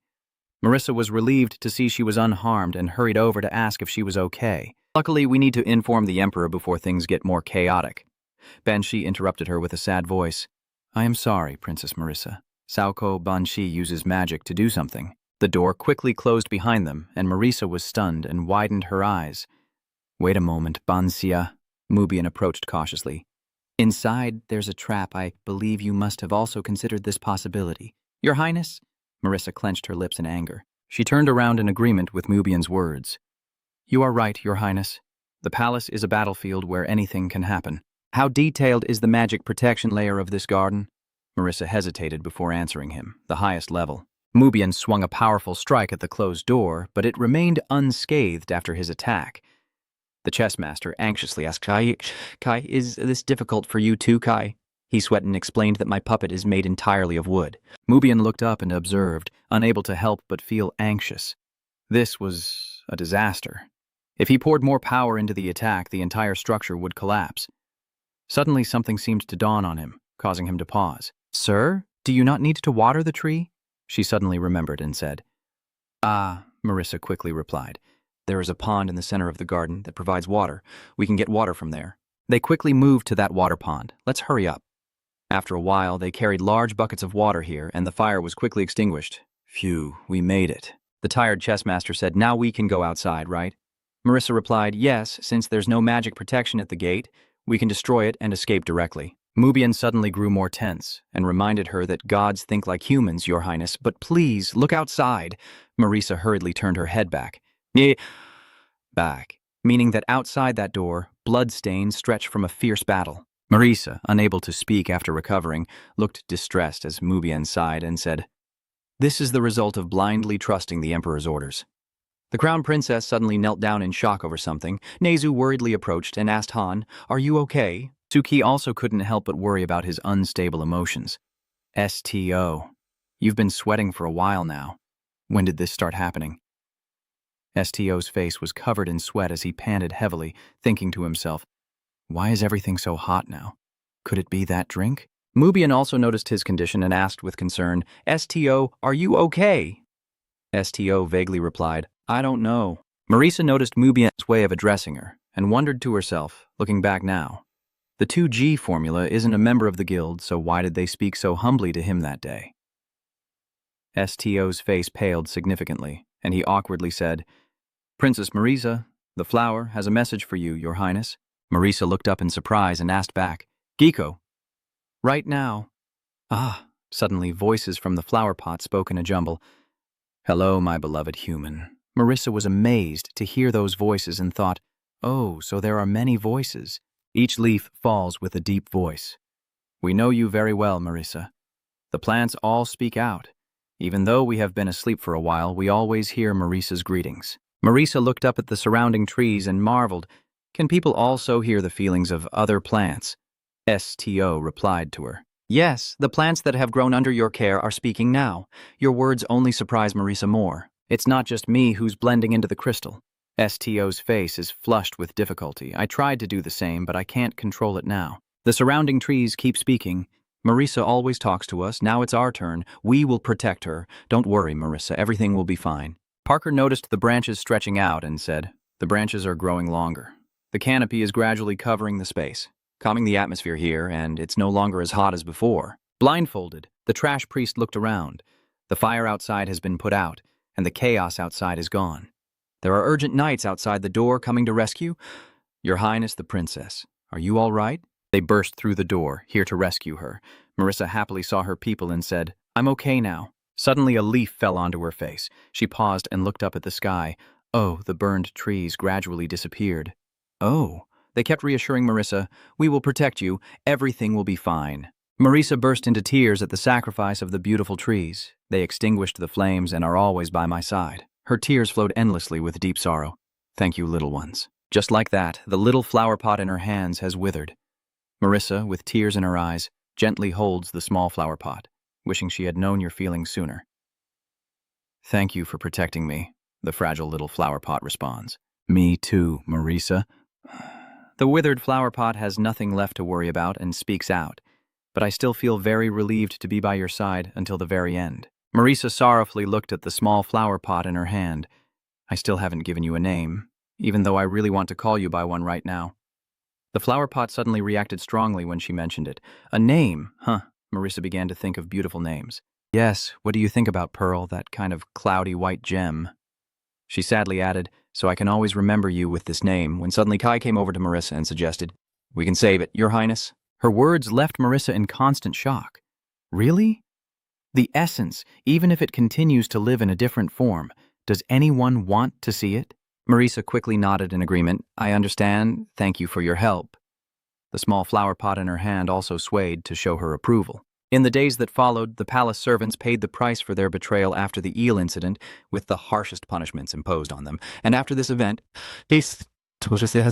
all staff and security systems were replaced. Some faced the wrath of His Majesty and were executed, yet none seemed to care about finding the real culprit. Marisa was troubled as she recounted the events of the past days, which meant they must have realized who was truly pulling the strings. The Emperor showed no reaction, which means he is allowing the battle for the throne to unfold among his children. I feel a deep sorrow for the trees that sacrifice themselves to protect me. Even plants know who cares for them. Humans are no different. Marisa approached this window where the sunlight shone brightly, a king listening to his people's voices, a country caring for one another and acknowledging the leader who cares for them. She sadly asked the STO group if Rubberazan is now a country like that. STO understood her feelings and gently spoke. "Your Highness, Princess Marisa." Marisa seemed to have made a firm decision to turn around, confidently affirming her resolve. "I will become the Emperor." Marisa's eyes held a pleading look as she gazed at the STO group. Will they join me? STO? A moment later, the STO group left the palace, and Marisa felt a twinge of longing for them, and then they were gone. She quietly looked out the window at the increasingly distant carriage, feeling sorry that they could have helped her so much. A little girl approached and asked Marisa why she didn't try harder to persuade them. Marisa replied softly, as if they had already decided to leave, "I don't want to force them to do what they don't want to do." Then she cheerfully added, "After all, I still have many things I want to do." She looked towards the small, pretty girl nearby and said, "Let's go, little Pearl." The girl happily smiled and replied yes. As the carriage sped over the high hills, Nezu's voice rang out anxiously again and again. Suki felt annoyed and kept silent. Nezu sighed in frustration. "I can't help but worry." Suki annoyedly warned, "Don't stir up trouble about that. Then you've helped enough." Parker sat nearby, listening to Suki's voice and marveling. Now, hearing her real voice, he realizes it's even sharper than he thought. Mubian, not sharing that opinion, coldly retorted, "Or isn't it just the cat?" He turned pale and his head buzzed with too many noisy sounds. I felt like going crazy having to listen to everyone's thoughts. Mubian looked at STO, who was fainting from exhaustion, and silently marveled, "It seems his abilities have gone beyond control because of our water." Suddenly, STO muttered tiredly, Nezu gently supported him. "We're almost there. We've reached the capital gate." STO looked out of the carriage. "Now we have to get off A." Nezu nodded in confirmation. They said we need to walk from here. Outside, the bustling crowd moved past, but in STO's eyes, this lively scene felt overwhelming. STO, tired, closed his eyes, and Mubian silently thought that maybe it would have been better to go around the suburbs instead of through the capital so that he might have fainted. Suddenly, STO turned to call Nezu.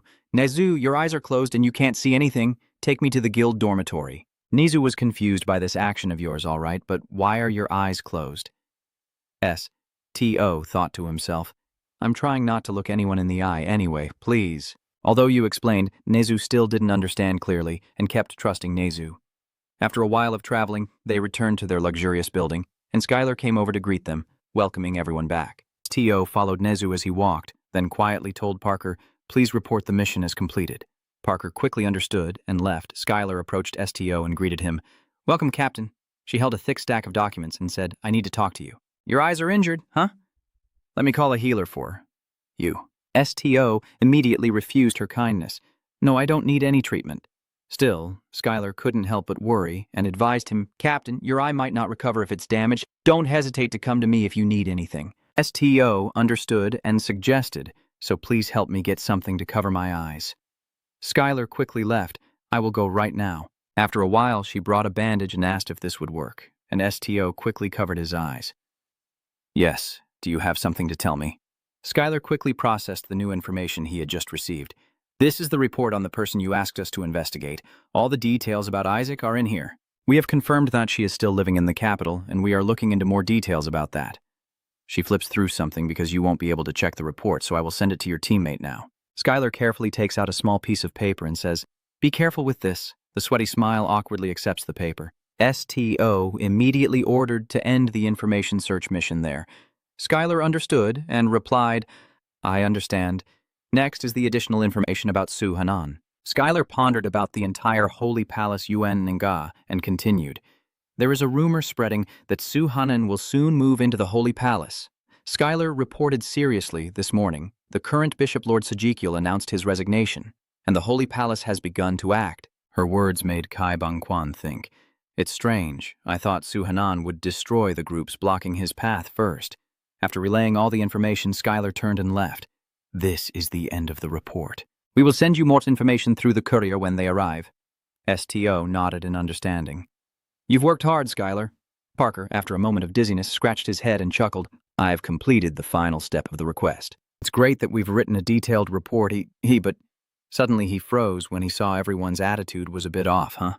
Parker looked confused, wondering why everyone's eyes looked so strange. He sweat profusely as he offered his explanation, as if everyone had just seen a ghost. Mubian sighed and replied, We're about to see something even worse than a ghost.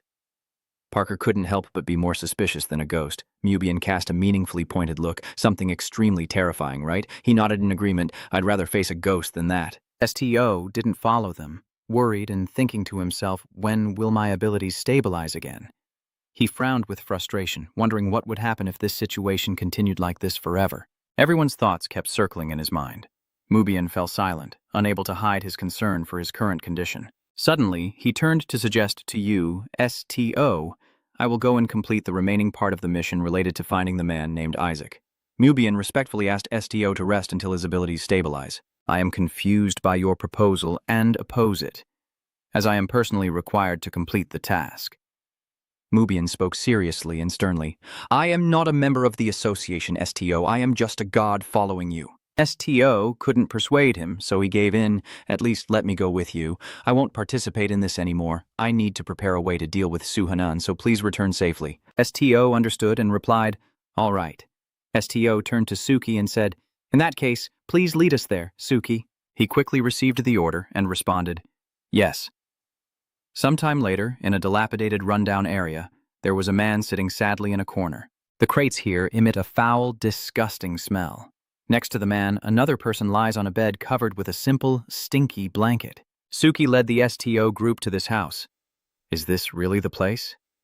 Mubian frowned in disbelief at the dilapidated house. The fifth prince took him away but left him in such a terrible place. Suki is certain, I am sure of it. Mubian quickly went to knock on the door. Is anyone inside? He knocked for a long time, but no one came to open. Mubian calls out again. No one answers. We came here at Rian's request. Hearing Rian's name, the person inside slowly opens the door with suspicion. You just mentioned Ryan. Mubian peered inside to describe the shape of the boy. Rian from the guard village. Red hair, 10 years old. I came here to meet the child's father, Isaac. The man looked at the group of SGO members, as if asking, "You look like members of the guild coming all the way here for a request. Follow me." They quickly followed him inside and approached a stained, dirty curtain. SGO, guided by Parker, also stepped inside, faintly sensing the air thick with the smell of blood and urine. He hesitated and asked, "Is this man still alive?" They all looked towards a heavily injured man who was unconscious. The man leading them responded to SGO, at least for now. Parker looked at the wounds covering the man and said sadly, "Oh my God, his injuries are too serious. We need to treat him." The man interrupted him. "It's no use. This isn't the first time someone has left like this." He turned to glance at the elegantly dressed people. "Don't forget, this place is like the Empire's slaughterhouse, esteemed guests. I'm just outside, so call me when you're done talking." As the man left, SGO approached the hospital woods and asked, "Are you Isaac, Ryan's father?" Isaac nodded and responded, "Ryan, he asked about you. That child? How is he doing? Is he healthy?" SGO quietly thought that he wouldn't survive, that they had arrived too late, and then reassured Isaac that Ryan was very healthy and there was no need to worry. "Isaac, if you find it difficult to speak clearly, I understand. Just think about what you want to convey in your mind," he thought to himself, to talk to Isaac. "What is the main message you want Ryan to understand?" Isaac was stunned by SGO's extraordinary power. His eyes filled with tears. He silently thought, "My son Ryan, tell him about my death. And if he asks, let him know how I died." He reflected on the past, recalling every detail. "I wasn't captured and brought here. I went willingly. And even at my final moment, I have no regrets about choosing my loyalty to Ruborazan. The only thing I regret is not being able to return to Rian." Isaac struggled to turn his gaze and begged SGO to tell the boy that he loved him. The boy understood and nodded in agreement, saying he would deliver the message from the old man in Kanbin village. Tears in Isaac's eyes as he closed his eyes and turned his hand. He only managed to whisper, Thank you. Thank you." His hand loosened and drifted away from this place to a faraway land. At this moment, Neju obediently stands aside in a corner, waiting for SGO's group. Because they are too large to enter together, the people around stop and look at him, whispering, "The first guest in a long time." Their thoughts and whispers keep lingering in my mind. I heard they come from the Ignis Guild. What is that monster? Is it a pet? The three men nearby suddenly had malicious intentions and whispered to each other, "Let's steal it and sell it." Neju was momentarily distracted by a melody he was hearing. Suddenly, he looked around in confusion as the melody disappeared. As he scratched his ear to hear more clearly, a man suddenly rushed up from behind and struck Neju hard on the head with a wooden stick. He smirked mischievously, thinking he had succeeded and caught Mai, but the scene before him made the man panic. Ha! Neju is still conscious. His head is swollen into a large lump, and Neju turns his head in anger. "Hey, take the long wooden stick from that man's hand." "Nai!" Neju scowled angrily. "Your wooden stick has already hit them, Neju." The other person, terrified, shouted to call his accomplices to retreat. 10. This one is very strong, help me." His two accomplices are scared and are stepping aside to check the situation. "Did you hear that? That monster can talk." The other person replied doubtfully. "It's a rare monster." The other person eagerly thought about the huge profit. "Isn't it just a monkey? It seems selling it could bring a good profit." At this moment, Neju still doesn't realize the danger and looks with innocent eyes at the person with bad intentions towards him. The two men leave, smirking slyly at Neju as if selling him could bring a good profit. Neju still didn't understand what was happening and looked at them in panic. The man who had attacked him, frightened by his strength, quickly let go of his stick. He quickly ran away shouting for help. "Save me!" Neju, surprised, reached out to hold him back. "Wait, hold on." The man shouted in increasing panic. "Ooh, a monster is chasing me!" Neju confusedly protests. "That's not it." "Wait a moment." Suddenly, a streak of blood shot out in front of Neju's eyes. The man who just ran away was taken out by his own two accomplices.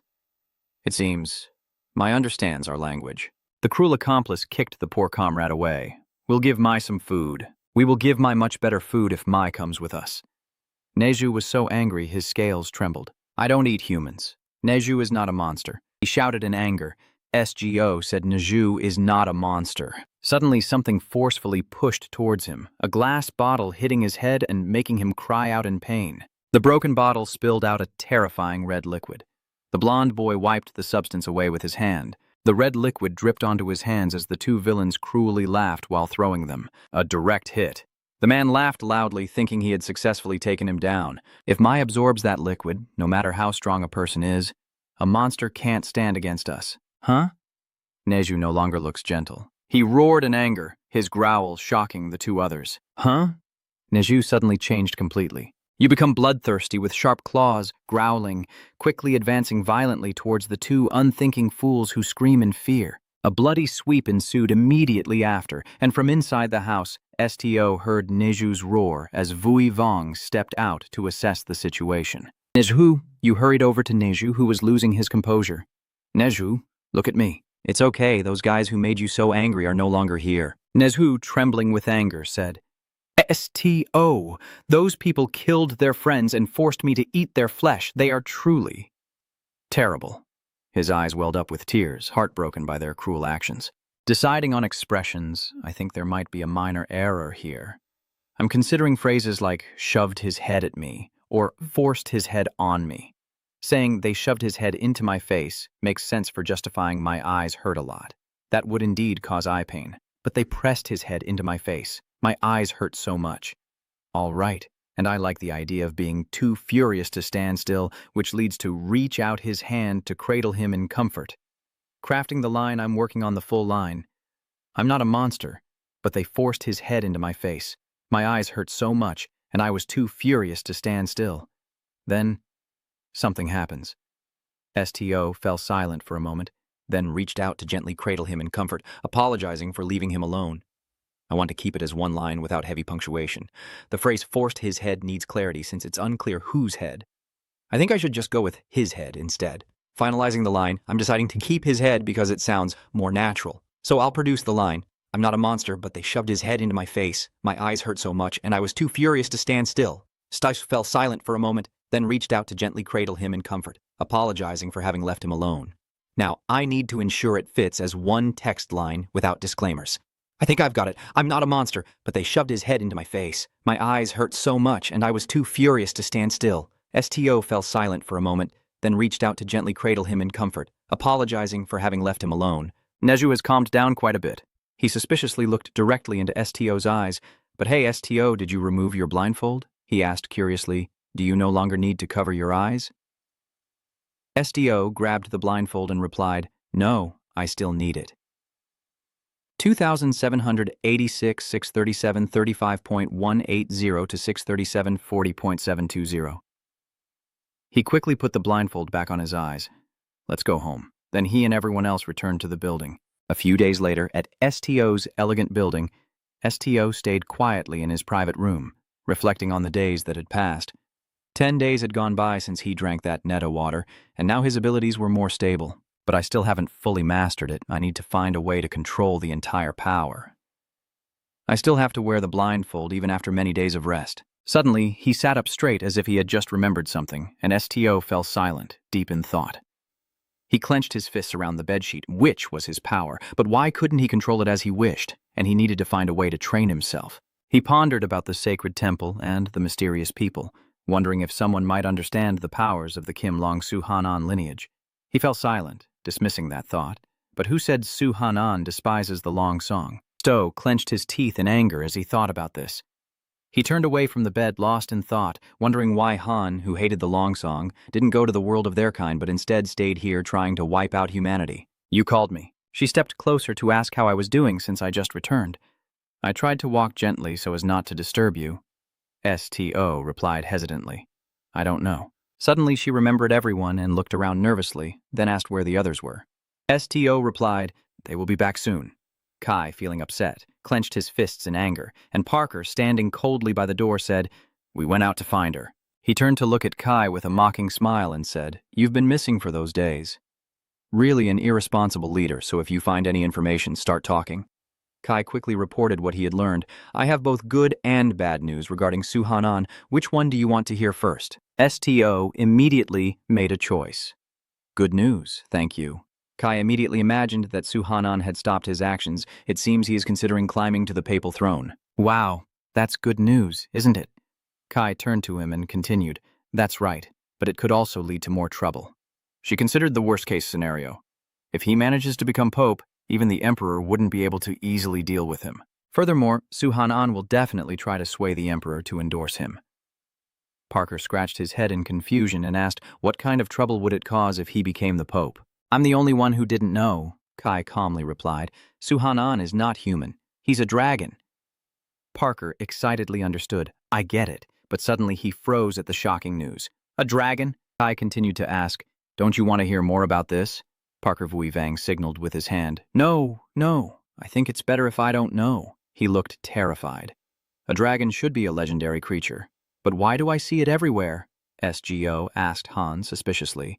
So what's the bad news? Kai silently handed him a piece of paper. SGO took it and lowered his blindfold. You are amazed when you read the contents on it. Kai continues explaining in detail. Suhanan seems to have discovered Haklong's identity. SGO, he wants to meet you. A few lines appear on the paper. The requester, Suhanan. SGO read aloud the next information. The day the holy light of the Lord covers the eternal resting place of the worthy. On that day I will call you, and you will shed your blood on the altar and reveal the truth. Muy bien. Reading the contents of the paper first. Oh my God. They actually made a request. If it's an order, then yes, he will bring you here at any cost.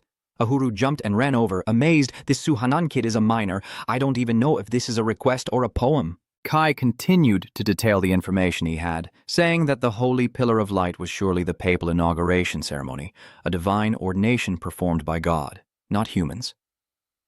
At the moment the new pope is appointed, a pillar of God's light will descend to illuminate the eternal resting place of the worthy, proving the holiness of the pope. The brow furrowed as he analyzed the situation. So he will meet SGO when he becomes the pope. We have already received their request. If we refuse, he will even destroy our guild to find SGO. She closed her eyes, sweating nervously, because the only emotion Suhanan has towards the dragon's roar is deep-seated hatred. Everyone simultaneously looked at SGO, waiting for his decision. Parker suddenly hesitated and said, So, does bloodshed mean he's going to die? He'll probably explain everything clearly to him. He wouldn't call SGO to the Holy Temple just for that. And instead, aren't the followers of God forbidden from killing? Vậy thì chắc chắn anh ấy có một phương pháp bí mật nào dễ giải quyết. SGO. Parker vẫn chưa hiểu rõ vấn đề nên tiếp tục hỏi, vậy tại sao dối truông lại ruột gọi dẹn vậy chứ? The tangled thoughts in the wild, messy hair are pushed aside. Come on, why bother trying to interpret the desires of a crazy dragon? I just don't want my master to get hurt. After a moment of pondering the paper, SGO suddenly called out, Kaya, you turn and seriously reply, if we can't find a way to resolve the papal appointment, I will leave the guild. Kaya disagrees and opposes your request. You don't need to do that. Our Ignis guild won't sit idly by and let everything happen as it pleases. You know that. SGO suddenly falls silent for a moment. I take that paper and feel guilty. Everyone shouldn't have to face danger because of me. I look back at the name on the card. Honestly, I also want to meet him someday. Even if they take me away, they still are. I think about the image of the golden dragon continuing to speak, the first individual of its kind I ever met. But I don't want my choice to cause trouble for the guild. SGO puts the blindfold back on and suggests, May I leave the guild, leader? You purse your lips and wait for Kaya's reaction. SGO quietly feels disappointed. Is she disappointed? I think of Kaya's cheerful expression from before. I don't care if strangers hate me, I'm used to it, but... Then I think of her serious face and silently resolve. I want to protect you. After a moment of thought, Kaya sighed and said, Well, there's no other choice then. Let's go meet him. Her words surprised SGO. Huh? Kaya confidently assured him. I've always told you that the Ignis Club always supports you. It means that no matter what choice you make, we will follow your lead. She pointed at SGO and continued, Because you, are the leader of this club. SGO. She firmly and seriously stands by her choice. That title isn't just for show. Mubien leans back thoughtfully. So do we have time until the previous ceremony takes place? Kaya turned around and replied, Right now we don't need them because we finished the previous mission, so the combat specialists aren't necessary yet. Mubien said angrily, It's so unfair. Why does she want to kick me out of the club so badly? Now I am outside my territory, so I will enjoy life. Parker looked in surprise at him and thought to himself, I think you already enjoyed it. Once again, I turned my gaze to SGO and casually suggested, SGO, let's go back to the main base. SGO smiled and nodded in agreement. This morning, the sky is clear, the air is fresh, and the trees are thriving as they greet the morning sun. Parker looks around in awe and remarks summer is coming to an end. Mubian replied, "Yes, I hope autumn comes soon." Parker curiously asked if something fun happens during autumn. The Autumn Leaf Festival, one of the biggest festivals in Ruborazan. Mubian nodded towards a direction and continued. Parker hesitated and asked, "The Autumn Leaf Festival," and Mubian thought of the bright red maple leaves and replied, "That's right. Unfortunately, the Hyga clan's territory is filled with monsters, so it's not a good place to watch the falling leaves." Thinking about that, he couldn't help but feel happy. And when autumn comes, I want to run around and play where there are many beautiful leaves. Parker grew more confused and thought to himself, he's not going back. Suddenly, he remembered and sighed, if it were leaves, my hometown also has beautiful ones. Mubian asked again about Aviana village, and Parker remembered the lush trees between the high cliffs and confirmed yes, although they are deep in the mountains. The more he recalled, the more excited he became, probably because of the location. The leaves there come in all colors, and the fruits of those trees are very delicious. Mubian suddenly asked loudly, "Do you want to go home?" Parker took the opportunity to honestly share, "I really enjoy my current life. Now I feel like the owner is no different from my own home." He smiled happily and said, "Of course, I will go back to my family and rest during the holiday. If there's a chance, I want to invite everyone to my house." Nezu also got caught up in their conversation and added that he wants to go too. Parker suddenly sighed. "That place might be a bit too high for you." Nezu still looks very excited. "It's okay. Nezu can climb the mountain." Parker couldn't say it clearly. He thought about the steep cliff and forced a smile. "It might be a bit steeper than you imagined." Time passes quickly. The sunset dyes the sky red as golden sunlight filters through the leaves onto the open ground.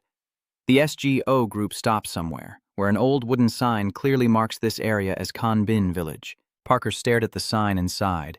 "Even though we have to go through here, I think in the end we will return to Kanbin village." Suddenly, someone's loud voice startled them. It's the Ignis group. The children and Ryan excitedly ran to greet them. Ryan hugged STO tightly and asked about Isaac, STO's older brother. "Did you find your father?" The boy excitedly said, "I've been very patient waiting for you. Tell me everything." STO hesitated, unsure how to begin, while Ryan's eyes sparkled with anticipation for STO's answer. Ryan suddenly noticed something unusual on STO's face and paused. The boy asked Han with concern, his eye injured and lowered, while STO remained silent in deep thought. He knelt down, holding the boy's hand tightly, and softly said, "Ryan, you need to listen carefully. There's something I must tell you." STO slowly responds to the boy's expectation. "Your father." Everyone around suddenly falls silent as they listen to STO recount. "You clearly explained Isaac's illness and how he passed away." Everyone around couldn't help but feel heartbroken and shed tears. The boys who were so cheerful just a moment ago are now crying uncontrollably. Ryan stands frozen, tears streaming down his face in horror. STO felt sorry for the unfortunate boy and said, "I'm sorry for bringing this sad news." Ryan didn't blame STO and rebutted, "Why should I apologize?" The boy forced a strained smile and said, "Thank you for keeping your promise to me. I will definitely repay you someday." STO was taken aback by Ryan's innocent words. Suddenly someone spoke up, pulling you back to the present. STO. The group STO was with had left the village long ago and continued their journey. Mubian anxiously asked about you. "Are you still worried about that child? You've been maintaining that evil aura ever since we left Kanbin village." STO confided, "I thought he would hate me a little." Mubian was surprised by his thoughts. "Hate? You?" STO spoke quietly with a heavy heart because I brought bad news to him, yet Ryan still thanked me. Mubian turned to his father in frustration, and he had fulfilled that request. The boy felt grateful too. He looked at STO reassuringly and asked why the boy would hate him. Still troubled, he said yes, but he pursed his lips and said no more, only thinking to himself that sometimes humans need something to blame. Parker looked around the crowded space. Now the estate is a bit noisy. This chaos will continue for a while longer because the power struggle within the royal family has officially begun. She reflected on the countless letters sent in and the waves of requests that would keep crashing on the captain. But we are advised not to get involved in any of them, whether they are from princes or princes. STO nodded in understanding. "I get it," Kai suddenly added. "There's one more thing." She advised that Suhanan's coronation ceremony would take place in winter, and until then, everyone could do as they wished. Kai waved his hand to ask if they needed anything, then left. "I'm busy now, so I'll go first. but if you need any help, just call me." The officer hurriedly turned and left. Parker hesitated before speaking. Captain." He held a pile of letters and asked, "I've checked. There are a total of 88 requests sent to you. I'll give them to you." STO is sweating as they organize the large number of letters, asking him to help filter out the requests related to the royal family. After Parker has sorted through them, only 9 requests remain in the basket. Stowe tiredly tilts his head and sighs. There are still a lot left. He quickly grabs the letters. Parker asks Han in surprise, "This, Captain, are you planning to get involved right away? He couldn't help but worry about your health and advised you to rest first." Nadu also agreed and reminded you, "That's right, you just came back after all." Buying a ticket also costs extra. "We're on vacation now, so instead of working, let's go traveling." Parker quickly agreed, "I agree." But STO didn't seem to hear their suggestions and was looking over those letters. "Mr. Parker." Parker was startled when called by name. "Yes." He looked up and asked where the culinary department of the owner's residence was.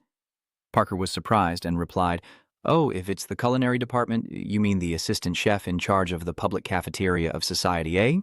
They pointed towards that dining area. Parker hesitated and asked, "Do you want to eat something? Then I will go and get it for you." STO objected. "No." You fold a piece of paper, it's a request. Parker takes the paper and reads the contents. A request from the culinary department. I'm a bit surprised. Normally members wouldn't send requests to each other. Suddenly, the information made him stagger. The cheesecake, head of the culinary department. It seems there are 2 creatures we can't distinguish in the kitchen, and because of them, there has been a lot of confusion and continuous incidents lately. Parker continued reading aloud. "Captain, please tell us what is real and what is fake, Captain. Are you planning to take on this mission?" STO nodded in acknowledgement. "Yes, I don't want to be unaware of the complicated situation happening in the club." Parker understood and replied, "Yes, I understand. So since we have a mission now, we won't split up yet." Suddenly, STO said, "Mr. Parker, you won't be joining this mission." Your words shocked Parker deeply, saying STO had explained that a mission from the culinary department didn't require traveling far and there was nothing he needed to worry about. Parker tearfully responded, "But STO takes back the request form. The others should rest today and start the mission tomorrow. You're on leave, Parker, so just relax and take it easy." Parker paused for a moment, then reluctantly turned to the girl and said, "I am a bit tired, but you don't need to be so attentive all the time. Time flies and a new day begins in this grand house." Walking down the empty hallway, I could smell someone rushing back and forth. Mubian muttered as he walked, "It's really good that I still stayed with you." Nezu and Suki were both not allowed to enter because they were covered in fur. STO nodded in agreement. "Yes, you did well." Mubian was pleased with the praise and couldn't help but feel satisfied. The 2 quickly continued on, Mubian adding details because we arrived after lunch, so it should be empty inside now. Not long after, they arrived at their destination, with Mubian happily leading the way. "Okay, this way." Suddenly, from that room, someone shouted angrily, "You dare call this a dish?" In that kitchen, someone angrily scolded the assistants. "Are you all okay or what?" Mubian opened the door and entered, looking disappointed, exclaiming, "Oh my God." STO has already blindfolded itself again because it looks noisy. A tense and fiery argument erupts inside this kitchen. I hope this isn't part of the request. They must be the ones feeling the burn on their tongues. Where is the head chef? Quickly identify this dish for me. No, tell me why I am feeling this burning sensation on my tongue right now. The people in that kitchen bowed their heads and apologized, saying there was a small mistake in the cooking process, but he kept scolding and getting annoyed. Spicy is one thing, but there's a limit.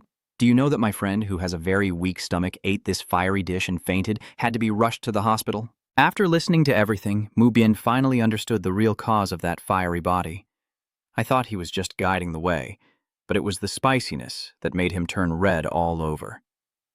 Suddenly, a voice rang out, "I am the head chef." The tall head chef stood in the way, blocking his view, but then another person stepped forward and declared, "No, I am the real head chef." At this moment, the 2 head chefs, identical in appearance, appeared. At this moment, the 2 head chefs face each other with eyes sparking like lightning. I am the real head chef. After a fake like him dares to ruin the dish. The one who actually spoiled the dish quickly chased this imposter out of here. I am the genuine one.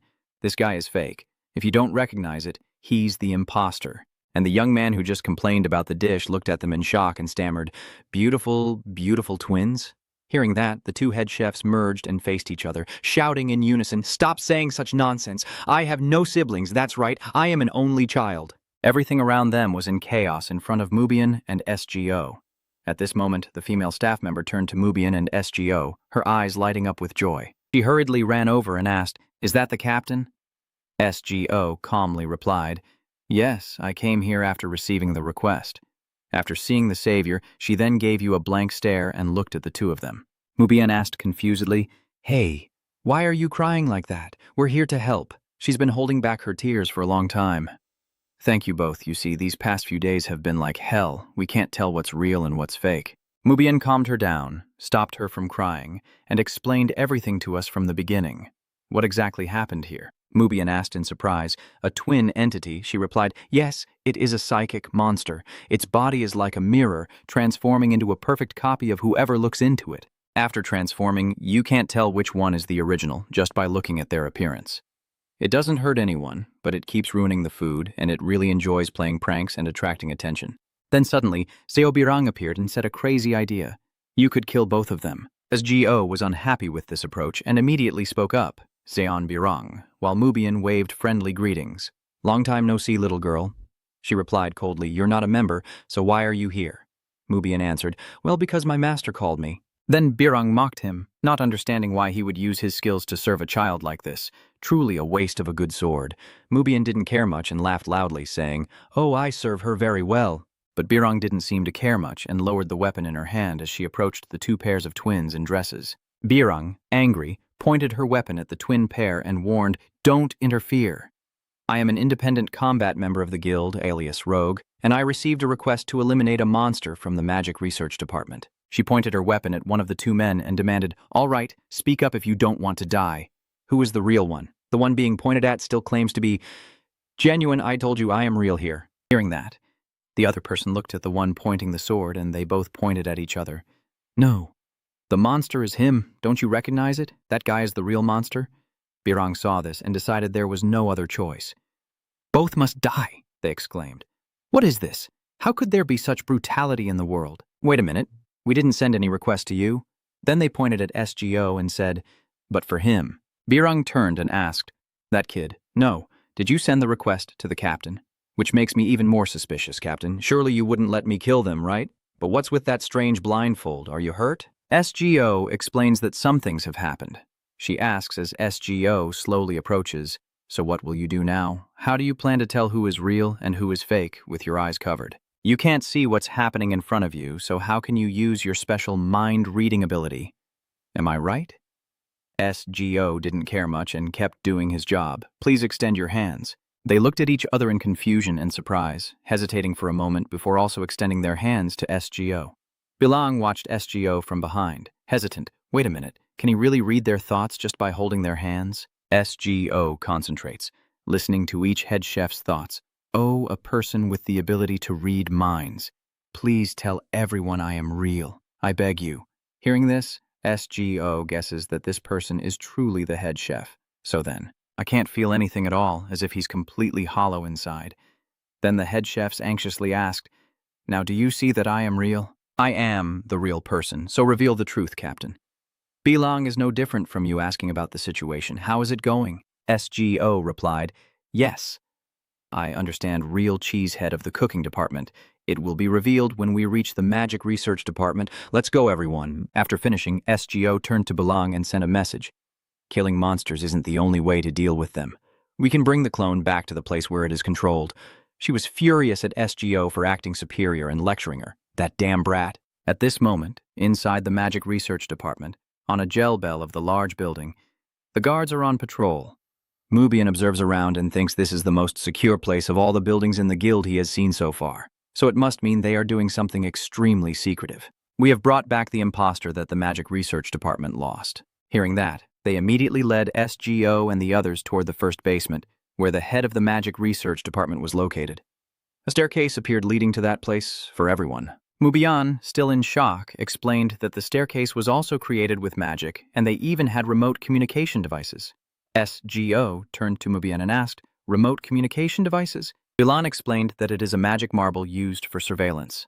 It is a three-dimensional object that allows the other side to see what is happening here and is also used for unmanned exploration during wartime. SGO wondered where the other side was. She replied, anywhere Telemarbo can send an enchantment signal to. And SGO hesitated, asking, does that mean someone is watching this place? Mubian continued. Maybe they are always monitoring this area. I have seen these stones throughout the buildings and on the ceilings here. SGO asked in amazement. How do you know all this, Mubian? He just smiled foolishly and explained that it was also installed in my house, so I have some knowledge about it. Like these here are much bigger and more beautiful. At that moment, a voice from inside the door said, thank you for praising the two-gate formula. That is Suan. She has been waiting to welcome them for a long time. Oh, did I get your title right? Thank you, sir, for the two-chicken formula. Mubian politely replied, the way you said it the first time is fine. Swan is still very courteous. Oh, my apologies. I have never learned how to behave in front of elders since I was born. She suddenly realized, oh my God, look at me, I lost focus again. Swan quickly went to hold STO's hand and said it was an honor to meet the Lord of the Korra Society. I am in charge of this department, Swan Buck. Please just call me Swan. STO, surprised, could only reply, call me STO. Swan smiled excitedly. I've been watching you all this time, Po. Oh no, I'm actually a big fan of yours. Your ability to read hearts is so cool, I want to test that ability. Do an experiment. No, I want to study it. Seeing her look confused, STO sweat with worry. I understand. Then Swan continued to greet. Welcome again, Jung. Thank you for accepting the request. She remained as cold as ever. Shut up. I wouldn't have accepted if I knew I would meet the association. Swan asked, why don't you like him? Bilang just turned around and huffed. Then Mubian got to the main point, so you are the one who sent the request about the substitute? Swan said yes. I asked Jong to handle that. I really thought it was dead by now given how lively it still is, but luckily we caught it without much damage. Mubian waved his hand, sighing in relief. If not for Chef STO, the kitchen would have turned into a sea of blood. Swan responded excitedly, no problem. After all, there's no way to completely kill it. The stand-in is a kind of spiritual entity, a soul that originates from the material world. Mubian wondered, I asked just to be sure, but are you experimenting with creating souls here? Swan, startled, replied, of course not. It would be great if we could do that, but this is completely an accident. We were just testing whether an old mirror showing spiritual phenomena contains new magic. Those imposters crawled out of the mirror again. Hearing that, STO understood. That's why I couldn't read its heart. Then Swan continued, saying that our club president would take this soul. STO asked, what do you plan to do with the soul of the mirror? Swan hesitated for a moment before replying, the beast has no wishes with anyone and cannot be killed, so we will have to seal it inside the mirror. STO asked again, sealing, she explained. Material souls have a very strong connection with the objects that created them. Based on that trait, we will lock it inside the mirror. If it feels the mirror is about to break, it won't dare to come out anymore. Mubian seemed a bit hesitant and asked, do you really need to threaten it like that? Swan, determined, went to knock on the mirror, because if she didn't, it would keep causing trouble everywhere. This is the way to protect both the soul and everyone here. If it finds a suitable person to make a contract, a great mage could be born from it. Then she tapped the mirror and ordered, all right, go back before the precious house of the victim is destroyed. Hearing that, one of the head chefs suddenly changed. From the beginning until the arm starts to disintegrate, STO opens its eyes wide in curiosity. It turns into a black liquid, revealing the true form of the mirror soul beneath. The head chef, after seeing it disappear, grew uneasy. These ghosts, or spirits, or whatever they are, can we be sure they'll stay sealed in the mirror? Swan replied cautiously. Well, we can't be 100% sure yet. We need to study it more. Bilang spoke again to suggest idea 102. No one wants to, so just kill it. We won't know if we can kill it until we try.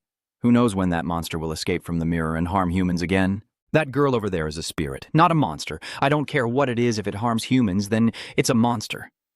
And Bilang aimed directly at the mirror. SGO quickly stepped in to stop her. Wait, SGO's eyes showed urgent desperation. He truly wanted to stop this person. Swan could do nothing but gasp. Yes, because at that moment another person appeared right in front of the mirror to block Bilang's strike. In front of her stands a calm, black-haired, brown-skinned version of Bilang standing still. Seeing her other self right in front of her, Bilang points her spear at the opponent and asks, why is it black? As if witnessing something beyond control, Bilang grits her teeth in anger, trembling all over. Swan calmly explains that the mirror's soul reflects your true self, so the teeth originally exist. And as she speaks, she gently covers her mouth and whispers, "Impossible." Go quietly worries beside her, thinking that Zeon Bilang doesn't want her real name to be revealed. Even the research team only knows her by that name. Just then, Bilang furrows her brows and her eyes turn determined. She swung the spear in her hand as if to attack someone. Luckily, SGO reacted in time and shouted loudly to Mubian. He immediately drew his sword and blocked the spear in Bilang's hand. Their strength seemed evenly matched, with both the sword and spear continuously clashing. Mubian forced a cunning smile, with a certain power behind it. "Are you thinking of killing your own ally?" Clenching the spear in her hand, Bilang's whole body kept trembling. She whispered quietly, "No one should know." She nervously muttered that I used to be her and that I survived there. Mubian looked at the black-haired soul and asked her, black hair and brown skin, "Are you from the east?" Bilang gripped the spear tightly, restless, thinking I should have killed that monster from the start and none of this would have happened. Then she turned sharply to those behind her and shouted, "It's all your fault!" STO quietly feels worried for Bilang, who is scared, while Su-an hesitates because of Bilang's unusual behavior. She steps back a few paces and stammers, "Why did Jiang do that?" STO immediately took action, turning to Su-an and saying, "Forget everything you saw today." Su-an, confused, asked, "What?" He used his power to hypnotize them, telling them the only thing they saw today was the chef turning into the spirit of the mirror, and to forget the girl with black hair. STO's eyes lit up as he issued a command to erase the important memory that they had never been here today, and then put them into a deep sleep, and sleep peacefully. Immediately, drowsiness overwhelmed Su-an and her body lost balance, causing her to fall down. Not only Su-an, but the chef and the two people in her group also fell to the ground and drifted into sleep. STO softly called out Zion Birang. Overcome with shock as her secret was exposed in front of many people, Birang was furious and shouted, "Don't call me that." "There are others watching us through that stone," STO assured, "but that's not the issue." He placed his hand on his chest and swore sincerely, "If I lie to you, you can come and kill me any time." "There are others watching us through that stone," STO assured, "but that's not the issue." He placed his hand on his chest and swore sincerely, "If I lie to you, you can come and kill me any time." Hearing that, Birang lowered the spear in his hand, and the atmosphere fell into silence for a moment. Birang bowed his head slightly and asked the question in his heart, "The first time we met, you already read all my thoughts, right? Not just my name, but also where I come from and why I cut my hair." The more she spoke, the more she confirmed her suspicion that you know everything. "So you erased everyone's memories, right?" STO replied, "Yes." And Birang questioned again, "Then why didn't you say anything?" The spear in Birang's hand turned into light and disappeared, and she said to STO, as if muttering to herself, "You already know my secret. You could tell someone or use it to threaten me." STO stepped in front of Birang and sincerely said, "I don't want to do this." The girl lowered her head and raised her voice, "And I am asking you why instead of giving a specific answer." STO asked her back, "Do you need a reason to not do what you don't want to do?" Birang couldn't hold back her tears. She sobbed, "I knew it. I hate monsters like you." And then she turned around and ran away, not wanting them to see her current humiliating state. After Birang leaves, he looks back at the black-haired Birang soul behind him and asks, "Can you stop possessing her?" The soul, confused, sadly asks, "Why does everyone hate me even though I don't go outside anymore and I haven't caused trouble?" The sorrowful spirit began to melt, no longer retaining Birang's form. It gradually turned into a dark gray sludge. When returning to its original form and no longer capturing anyone, it hesitantly asked, "If I am a useless soul, then why was I born?" STO sat down to comfort it. "Someone will come to find you. There definitely will be," the soul half believed. "What about me?" STO affirmed that no life in this world is useless. 1 month later, during a beautiful sunset in STO's luxurious mansion, he announced that there was a request from the branch in Turkey. STO looked up at them and patiently explained that the trip was for a mirror soul transportation request to seal it in, an extension of the previous mirror soul mission we received, so even though the desert in Turkey was far away, I still wanted to complete it. STO looked up at them and patiently explained that the trip was for a mirror soul transportation request to seal it in, an extension of the previous mirror soul mission we received, so even though the desert in Turkey was far away, I still wanted to complete it. Ahuru the cactus cheerfully exclaimed, "Auntie, the desert in Turkey? How perfect! That's my hometown." The cactus replied with a smile, "I'm so excited, let's go meet my mother." Mubian, who loves to gossip, asked, "Do plants also have family structures?" Ahuru explained, "We don't remember our blood relations like humans do, although I remember my mother, my siblings."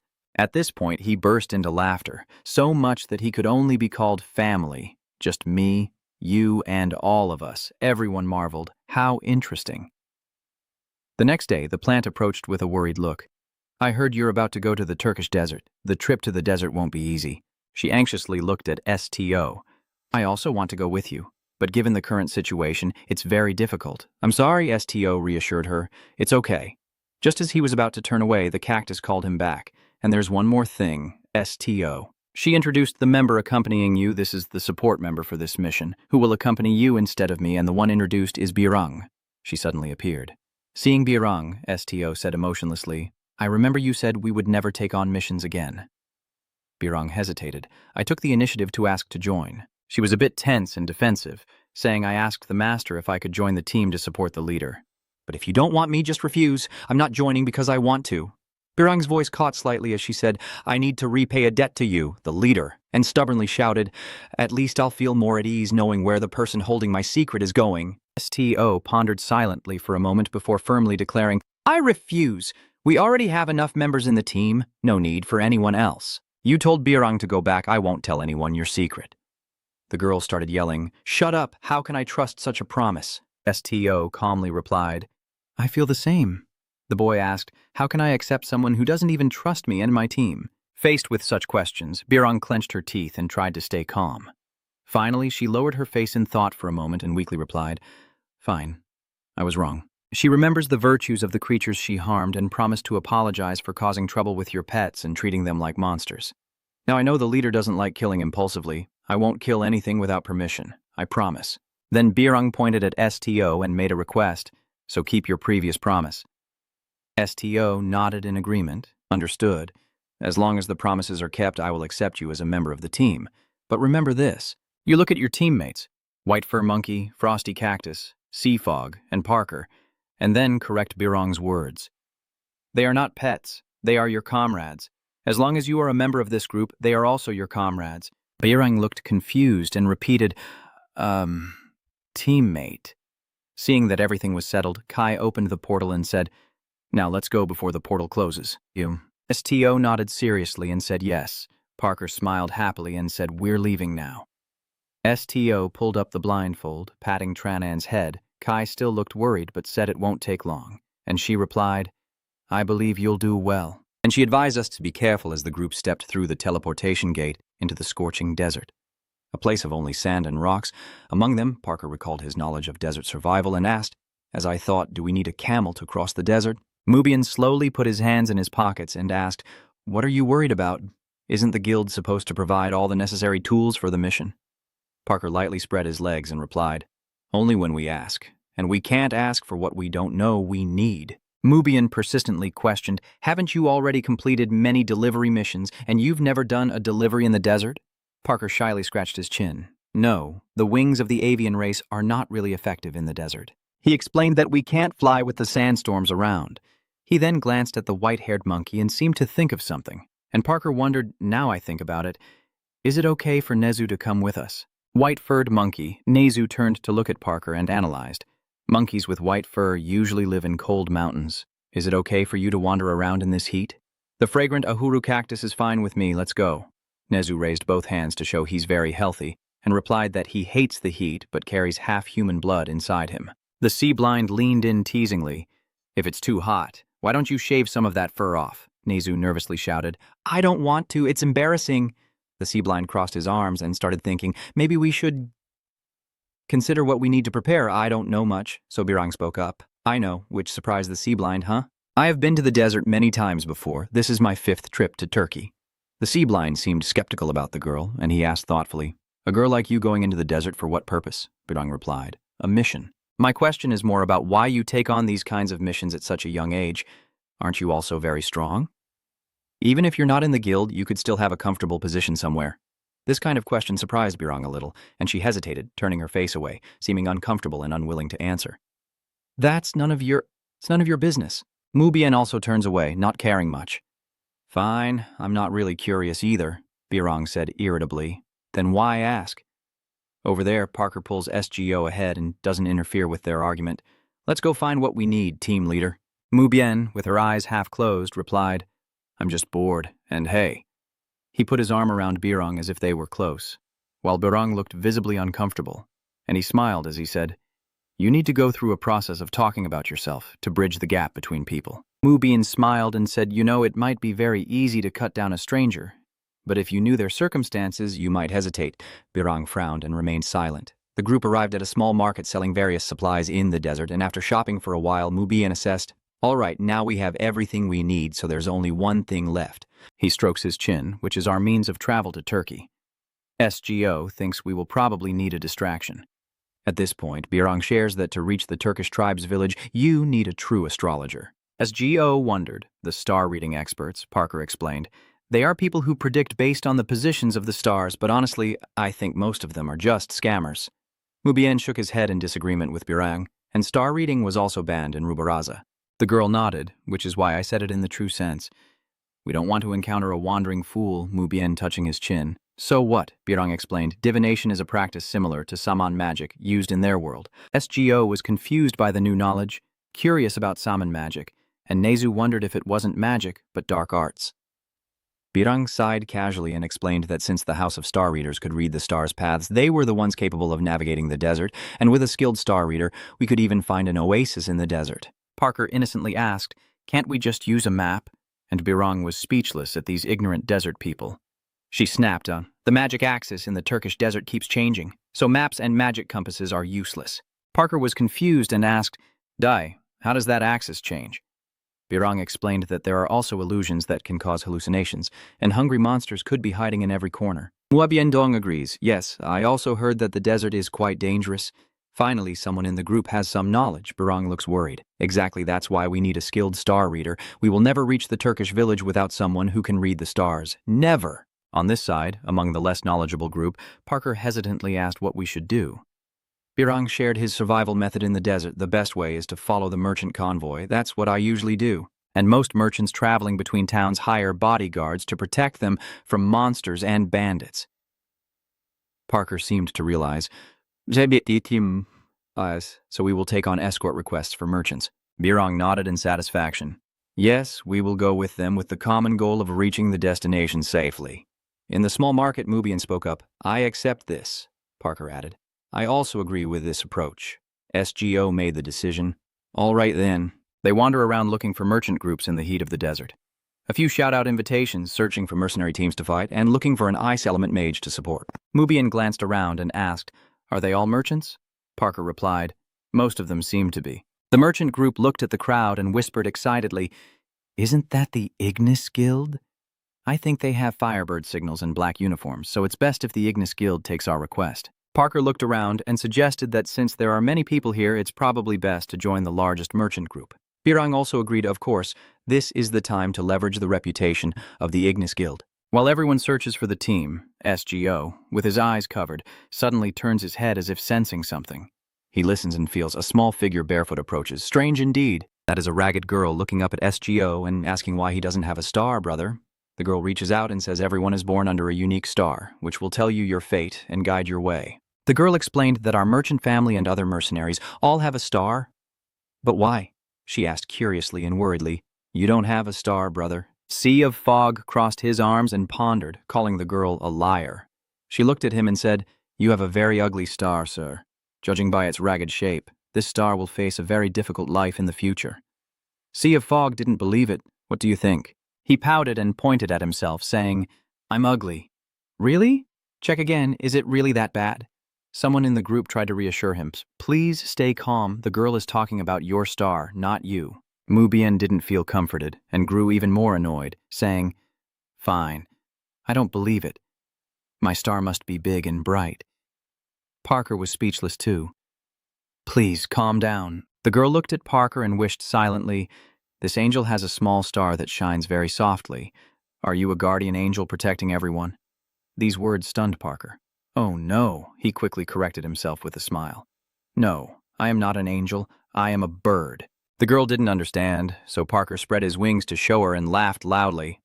We are just people with wings, like ordinary humans, just with an extra pair of wings.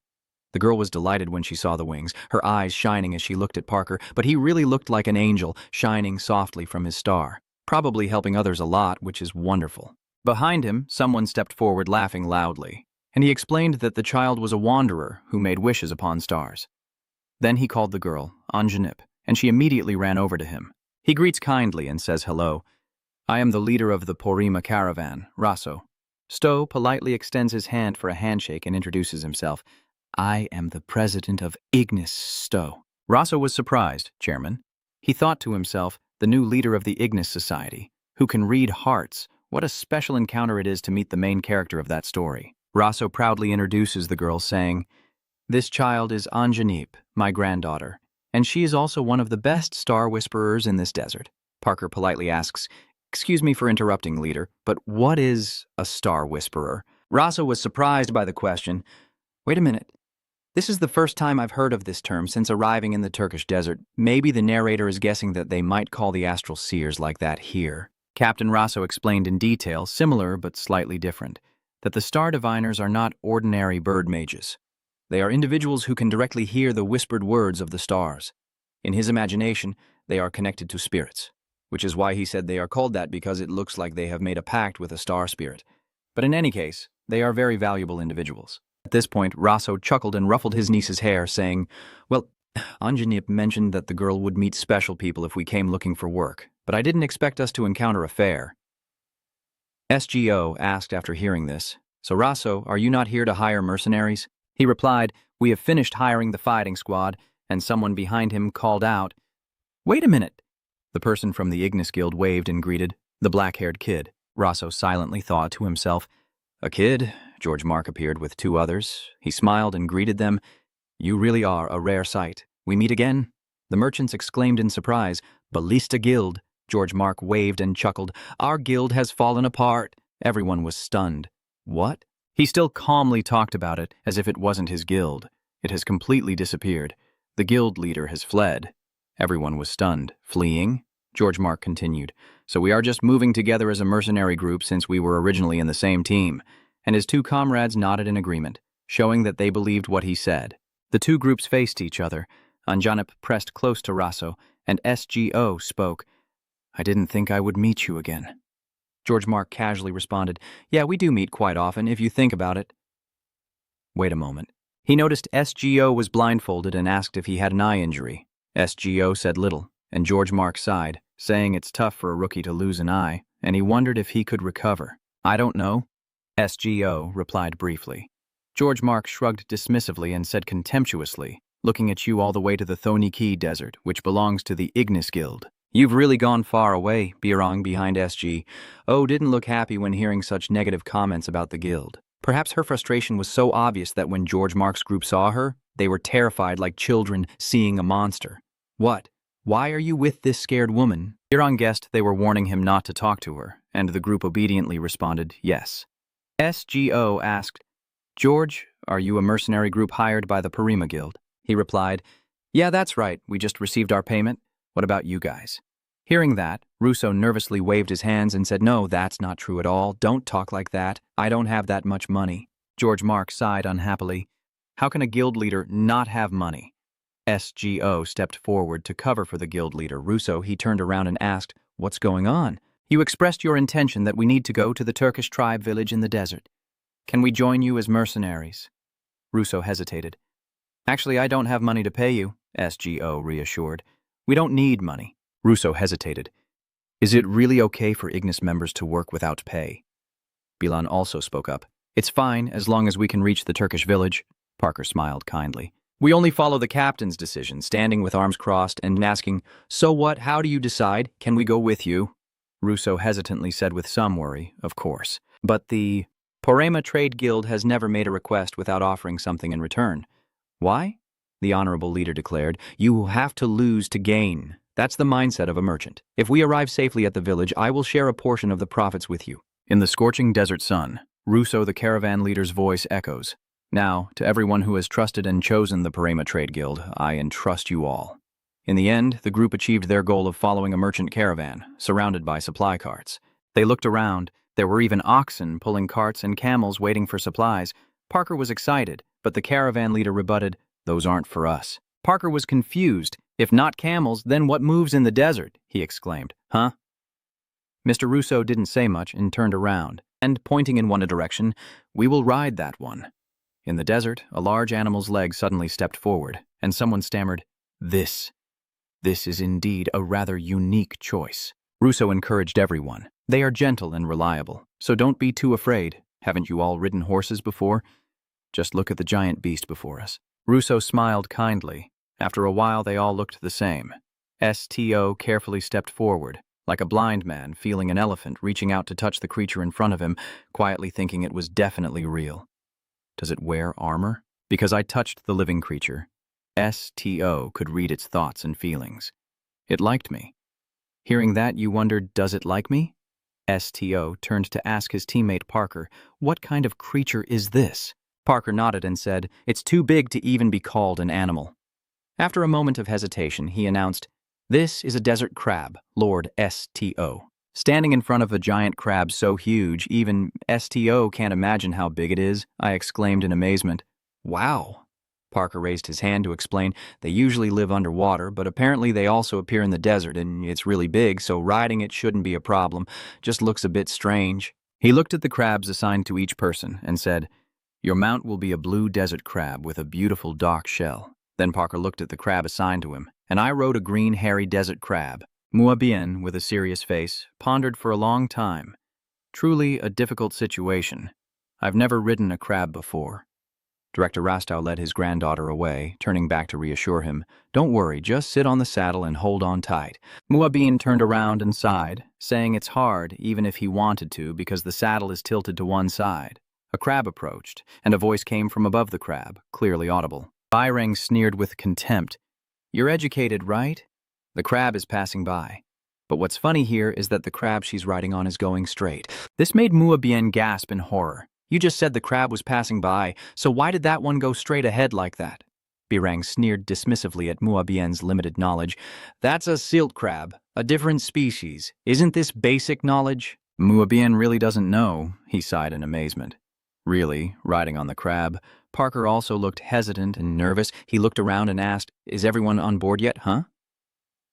"Teacher STO still hasn't ridden the crab." Parker lowered his head and asked, "Chairman, are you okay?" STO turned his head and replied softly, "I'm fine." Parker chuckled and asked, "Really?" Then he said something that made STO jump because it hit a nerve. "Could it be that you're actually scared?"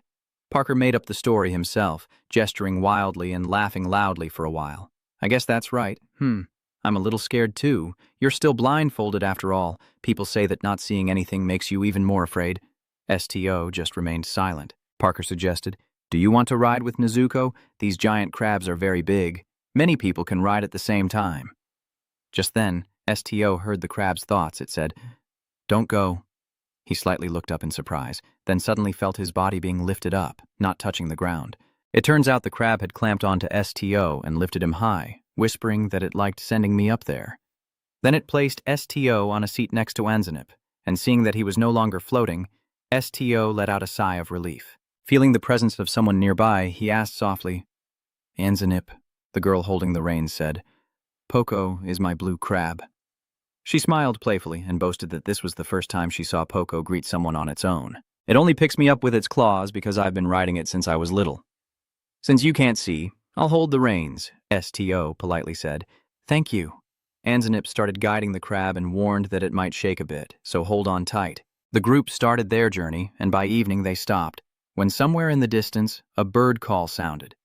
That was Parker, who, despite being from the bird tribe, was feeling quite unwell, vomiting as he said, "I get motion sickness," and he stepped forward to pat his back and ask if he was okay. Parker answered honestly, "No, every time the crab runs, I feel like my insides are all flipped around." Behind them, Anzanip and STO had gotten off the crab. The girl looked up and asked STO, "I'm curious about something. You're not really human, are you?" Anzanip honestly said, "I knew from the first time we met that you are the only one without a star." STO chuckled softly and asked back, "Without a star, what does that mean?" The girl nodded and explained that every human is born with their own star.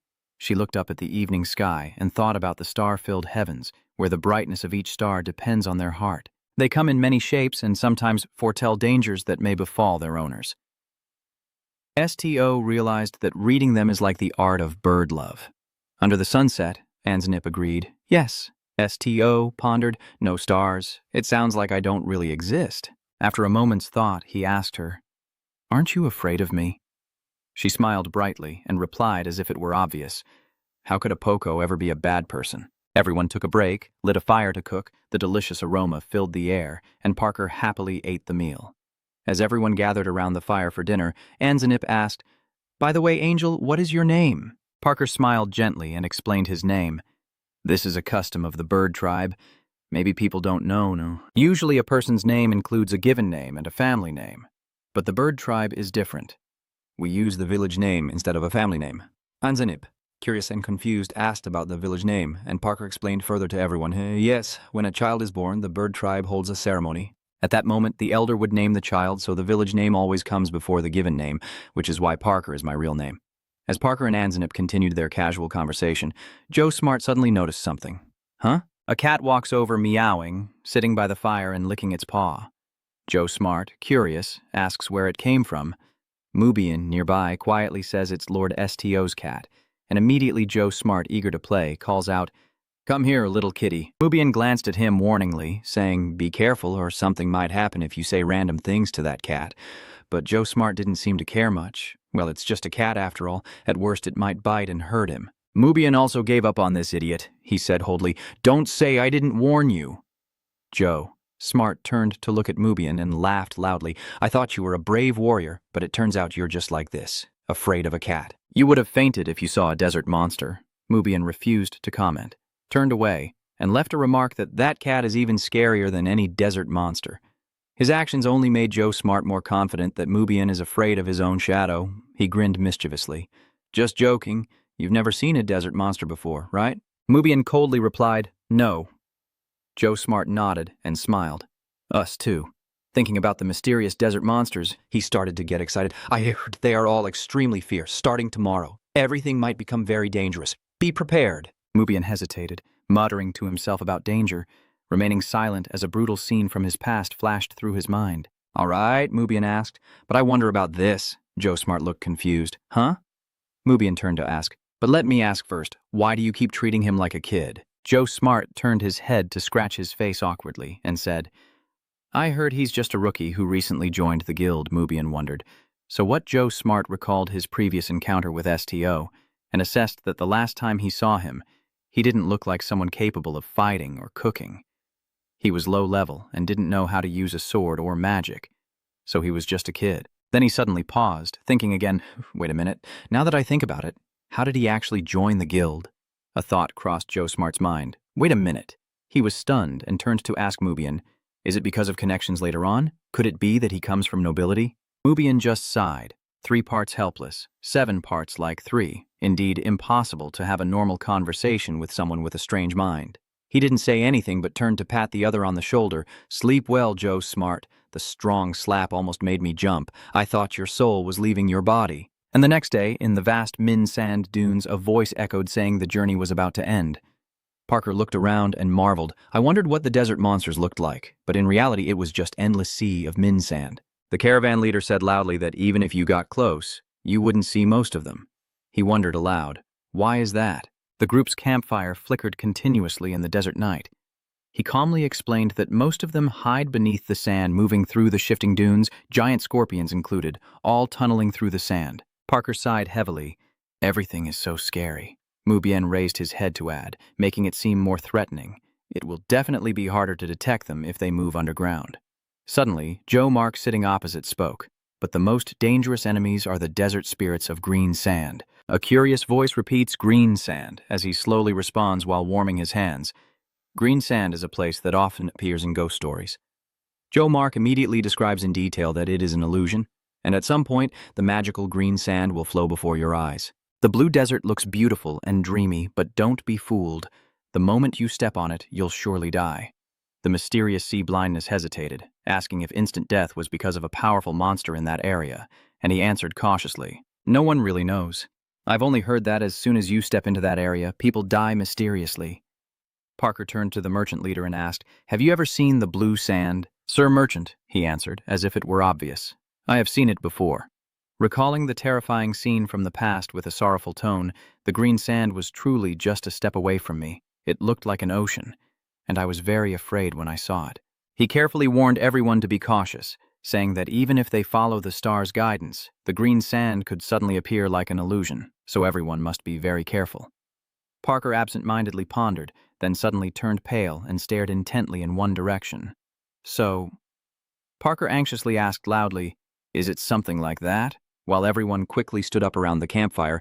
"Green sand, we need to leave here immediately." His trembling voice, filled with fear, echoed again. "What is this? A giant scorpion? A huge scorpion?" B. Rang quickly recognized its traits in an instant. They are cunning monsters that always move in packs. Meanwhile, Parker trembled with fear. "It's so close to us, and I didn't notice." Then she retrieved her weapon, helplessly. "Because they move underground, they've surely been watching us all day, considering us prey." B-Rang stepped forward and shouted loudly, as if to announce, "I will distract it." "Damn it, everyone wake, everyone up quickly." She boldly approached and taunted them. "Hey, come out now, stupid scorpions." B-Rang swung her staff at the scorpion to attract attention and buy more time, grinding her teeth as she stared at it with fierce determination. Then B-Rang cast a spell attack directly at the leader scorpion's head, luckily knocking its head flat and causing it to stagger and fall to the ground in pain. Russell had ordered to retreat. "Retreat! Don't fight the monsters. Get out of here quickly." While everyone was fleeing chaotically, Parker, confused, Mubian, "Aren't we supposed to help instead of just standing here doing nothing?" Mubian responded indifferently, "Who knows? I don't think I have any reason to intervene while that young girl is fighting." He chuckled and asked back, "Aren't you too cold-hearted? This is a human life." He didn't even flinch or look ahead. But look, turns out Pirong is fiercely attacking the scorpions in front of them. Mubian seemed to foresee the future. She would probably get even angrier if we interfered. Parker watched helplessly. "Yes, that's right," he continued analyzing. "What we need to do is clear a path for escape as frantic screams continue to ring out. The green creatures are pouring in from the other side, from the west, and it's also difficult from the east." The caravan leader looked around and shouted, "To the heavens! Oh my God!" The herd was surrounded by the continuous flow of green sand. Anzanip, trembling with fear, tearfully called out, "Master!" "Hurry up and set up a barrier, wizards, please. Wait a moment. In this situation, shouldn't we try to escape?" He tried to explain as quickly as possible. "That's why I requested a barrier. With no escape route, we can only rely on magic." After analysis, the caravan leader suggested that if we use a barrier spell, the green sand won't get any closer, and we just have to wait inside until it recedes. The wizard was stunned by this bold idea. "Wait, you mean wait for the green sand to pass? How long will that take?" He calmly gestured with 2 fingers, "At least a day, maybe a few days if worse." The young man shouted angrily, "Damn it, do you think I'm a rock? I can't hold out that long, don't even mention a day. Half a day is already hard enough." Then he hurriedly approached and begged earnestly, sighing reluctantly as he realized there was no other choice. "Please, do your best," he decisively announced, placing the crab claws on the sand and gathering everyone as close as possible. The wizard nervously stood in front of everyone, preparing to create a barrier, glancing anxiously at the blue sand covering almost the entire desert, knowing it was the kind of sand that would kill anyone who touched it. "Joe Smart is worried about STO, kid. Once the barrier is activated, you won't be able to pass through it anymore." "Call your teammates back now." Mubian agreed immediately. "I will take her back." He unconsciously marveled to himself, that group is full of skilled people. No matter how many times he looks, it's still an astonishing team. Then Joe Smart looked at STO, who was blindfolded and groping around, and now he wondered what this kid's special ability really was. He just opened his mouth, kid, before he could speak. Mubian already spoke up. "They're safe now." Seeing him holding Birong horizontally with one arm, Parker panicked. Did they just fight in such a short time? He hesitated while she led her into darkness, her face in Birong's hair. Mubian had to smile awkwardly as if nothing was wrong. "No, I just cut her hair while trying to stop her." Birong snapped. "I accidentally did it." After I put her down, he casually said, "Sorry, here's this for you, Mubian," with the black string in his hand for Birong. "Anyway, it's better than dying, right?" The fox shouted. "Shut up." While they were running, the yellow-haired wizard raised his staff and shouted, "Shield." The barrier appeared as a circle and kept expanding around the group. Suddenly, the scorpion approached and stabbed the circle with its claws, repeatedly attacking as if trying to break the barrier that the wizard had painstakingly created. The yellow-haired wizard warned that if it keeps being attacked, the shield might break, but calmly and slowly, He said not to worry about that. It turns out the squad leader is holding his granddaughter, and the monsters will disappear soon. Suddenly, green circles appeared in the space and moved straight toward the scorpions, surrounding and covering all the nearby ones. Then they gradually lost their color and seemed to break apart. The scorpions gradually turned completely blue and disappeared, and the Blue Sea team was in awe as they completely eradicated the giant scorpions. Parker's voice, full of fear, rang out. How can this be? Muabian saw it too, but still hesitated. Who could tell if it was something like a plague? As he approached the barrier, he calmly pointed out that it still couldn't surpass the protective charm. Parker kept warning anxiously, It's dangerous, Muabian, please step back. Muabian confidently reassures, It's fine, even if it's dangerous, Cat won't get past the barrier. He's still worried, but if the barrier is lost, then what? He answers naturally. Then we can see. Muabian, I don't understand why you're so scared. You can fly away and avoid it. Parker still couldn't be at ease and asked again. But what about everyone else? After a moment of silence, he thought of something. When you fly up, take us along too. As if he just made a clever suggestion, Muabian confidently said, Does that sound reasonable? Everyone can stack up like climbing a ladder and then I'll fly up. Parker was helpless. I can't carry someone heavier than myself. But he still joked around without hesitation, just kidding. Amid the noisy joking, STO suddenly realized something was wrong. He thought about the information he had learned, hearing that the blue sand was a strange phenomenon in the desert. People will die if they touch the blue sand that the original washed away. So what am I hearing right now? STO shouted loudly, startling Joss Mark into an unconscious response. Joss, are you serious about questioning if someone can go outside while the barrier is active? He replied seriously, You can go out, but you can't come back in. STO appreciated it, understood, thank you for telling me. Joss Mark carefully warned, Be careful not to step outside the boundary, or you will... Before he could finish, you quickly stepped closer to the barrier, making him shout in worry, Hey, you STO! STO reached out beyond the barrier and directly touched the green sand. Everyone was stunned when they saw what was happening. He touched the green sand, and then, after touching the green sand, he immediately realized, just as he thought, it wasn't a curse. Surprisingly, STO's hand remained completely normal after coming into contact with the green sand. The people around kept marveling at how he was still safe and sound, unable to believe it. He was completely unharmed. They couldn't understand. Sweating nervously, did he really just touch the blue sand and not turn to dust or die? At the same time, Parker spoke up to stop him, saying he couldn't go outside. Both the blind sailors and Nezu were also moving out following STO's steps, leaving him no time to stop them. Parker didn't have time to think and ran after him. Commander, tell us before you act. Nezu agreed. That's right, Kiwu. STO apologized and turned around, saying sorry. He gently said, We are your teammates, Commander. If you keep acting without informing us in dangerous situations like this, as if you don't trust us, I will be upset. Before calming down, Parker quickly changed his tone to check Mop. Even if the blind sea girl worries about the commander, how can she just follow him like that? Biren stood speechless inside the barricade. Are they all so stupid to trust others that much? I wonder? She thought seriously. No one in this world is worth trusting with your life. Parker curiously looked at the glowing blue sand. But weren't they told that this blue sand was cursed by the ancient turtle? Nezu found it strange. Yes, I heard that anyone who steps on it will die. STO pulled up his blindfold to explain that blue sand isn't actually sand. Parker asked, What? He answered casually, They are bugs. He was so surprised he opened his mouth wide. Blue bugs. Meanwhile, Mubian reached out to catch a blue bug flying toward him. After the surprise, Parker finally noticed that they have wings, Nezu muttered. Really? Mubian calmly turned to STO. So that's why you stepped out of the barrier. But do the bugs have thoughts? You didn't clarify. They're very simple, but they do have thoughts. Almost like confirming to STO that the green bugs are alive, trembling with fear. Uhuru suddenly runs out from somewhere. I know them. Parker was startled by your appearance. You scared me to death. Uhuru, are you awake now? Uhuru confirms that they are death-eating worms. Parker seems to voice everyone's thoughts. What did he say? You keep telling us what you know. They are cute creatures that eat dead plants and animals. They obediently act as scavengers and eat dirty things to keep the desert clean. So why do you all look like that? Everyone suddenly fell silent, unsure how to react to this information.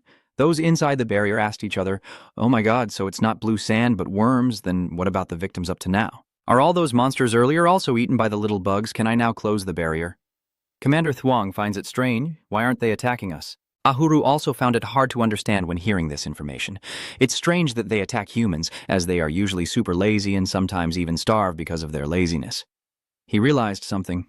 Oh, I see. But who is talking? SGO begins to explain that these mutant bugs attack others because they are extremely frightened. A person watching the blue bug intently asks, "Are the mutant bugs hopeless now?" He replied as the barrier was breaking down, "Yes, they attack anything they encounter after their survival instincts kick in." SGO sighed sadly and lowered his voice.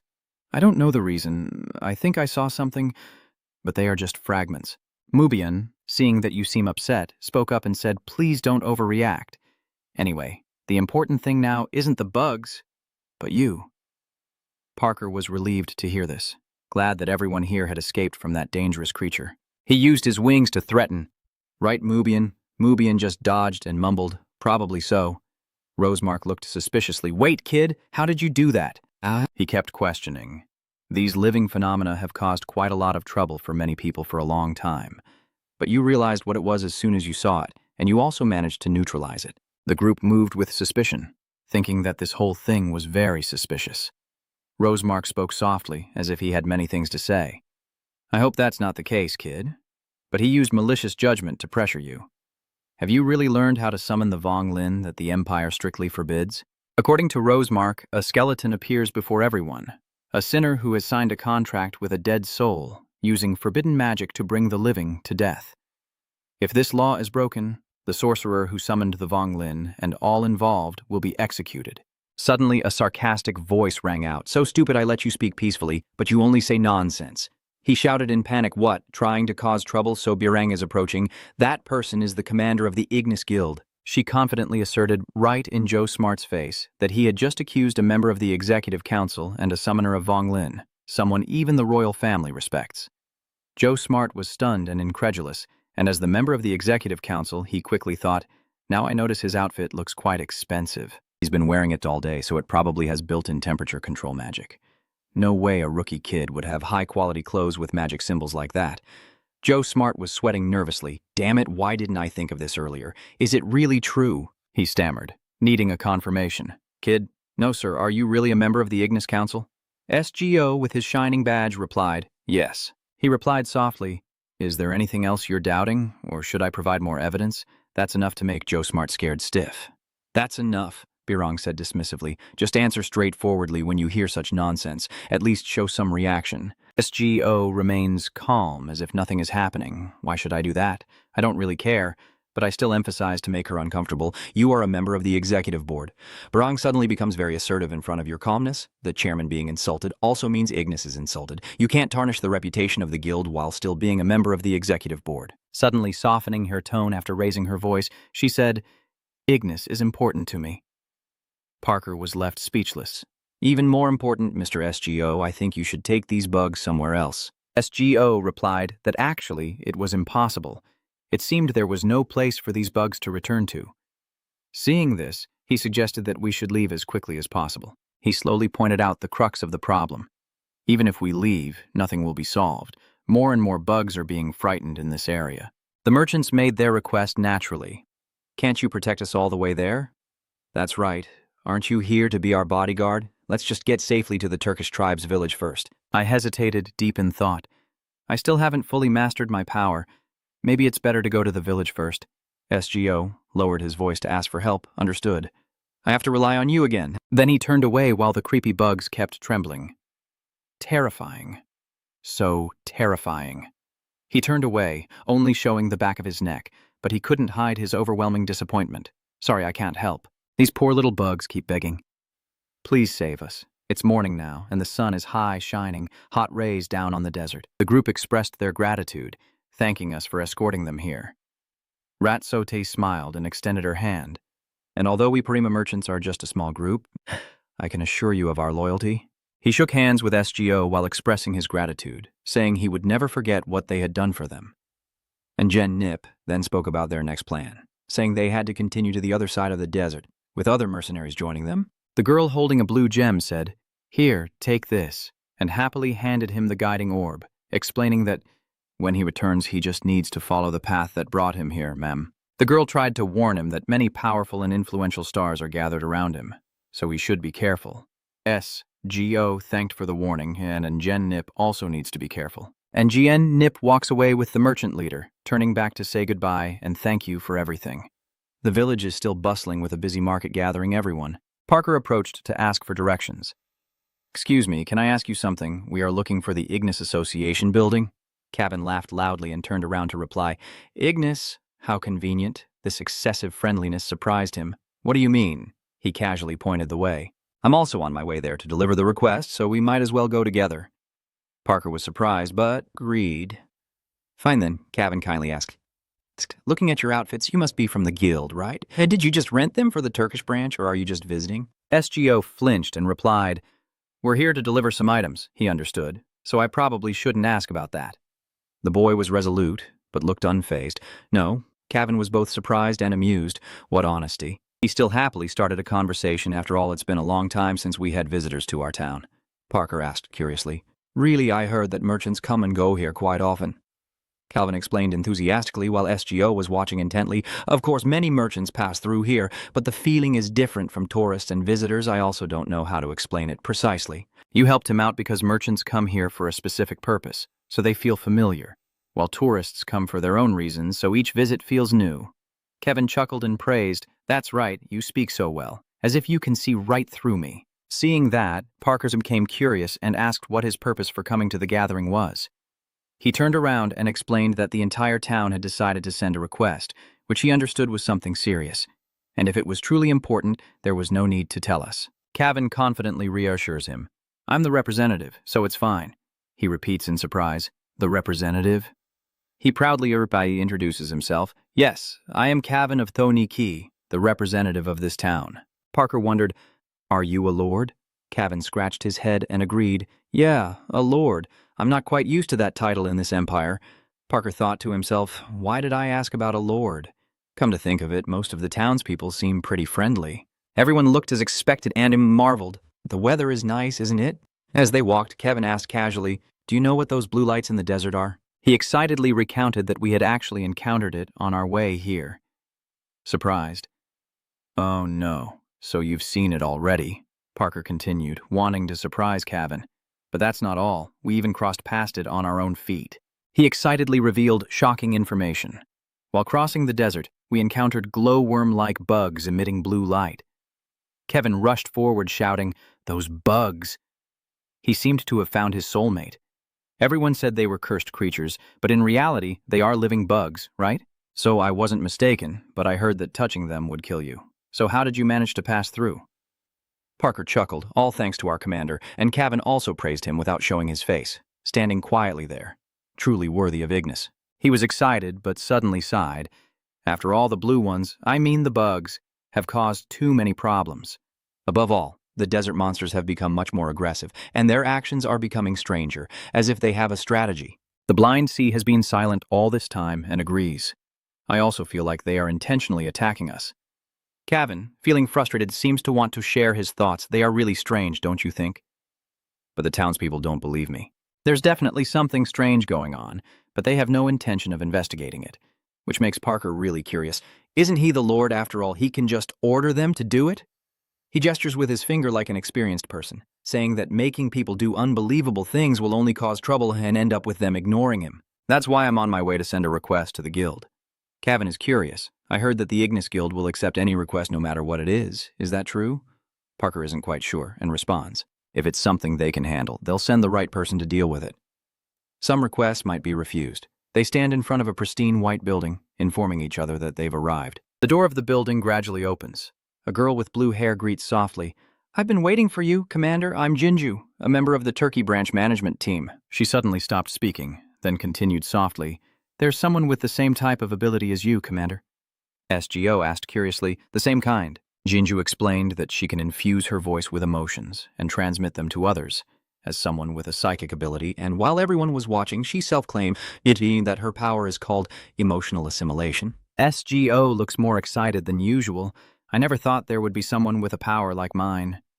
Jinju shook her head in denial. No, President, I can't read others' minds, and my ability's effectiveness isn't strong, nor does it last long. She happily admired and praised, you are truly the best in the field of psychic abilities. It is an honor to meet you, Chairman. After hearing Jinju's explanation, he bowed his head in disappointment. I see. The old man standing to the side extended his hand as if trying to get our attention. And I think you should listen to our request first. You promised to speak first. Apologize to the lord of the territory. What is your request? Kavian quickly recited his request. I want someone to investigate the greens and find out why the bugs are appearing around us. If possible, I hope there is evidence to prove that the greens are also bugs. He smiled freely. I need to inform the townspeople about them. Jinju asked curiously, don't you want to eliminate them? Kavian confidently replied, if we have enough evidence and information about their origin, then we Turkish guards can handle the bugs ourselves. The Turkish desert is our homeland. She agreed without hesitation. All right, I will note your request. He smiled brightly as if to show off his strong teeth. Everyone, if you encounter any problems here, come find me. I will help as much as I can. Then, like a gust of wind, Kavian rushed away as if flying. All right, see you later. Parker was still stunned by Javien's amazement and exclaimed, this lord here, how should I put it? He's truly impressive. The guild is a vast space with endless long staircases. A curious voice spoke up in front of the round mirror. So, is this the soul-containing mirror? Jinju recounted. I heard that mirror. Souls can change shape like imposters. S.G.O. said slowly. That's right. They are currently unresponsive because they are sleeping. So we need to hide it somewhere quiet and safe. As S.G.O. explained, he recalled a moment when he was talking to an indistinct creature, hoping that one day, when the seeker appears, they can wake up from their deep sleep and find happiness. He gently asked around, I heard there's a suitable place to store mirror milk in the Turkish desert. She also pondered and remembered that near the town there was an ancient temple from long ago, carefully maintained by the guides, making it a good place to store the milk. But right now, there's a problem. Jinju suddenly remembered the temple and the green sand and felt worried, just as the Turkish lord had said. Recently, the green sand and monsters have appeared repeatedly and attacked the area around the temple, making the path to it dangerous and causing explorers to stop going there. Stowe gazed into the distance, thinking to himself, so that's why he said he hasn't had any visitors in a while. The image of Kevin practicing the spear appeared in his mind. After all, it's been a long time since anyone came to our town. While everyone was gathered around the board, she announced some news that shocked Parker into shouting. We also found this phenomenon very strange, so we conducted a preliminary investigation. He turned back worriedly, but isn't the Turkey branch supposed to be restricted from acting without orders? That's a violation of the guild's rules. Jinju solemnly recounted that the guild leader ordered us to investigate the strange activities in the Turkish desert. As soon as she finished, everyone started speculating and recalling Kai. Wait, is that why she also sent us here? The blind sea is so uncomfortable that I can't control my facial muscles. That damn kid, she's using us as pawns and still pretending to be innocent. It's getting dark in Turkey now, and the sky is filled with twinkling stars. On the transparent window, a blue dragonfly is clinging. STO is awake and lying on the bed, while Mu Bien is asleep. He kept staring blankly at the foot of the house, lost in thought. Suddenly, STO sat up quietly, quickly put on his shirt and slipped out the door. You're going somewhere, aren't you? STO immediately glanced back and saw Suki. He opened his mouth to explain something, but didn't know what to say. STO boldly steps out of the room and calmly replies, nothing is wrong. As he keeps walking further away from the building, suddenly he stops as if sealed by an invisible barrier. It seems you've discovered someone. This place might be dangerous for him. STO turns around suspiciously. Have you been watching me all this time? So it turns out Mubian, who should have been sleeping all along, is definitely what I need to do here. Suki also wonders, but following him all the time isn't really interesting. He crouched down and chuckled softly, joking that if no battle happened, then he knew what to do next. Black cat. The cat doesn't care about anything. I am not a black cat. Mubian kept rambling, even if it was boring. Safety is still the best. Black cat. Even though I understand, you still come over to ask. More importantly, this isn't a good area for a walk. Are you having trouble sleeping? STO replied softly, supporting. Mubian suddenly remembered the bloodstains spreading everywhere. And there were days like this when my body was tired, but my mind was clear. I could only keep thinking. He shrugged back to his usual casual tone, so at times like this I felt I needed to do something. So I hunted a lot. Suki doubted what she just heard. Hunting. Mubian kept recalling hunting monsters. Everywhere there are monsters, so I could get lost in hunting them. Then he suddenly stood upright and serious. STO, after surviving the encounter with the abnormal phenomenon in the desert. I have a question. STO was unhesitating. Mubian guessed if someone was controlling the monsters. As he aimed at the golden dragon Suhanan, he also issued a warning that the Turkish desert could be much more dangerous than we think. Suddenly, a noise startled him, and he looked around alertly. Mubian turned to the woodpile in the corner and shouted loudly, "Who's there?" Behind a shelf, something was flickering. After a while, a cactus thief appeared, and Mubian sighed in relief. What was that? Turns out it was just a shy cactus. The frightened cactus said, "That must be what I said. So why are you standing there in the dark? I thought you were a monster." Uhuru used a stick to lift and move closer to STO's group and asked, "What are you three doing here? The atmosphere seems serious. Are you fighting?" Mubian sighed and said, "We are just out for a walk at night."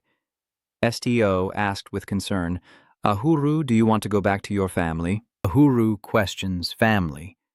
STO says, "I don't know how you got to Galatia, but I don't think you want to go there." He asks Uhuru, "Don't you want to go back home?" The cactus startled and replied, No, I think you misunderstood." Uhuru pointed to himself, confused.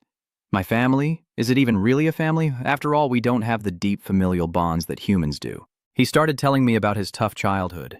We were born underground, and after reaching a certain age, my mother would send each of us to the surface. My first memory of the surface is the desert. Under the scorching sun, you probably have a bad impression of it. I hate the hot, silent desert. Uhuru remembers the human shadow that protected him.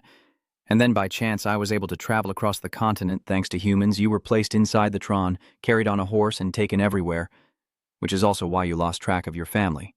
I don't know where my other brothers have gone, or where my mother is now underground. So I like being with you like this, STO. The straw hat crossed his arms casually and asked, "So Wrong, where do you plan to go alone in the middle of the night?"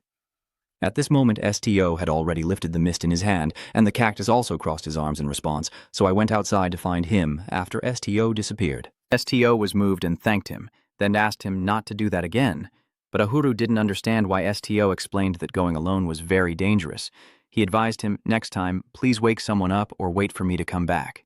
The cactus in his chest, STO promised, "I promise to return as soon as I can, to take care and warn." Uhuru also understood. "All right, you promise, right?" At this moment, Mubian stepped forward and suggested, "Let's go inside. It's very cold at night." STO spoke up. "Mubian," he responded, "what's going on?" STO then explained his plan. "I intend to go to the distant temple tomorrow morning." Mubian replied calmly, "If you order, I will follow, but I can ask why you are willing to risk this danger." STO pondered and replied, "The insects asked me for help. I want to see what makes them so afraid." Uhuru suddenly promised, "I hate ticks," Mubian asked, surprised. "But you're a cactus. Why do you hate insects?" The prickly cactus replied. "Does being a plant mean you have to like insects?" The next morning, in the luxurious, dilapidated house, an apology was heard. "I'm sorry," Jinju nervously said. "If I had known you were going to the desert shrine, I would have prepared in advance," STO replied. "It's okay." To save her support service, Jinju hesitated, and we quickly prepared a means of transportation. A few minutes later, everyone was arranged to ride the giant desert crabs. Mubian muttered to Birong, sitting in front, "Don't give me that look, girl. I'm not this kind of guy. Just because I want to, if you hate it that much, you can get off." He forced a reluctant and annoyed smile. "I alone can protect him." Suddenly, the reins were jerked out of his hand. Birong glared at him and growled, "What do you mean by that? Get off, I'm the one driving." Mubin, resting his hand behind his head and bloodshot eyes, "Fine.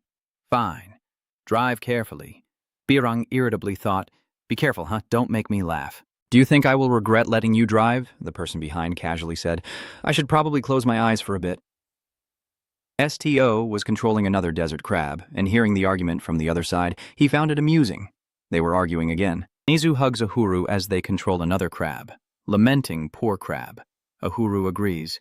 "Luckily, I was born a cactus." Seeing the team ready, STO volunteers. "Let's go." The place they arrived at was an old, dilapidated temple, with damaged angel statues, broken wings, and missing heads, showing it had suffered severe destruction. The crumbling walls covered in cobwebs make it look even more deserted. The group stepped down from the crab's back. Parker also got off the giant crab, following STO, and asked, "Is this the leader, the destroyed temple?" STO looked around, unable to sense any human presence here.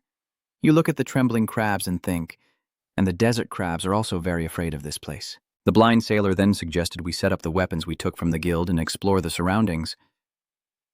STO looked up at the ruined temple entrance before him, feeling the mysterious and dangerous aura emanating from inside. You didn't say it was right, but chose to go inside.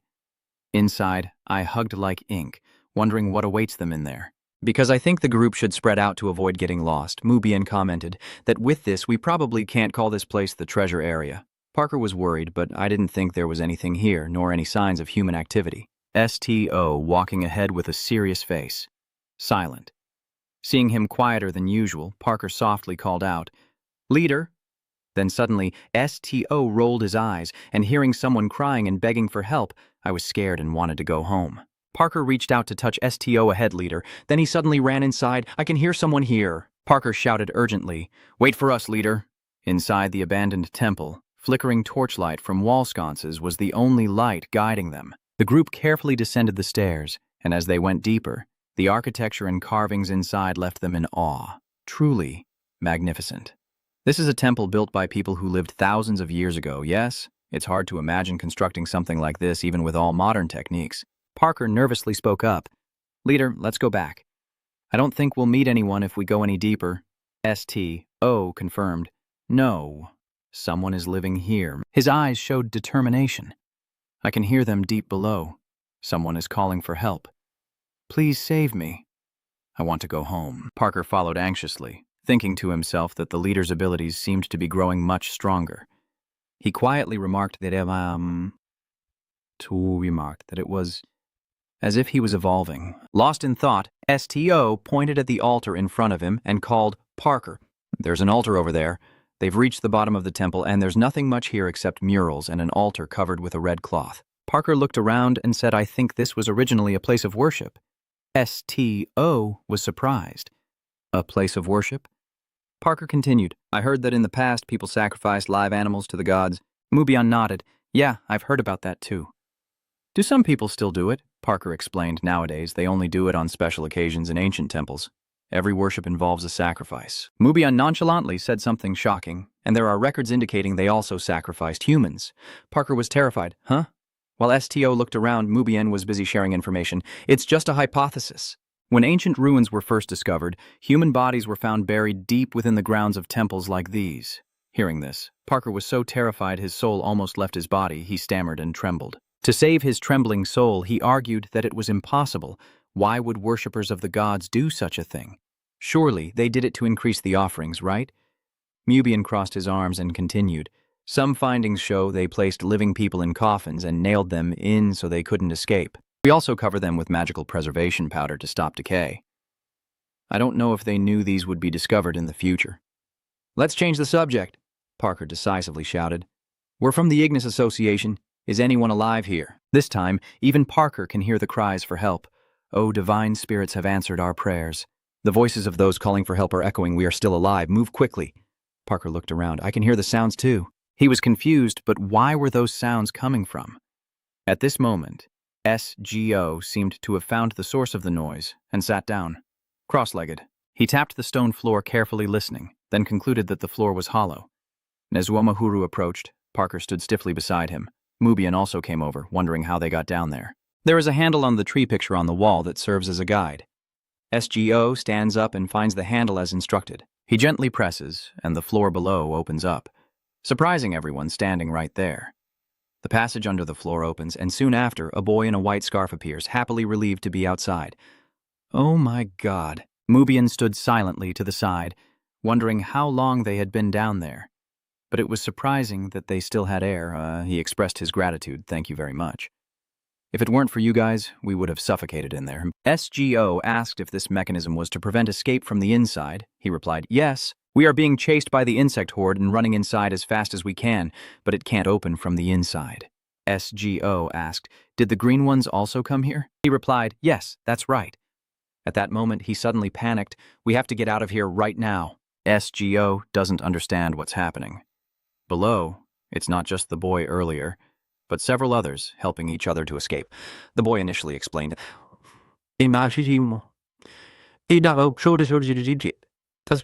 "That this temple is their home, and if we stay here, we will be overwhelmed. SGO pondered silently, looking at the wall and realizing that's why I can hear her voice from this place.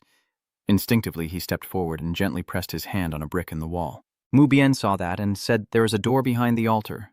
The door looks heavy and silent, not moving at all. The group of white-clad monsters has escaped and is huddled together, trembling, when one of them speaks, saying that door won't open, it's a room sealed long ago. They say that, according to legend, unless a person is a divine being blessed by the gods, it cannot be opened. But at that moment, SGO has already opened the door." The group of head-dressed people was also stunned as a light flickered inside the door. Seeing this, they were terrified and ran away, cutting the scene. Parker nervously asked if we should let them go. The blind man didn't care much. Just let them go. They'll be fine. SGO looked inside the room, which was much brighter than outside. You comment, "It's interesting. The underground is brighter than it has been in 3 days. With such light, it feels like we're inside a cave filled with crystals." SGO ponders, "We have found the survivors and also learned that the blue sand originates from this temple. So why are we still risking moving forward into this dangerous place?" The sound of footsteps echoed behind. "Just let me burn this place down." Bilan stepped forward and suggested that even though they are small, if the path is on fire, their numbers will be significantly reduced. She desperately persuades SGO that they are different from the monkeys and cacti he loves. The little worms are man-eating monsters, and if we want to eliminate them, we must make sure they can no longer come to the surface. Wait, they were originally gentle creatures. We need to understand why they turned into monsters. Bilan questioned. "You said we would understand if we go in," SGO replied. "I'm not so sure. On your side, there's still the sound of cries for help and fear. I'm very scared. Please, help." SGO pushed the stone door and said, "I will check after I go in." Then he entered and turned back to give instructions as if he wanted to say, "Don't follow me." Bilan stubbornly said, "I will check too." She worries that gentle creatures could turn into monsters due to external factors.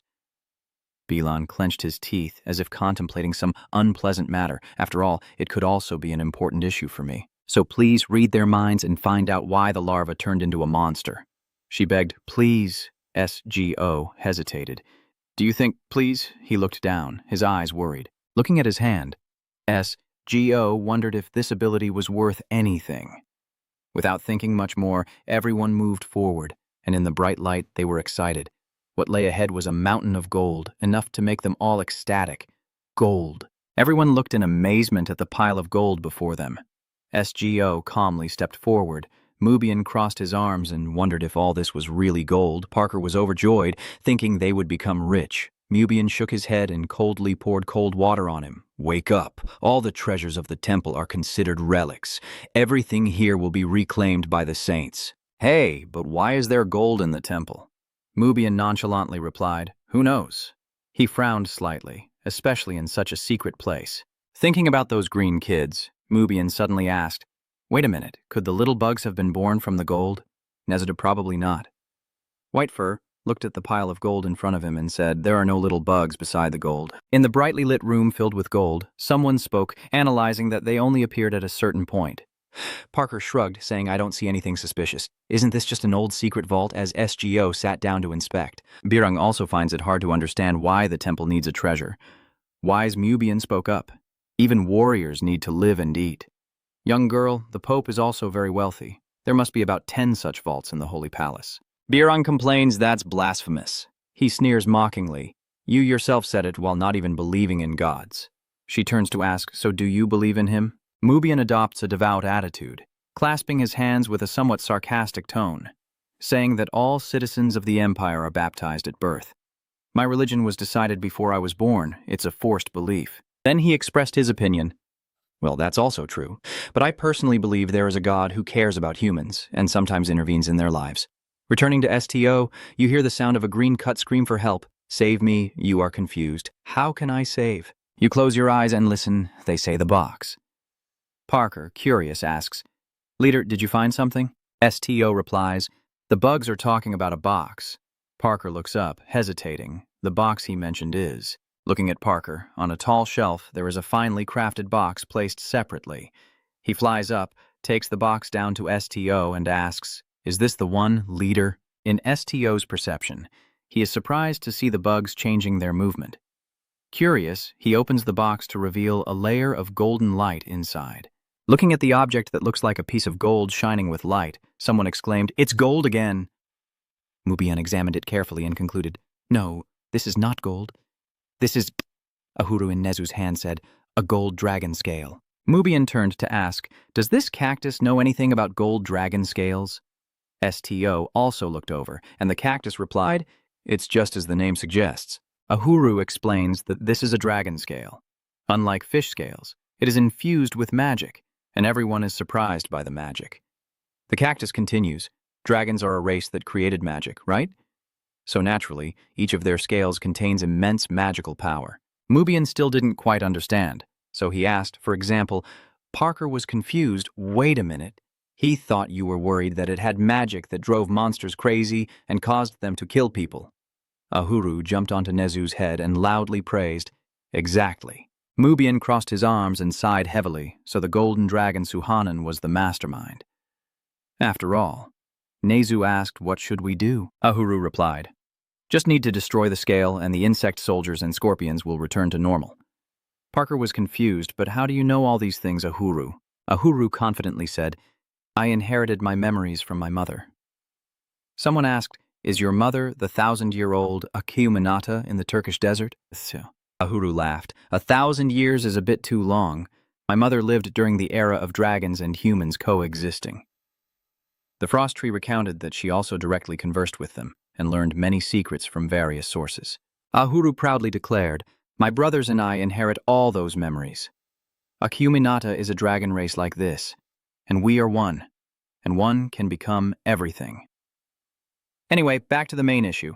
The fog tree jumps onto the dragon scale box. The dragon will die if killed by another dragon. It looks at STO, meaning in only you can do it. STO, you nod, I will destroy it. Suki, unhappy, flicks her tail and disagrees. I oppose. It could be very dangerous. Do you think the dragon scale is just an ordinary scale? It suggests you give your opinion, which is very suspicious. If you think simply, it can't break easily like a twig. It turns around, showing it wants to leave. We just need to go back, tell them the reason, and let them handle it themselves. SGO says seriously, I will still do it. The green ones are killing all living creatures they encounter. Suki hesitated when hearing SGO say that even the little bugs are suffering because they are forced to hurt others. It arrogantly turned around and asked if he would risk his life for those bugs, and SGO calmly replied, I don't just want to help someone. Suki didn't care much, and then what? SGO sincerely expressed his personal stance, explaining that he wants to see this through because I have seen it, because I am here so I don't want to leave and pretend nothing happened. Suki looked up sadly, saying, I don't want you to be in danger. I hate that you are also involved in this. SGO smiled gratefully. Thank you for caring about me, Suki. He turned to the dragon cloth box, picked up the cloth, and quietly wondered how to destroy it. SGO tries to muster all his strength to tear the dragon fabric with his hands. Seeing him struggle, sweat pouring down his face and cheeks flushed, Parker hurriedly calls out squad leader. Seeing that, Suki also stepped forward. You need to use your strength. SGO naively replied, I don't think strength is what's necessary. Suki sighed, It's not that strength, but your ability. SGO looked confused and turned to look at the dragon fabric in his hand, as if my ability only reads minds and controls emotions, in front of an inanimate object. Oh. He closed his eyes and thought, no, let's try it. SGO focused and activated his power through his hand. You are surprised to see the golden dragon cloth shining brightly, as if responding to your power. SGO holds the gem he just retrieved from the bag and examines it. Parker curiously asked, so you can destroy a golden dragon like that? I never thought it could happen. Kong took Mubian, turned back and said, Then the insect control magic will be nullified right now. As soon as he finished speaking, an earthquake suddenly struck where they were, and Parker ran over saying, Wait, I have a bad feeling about this, and Kong Tuk and two roosters agreed. I feel the same way. Right now, Parker looked a bit scared and asked, SGO, can you stop it? He froze in helplessness and said, Sorry, I think it will take some time for me to gain control. At the same time, Pirang panicked loudly as rocks and debris fell around. So what should we do now? SGO calmly replied, It seems like you will dream a little. Just wait in the dream. Everyone was amazed and confused, exclaiming out loud as the stone in SGO's hand glowed. The dream faded. The scene shifted to a strange place where SGO was still dreaming, eyes closed, when a clear voice appeared beside him saying, "Hello, who are you?" SGO slowly opened his eyes and saw himself lying on a green field, quietly wondering if those unfamiliar voices were people he knew or not. The clear voice suddenly spoke, startling him as he opened his eyes. "Hello, Suhanan. I am Joe Aran, one of the black people." On the grass where SGO is sitting, there is a boy lying down and a girl jumping and talking non-stop. The blonde boy opens one eye and asks Suhanan. The black guy smiled kindly at him and said, "I'm very happy to meet a little bird like myself." SGO sat there in a daze, thinking to himself, "This must be Suhanan's memory, maybe because I touched the dragon's fabric." Suhanan sat up and sighed, saying to Joe Aran, "I will forgive your rudeness because you're still young." "Kid, I am not a little bird anymore," Joe Aran said eagerly. "Really? But you're quite small," which made him furious. Then Suhanan continued, "I deliberately dressed like this to appear more kind to humans." Joe Aran sat down beside him, looking curious and asking nonstop, "Really? I've never talked to humans before. What do they look like? Do you understand them?" Suhanan turned to him and said, "You ask a lot, just as I expected from a little bird. I don't like humans."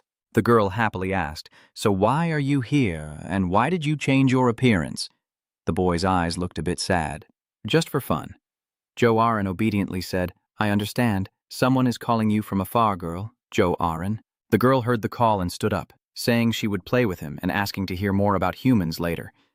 Then she ran toward the call, smiling brightly and waving her hand while he rested his hand on the grass and replied, "Don't turn back anymore, you're annoying." The scene shifts to another setting in the future where they finally become friends and walk side by side on the grass. Then it shows the two children grown up, lying on a vast green meadow, gazing at a small flowering tree in front of them. The scene shifts again to a bridge where the two children are sitting. "Joe Aran, why do you like humans so much?" She gently tucks her hair behind her ear with a faint smile. "They are adorable." Hearing that, Suhanan turned to say, "I heard that people with dark hair are very good at abilities related to the mind, reading souls or similar things." Joe Aran leaned on one hand on the bridge and happily replied, "Yes, I can also hear your heartbeat." Suhanan exclaimed in panic, "What?" The girl continued, "I heard that from the first time we met. And everything you wanted to tell me, Suhanan, actually you." Joe Aran chuckled softly and continued, "You love humans very much, don't you?" Suhanan stared at her intently. Then he shyly turned away. "Now I like them." Suhanan awkwardly blushed and hesitated to turn away, explaining to the girl that finally, "I like them because you also like them." Joe Aran gently asked, "Suhanan, are you wondering why you like humans?" Still blushing, Suhanan turned with a curious expression and said, "Yes," Joe Aran began to explain, saying that we are born as intermediaries of this world. Among them, the black-skinned person was born to love all living beings. And the girl explained while imagining a beautiful scene where there are adorable people, sharing thoughts and feelings with them. In that scene, a happy family of 3 was walking together. So why can't I love humans? Another beautiful lotus flower blooms in the pond. Even a lotus in the water is so adorable.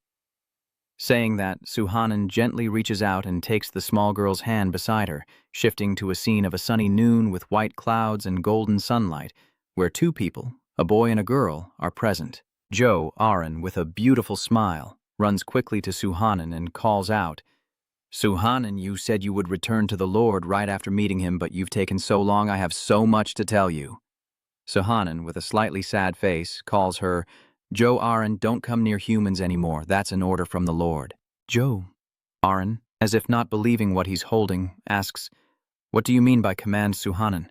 He lowers his head and explains to the girl that all the dragons have decided to abandon this world. They will leave this place. No, this world should stop loving humans. The girl gently let go of her sleeve and said, "I'm sorry, Suhanan, I can't go. I won't go, and I will stay here." Seeing her actions scare Joe Aran, she quickly explained, "I'm sorry for shouting at you. I didn't mean to. If you stay here, I will stay with you. Promise me, Joe Aran." Suhanan sincerely raised her hand and said, "Let's never leave each other, okay?" T.O. stood behind them, silently thinking, "I can't see any more memories, but I still can't understand." Has Joe Aran broken her promise yet? And there are still some things that can't be explained, even if they are the truth. Black people were born to love all living beings. STO slowly walks through the darkness and says, "To love." The scene shifts to a place filled with shouting and anger. Those intense emotions are not due to my abilities, but because I have encountered people like that. STO. This ability has saved Nezu. Allow me to join the church and lead me to where I am. Maybe I am afraid of this power, if everything else changes a little. STO smiled. Do I resemble you? Under the vibrant morning sky and the cool atmosphere of the new day, STO Parker, Nezu, and Ahuru stand still in silence while lying in a circle, peacefully sleeping despite being on the cold, rough stone ground. Suki, who had been silent all along, saw you wake up and softly called out, Mayo, a sweet good morning. STO, hearing this, turned his head, looked at Suki with narrowed eyes, and asked softly, Did you have a beautiful dream? I guess so. I don't know about the others. It seems they've slept enough.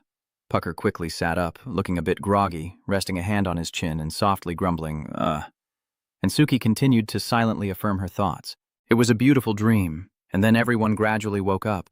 Nezuko sat up happily and said, My mother appeared in my dream. But only Biran was still not awake. She lay still and motionless, and Mubien softly called her to wake her up. Still, she hasn't woken up yet, so he asked suspiciously, She still hasn't woken up. Is she sleeping very deeply? Seeing Nezuko's worried gaze, he suggested, Let's wait a little longer. After a long while under the clear sky, someone spoke. Our leader, we've wasted too much time. The desert crabs might have been eaten by now. Seeing that, SGO turned to Nezuko and asked, Can you carry the sword on your back? Everyone gathered around Biran, worriedly watching her. Nezuko, hearing the question, replied, I can. As soon as she finished speaking, Nezuko suddenly hesitated and added, But I don't think she would like it. Without saying a word, Biran suddenly placed the bag on his shoulder and naturally said, I will carry the luggage. Let's go. Suddenly, SGO became tense and asked seriously, But before we leave, I have something to ask everyone. He recalled the room filled with gold in the temple and then continued, Even after we return to the Turkish village. Please don't tell them we saw this room, someone asked back. Do you want to keep the temple's treasure secret?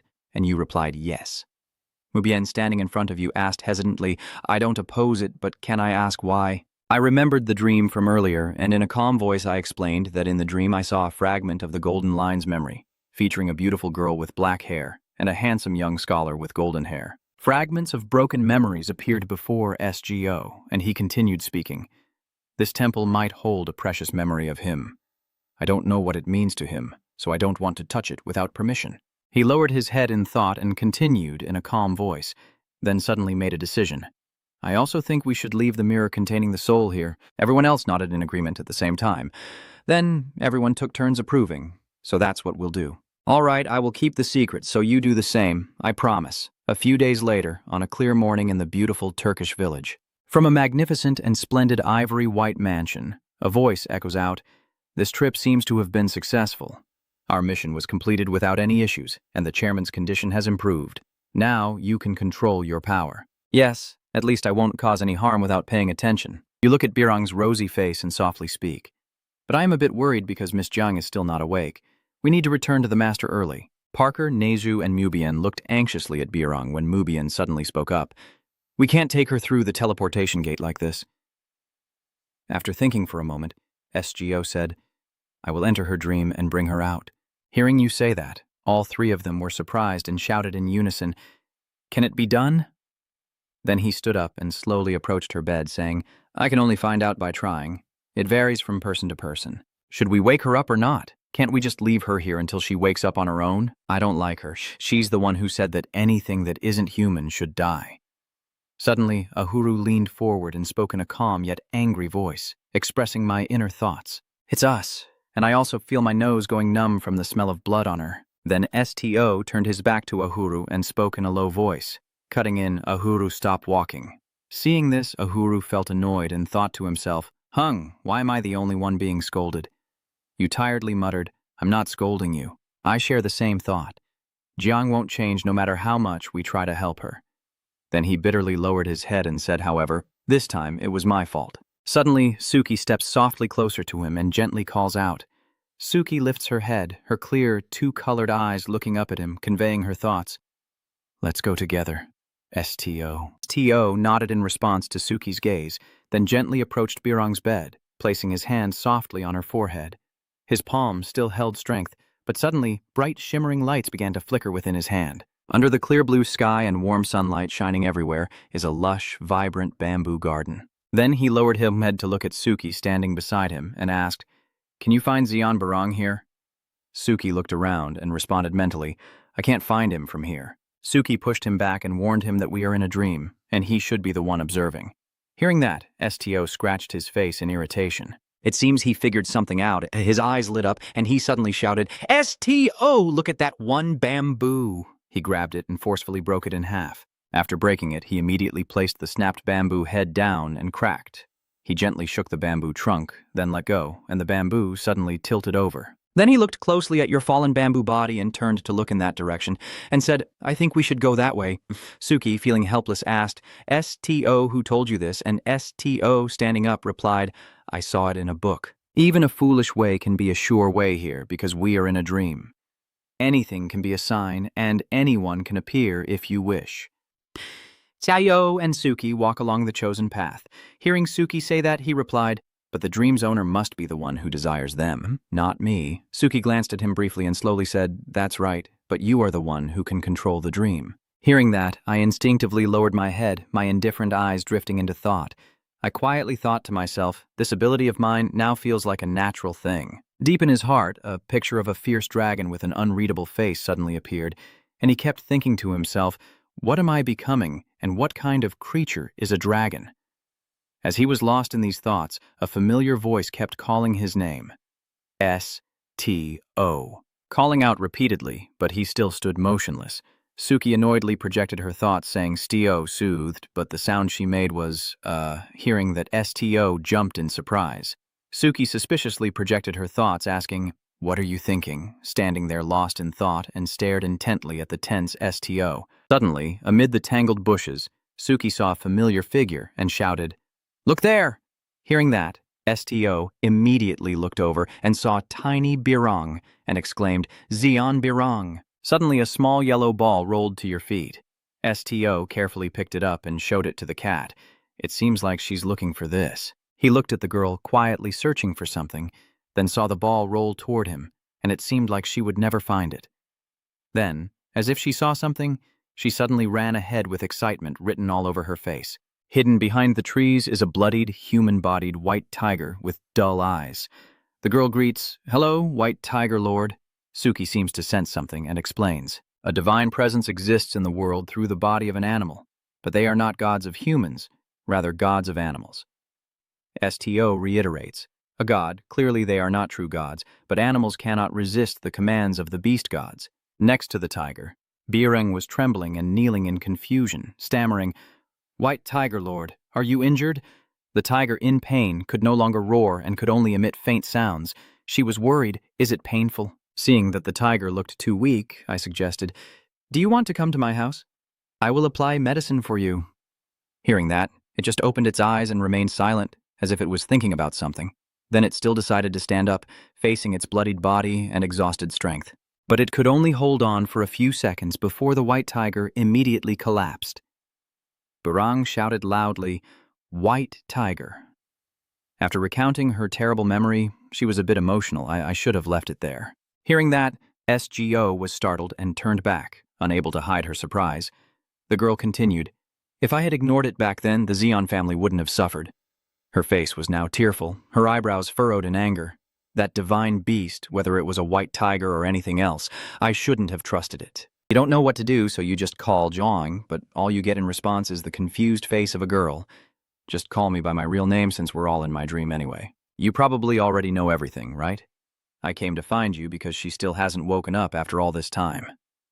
Hearing that, Birong quickly turned away bitterly and said, "Do you feel responsible for me or something? Just go.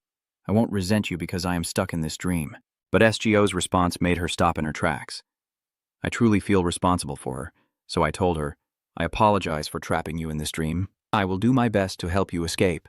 She quietly walked away, but it seemed SGO's answer didn't shake Birong, who quickly headed toward a wooden house. Inside that house are her mother, father, and younger brother. Birong returned and told him, "I never said I wanted to leave." The gentle mother happily placed a fragrant pot of soup on the table and called out, "Tang!" Hearing someone call her, Birong eagerly ran in from outside, "Mom." Seeing the happy family scene from the past, the girl from the present couldn't help but feel heartbroken. Do you know how many times I've dreamed this dream? Should I tell you what will happen next? Birang tried to hold back, her hands clenched into fists. The divine beast I saved in that forest is the one who cursed my family. A divine existence. A great white tiger protecting our country. Don't make me laugh. Then she shouted loudly, her eyes full of resentment. A divine beast not capable of signing a contract with the king can protect whom? In her memory, she sees a house engulfed in flames with the figure of the white tiger outside, and she continues to tell her story. The white tiger spirit is called the god of all four-legged creatures, capable of controlling all animals. In front of the tiger, there was a small tooth, unconscious, beside a terrible pool of blood. I fainted immediately afterward, so I don't know why I was the only survivor, but now it seems meaningless. The tiger seemed to have left just as I remembered, not long after the king's army arrived. And my family, those who cared for the white tiger, were accused of treason and branded as thieves of the royal beast. As she spoke, she clenched her teeth, tears streaming down her face with extreme fury. Everyone was falsely accused because of me. We were condemned as criminals. Those who harm the divine beasts are never given a trial, and that beast just... The bloody images and the bodies of loved ones keep flashing through her mind as she continues to sit and do nothing, even though my family is being destroyed. After telling that heartbreaking story, she simply said softly, "So it's okay to be in this dream too. As long as I can see my family, that's enough for me." Birang turned back with a bright smile to the two who had listened to her story from start to finish. "Thank you, everyone." After witnessing that tragic scene, SGO was a bit confused and remained silent for a moment. Suki then spoke up, saying that divine beasts are truly gods of animals, and they would not kill humans without reason. SGO, after a moment of silence, implied that he would help her, but Birang responded sharply. "I said I don't need it." It seems her dream of helping her return only made her angrier. Once outside, what more could I do? That king and the entire country are already crazy. How can I fight against those beasts, the ones I don't even understand what they're thinking? He gently placed his hand on the girl and said, "I still don't like you, but I don't want you to die." Then he looked straight into her eyes and slowly said each word. "Live on, Zion Birang." The familiar image suddenly appeared in her mind. It was the words of her late mother had spoken to her. My grandmother was wounded then, but she still tried to tell her little daughter to live. "Jiang," SGO's voice pulls her back to reality. "I will go meet the white tiger. I will ask him who betrayed the Zion family." SGO held her hand tightly and begged, "Please don't run away anymore." Hearing that, Birang's emotions were in complete chaos. She was moved, confused, and a little scared. For now, I haven't had time to react. But SGO continued. "Meet the king who accused your family and let them know your pain." Realizing his sincerity, I was a bit moved but still cold, even though he helped me. "I won't change anything either, and hearing that, you not only didn't scold me but responded, expecting that. I didn't expect that." Birang was surprised. "So why then?" One answer moved the girl's eyes to tears because I want to help her. The girl lowered her head to hold back tears, trembling as she agreed with SGO. "I will go with you. Wake me from this dream." Birang's eyes slowly opened, looking tired. Hearing the call, she quickly sat up, rubbing her head. Beside her, SGO had just woken up as well.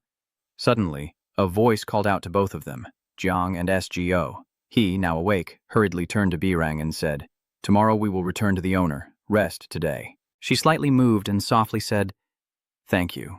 Parker, hearing this, was extremely surprised, clutching his head as if witnessing something extraordinary, while Jiang just asked, "Thank you?" "So what exactly happened in that dream?" Mubian added a sarcastic remark, saying that people often change before they die.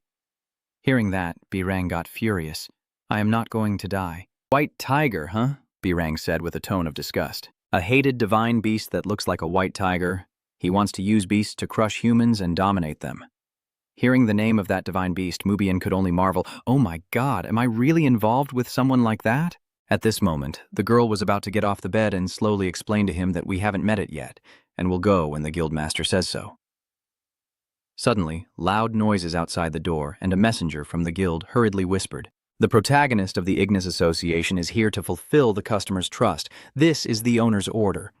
Everyone is curious. From the owner, you say on the note there are two words, owner. Lord Rivito, the head of the Ignis Association, is in a vast and magnificent area that rivals any royal palace. Seeing everyone return, she eagerly and warmly runs out to welcome them back, greeting them as the commander. She happily sat on the table, spreading her arms as if asking to be carried, praising him. I heard you handled the problem in the desert brilliantly. STO, not fooled by her innocent and naive appearance, retorted, "Weren't you the one who deliberately sent me to talk?" Seeing she had been caught, she could only laugh loudly. "I sent you there because it was in the area." Seeing STO's confused and slightly surprised expression, she continued, "But luckily it seems you've found a way to control your abilities. Congratulations." He returned to his office to work seriously on his daily reports to Kai, and it seemed the guild didn't have many members either, which made Kai a bit confused. "Oh, about that," she explained, "the current situation in the Empire is very unstable, with the Crown Prince, the Princess, and the Fifth Prince officially opposing each other. Furthermore, the nobles have yet to find a direction to unite the fractured factions, and internal power struggles among the aristocrats are quite tense. There have been alliances formed and divisions created as Kai continues to share the information she gathered in their absence. As a result, the Fifth Prince and the eldest Princess have formed an alliance, and she concluded that it seems the Emperor no longer wants to turn a blind eye to this power struggle." Hearing those complicated and headache-inducing stories, Mu Bian couldn't help but feel indignant. It's truly a chaotic family, and I can guess the Emperor's intentions. With your sharpness and experience in the industry, you can immediately sense the leader's plan. To end the internal conflict, he will turn his sword outward. I heard that their first target is the border countries between the Empire and the Eastern continent. The girl suddenly spoke up after remaining silent all this time. "So everyone is being mobilized to become mercenaries, right?" Kai replied, "Yes, the Ignis Association is responsible for supporting the royal palace." Uncle Ko beside him also curiously asked some questions while looking around as if searching for someone. "So the library staff are also involved in the—" Kai's response surprised him a bit. "No, I have already given them leave. The library is now empty because all the staff have taken their days off. Only paperwork remains scattered on her desk. Because I find it difficult to work with others around due to my weak heart, I am easily influenced by others' thoughts when working." After briefly describing my current situation, I asked Kai to be sure, "But I beg you, Chairman, please do not interfere in the Empire's war." "I understand now." Seeing that your comrades also seem exhausted after the trip, Kai gently said, "So I will let you rest. Go somewhere peaceful and enjoy life. I will call you back for the coronation ceremony." She smiled mysteriously, and then suddenly STO was pulled back. Kai's sudden action left him quite confused. After the conversation, everyone parted ways. STO felt grateful. Mubian thanked him for accompanying us and asked him to return to those he needs to protect. But Mubian didn't seem entirely satisfied and argued back, "I'm a bodyguard and the person I need to protect is still here." STO interrupted, "But you were also a good fighter before." Seeing the unwilling look on my friend's face, I comforted him, saying, "I will always be here, so please return after you finish what you need to do." You didn't resist this promise, so I will come back as soon as I can. Jiang also seemed to want to go somewhere, so I will go too. Her words surprised Parker a bit. "Huh, Jiang, where are you going?" She replied that she would go become a mercenary, and only the squad leader was not allowed to participate in the war. "Your promise. Call me when you want to fulfill it." And, before the two figures disappeared into the distance, Jiang managed to say those final words, which also served as Mubian's farewell. "Even if it's not because of that promise, if you need me, just call, and if it's your order, I will follow without question." Watching my comrades leave one by one, I momentarily felt lonely, and Parker, beside me, turned to ask, "So, squad leader, what do you plan to do next?" He remembers what Makai whispered to him earlier. If he goes to Elia, the sky island rumored to be home to Pegasi and Keelan, he might find clues about his origins. There seems to be a path leading to this island if he reaches the mountain cliffs of the Wind Range. Her last words still echo in his mind. Whether to go or not is up to him. SGO decided where to go next. I planned to go to the sky island Alia, hearing that Parker eagerly jumped to his commander and said, "I will go with you." Hearing that, SGO hesitated a bit and asked, "Are you okay to use your vacation to go with me?" But Parker didn't seem to care about his own holiday and said with bright eyes, "I've only heard of Alia, but I've always wanted to go there, so the four of them began their journey to a new land." "You've been chasing quite a bit, huh? Looks like this is our first long trip since we left your village without using the teleportation gate." Seeing that your companion is showing signs of exhaustion and falling behind, SGO turned back, apologizing for this tiring journey. Parker was alarmed but quickly realized it was also a chance to exercise. SGO looked up at the sky as the sun was setting, and he immediately ordered, "Find a place to stay overnight." While everyone was still deciding where to rest, Neju's keen ears picked up something unusual and quickly alerted SGO. "I hear something strange. It sounds like a large beast in pain in the deep forest." SGO then relies on Parker's ability. "Parker, check the surrounding area for me." He jumps up. Following the command, Parker spreads his large wings and quickly takes off into the sky, flying around while scouting the area. Suddenly, something caught your eye and made you extremely excited.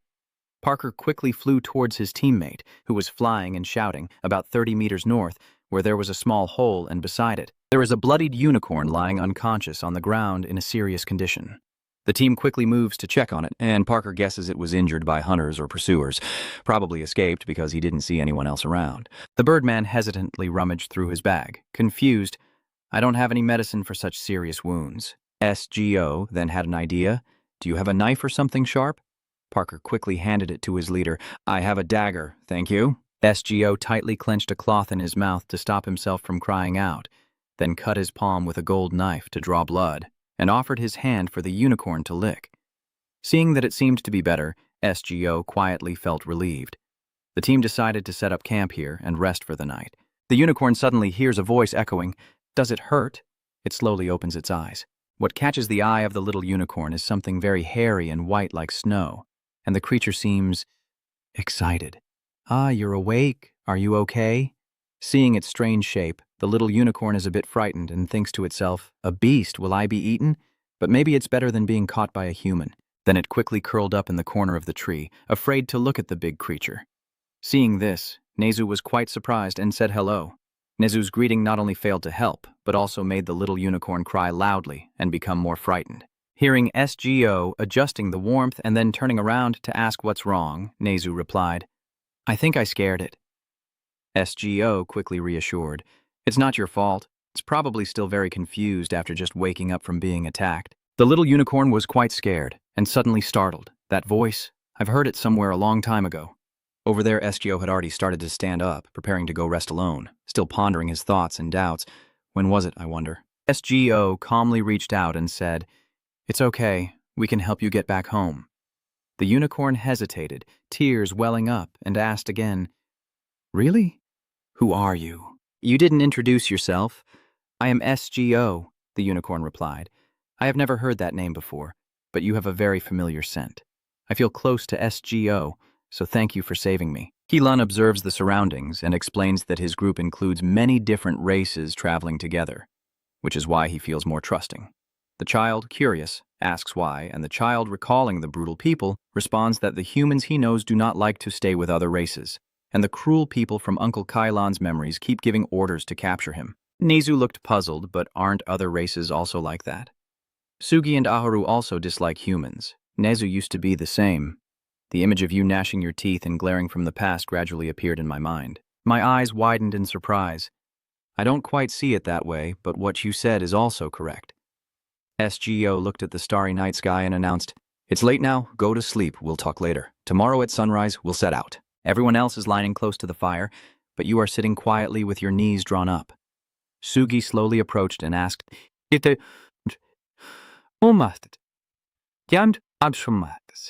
startling SGO, "Why haven't you slept yet?" "I'm just not sleepy."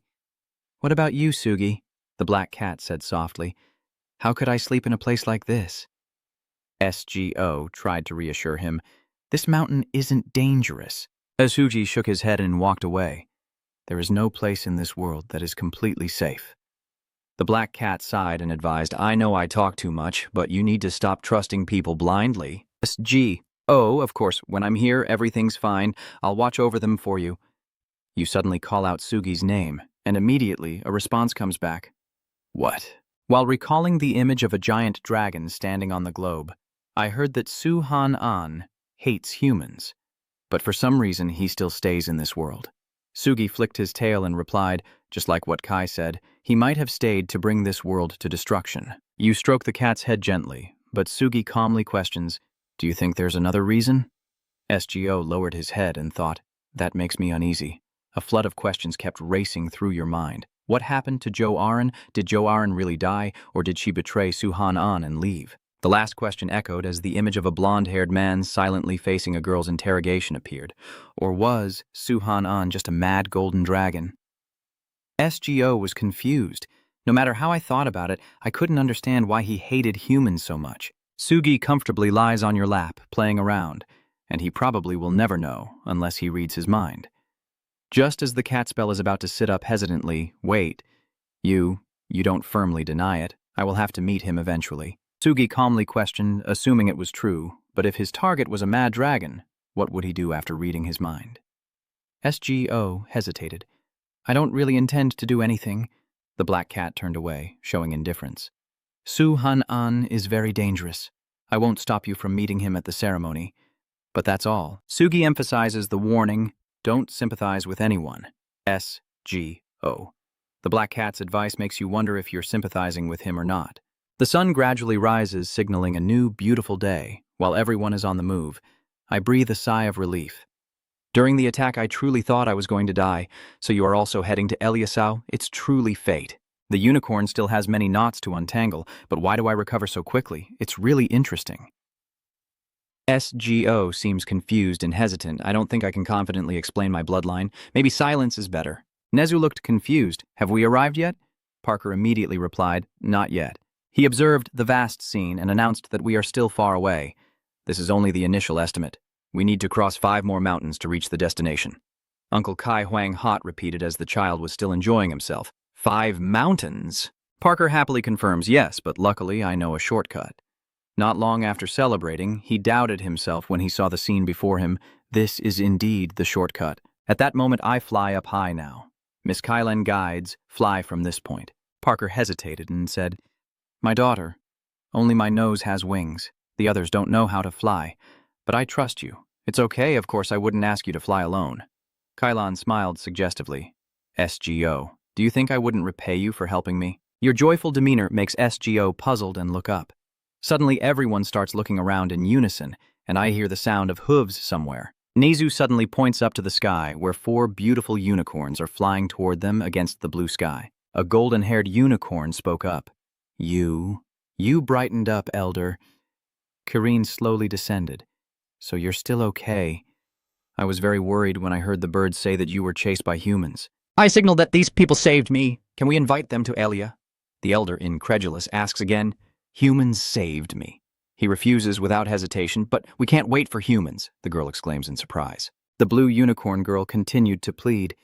Elder, they are not hunters. They are the benefactors who saved me and healed my wounds. I am grateful to them and want to repay them. Kirin frowned and asked insistently, Healed my wounds? The elder doubted, but I didn't see any wounds on you, and I didn't smell any blood around you either. Were you injured when the Thozan captured you? I recall myself being wounded heavily, stepping into a trap and breaking my leg, then attacked with magic, suffering a fatal wound. The other unicorns were amazed, unable to believe that only the spring water from Elia could heal Pegasus's wounds. The elder stared intently at SGO standing quietly, and if not him, then only the dragons that created Pegasus could have done it. He landed in front of you and asked, What's your name? SGO politely introduced himself. I am SGO. The unicorn unexpectedly kneels as a sign of respect, humbly bowing to welcome the last descendant of the Black Dragon bloodline. Parker's surprised voice echoes, I can see Pegasus and Kirin everywhere, and I wonder if you're that amazed. We have a good relationship with the bird people, and often communicate with them. His eyes sparkle as he happily explains, I left the bird village a long time ago to work in the city, so everything here is very interesting. The blue unicorn silently sighed to himself, but what was more interesting was you guys.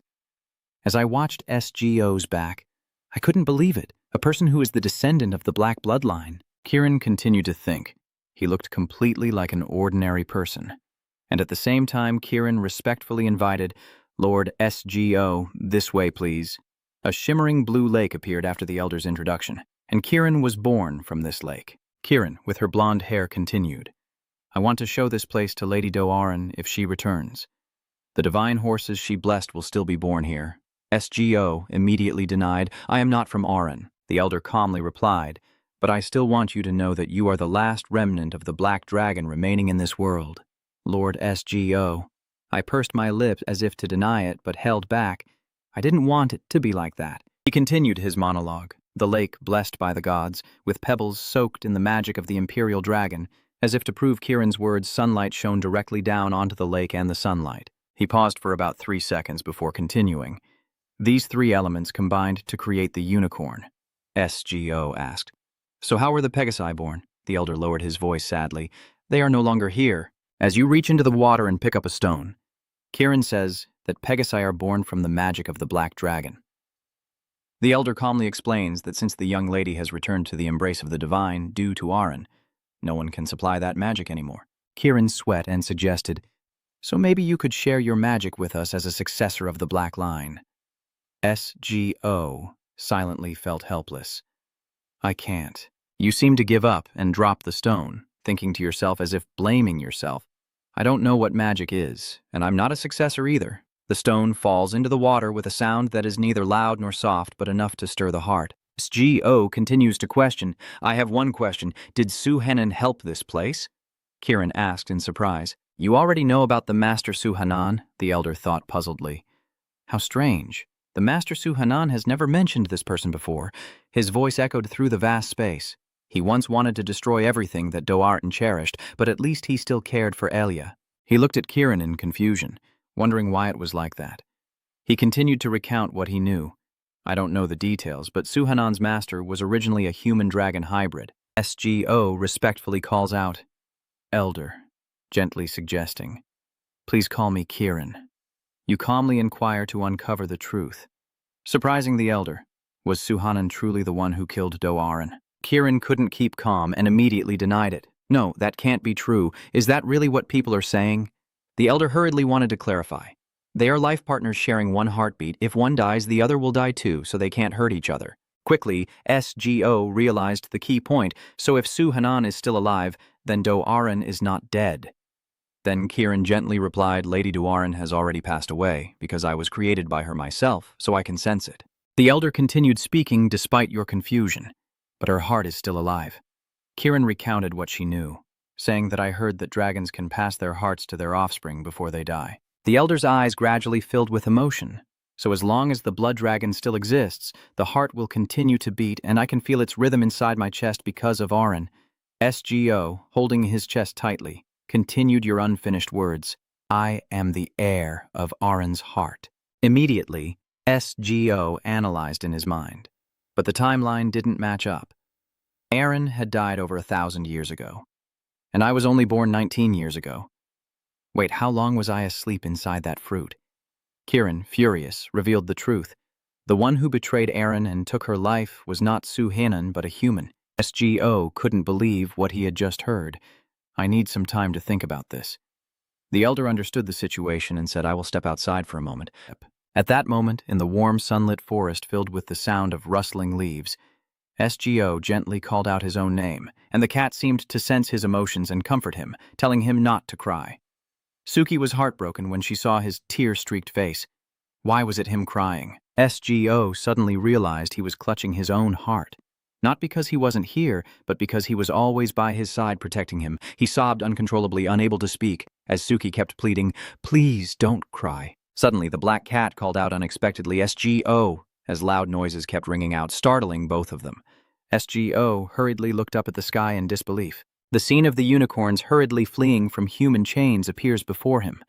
Ruberry's commanding voice rings out, calling the remaining horses. The brutal commands keep coming, regardless of whether they are killing the adults or not.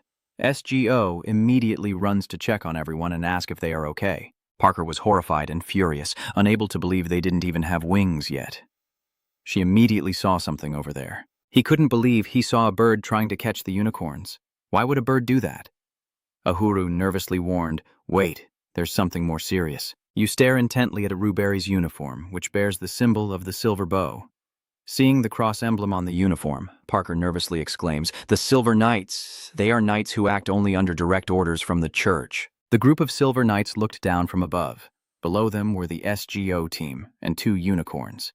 A male team member with pink hair turned to look at the blonde man, the leader, who was not mentioned in the orders, and the leader spoke, asking if they should proceed with their mission. "It would be wiser if we didn't interfere in other matters." Then he signaled a red-haired female soldier, Li Pei, to open the gate, and Li Pei immediately obeyed. "Yes, here, the magic domain sound barrier," the high priest shouted. "This is the order of the new church. Elia will now be under the authority of both the Ruborazan Imperial Palace and the Holy Temple." Down below, the boy angrily retorts that this land will belong to no one. Up above, the squad leader draws his sword, and any opposition will be considered an act of rebellion. His eyes bulged with anger, and he would be judged according to the law.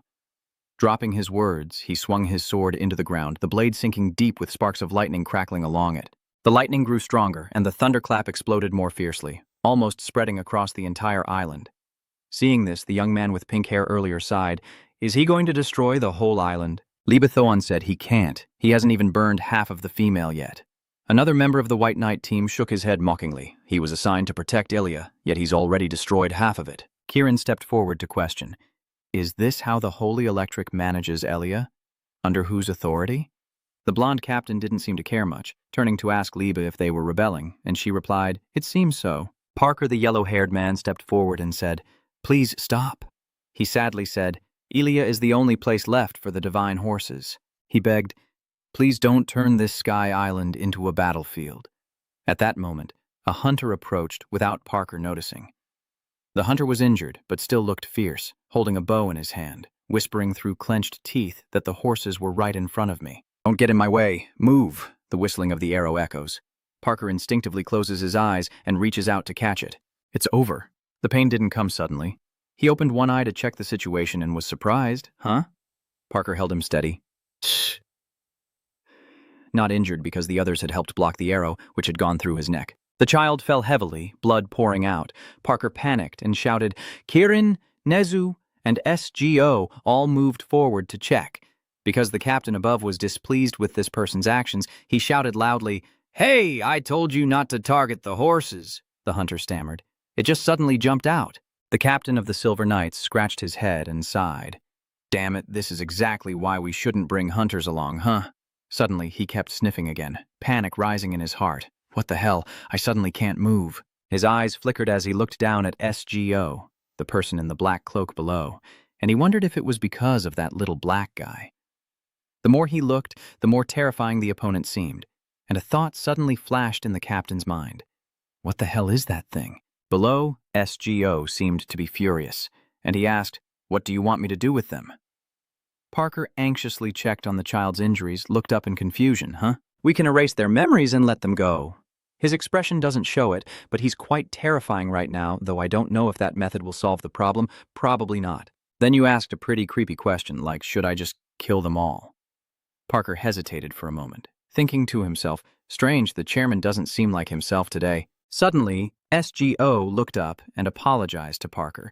He looked around drunkenly and said, I also don't know who is truly right in this battle. Suhanan, you protect Ilya just to keep it for yourself? SGO clenched his fists tightly, wondering if even the angels are just pawns to be sacrificed for his wrath. SGO said, You will not die. She has my blood, my little chili. SGO. You order, get up and stand up. SGO gently touches the child's face and asks carefully, What do you want me to do with them? The boy sincerely says, My child can do anything you want. Watching SGO's actions below, the captain concluded this is dangerous, a form of widespread mind control.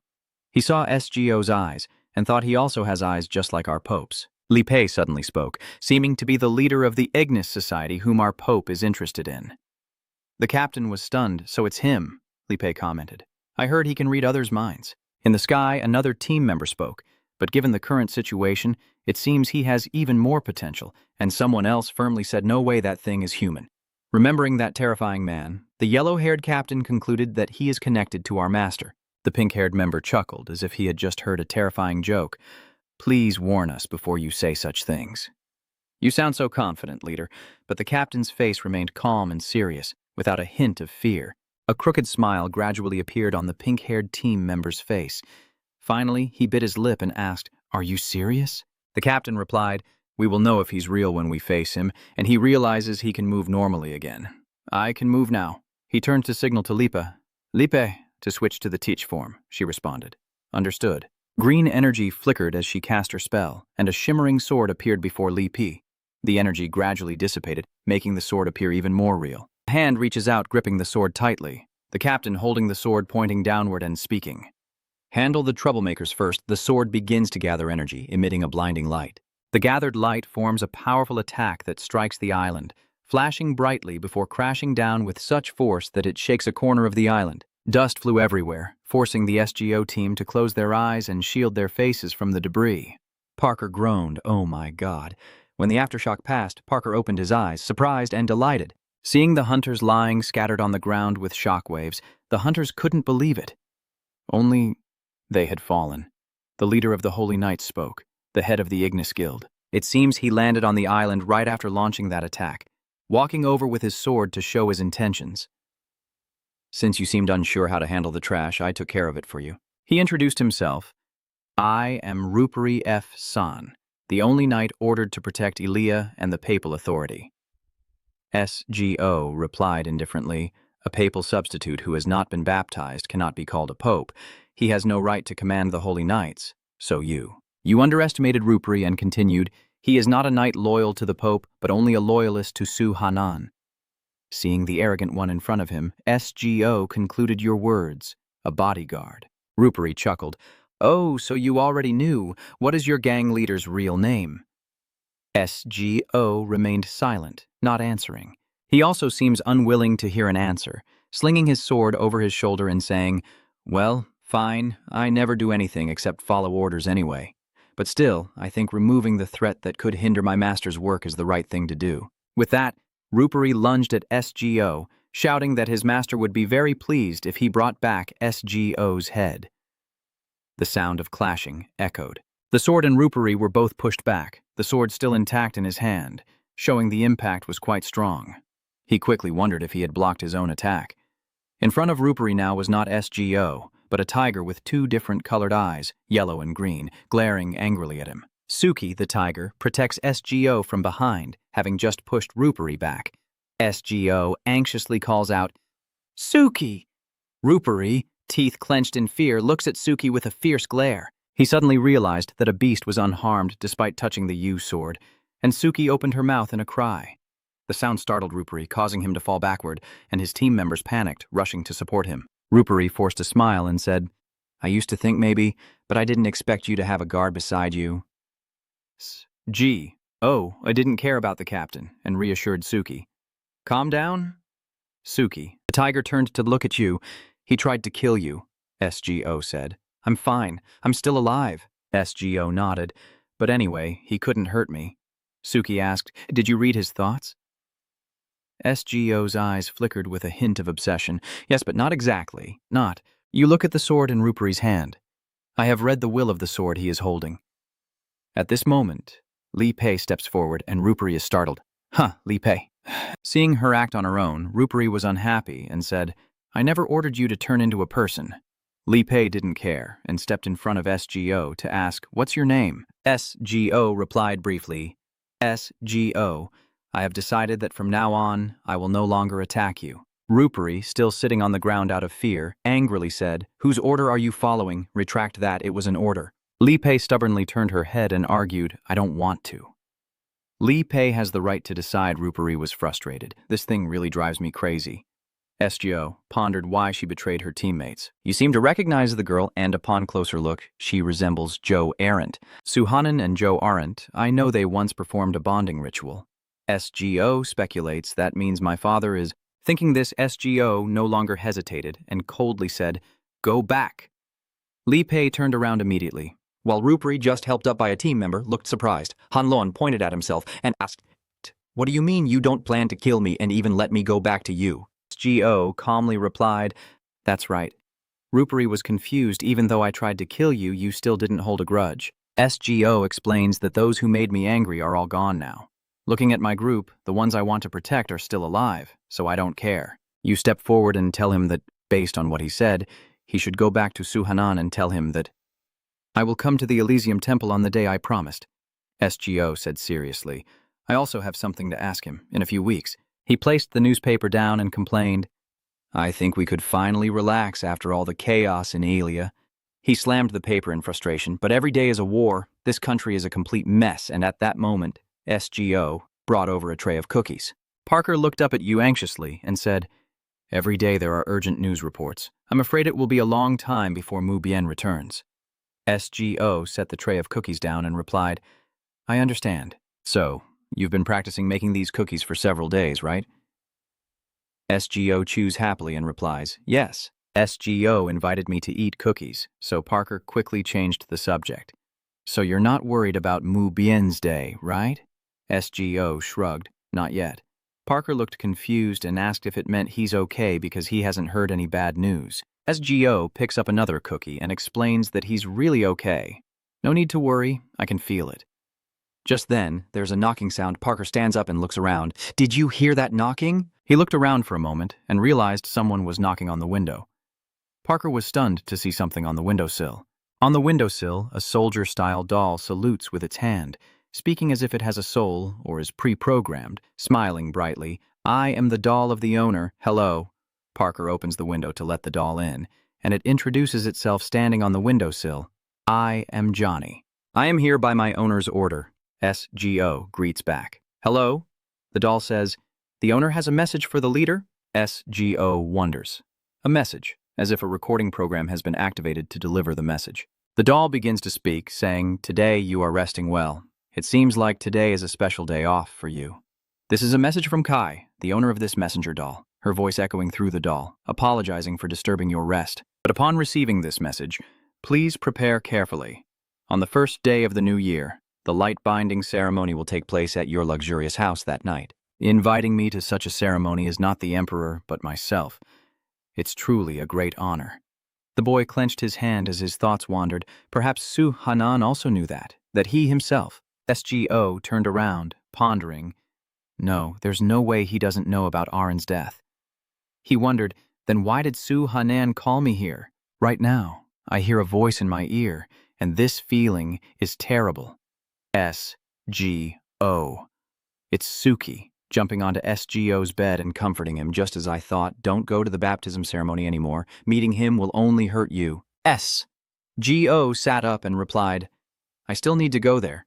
Suki is worried this time I might not be able to protect you. You pick up Suki, reassuring her that everything will be fine, and that no matter what happens, I will handle it. Hold Suki close, gently stroking her, so don't worry. Feeling reassured by you, the loving cat's eyes showed worry but said nothing as the year ended. Parker had arrived earlier and was talking with Kai and Zen, noticing that SGO had also arrived. He gestured and shouted, Captain is over here! SGO approached, surprised to see Kai standing next to Parker. She nodded and smiled, saying hello. Long time no see. SGO also greeted her, and she gently bowed her head in return. You wonder, but SGO asked, aren't you busy, Kai? Kai replied, I am busy, but thinking about you meeting Su Hanan alone, I'm really worried. She explained that unfortunately there were no suitable members in the group to accompany you, and Lord Higo was also busy at this time. Although it might not be enough, I feel that my going with you at least could help a little. Hearing that, Parker smiled. So if you look at it that way, the captain isn't completely alone, but I would feel more at ease if the master went with us. His older sister forced a smile to hide her worry. I was a bit scared about this. Kai spread his legs and said, after all, SGO, thinking about that holy temple, I will go with you there as requested. She sincerely shares that when you're in danger, she will do her best to support you. Kai seems sorrowful, of course, because this visit is a sacred baptismal occasion and such things shouldn't happen, especially considering the people we're facing. I can't be certain. SGO thought to himself, should I tell her about my relationship with Su Hanan? No, maybe it doesn't matter. Anyway, he felt sad. Han has never met me even once in the past 19 years. Kai spoke. Let's go. Watching everyone step through the teleportation gate, SGO's mind was still a jumble of thoughts. He must surely be. He walked with the group, feeling somewhat lonely, thinking they don't need him. Crossing the teleportation gate, they arrived at the Holy Temple, where statues of angels stood on the other side. The Holy Palace is quite tall, built in a circular architecture where you can see the stars above. Someone exclaimed, "This is Elysium?" Parker looked around and commented, "It feels very solemn here, and there aren't many people." I saw two people sneaking away quickly, as if trying to avoid them, and said, "I didn't see this kind of situation here before. It's strange." Kai became more cautious, sure something had happened. She notices the small incense sticks in the corner. The sacred incense used to ward off negative energy has weakened. It's best that we avoid meeting anyone from the new pope's side until we reach the grand ceremony. As the group was walking, a chilling howl suddenly sounded. As usual, Parker was the first to panic and speak up. "What was that?" SGO analyzed. "It sounds like a wolf. Is there a wolf in the palace?" Parker nervously suggests her theory. Maybe Su Hanan released a monster to take over the palace. Kai laughs. "That's not a wolf." Miss Tuoy smiles and says it's a dog. Parker doesn't believe it, looks confused but still asks nervously, "A dog?" A shadow suddenly appeared and landed, a growling, menacing sound echoing through the holy temple, its mouth drooling and looking anything but friendly. It is a white dog with a unicorn-like horn. Kai introduces it as the guardian dog of the saintess Heaven Isius. Nezu squints and praises it looks just like her daughter. Parker turned pale with fear, looking more like a bear. The shadow of the guard dog disappeared, vanishing above the sacred circle. It jumped down to the ground along the ancient trees supporting the dome, and seeing that, Kai continued, "I heard that Heaven Isius is a divine beast descended from the heavens to protect the saintess." When it saw the dog blocking their way, Kai said, based on my understanding, it wouldn't be as savage and bloodthirsty as a monster. Parker didn't think so, trembling and stepping back cautiously. "Are you sure?" Sensing movement, the guard dog growled warningly in alert. Parker jumped in shock and shouted, "I take back what I said." The angry dog growled and bared its teeth as if about to bite him, believing he was an intruder in the sacred temple. SGO darkened his eyes and walked ahead of Parker's worries, ordering him to stay back.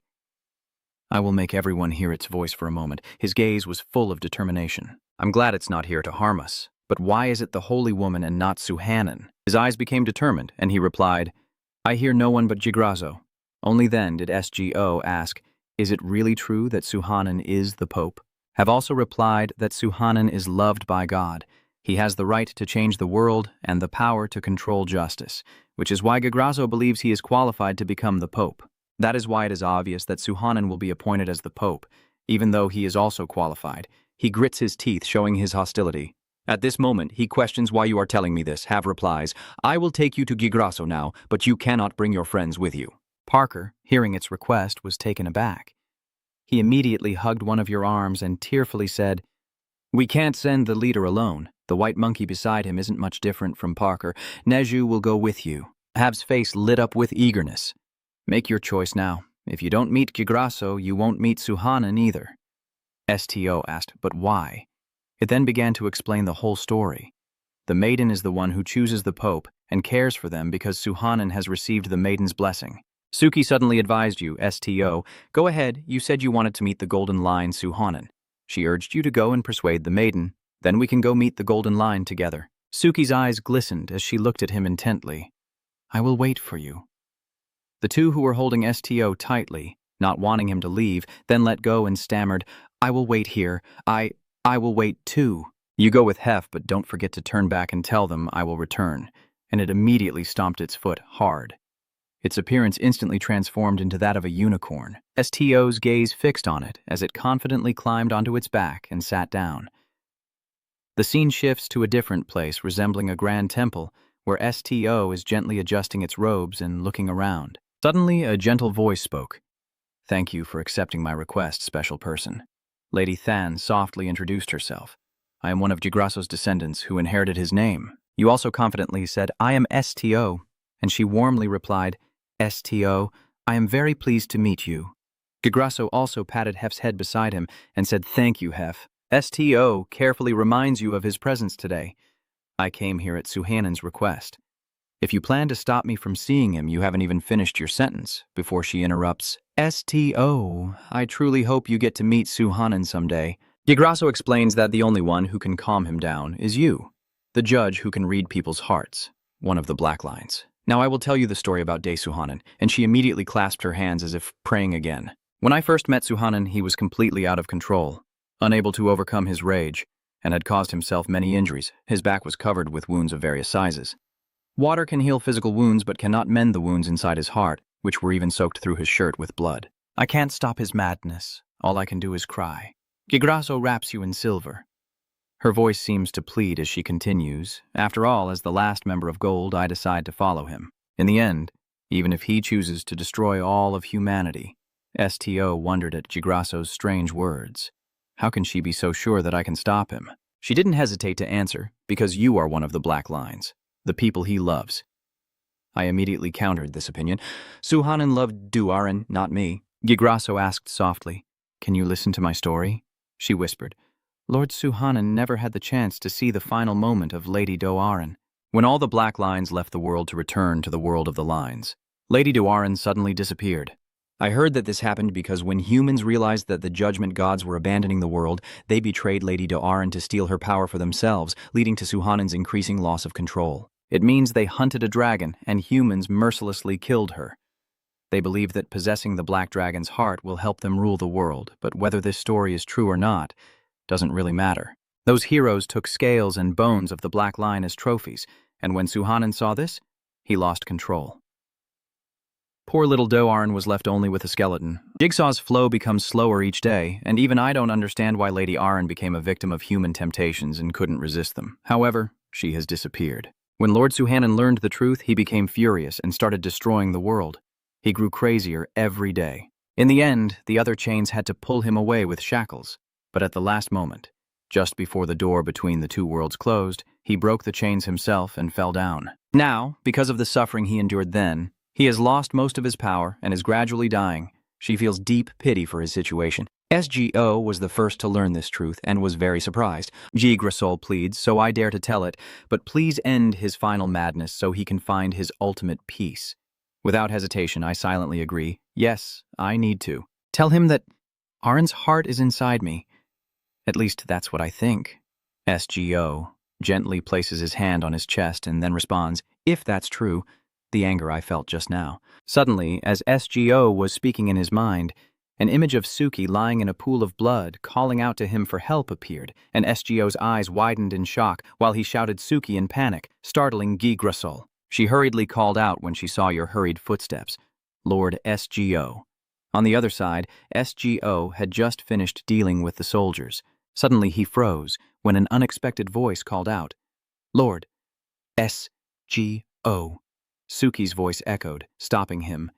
SGO. Don't come here. Don't come. SGO. Meanwhile, Rupari arrogantly says, we meet again. Ignis's leader beneath his feet is Suki's blood. SGO quietly kneels before her blood-stained body, and he sarcastically remarks, I almost had to come find you. So thank you for coming on your own. You still didn't answer him and kept staring at Suki lying in a pool of blood, softly calling her name, Suki. When Nezu was also injured but managed to escape and urged you to go, SGO, go now. It's similar to what prevented you, SGO. You need to run away. I should have protected them better. I have no excuse. It was an ambush. They just happened to have someone using fire, so my puppets had a hard time. Not far below, the burnt wooden puppets are scattered all over the ground. She has been significantly affected, even needing Jen to help her up so she can continue. Suhanen seems to care about him more than we expected. She panicked and shouted, Master! SGO ignores their objections and advises Kai to rest now. Kai, I can't. Rest now. Your face has turned cold and different from usual. Kai tried to respond, but before she could finish her sentence, she fell into unconsciousness from exhaustion. Rupari's voice rang out. So you just returned from your meeting with Jigsaw. Clearly, she's just a saintly girl who's curious and also likes to talk nonsense. He clearly shows contempt for Jigsaw. He continues to warn, but with a threat.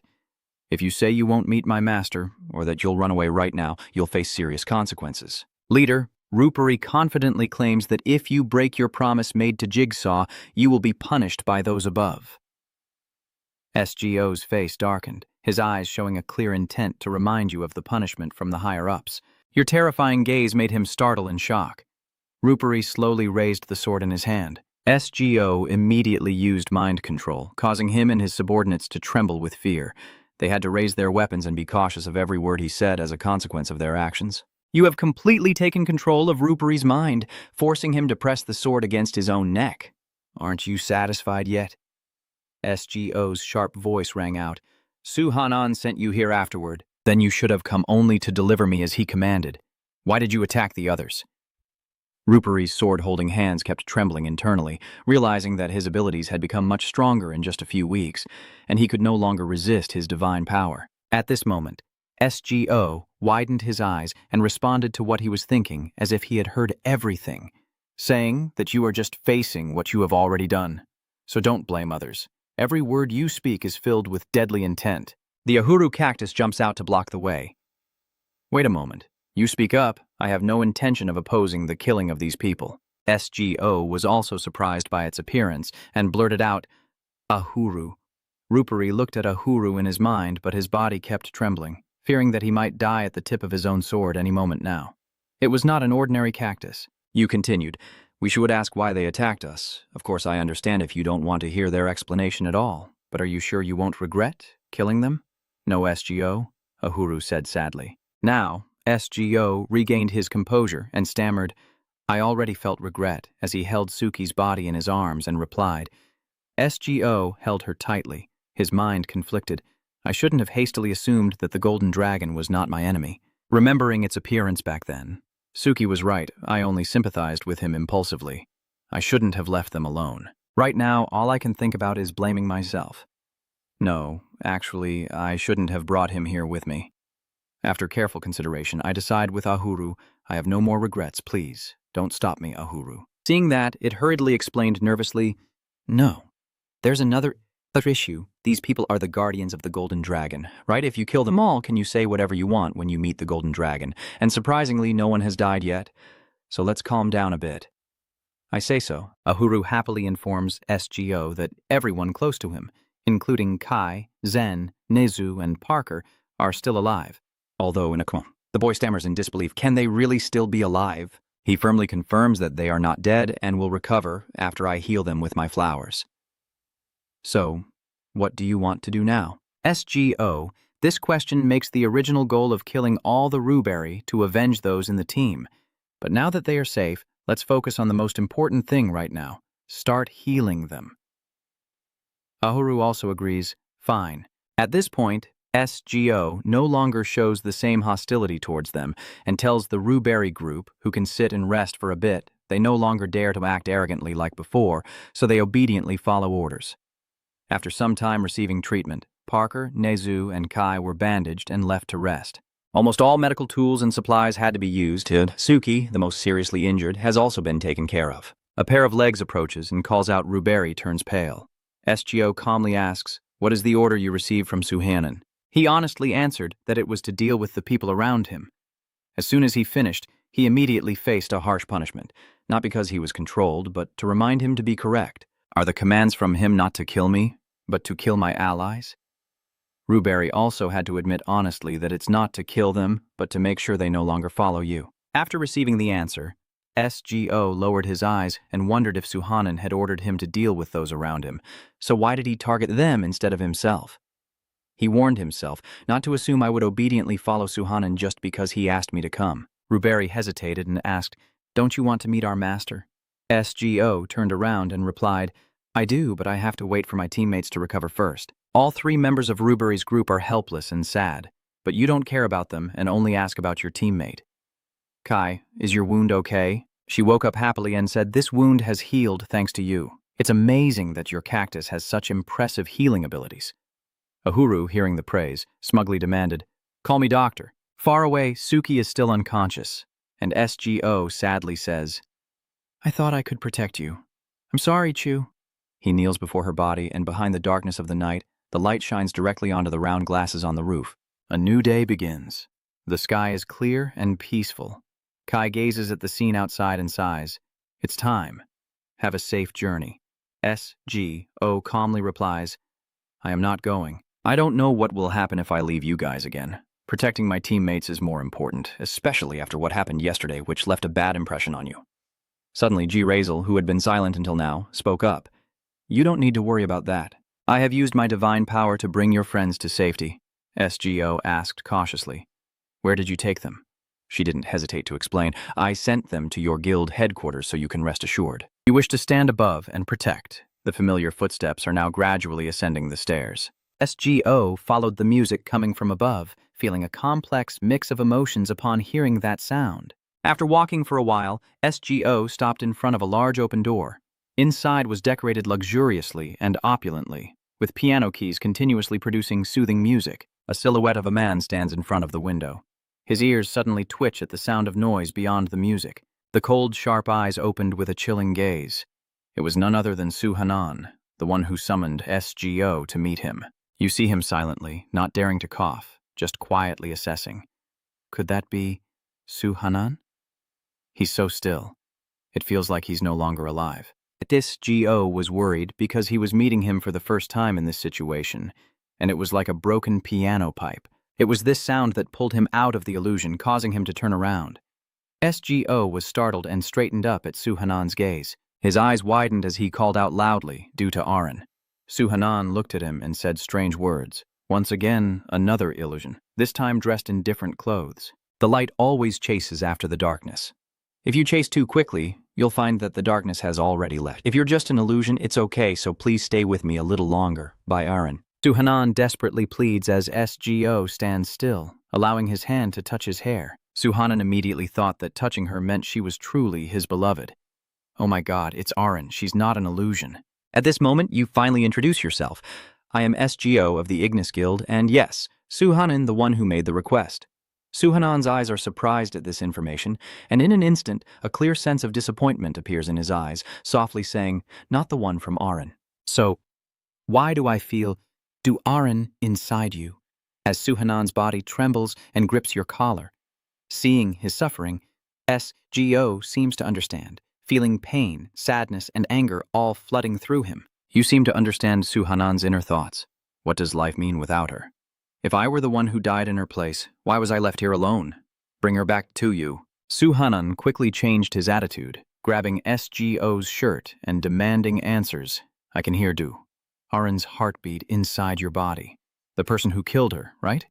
In the end, was it a human who took the heart of a dragon? His eyes blazing as if he wanted to tear you apart. Suhanan gritted his teeth and asked, You're the one who cut off her scales and skin to take her heart, aren't you?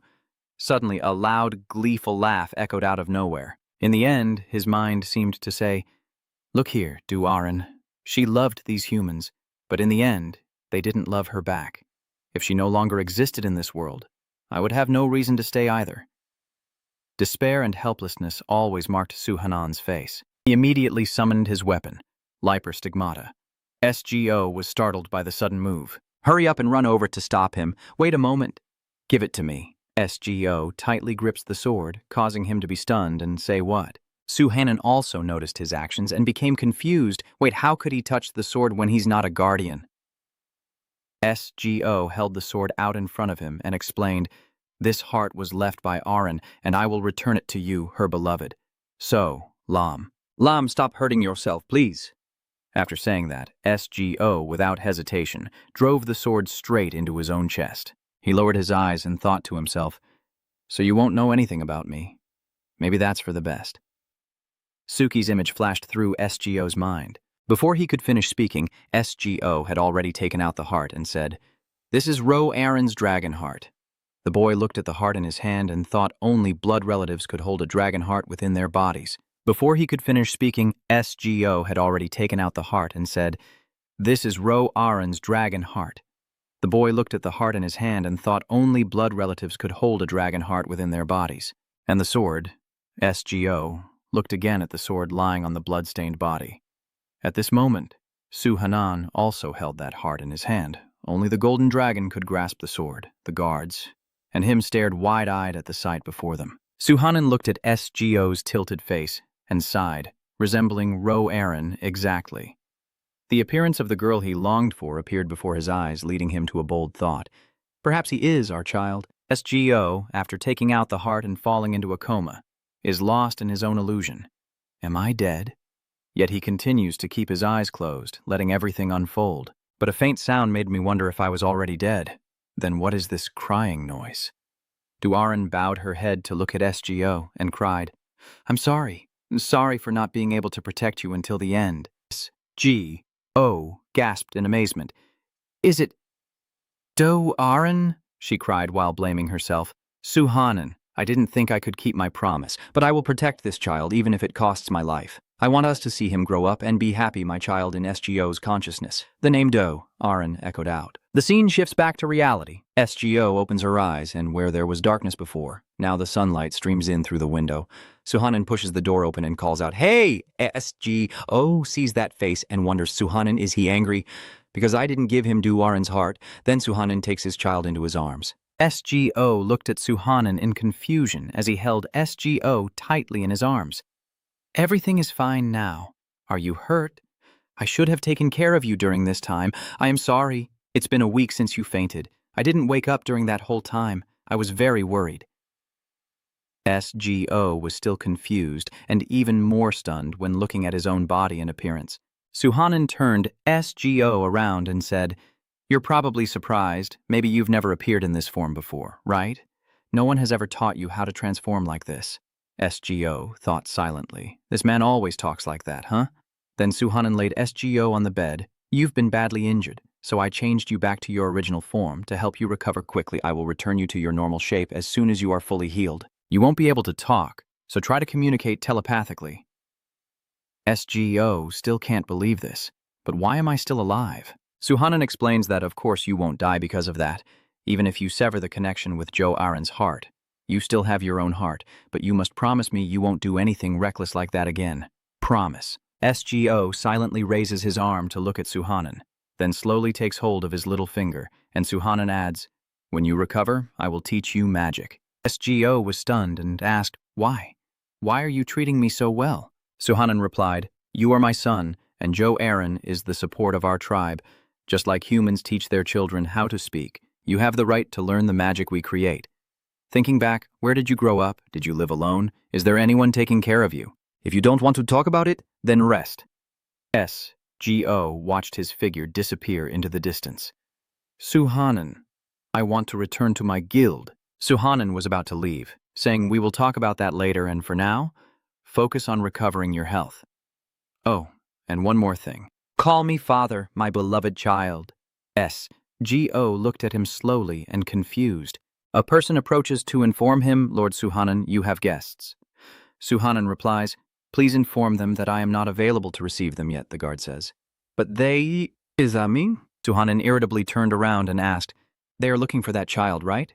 He replied, "Yes, they said they wouldn't leave until they meet the child." Suhanan realizes that it is SGO's companion leading them to meet him. He wants to see what they have to say. Finally, they are allowed inside. "Introduce yourselves before the Holy Pope." Mubian also respectfully replied, "I am Mubian Zerhaiga, pleased to meet the Holy Pope." I came to find SGO, but Suhanan firmly responded, "I refuse this request." Mubian couldn't stay calm and asked directly, "Kim Long Suhanan, what did you do to him?" Suhanan replied, "That's outrageous. You claim to be a guardian, so you don't even know the current situation of your master. The one who wasn't by his side when he needed protection, and now you're here questioning me about his whereabouts. How pathetic." These words touched Mubian's pride, forcing him to hold back by biting his lip. Mubian tried to steady his emotions, while Yenjiang looked very uncomfortable. "But then you have to bow your head and beg. I know you don't mean to harm him. Please tell me the current condition of my master, I beg you," Suhanan asked. "Oh, are you saying that you trust me?" Mubian replied, "My master trusts you, and if you truly wanted to, perhaps he would have already died by now. In that case, you wouldn't allow us to see you." Suhanan smugly twirled his finger, silently assessing. What an interesting ally, then he decided. Very well. That gave Mubian confidence, and he immediately looked up at him. Suhanan continued, but with one condition. 10 days later, STO happily transformed back into a human. So... At that moment, Suhanan entered, and Lian said, "I will go back," but he firmly refused. "No, why do you keep wanting to leave?" STO replied, "My friends are waiting for me." Suhanan warned him that humans can betray you at any moment. STO, as these words were spoken, looked at Suhanan and thought, his unconditional hatred is only aimed at one race, as if I am facing another Bairang Zeon. Then Suhanan continued to advise STO, "The place where you should return is not that guild, but to the dragon world with me." "Son," STO, confused, exclaimed, "The dragon world, images of dragons appeared, but they were just shadows." Suhanan explained, "Yes, it is a beautiful star. A place where the dragon race lives in peace. You will return with me to where our people live." STO silently thought, "Our people are special. It's truly an enticing offer, but you refuse, saying you want to stay here."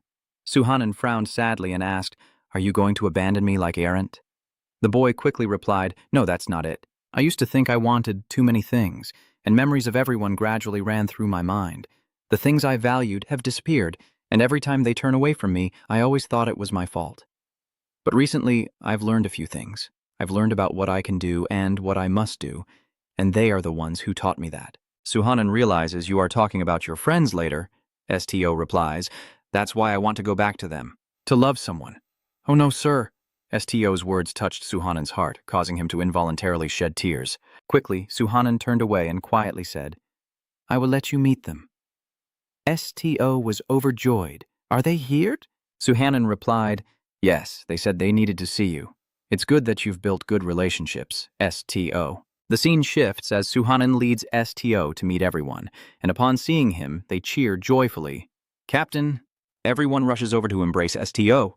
Captain Hoo Izito asks how he's been. Are you all okay, Suki Nezu? STO. Hoo. It's really you, STO. Mel? Parker tearfully recounted, We were all so shocked when you suddenly disappeared like that. When I woke up, we were back at the main base and my wounds had healed, but I couldn't find you anywhere. STO apologized, saying, I'm sorry for making everyone worry. Let's stay calm. Mubian quietly approached from behind, surprised STO, and asked, Mubian, why are you here? Mubian replied, It's the instinct of a guardian. It's a relief to see you healthy. Parker hugged STO emotionally and said, That's right, I'm very glad you're safe, Captain. Parker's eyes suddenly changed as he looked ahead. So it turns out Suhanan arrived. The Holy Saint was coldly responding, Don't worry about me. I only came to keep my promise. I won't ruin everyone's reunion. The meeting between STO and everyone took place with joy and excitement, alongside the witness of Suhanan. Parker hesitantly asked STO, Captain, what is your relationship with the Holy Saint so suddenly? Parker quietly glanced at him, then looked again and saw that he seemed much more at ease than before. Could it be that they have become friends because they are both of the same lineage? STO approaches Suhanan. Suhanan is my father. This shocks Parker, Nezu, Suki, and Mubian. They fall silent for a moment before shouting out in surprise. Transition scene. Parker ties a letter to the leg of a hawk and releases it into the sky. Mubian comes over and asks, What's going on? Parker replied, I sent a letter to the leader explaining the situation of the master. That Suhanan is not a mad beast, but the captain's father, and I think it's best for her to know the exact situation here. Well, the guild was formed to face Suhanan, and no one expected that he was the captain's father. STO asked with a dazed look, So you've really been waiting to meet me? Parker turned back and replied, Yes, we have been waiting to meet you again, and I have one condition. Parker recounted the initial plan with Suhanan at that time. One condition he mentioned was that if you learn divine magic and defensive magic, you will meet STO. Parker was stunned divine magic. But we're not priests, Suhanan replied. Everyone who becomes a protector, including the Cactus Man, Hyga's people, and Chimera, can use divine magic. Learn and practice with Holy Knight Commander Ruberi. He bows and introduces himself. I am Ruberi F. San, protector of Kim Long Suhanan, and Holy Knight Commander, pleased to meet you. By the way, I also apologize for my past rudeness. Nezu roared in anger, but he almost killed STO. Ruberi looked stunned and hesitated before nervously saying, That matter. Suddenly, a force struck towards Ruberi, knocking him to the ground. Suhanan, full of authority, said, I did not order you to harm STO. Ruberi coughed and replied, I am sorry. He asked why you didn't report this to me. Ruberi explained that at the time there was no confirmation that he was the heir, and I thought he had interfered with your plans. Master, Suhanan decreed.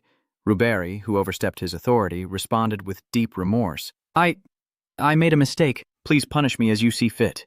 Nezu watched silently, clutching the thorny branch in his hand.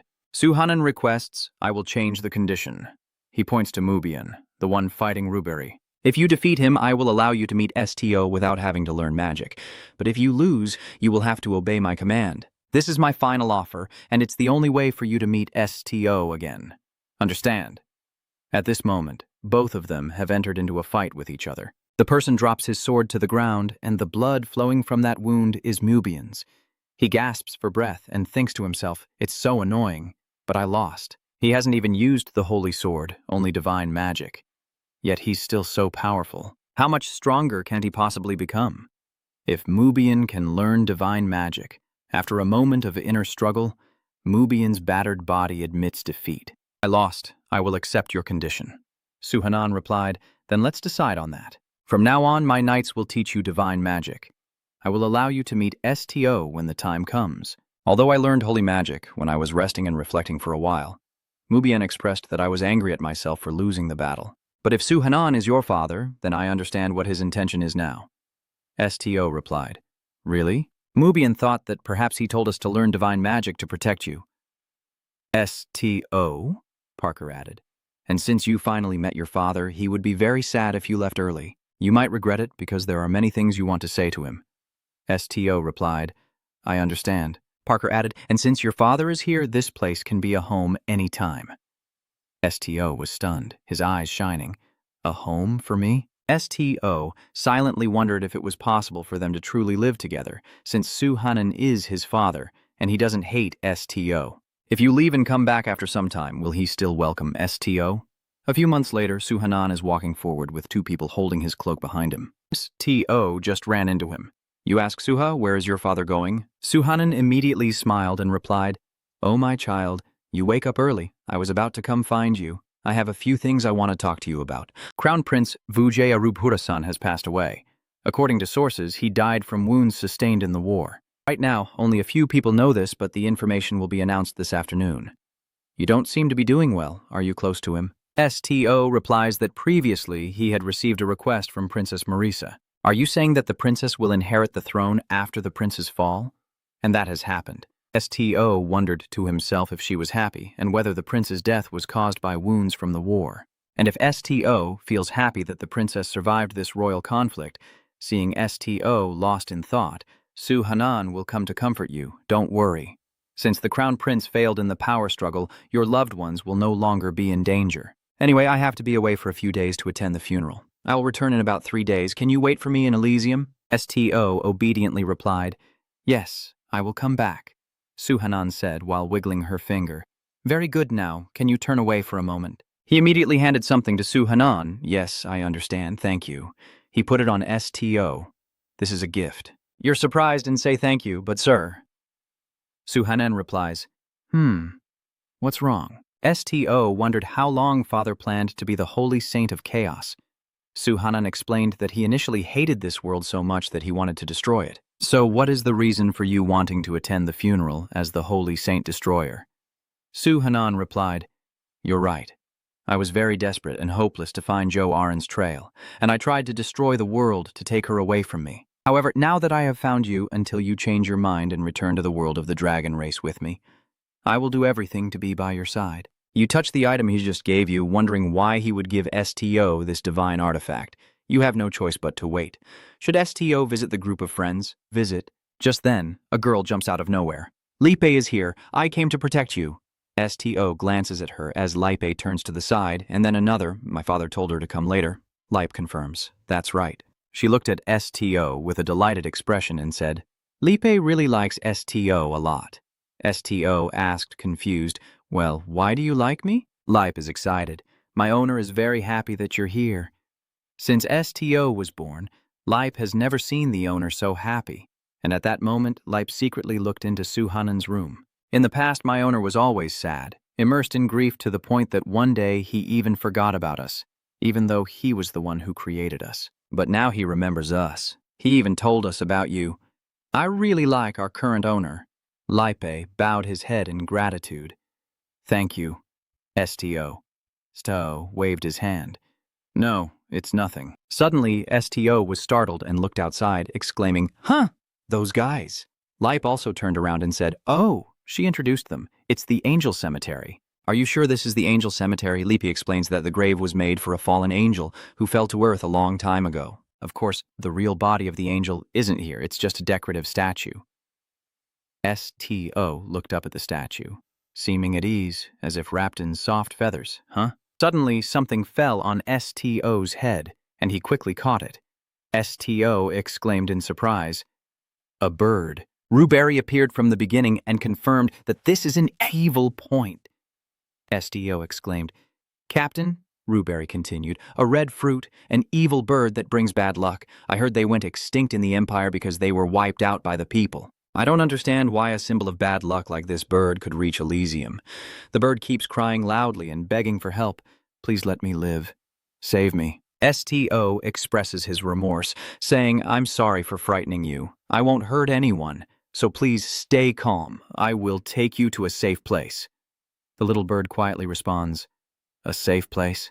STO expresses his remorse, saying, I'm sorry for frightening you. I won't hurt anyone, so please stay calm. I will take you to a safe place. The little bird quietly responds, a safe place. Ruberry curiously asked, Young master, where do you plan to take this unfortunate, unlucky bird?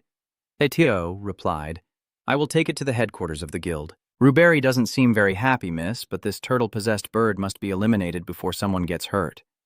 Etio replied, We don't kill others just because they hold a sword. This bird might have that ability, but it has never harmed anyone in its life. If possessing a terrifying power means being killed, then I should be the first to be killed, right?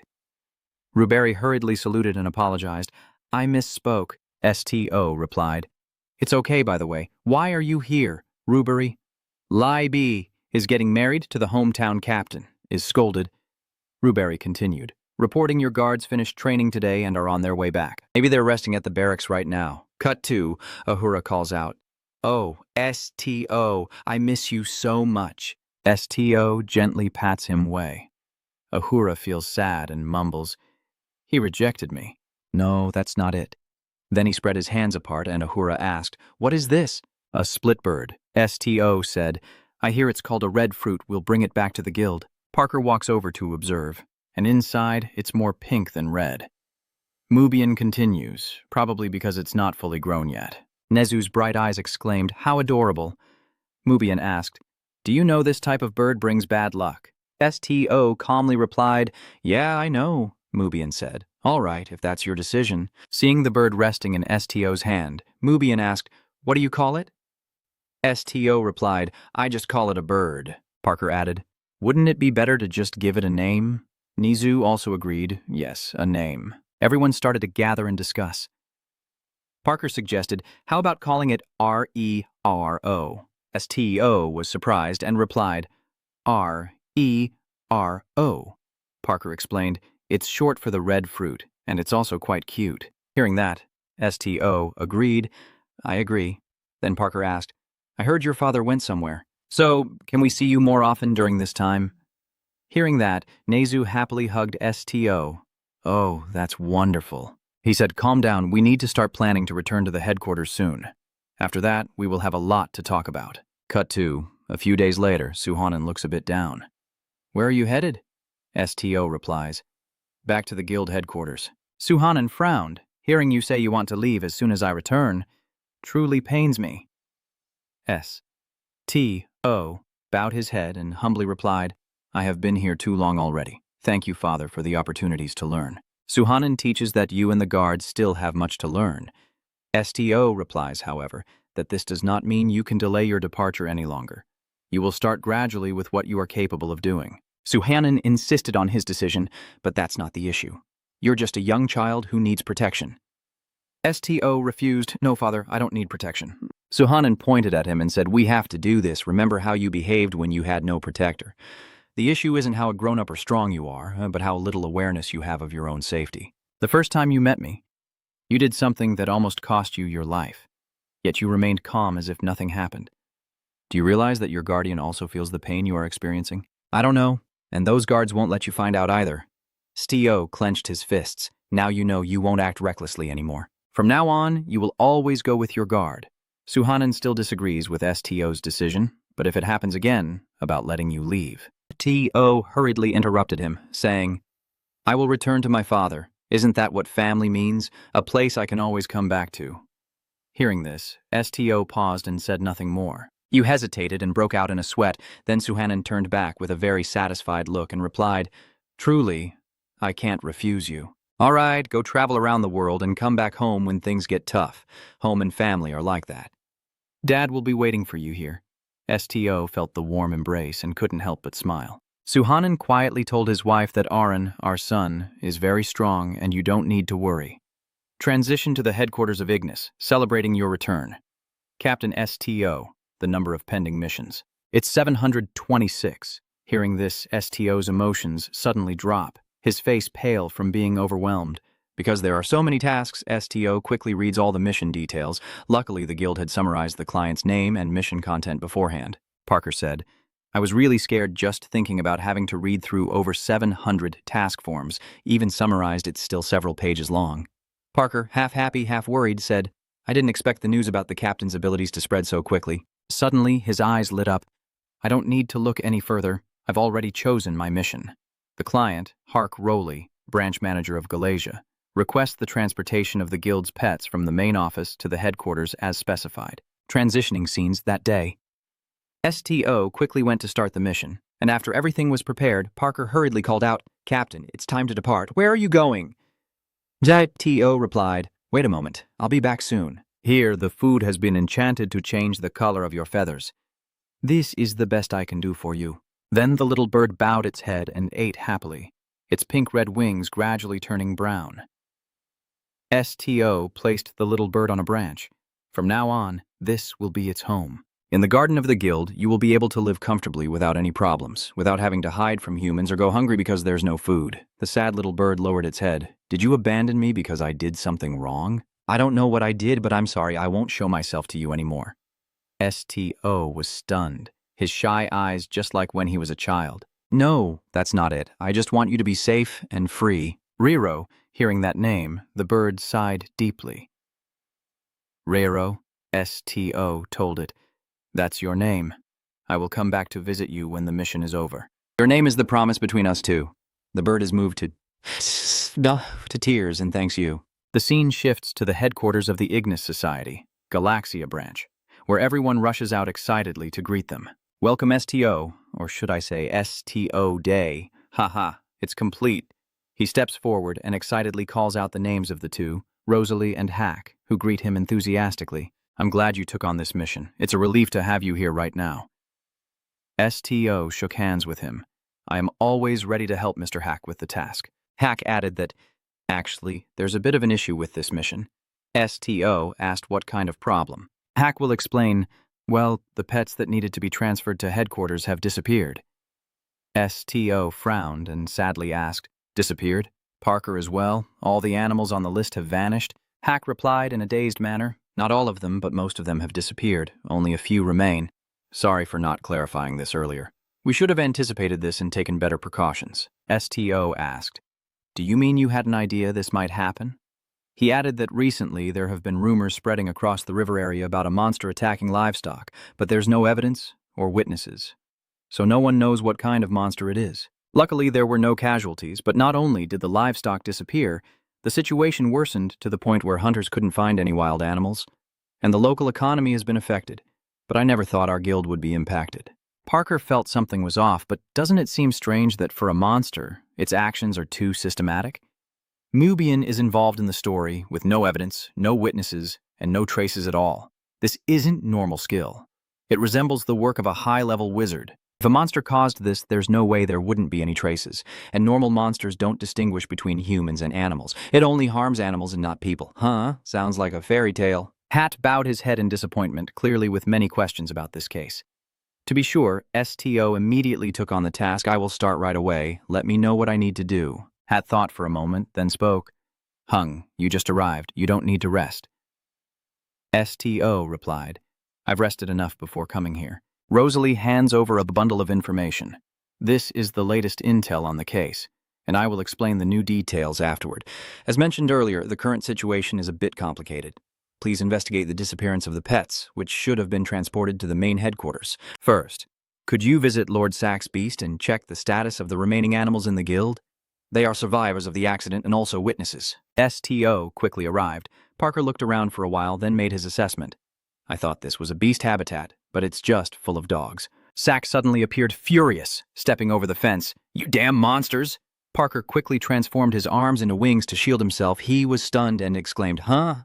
Then, seeing nothing dangerous, he lowered the broken branch. "Oh my God, you scared me to death. You guys are members of the guild, right?" STO asked Han if this place was really a beast collaboration with the Ignis Society. Sack replied, "Yes, you asked because you only saw dogs, right?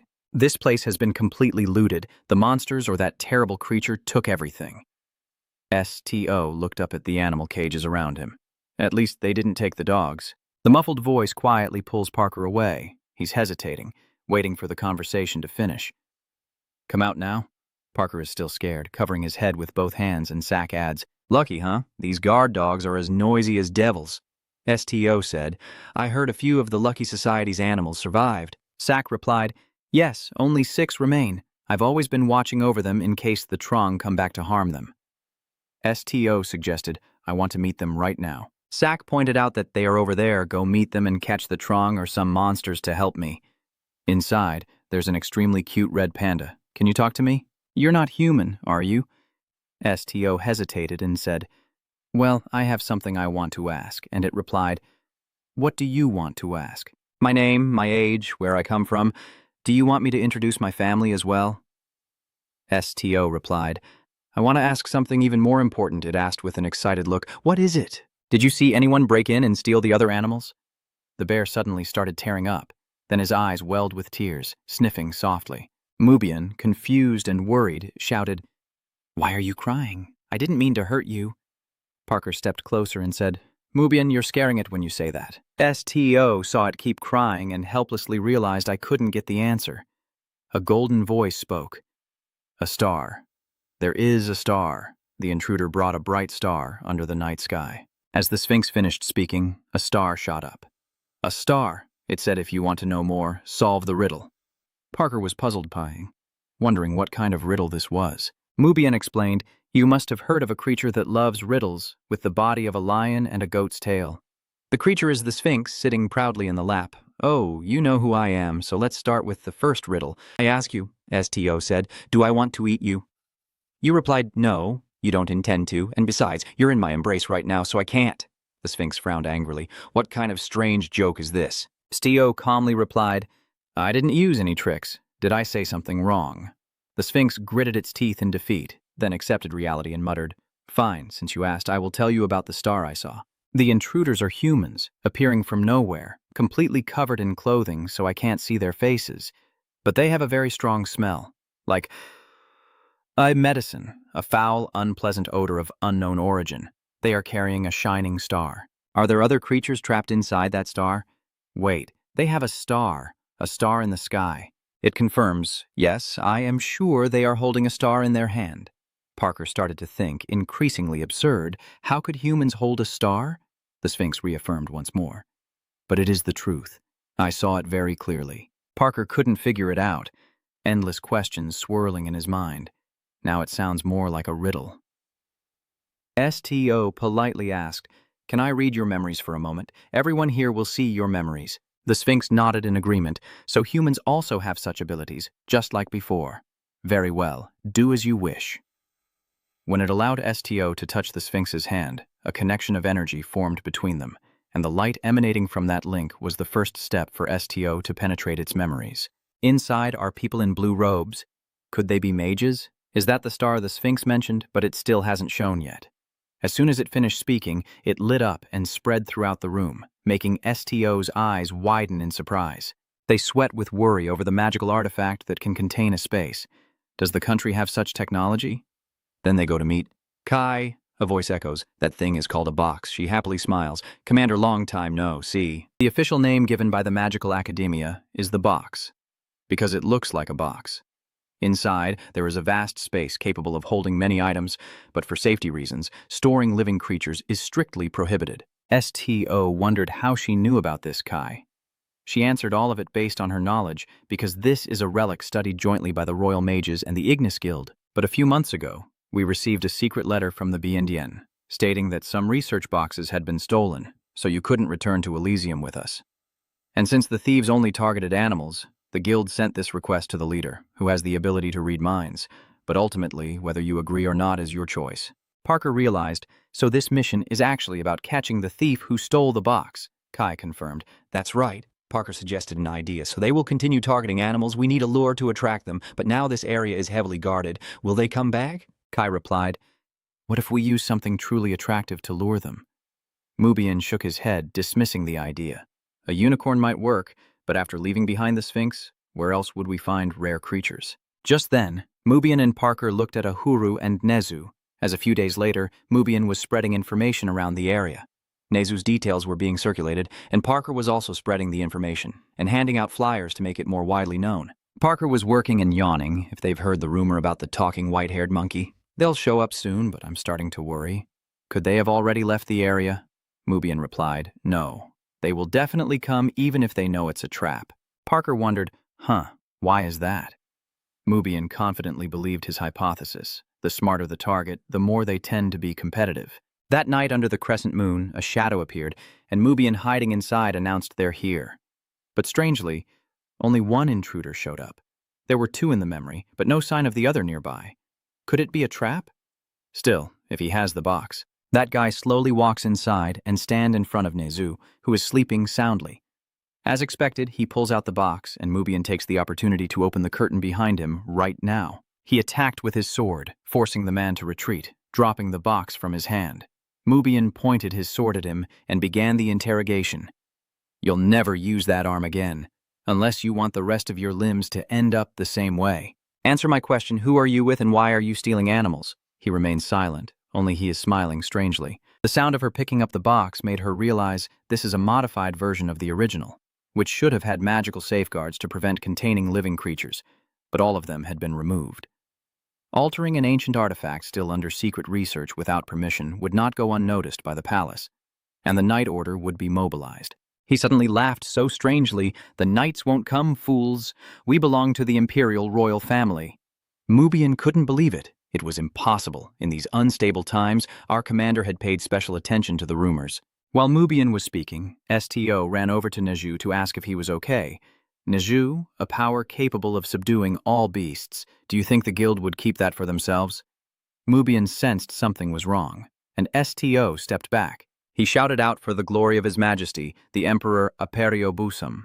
The light from the crystal sphere radiated out. Mubian Vuivang ran to STO's side, and after that blinding light, STO was closing his eyes. Vuivang mở mặt ra. Sa Thief ngồi dậy từ hồi dậy là dâu vậy. Cậu chợt nhớ lại, quay lại chỗ buộc tuông rong vật. À, hẳn là nỗi nấy rồi. Luckily, we are all together with STO in this flower-filled land. Look at the flowers. So beautiful. Parker asked in amazement. Captain, where are we? STO also doesn't know. He only knows it, unlike us being outside. Parker looked confused and said, huh? And Suki has also disappeared. What? Looking around and exclaiming, the scenery is so beautiful, Mubian reminded her. Hey, leader, now's not the time to enjoy the view. Do you know how to get out? The answer? That's the real issue.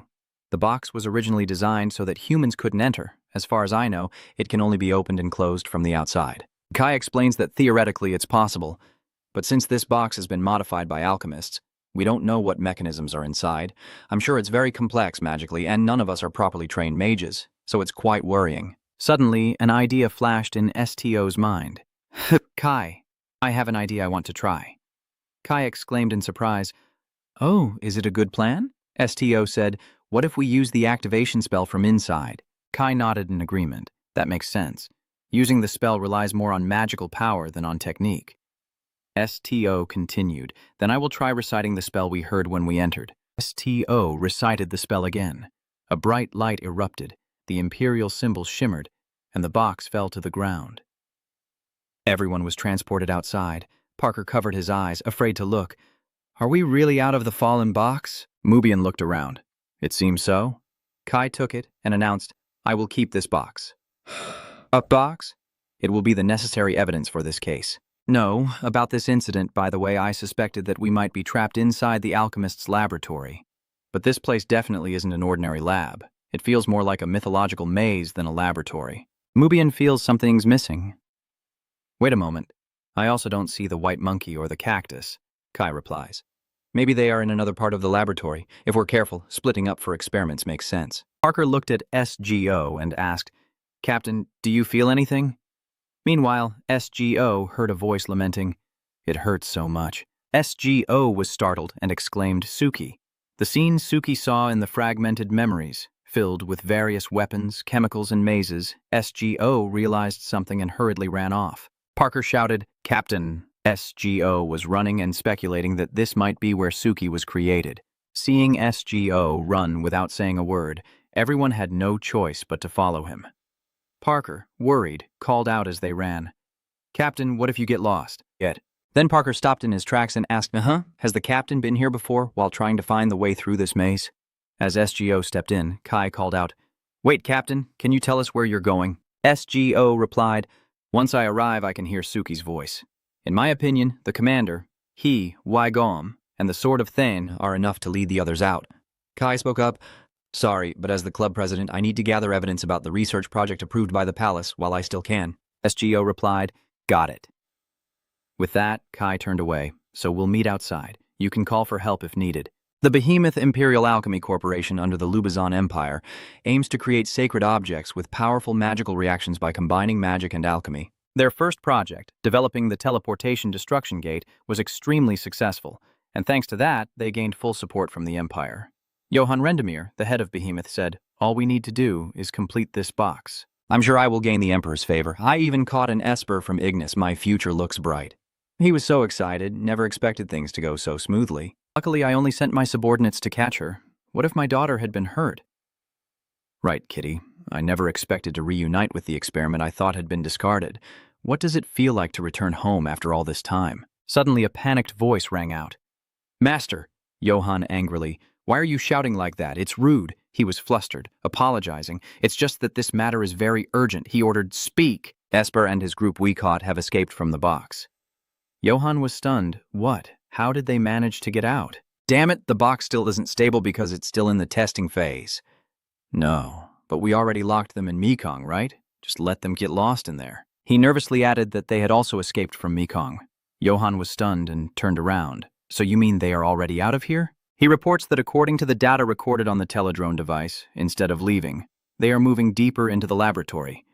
Meanwhile, Li Pei announced that the door has been broken open, and Parker, panicked, clasped his hands together, looking as if they had smashed through the wall. STO stepped forward and approached Johann, leaving him in disbelief. "How did you guys get in here?" STO reassured Suki. "Suki, it's okay." STO's gaze flicked over Johann, his entire body radiating menace. "Are you the ones who caused Suki to suffer?" Johann objected to what STO said. "We never mistreated the person you call Suki. We helped him grow." At location 1251, the first subject of the body modification experiment, the enhancement was quite successful, but due to poor control and aggressive behavior, we thought it had been eliminated.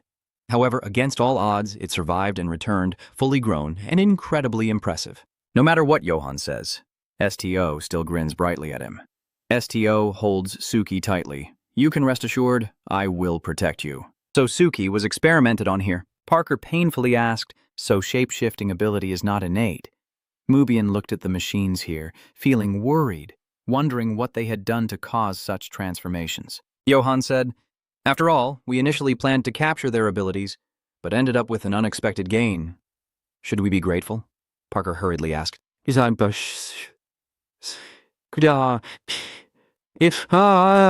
Captain, can I completely control their minds?" STO hesitated and replied worriedly, "We can't!" Parker exclaimed in panic. "Wait a moment!" Johann chuckled proudly. "Ha ha ha, do you think we would bring out a power without having a way to deal with it?" STO quietly looked at Johann in front of him. Whether through direct communication or other methods, we couldn't read their thoughts.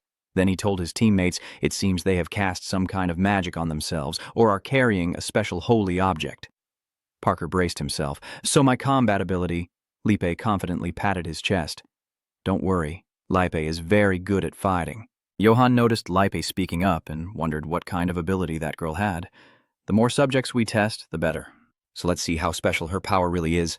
As Johann snapped his fingers, the ground trembled and shifted, everything became unstable, and a horde of monsters with sharp claws appeared. More than one, Johann ordered, "All right, attack them." The sense of blindness feels off, really strange. We haven't seen a single chimera on the way here. And SGO is still worried. I still can't read their minds.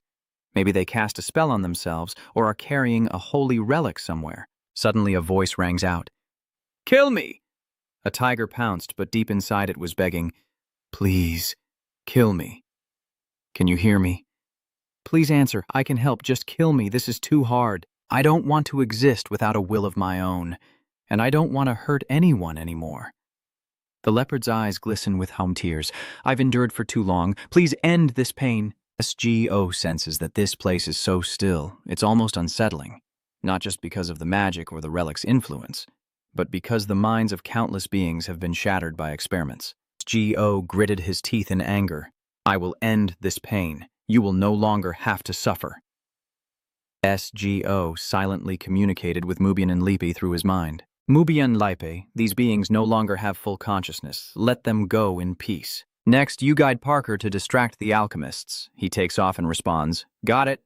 A place like this must disappear as the tiger arm strikes, Mubian shouted. SGO number. Quickly, Mubian rushed to protect his master. A place like this must disappear as the tiger arm strikes, Mubian shouted. SGO number. Quickly, Mubian rushed to protect his master. Mubian attacked the tiger, checking if you're okay. SGO reassured him. Yeah, I'm fine. But at the same time, Mubian was also countering the poison. Parker flew over with the antidote. I brought some detox herbs when I left the headquarters. Here, take this. Johann shouted, it's useless. Do you think this type of poison can be neutralized just with antidotes? Soon the muscles will paralyze, you'll lose consciousness, and you'll fall asleep soon. SGO asked, do you have an antidote? Johann sneered and said, clever of you. If you give us a little of your blood, we will provide the antidote. SGO hesitated. My blood, Johann confirmed. Yes, we need a sample for research, just a small amount, and we will give the antidote and let you leave. Isn't that a fair deal? Actually, we are at a disadvantage too. SGO looked skeptically at Johann in front of him. Suddenly, Mubian warned, don't do that.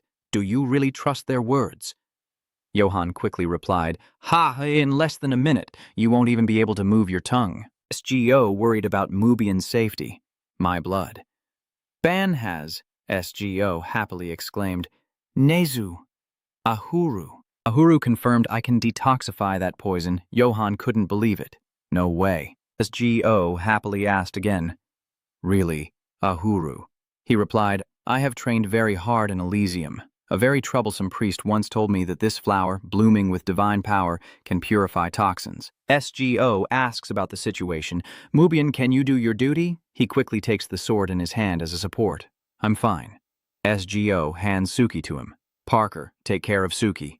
Parker reaches out to pick it up and responds. Got it. SGO spreads his hand to release a surge of power inside, and Johann looks up in confusion, wondering what this is. He barely realizes it, but it's too late. Fire, hellfire, what is this?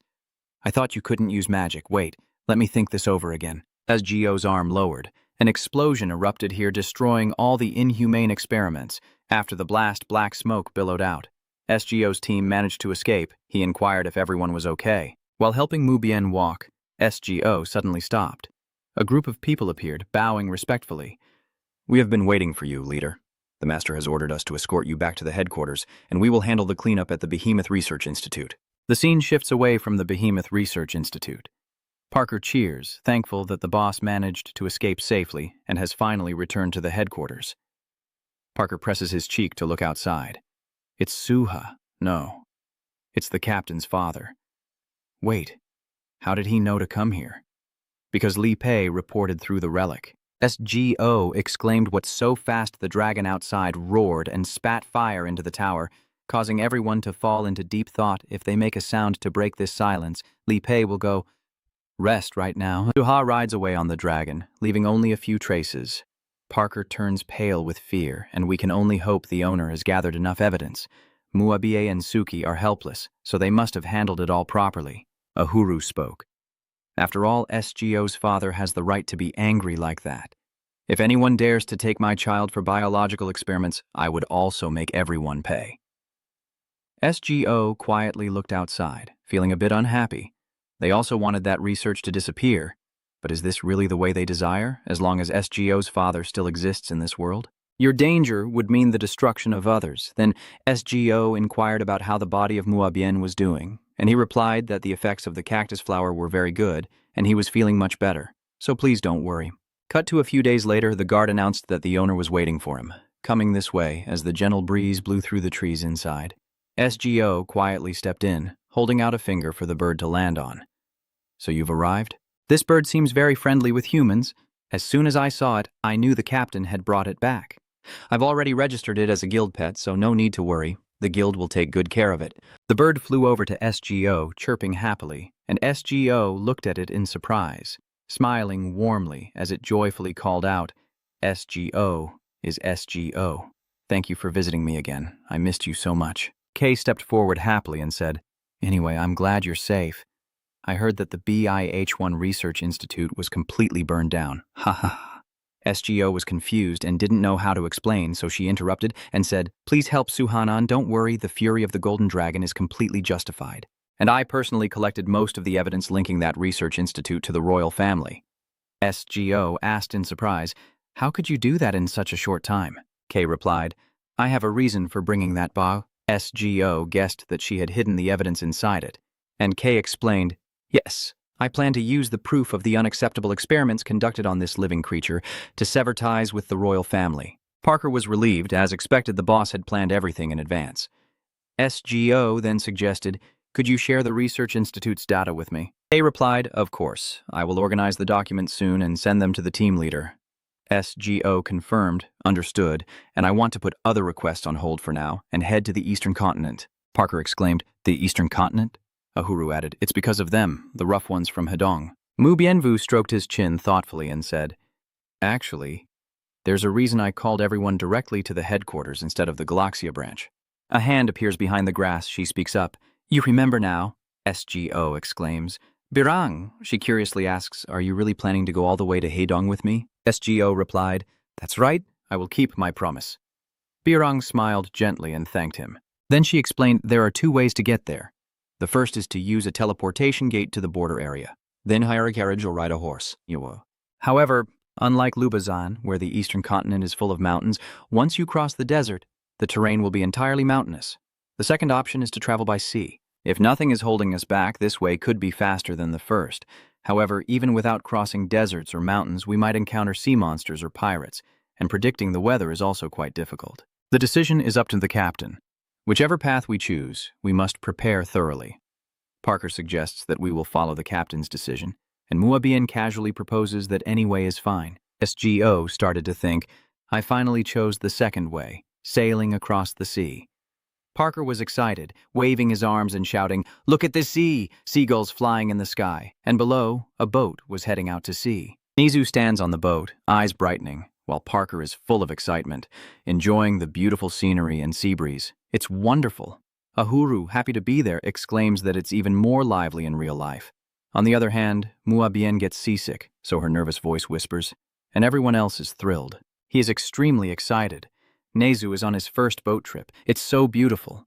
Ahuru looked at Muabien and asked, "Why does Muabien look like he's about to die?" "Hey, I told you to stay in the cabin." Muabien sat leaning against the boat, enjoying the fresh air outside rather than sitting in that shaky cabin. Ahuru wondered, could it be that Muabien, a high-level physical user, gets seasick? And Muabien angrily told him to shut up, cactus. SGO also approached and asked if he needed help to sleep if he was feeling too uncomfortable. Muabien replies, "No, I'm fine now." Parker looks out to sea. I can't see the land anymore, only the ocean around me. SGO asked, "Parker, do you often go to the sea?" He replied, "My delivery work isn't limited to the land. In fact, I once got stranded on an emperor's island." Bilang joins the conversation. "Lucky you, I once washed up on a remote island inhabited by cannibals." Parker exclaims, "What?"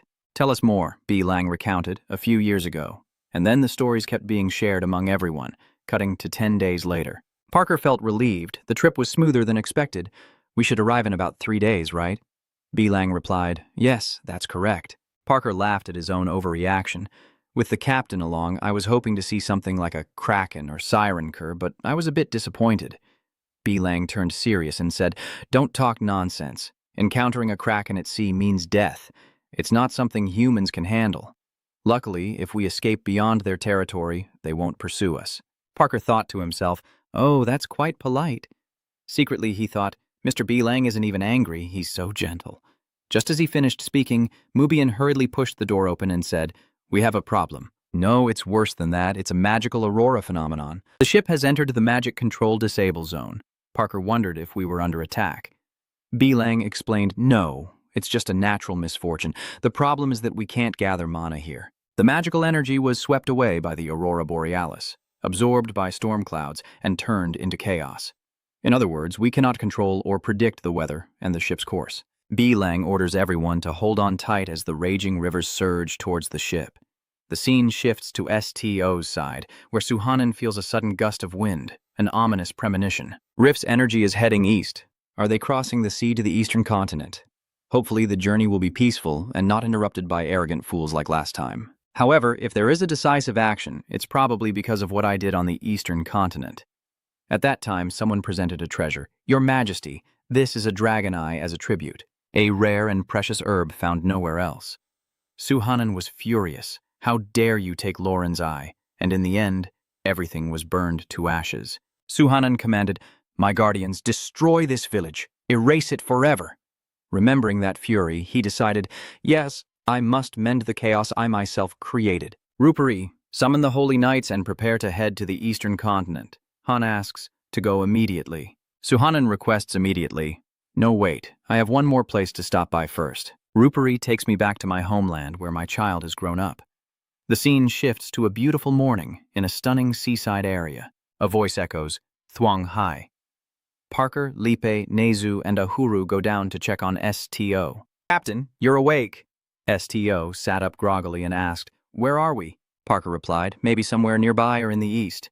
In short, we're stuck. Maybe you don't remember, but Lipe used all the Maluk consort to avoid being absorbed by the Aurora and transported us to this island. The ship was hit directly by a wave and was completely shattered. Luckily, there was an island nearby, but the sea was foggy. Parker added he said he was just scouting around Birong and came back quickly. He reports that we have checked all the places worth checking, so we haven't found anyone. Birong also says, I found some traces of fruit eating, but it doesn't look like a human. Parker was so frightened he was scared. Could it really be an island with cannibals? Birong laughed loudly and replied, I survived after the ship, so show some courage of someone experienced. Parker replied, just because I've been through a lot doesn't mean I can stay calm. Ah, Lipe, can't you use magic to contact Lord Suhanan? Lipe sadly replied that he had used up all the Maluk consort to eliminate them, and maybe due to the aftershock of the Aurora, the message couldn't be sent. Nezu also expressed concern, but Ahuru looked very strange. Everyone quickly looked on in surprise and exclaimed, Oh!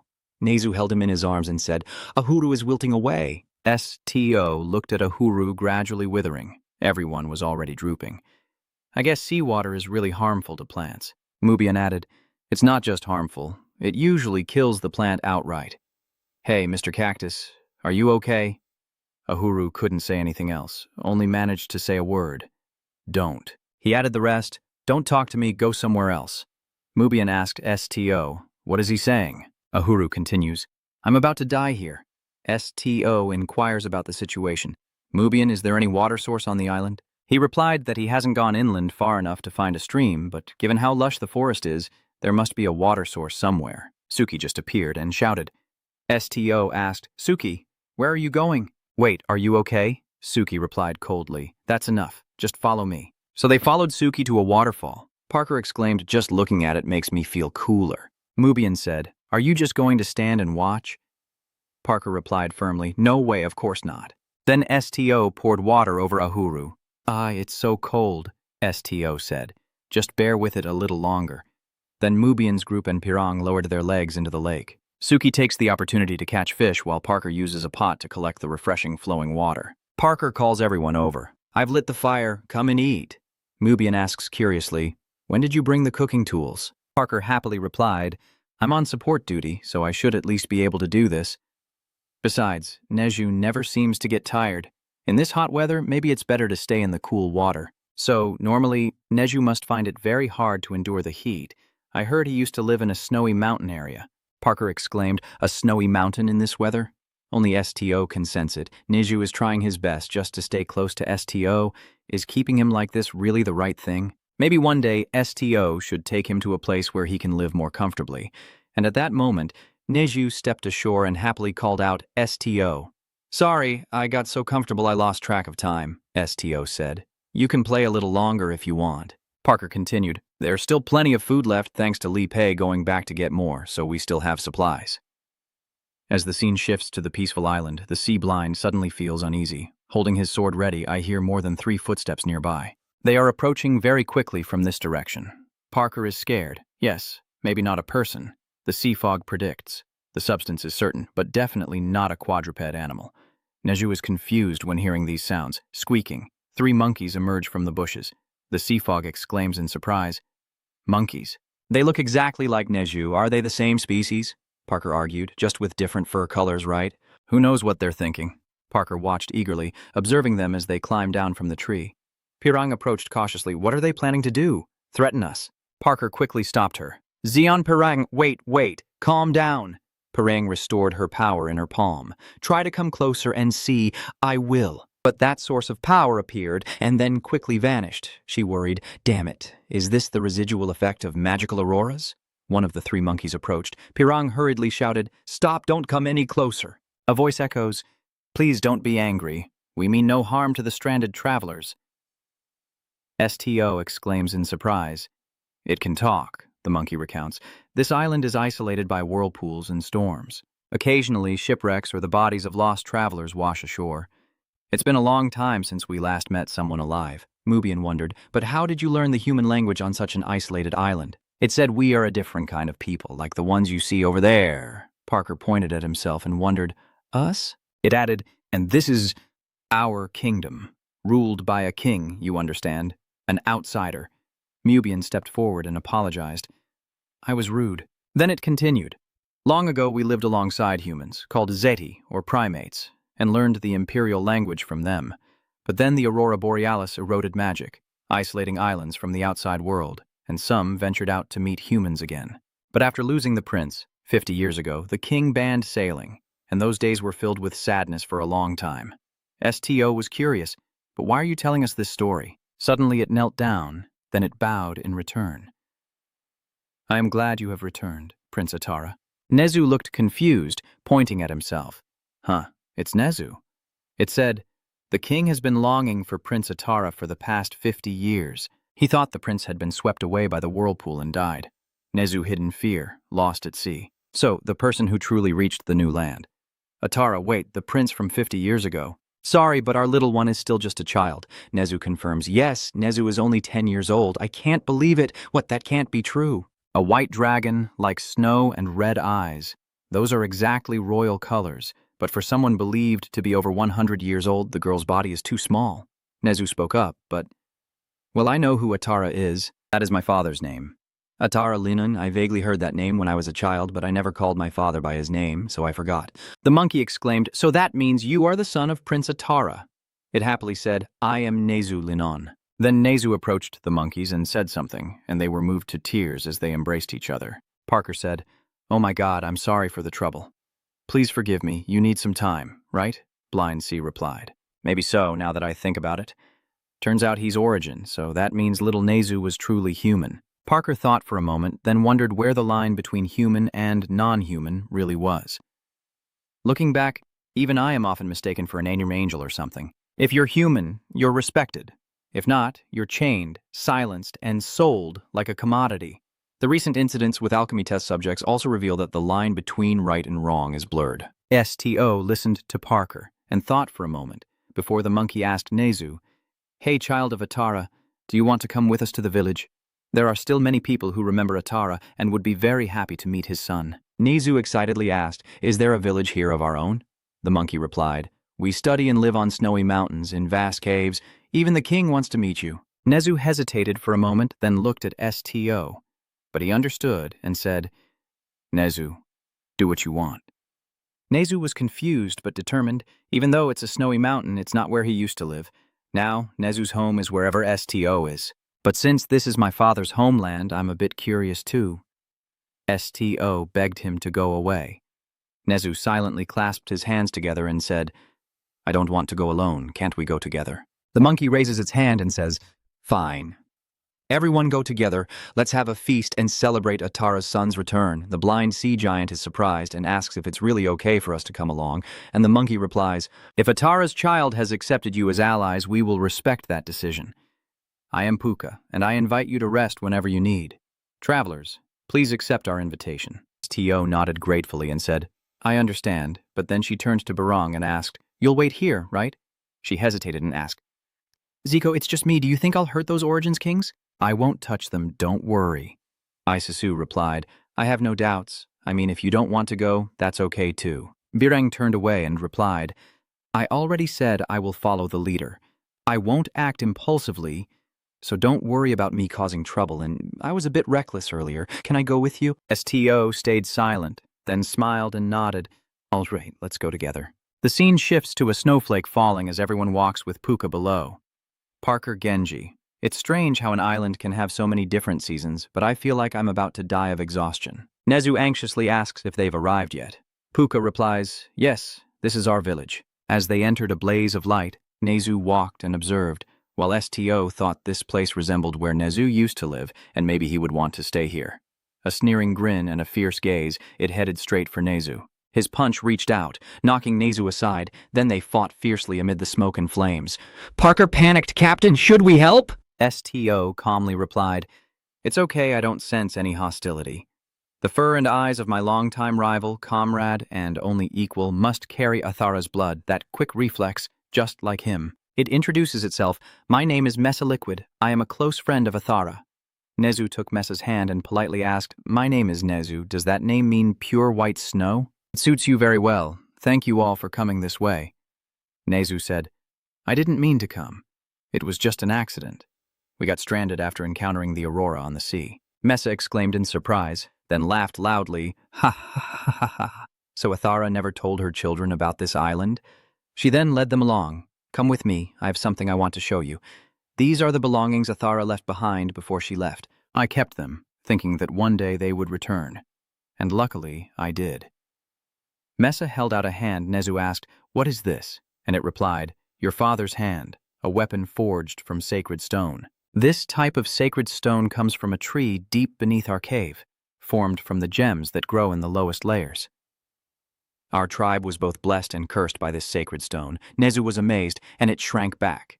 Mesa says, blessed and cursed. No matter how far we go, our tribe is always pulled back to this island. Mesa replied, that's right, because Nezulino is on the ship, because he carries the blood of Atara, he is bound by the same destiny. Nezu exclaimed, what, wow, I'm sorry, I had no idea. STO, calm down. Of course you didn't know. It's okay. Mesa says sometimes people go out to sea and only return as corpses. You're lucky to have reached the safe island. Nezu is confused, but we cannot stay on this island forever. We must reach the Eastern Kingdom at all costs. Mesa snapped his fingers, immediately coming up with an idea. A way.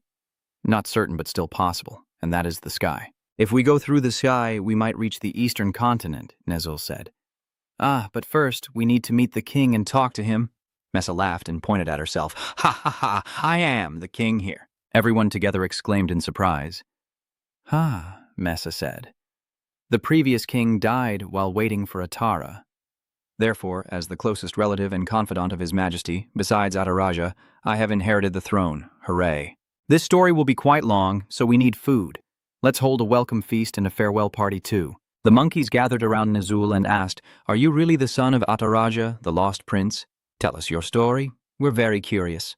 The blind seer in the background immediately said, so they weren't lying about you being the prince's son, but for now, let's focus on how to leave this place. Nezul nervously introduces himself, saying, I am 10 years old, I live near the mountain by the river. But the monkeys reply, oh, not that. You say you're a traveler. Can you tell us about your adventures, and why did you become a traveler? Do you have a dream you want to achieve through this journey? Nezul thought that a dream I want to achieve through this adventure is simply because I like SGO. As he thought about it, his expression turned somber, and Nezul, then looking sad, said, I've never really thought about it. Nothing comes to mind. Maybe Nezul doesn't have any dreams. Mesta moved closer to Nezul's head, but not too close. Having no dreams is not strange at all. Some have dreams, some don't. Happiness doesn't depend on having a dream. Nezul was surprised and asked, Really? Mesta added, but I still think having a dream is better. Life is more interesting when you have dreams, like Atara, who pursues her dreams and wants to see a bigger world. Do you think Nezul might also have a dream? Mesta replied, No one can know for sure, but exploring your own dreams can be very enjoyable, and I hope your journey will become such a journey. Nezul politely replied, Thank you. Mesta continued, and from what I see, you already have the eyes of someone with a dream, you just haven't realized it yet. Nezul's eyes sparkled, reflecting only STO's image, and the first thing that came to mind was STO's smile. Perhaps this could be called a dream. Then Nezul turned to look at STO ahead, who suddenly smiled back. The scene shifted to the flickering firelight in the dark room, where Nezul and everyone else slept here for the night. Actually, I'm not really tired. Just a bit tense because I've met so many new people. STO understood Nezul. After all, it was an unexpected encounter, and it said, I'm sorry that I caused the ship to be destroyed. The others on the ship probably... STO comforted Nezul. It's just a setback, don't blame yourself too much. it replied, but at least it's good news that our group is still safe, even though we don't know when we'll reach Hedong. STO said, don't worry about getting to Hedong. What's more important is that I just want to see Nazul smile and feel comfortable. Nazul happily responded, I guess this is the first time I've spoken so much. If you suggest you want to stay here, I will understand too. Nazul, the brave one, exclaimed, what are you talking about? STO is my home. Of course, meeting people who know my father and look like me is great, but the one who has always been by my side all this time is STO. So I want to go to Hedong with you. STO was surprised, opening his big eyes to look at Nazul. Then he smiled and said, all right, thank you, Nazul. It replied, yeah, so while we're still here, STO should enjoy it too.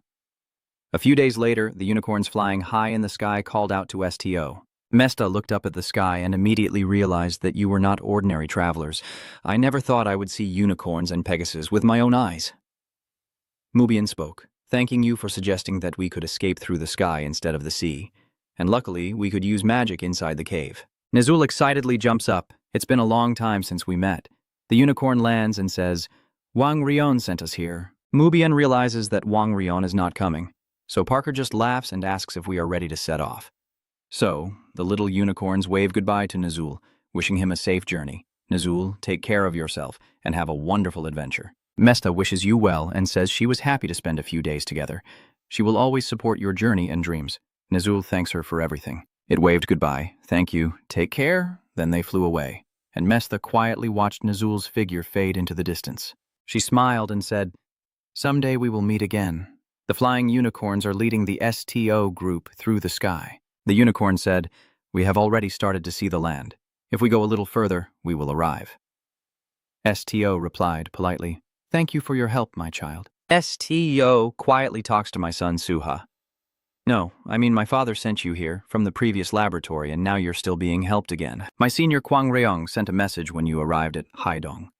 There are also divine beasts there, similar to the elemental spirits of the animal world. Parker wondered if it was the 4 sacred beasts guarding the 4 directions that Lord Baran mentioned. Baran angrily retorted, not 8, but 4 divine beasts guarding the directions. I also heard that one of them is an Eastern Dragon clan called Trongryong. STO wondered, so there's still another type of lineage in this world? I heard that the Eastern lineage is different from the usual one, but I don't really know what the difference is. Anyway, if we find the reigning Rayong, he will help us because the issue is between the White Tiger and humans. So it makes sense for a fellow divine beast like the reigning Ryong to step in and mediate. So where is Trong Rayong? I asked again. Zico, STO said. I mean his location. We need to know so we can ask for help, I said. But Wang Ryong just said that we'll find out once we get there. STO was surprised and said, don't tell me you've gone that far and still don't know the location. The child replied, Wang Ryong said that STO can read the monoflow and find it, but I don't really understand what that means. STO was surprised to read the mana flow. I've never learned how to do that. Suddenly, a flash of lightning appeared from afar, beyond the mountains, moving a bit east. I can sense a rather unusual flow, but I'm not sure if it's Ryong or not. The child confirms, all right, let's follow that direction, and try to avoid attracting attention. When we arrive, we will hide at the foot of the mountain. STO is very grateful, and replies, yes, thank you. The final scene has arrived. Parker speaks. Everyone here has black hair. It really feels like we've arrived or are close. And everyone's eyes look at us the same everywhere, right or wrong. Mubian wondered, pitying STO, how much further do we still have to go? STO replied as he walked, just a little more. I think this is the place, Mubian exclaimed. Oh, this place feels completely different from the others. STO hesitated and said, not entirely sure, but we have no choice but to try. You step forward and knock on the door, and immediately someone comes out to open it. Welcoming you, we've been expecting you. This morning, the divine beast foretold that at the highest point of the sun, a guest would arrive. Mu Bien was surprised, so this divine beast can also predict the future? He invited them in. The divine beast is waiting in the backyard. From here on, it's the divine beast's territory. Please be careful. STO hesitated. It looks like an ordinary garden, but there's a barrier. Once you step in, anything can happen. Inside, there was a brilliant pink light, and STO shielded his eyes from the glare. He slowly opened his eyes as the light dimmed, revealing a glass dome-shaped structure inside. The chess master exclaimed, in the middle of the city there's a place like this. Li Pei added, so beautiful. But where is the divine beast? STO replied, over there. But suddenly Li Pei stepped forward again. Please wait. Do not come any closer. Something's not right, that person. STO replied, I know, it's okay, but Li Pei insists that person is not from the Ryan. So who is he? A girl stepped forward to greet them. You're already here. I am Huyen Vu, Big Greya. You knew I wasn't from Ryan, but still came here. You're quite brave. Aren't you afraid I might harm you? STO replied, That's what I should be asking. Why did you call us here? Greya replied, quite indifferent to a divine beast. Fine, I will be direct. I demand you leave Hedong immediately. Parker spoke up, but we just arrived and you suddenly said that. STO stopped Parker from speaking further. We won't stay long. We'll leave as soon as we meet the White Tiger and clear up the misunderstanding with the King of Summer. Greya took a deep breath and said, So it's just a misunderstanding, right? Is it because of the Zeon family girl? If the misunderstanding is cleared up, you will leave. Then I will go to see the king and ask for exoneration for the false accusations against Zeon. You don't want to know what those accusations are. A child of the Dragon Clan wouldn't lie. STO suddenly spoke, making Greya and the family of ducks and spices tremble with fear. Greya, why are you so uneasy?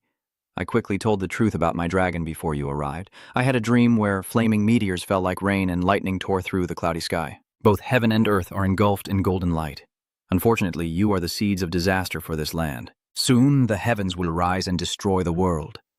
Gray raised his hand as a warning. So everyone, please leave this place before the disaster strikes. STO protests. I cannot accept that request. There is something I must do. Gray retorts, firmly defending his opinion. Even if you are a dragon. You're still too selfish. Are you saying you don't care if the disaster falls upon this country? As the guardian spirit of this nation, I order you to leave. STO, with a cold and commanding tone, said, Then I have even less reason to obey your orders. I don't care about a divine beast, Greya exclaimed. What just then, someone jumped down from above as if not touching the ground. Greya looked up at him, and he quickly landed on the ground. Greya exclaimed, You? And he laughed loudly and said, Oh, impressive. I was planning to sneak out from the bottom of the tiger, but I couldn't help but laugh. Greya angrily asked, Do you think you can come and go freely in a place like this? Thanlong laughed loudly and said, Ha ha ha, it's funny coming from someone who has arrogantly stolen my guest. Don't you see how ridiculous you look? Greya crossed her arms in silence. Thanlong, he added, you know that the prophetic dreams of the mystic vulture only reveal part of the future and cannot be stopped. Your role is just to prepare appropriate measures. Gray retorted, Don't interfere in my affairs. Among the 4 great divine beasts, I am currently the most powerful because I have the contract holder. So, are you planning to harm the child? Greya replied calmly, and Thanlong chuckled heartily. Ha ha ha ha ha. Come to think of it, you've never seen a dragon offspring before, right? With an emoji like me, I am just struggling and ascending like a fish. But a child of the dragon race cannot even be born without a divine being directly creating the soul. If anything happens to such a lineage, the dragon gate itself might open. And then the disaster you mentioned would be caused by yourself. Gray didn't know how to argue and could only grit her teeth in frustration as Thanlong approached STO and said, Then I will take the child away. Greya shouted. Thanlong, he reassured. Don't worry, I will take good care of them. Let's go, come with the big brother. Little one. STO looked at Thanlong confused, but then also followed scene shifts to another place. Huyen Vu, known for being naturally pampered, so don't be too sad, little one. STO replied, Do you know where the sacred dwelling of the White Tiger is? Thanlong exclaimed in surprise. The White Tiger? Why are you guys looking for that big fierce cat? STO replies that this friend has something to discuss with White Tiger, and they are here to help her do that. Birang secretly wonders in fear, what are they talking about? The line of the U family. The child of the U family. Is the captain really from the dragon race? But strangely, next to the captain, Birang doesn't feel uncomfortable at all. Could it be that she trusts the captain not because he's human, but because of who he truly is? After a conversation with STO, Thanlong asked Birang, So who are you that wants to meet Bach Ho? She answers sincerely, I am Zeon Birang of the Yong-Ah clan, the eldest daughter of the now destroyed supreme healing clan of Haidong and a warrior of the Ignis guild. I must meet the White Tiger who destroyed my family. Thanlong hesitates. Hatred, huh? I usually avoid complicated matters, but if your father asks kindly, I might consider. Without hesitation, STO said, Please help. And Than Long looked at him helplessly before replying, "You don't seem like it, but you're pretty easygoing. Is it because you're still young?" "All right, I will take you there," STO asked. "Do you know where the white tiger is?" Than Long replied. "The four divine beasts can vaguely sense each other's presence, just like you and your guardians. Of course, if someone tries to secretly hide like I just did, they still can." Saying that, Than Long plucked a flower and pinned it to STO's ear. Than Long chuckled. "Ha ha ha. Your husband is amazing, kid." Suhanan was also super adorable when she was young. "I pretend to be older than most of the children of this generation. Even your father was once a child in front of me." The blind sailor was stunned. "So how old is he really?" Bakko suddenly covered his mouth. If he knew Suhanan since she was a child, then that was over 1,000 years ago. Than Long suddenly remembered. "Oh, right. What's your name, little one?" He replied that his name is STO. Then Than Long pointed to the dragon and said, "STO. I'm sure those people are your allies, so come with me and them. We will have to pass through a few cities then." As he said that, he transformed into a dragon. And Bakko watched the majestic dragon before him and concluded, "He truly is Than Long." Change of scene, Than Long has brought them to the destination. The white tiger is inside. Recently, he has been frequently entering this cave. STO asks, "Does the white tiger usually live in caves?" Than Long explains no. When the white tiger enters the cave, it means he is feeling regret or guilt. STO is surprised, feeling guilty himself. Than Long sighed deeply, loving humans too much. Even though he knew he shouldn't, he still kept approaching just to feel a single touch. When something happens, he blames himself entirely. Truly a coward. Birang is a bit scared, just approaching to feel a single touch. "No way. That's impossible." Than Long looked at Birang affectionately and called her. "But kid, I have a question for you. When that misunderstanding happened, why didn't you try to talk to the white tiger? Are you afraid?" Birang replied, "That's because we can't communicate. How can a human talk to a divine beast? I don't have the ability like the leader." Than Long was confused. But the white tiger understands all human languages. Birang was surprised and asked what that was. Than Long explained again that the white tiger cannot speak human language and only understands soul language, but that doesn't mean communication with humans is impossible. Birang spoke up to refute. "Lying? No way," Than Long said. "He's talking to me just fine, right? And I'm not even human." Birang argued back, "That's because you're from the dragon clan." Than Long calmly replied, "So the dragon race is allowed? Based on what I heard from STO, you hate everything that's not human. Think carefully. Who was the one refusing to communicate first?" The black tiger appears from the shadows. They shout out, "Black tiger!" Suki quickly draws her weapon to confront it. Then Suki leaps up. STO hurriedly stops her. "Wait, Suki!" But at this moment, Suki is transformed from a cat into a tiger and charges forward. Black Tiger nervously shivered and exclaimed, "King, what is this black tiger doing here? Meow meow in the ring. Why are you here again? Meow meow." Than Long calmed him down. "Stay calm, it's a black tiger from the western continent," the white tiger replied. "That's not the issue. Meow meow, forget about the black tiger. Why are you bringing a bunch of humans along too?" Birang frowns, eyes wide with surprise as he looks at the frightened white tiger in front of him. "Mayo, mayo, huh?" Than Long asks, "We've met before, haven't we?" Birang didn't answer but hurried over. You are the black tiger, aren't you? But why? Why do you look like that?" Right now the black tiger looks so pathetic, with such a look in his eyes. Birang mustered all his strength and said, "It was you who destroyed Wyong-A, so why do you still dare to act like that?" SGO approaches and touches Birang's shoulder. "I will help you understand his soul's words." Birang, surprised, turns to look at SGO and exclaims, "Auntie?" At this moment, the voice of the white tiger echoed in her mind. "Sorry, the people of Yeong-A are all very good. Mayo, mayo. So I want to protect them at all costs, mayo, mayo. But in the end, I still couldn't stop it, mayo, mayo." Birang shouted out fiercely. "The white tiger I know is not a coward like this." That day, it was you who summoned the beast to attack the village. You burned Yeong-A, causing the whole world to accuse them of treason against the throne. You destroyed everything and killed everyone. The white tiger cried out in protest. "No, that's not true, mayo, mayo. I didn't summon the beast. I may have failed, but it was a big misunderstanding, mayo, mayo." Birang replied, "Don't make me laugh. You're just making excuses." Then Than Long quickly spoke up. "Kid from Yong-A, didn't you say you came here to talk? You only have one chance. If you don't want to miss the truth, try listening to what it has to say." Birang listened to these words and tried to control her emotions. Then she calmed down and replied softly, I see. She asked, if it wasn't you, then who issued the order to the beasts? That's. The white tiger replied, a dragon. Even Thanlong was surprised. What? The white tiger continued, for beast clans, a command from a dragon blessed by the gods is absolute. Meo Meo. Yong'ai is a family of healers. Meo Meo. They don't hesitate to speak about precious herbs, Meo Meo. But one day, the head of Wyong-A heard rumors about an immortal herb. He spent a fortune to buy it from a merchant who crossed the desert, and Huang Kim Long Su Hanan found out about it. I think I must retrieve it and return it before his wrath falls on Wyong-A, but it's already too late. Suhanan has no intention of forgiving humans who dare to touch that, Thanlong asked. What is it? Bak Ho replied, it's the eye of Hak Long, her partner, Meo Meo humans. Wait a moment. Enough, Bak Ho said confused. What's going on? At that moment, Bak Ho turned his gaze to STO. It looked in shock and said, don't tell me, Thanlong replied. Yes, that child is the son of Suhanan and Jo Aran. Bak Ho hurriedly apologized. Oh my God, I am truly sorry, Meo Meo. I should have spoken more gently or not said anything at all, Meo Meo.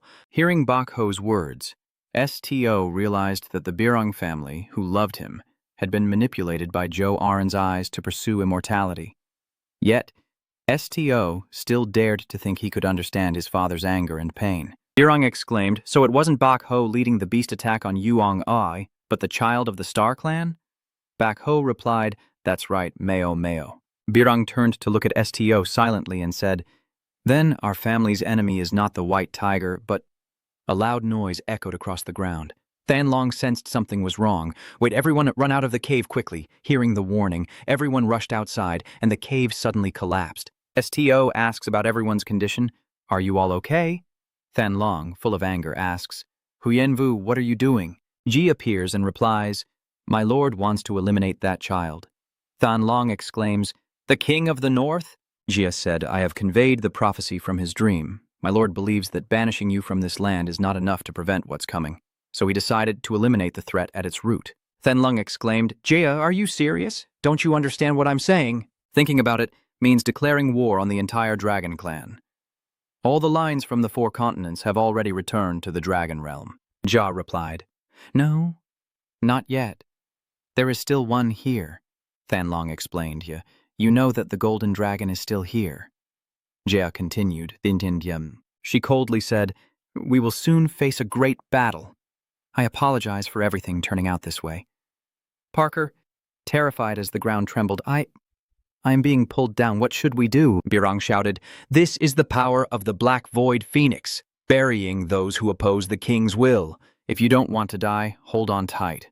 The ground beneath your feet now forms a whirlpool. Birong quickly commands, you, fly up and pull each person one by one, then help them ride the unicorns and winged white horses.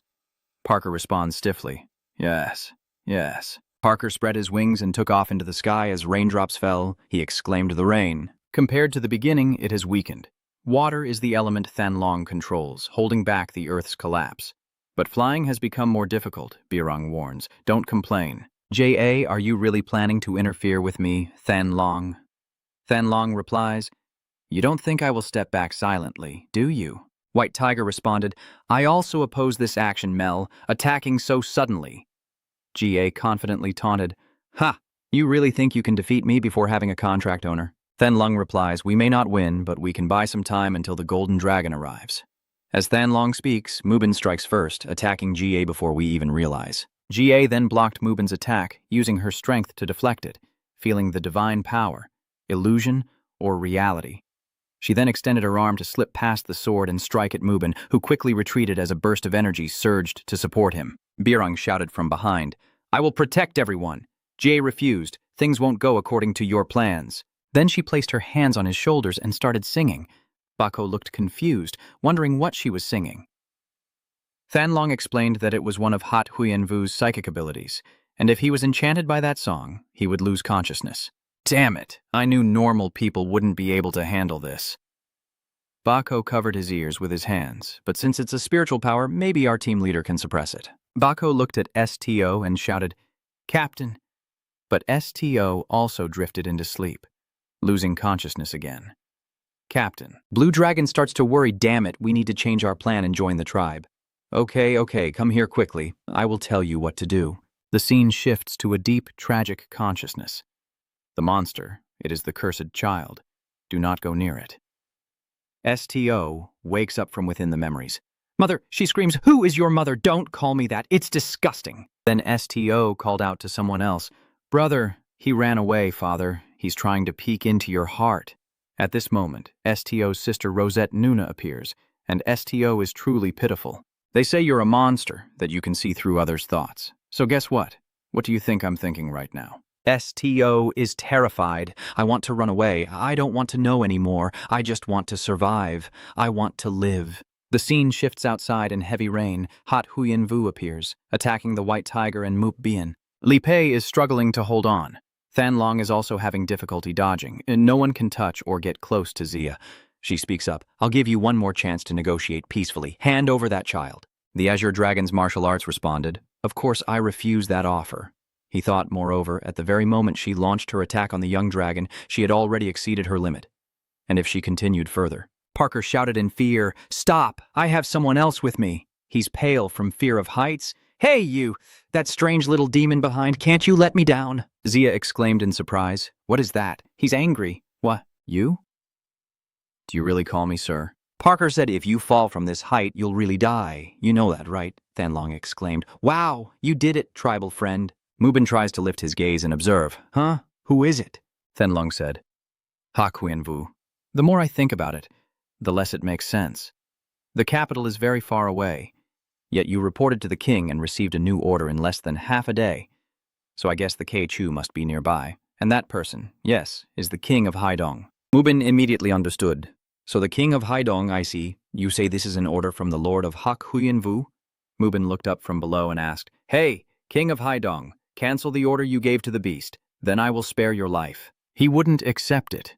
No, impossible. Hak Huyen Vu's prophecies have never been wrong. The seed of disaster must be destroyed. Mubin raised his sword, pressing his will upon him. You refuse to obey. Then I have no choice but to slay the wretch who dares threaten my master. While Mubin was negotiating, SGO woke up from behind. Yes, Than Long quickly asked. SGO, you're awake? He said, I think I just fainted for a moment. Than Long looked at the necklace SGO was wearing. That shape. Than Long hurriedly asked, Who gave you that sacred object? SGO replied, My father gave it to me. Than Long realizes that the transmission cord is actually a spatial locator device, and just when things are at their worst, he appears.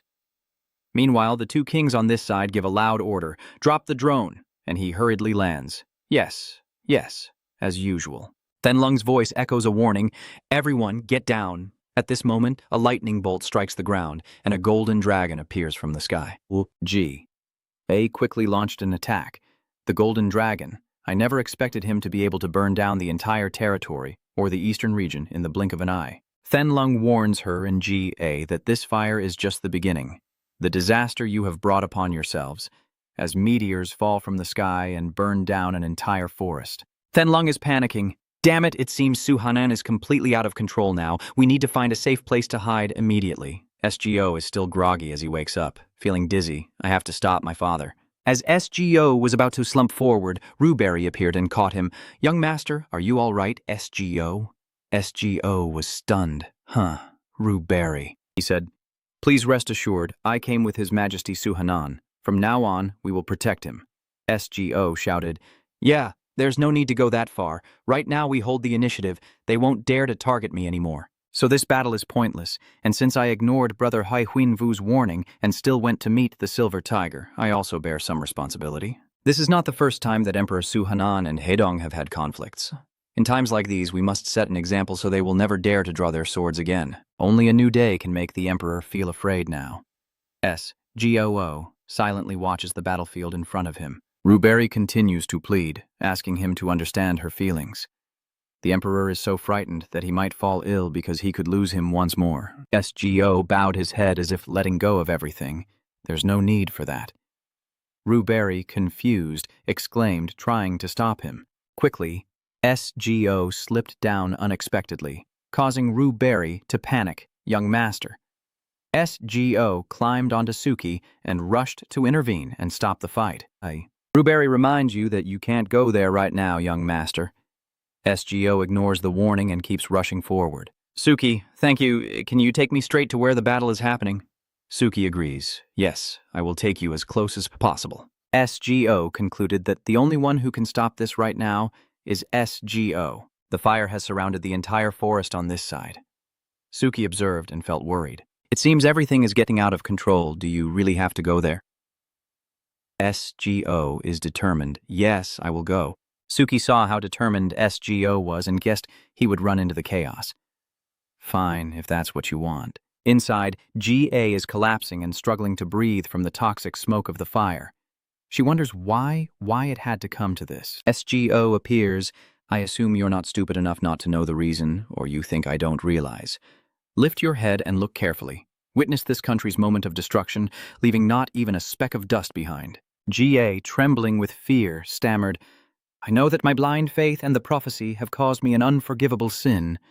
King Kim Long, but don't you see, the child is still safe. SGO replied, how pathetic. Do you really think that excuse works? Just because people worship a beast like you as a divine beast, they start to believe they are truly a divine being. You have crossed a line you were never allowed to touch. Now pay the price. GA closed his eyes, refusing to believe it was true. Damn it, is this how everything ends? A voice calls out to save her life. Please stop. That arm stretches out to stand in front of GA's protector. It's SGO. Wait, father, please listen to me, just a little. I beg you, please don't hurt them anymore. Suhanen's eyes still sparkled with intensity, his heart filled with anger. SGO added, the master of the Black Tortoise will withdraw the attack order, isn't that right? Here, the king or the eastern side hides under Parker's wing to speak up. Yes, I swear before the tombs of the previous kings. This is my order. Sobach GA will also withdraw. And Su Hanan remained silent. He glared at his son and said, SGO, humans are a species that can break promises as easily as eating a meal. Do not trust their empty vows. SGO stepped forward to explain, I'm not asking you to trust humans. You can't. Just trust my choice. Just this once. SGO looked up into Suhanan's eyes, feeling the same unwavering gaze as Arin's, but then Suhanan spoke. SGO, you're still here. You immediately interrupted Suhanan and said you would return to the Dragon Realm with your father, and then the scene shifts to a few weeks later. Mirang asked, Captain, why did you save me? Why did you save Hedong? Hedong really isn't a country worth protecting, is it? SGO replied calmly. It's not her or this country that I want to protect. Mirang wondered then why. SGO said you don't need to know, Mirang. You have taken many lives just because of your momentary desires. Even if she stops slaughtering people now, the fact that she committed crimes won't change. But the very people she considers deserving of death have helped her and Hedong. So if she learns anything from this, I hope she will atone for her sins with her own will. Mirang quietly watched SGO walk away as the scene shifts to another place, the door closing loudly behind. Kai stands inside, looking out the window, and it seems the commander has had a positive influence on Mirang. Furthermore, Mirang has also expressed a desire to change, so please don't be too harsh on her. SGO asked, so why? He explained that he was here to talk to the leader, not Mirang. Kai hurried over to greet him, so don't just stand there. Come down, SGO replied. Okay. While she was pouring tea, SGO spoke up. Kai? Kai continued, I hope you won't leave the guild. SGO looked up in surprise. What? How did you know? Kai takes a sip of tea and says, the captain is about to set off on a long journey, right? SGO confirms. Yes, Kai says. And you've also thought about returning someday, right? SGO clenched her hand in thought, but then replied, maybe so. Kai said, I understand. Then I want to leave your seat empty for that day. At least have a familiar place waiting for you when you return so you won't feel lonely. SGO spoke. It might take a long time, Kai reassured. It will be fine. She continued, everyone in the guild has their own circumstances.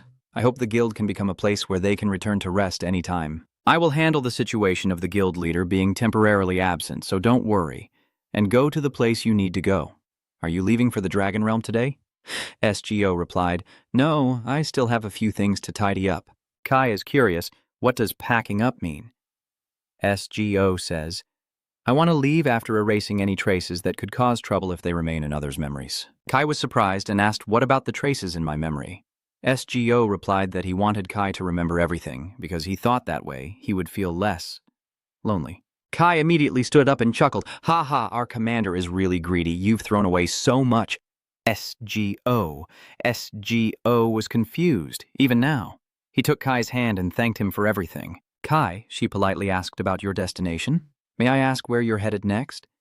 SGO replied, It's Galaxia. The scene shifts to Hack and Rosalie receiving a formal greeting. Oh, the captain is here. Welcome. It's a pity that last time you left so quickly after finishing the task that we didn't get to see you. But it's great to see you again. Looking back, I haven't seen your other teammates. Is something wrong? SGO decided. So we decided to take a break from work for a while. Hack happily replied, Oh, taking a break? You really tend to throw yourself into work too much. That's a good decision. You should rest well for a while. SGO bowed his head.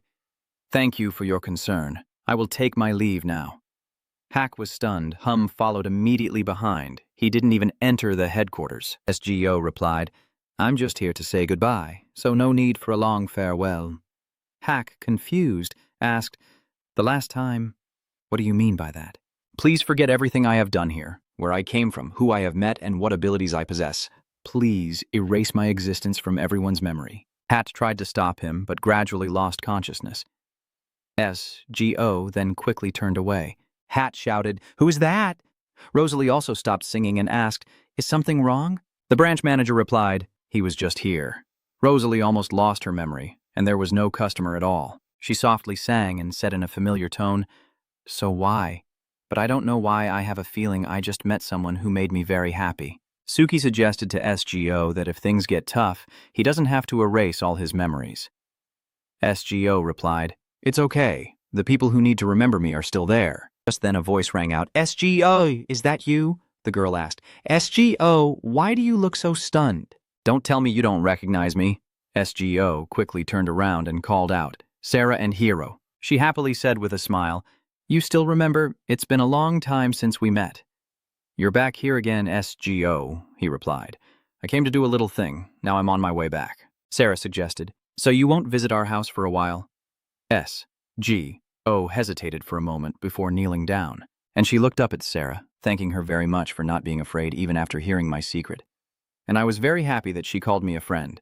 She looked at SGO with a face flushed red. Sarah blushed and asked, Why are you saying that all of a sudden? Are you going far away? How long will it take to receive the next mission in a faraway country? A year? 2 years? Could it really take 10 years? But don't worry, no matter how long it takes, I will never get used to you, and I will wait for you, right? Hilu, it barked once to affirm. Sarah said, SGO, I have so many things I want to tell you. I've made new friends, and I'm volunteering at an orphanage. SGO replied, I see, then from now on, just wait and keep living happily like that. SGO's arm gently rests on Sarah's shoulder, and at this moment, please forget all memories of me. Goodbye for now. Her consciousness quickly faded as she opened her eyes and saw SGO walking away. What was I just doing? I knew he would leave someday, but still. Parker said, It's really sad. Mubian let out a long breath and said, Look, she's crying so badly her eyes are swollen, but she still said she would support the captain's decision. Parker shyly denied it. I wasn't crying. Ahem, Captain. Our village is home to the oldest traditions among the bird tribes. SGO confirms, Yes, I understand. Parker says, Even if the captain returns later, even if I am no longer here, the name Bernie will continue to be passed down, and so please find Bernie, even in future generations. Mubian spoke up. Honestly, I don't know if Haiga has a backup plan, or even if it will still exist tomorrow, but one thing I am sure of is that a sword alone is not enough to protect someone from now on. Maybe I won't be able to stand beside you anymore, but I will stay here and wait until SGO returns. Mubian looked at SGO with a determined gaze, then smiled and replied, Thank you, Mubian. He wondered, So you will leave tomorrow afterward? SGO replies, I won't go to the underworld just yet. I'll visit the Giant's Island first, and then probably head to the Tuk Desert. SGO replied, I will miss you too. Nezu reminded him, You have to come back to see me. Nezu can live up to 200 years, so remember to meet me before then. SGO kept holding Nezu tightly, both of them embracing each other. See you again. SGO. Ahuru, with a mischievous look, said, I won't go to that endless desert, absolutely not. Isn't it true that humans can't reach the dragon realm, but plants might be able to? I heard that, but my father said the environment there would be very different from here. Ahuru said. But still, it should be possible, right? SGO responded. Adaptation is one thing. Ahuru wanted you to focus on the main question, whether it's possible or not. SGO replied, maybe, and Ahuru immediately said, then it's decided. I will go with SGO into that tiger, Suki complained. So noisy. Ahuru continued, but where are we going now? It's not the way to Elysium. Don't tell me we're heading straight to the Dragon Realm. No. I want to stop by the place I grew up one last time. That is Serbia Village. The village was engulfed in a fire, and the smell of burning still lingers. I silently looked at the village in front of me with an expressionless face. Isuki expressed concern. SGO. This is the third time now. The village you're looking for no longer exists in this world. SGO quietly replied, I think my father won't leave the village alone after knowing the truth, but maybe I shouldn't have existed here from the start. Because of me, and because of them. Then let's go. As SGO made his decision, he felt life within him, his eyes shining with hope. Someone is still here. Suki was surprised. What? She worried about him. SGO could get hurt running through the mountains like that. Ahuru shouted, I didn't hear anything. SGO kept running until he reached a patch of green land, and in front of him was a baby, unexpected to find a newborn in such a place.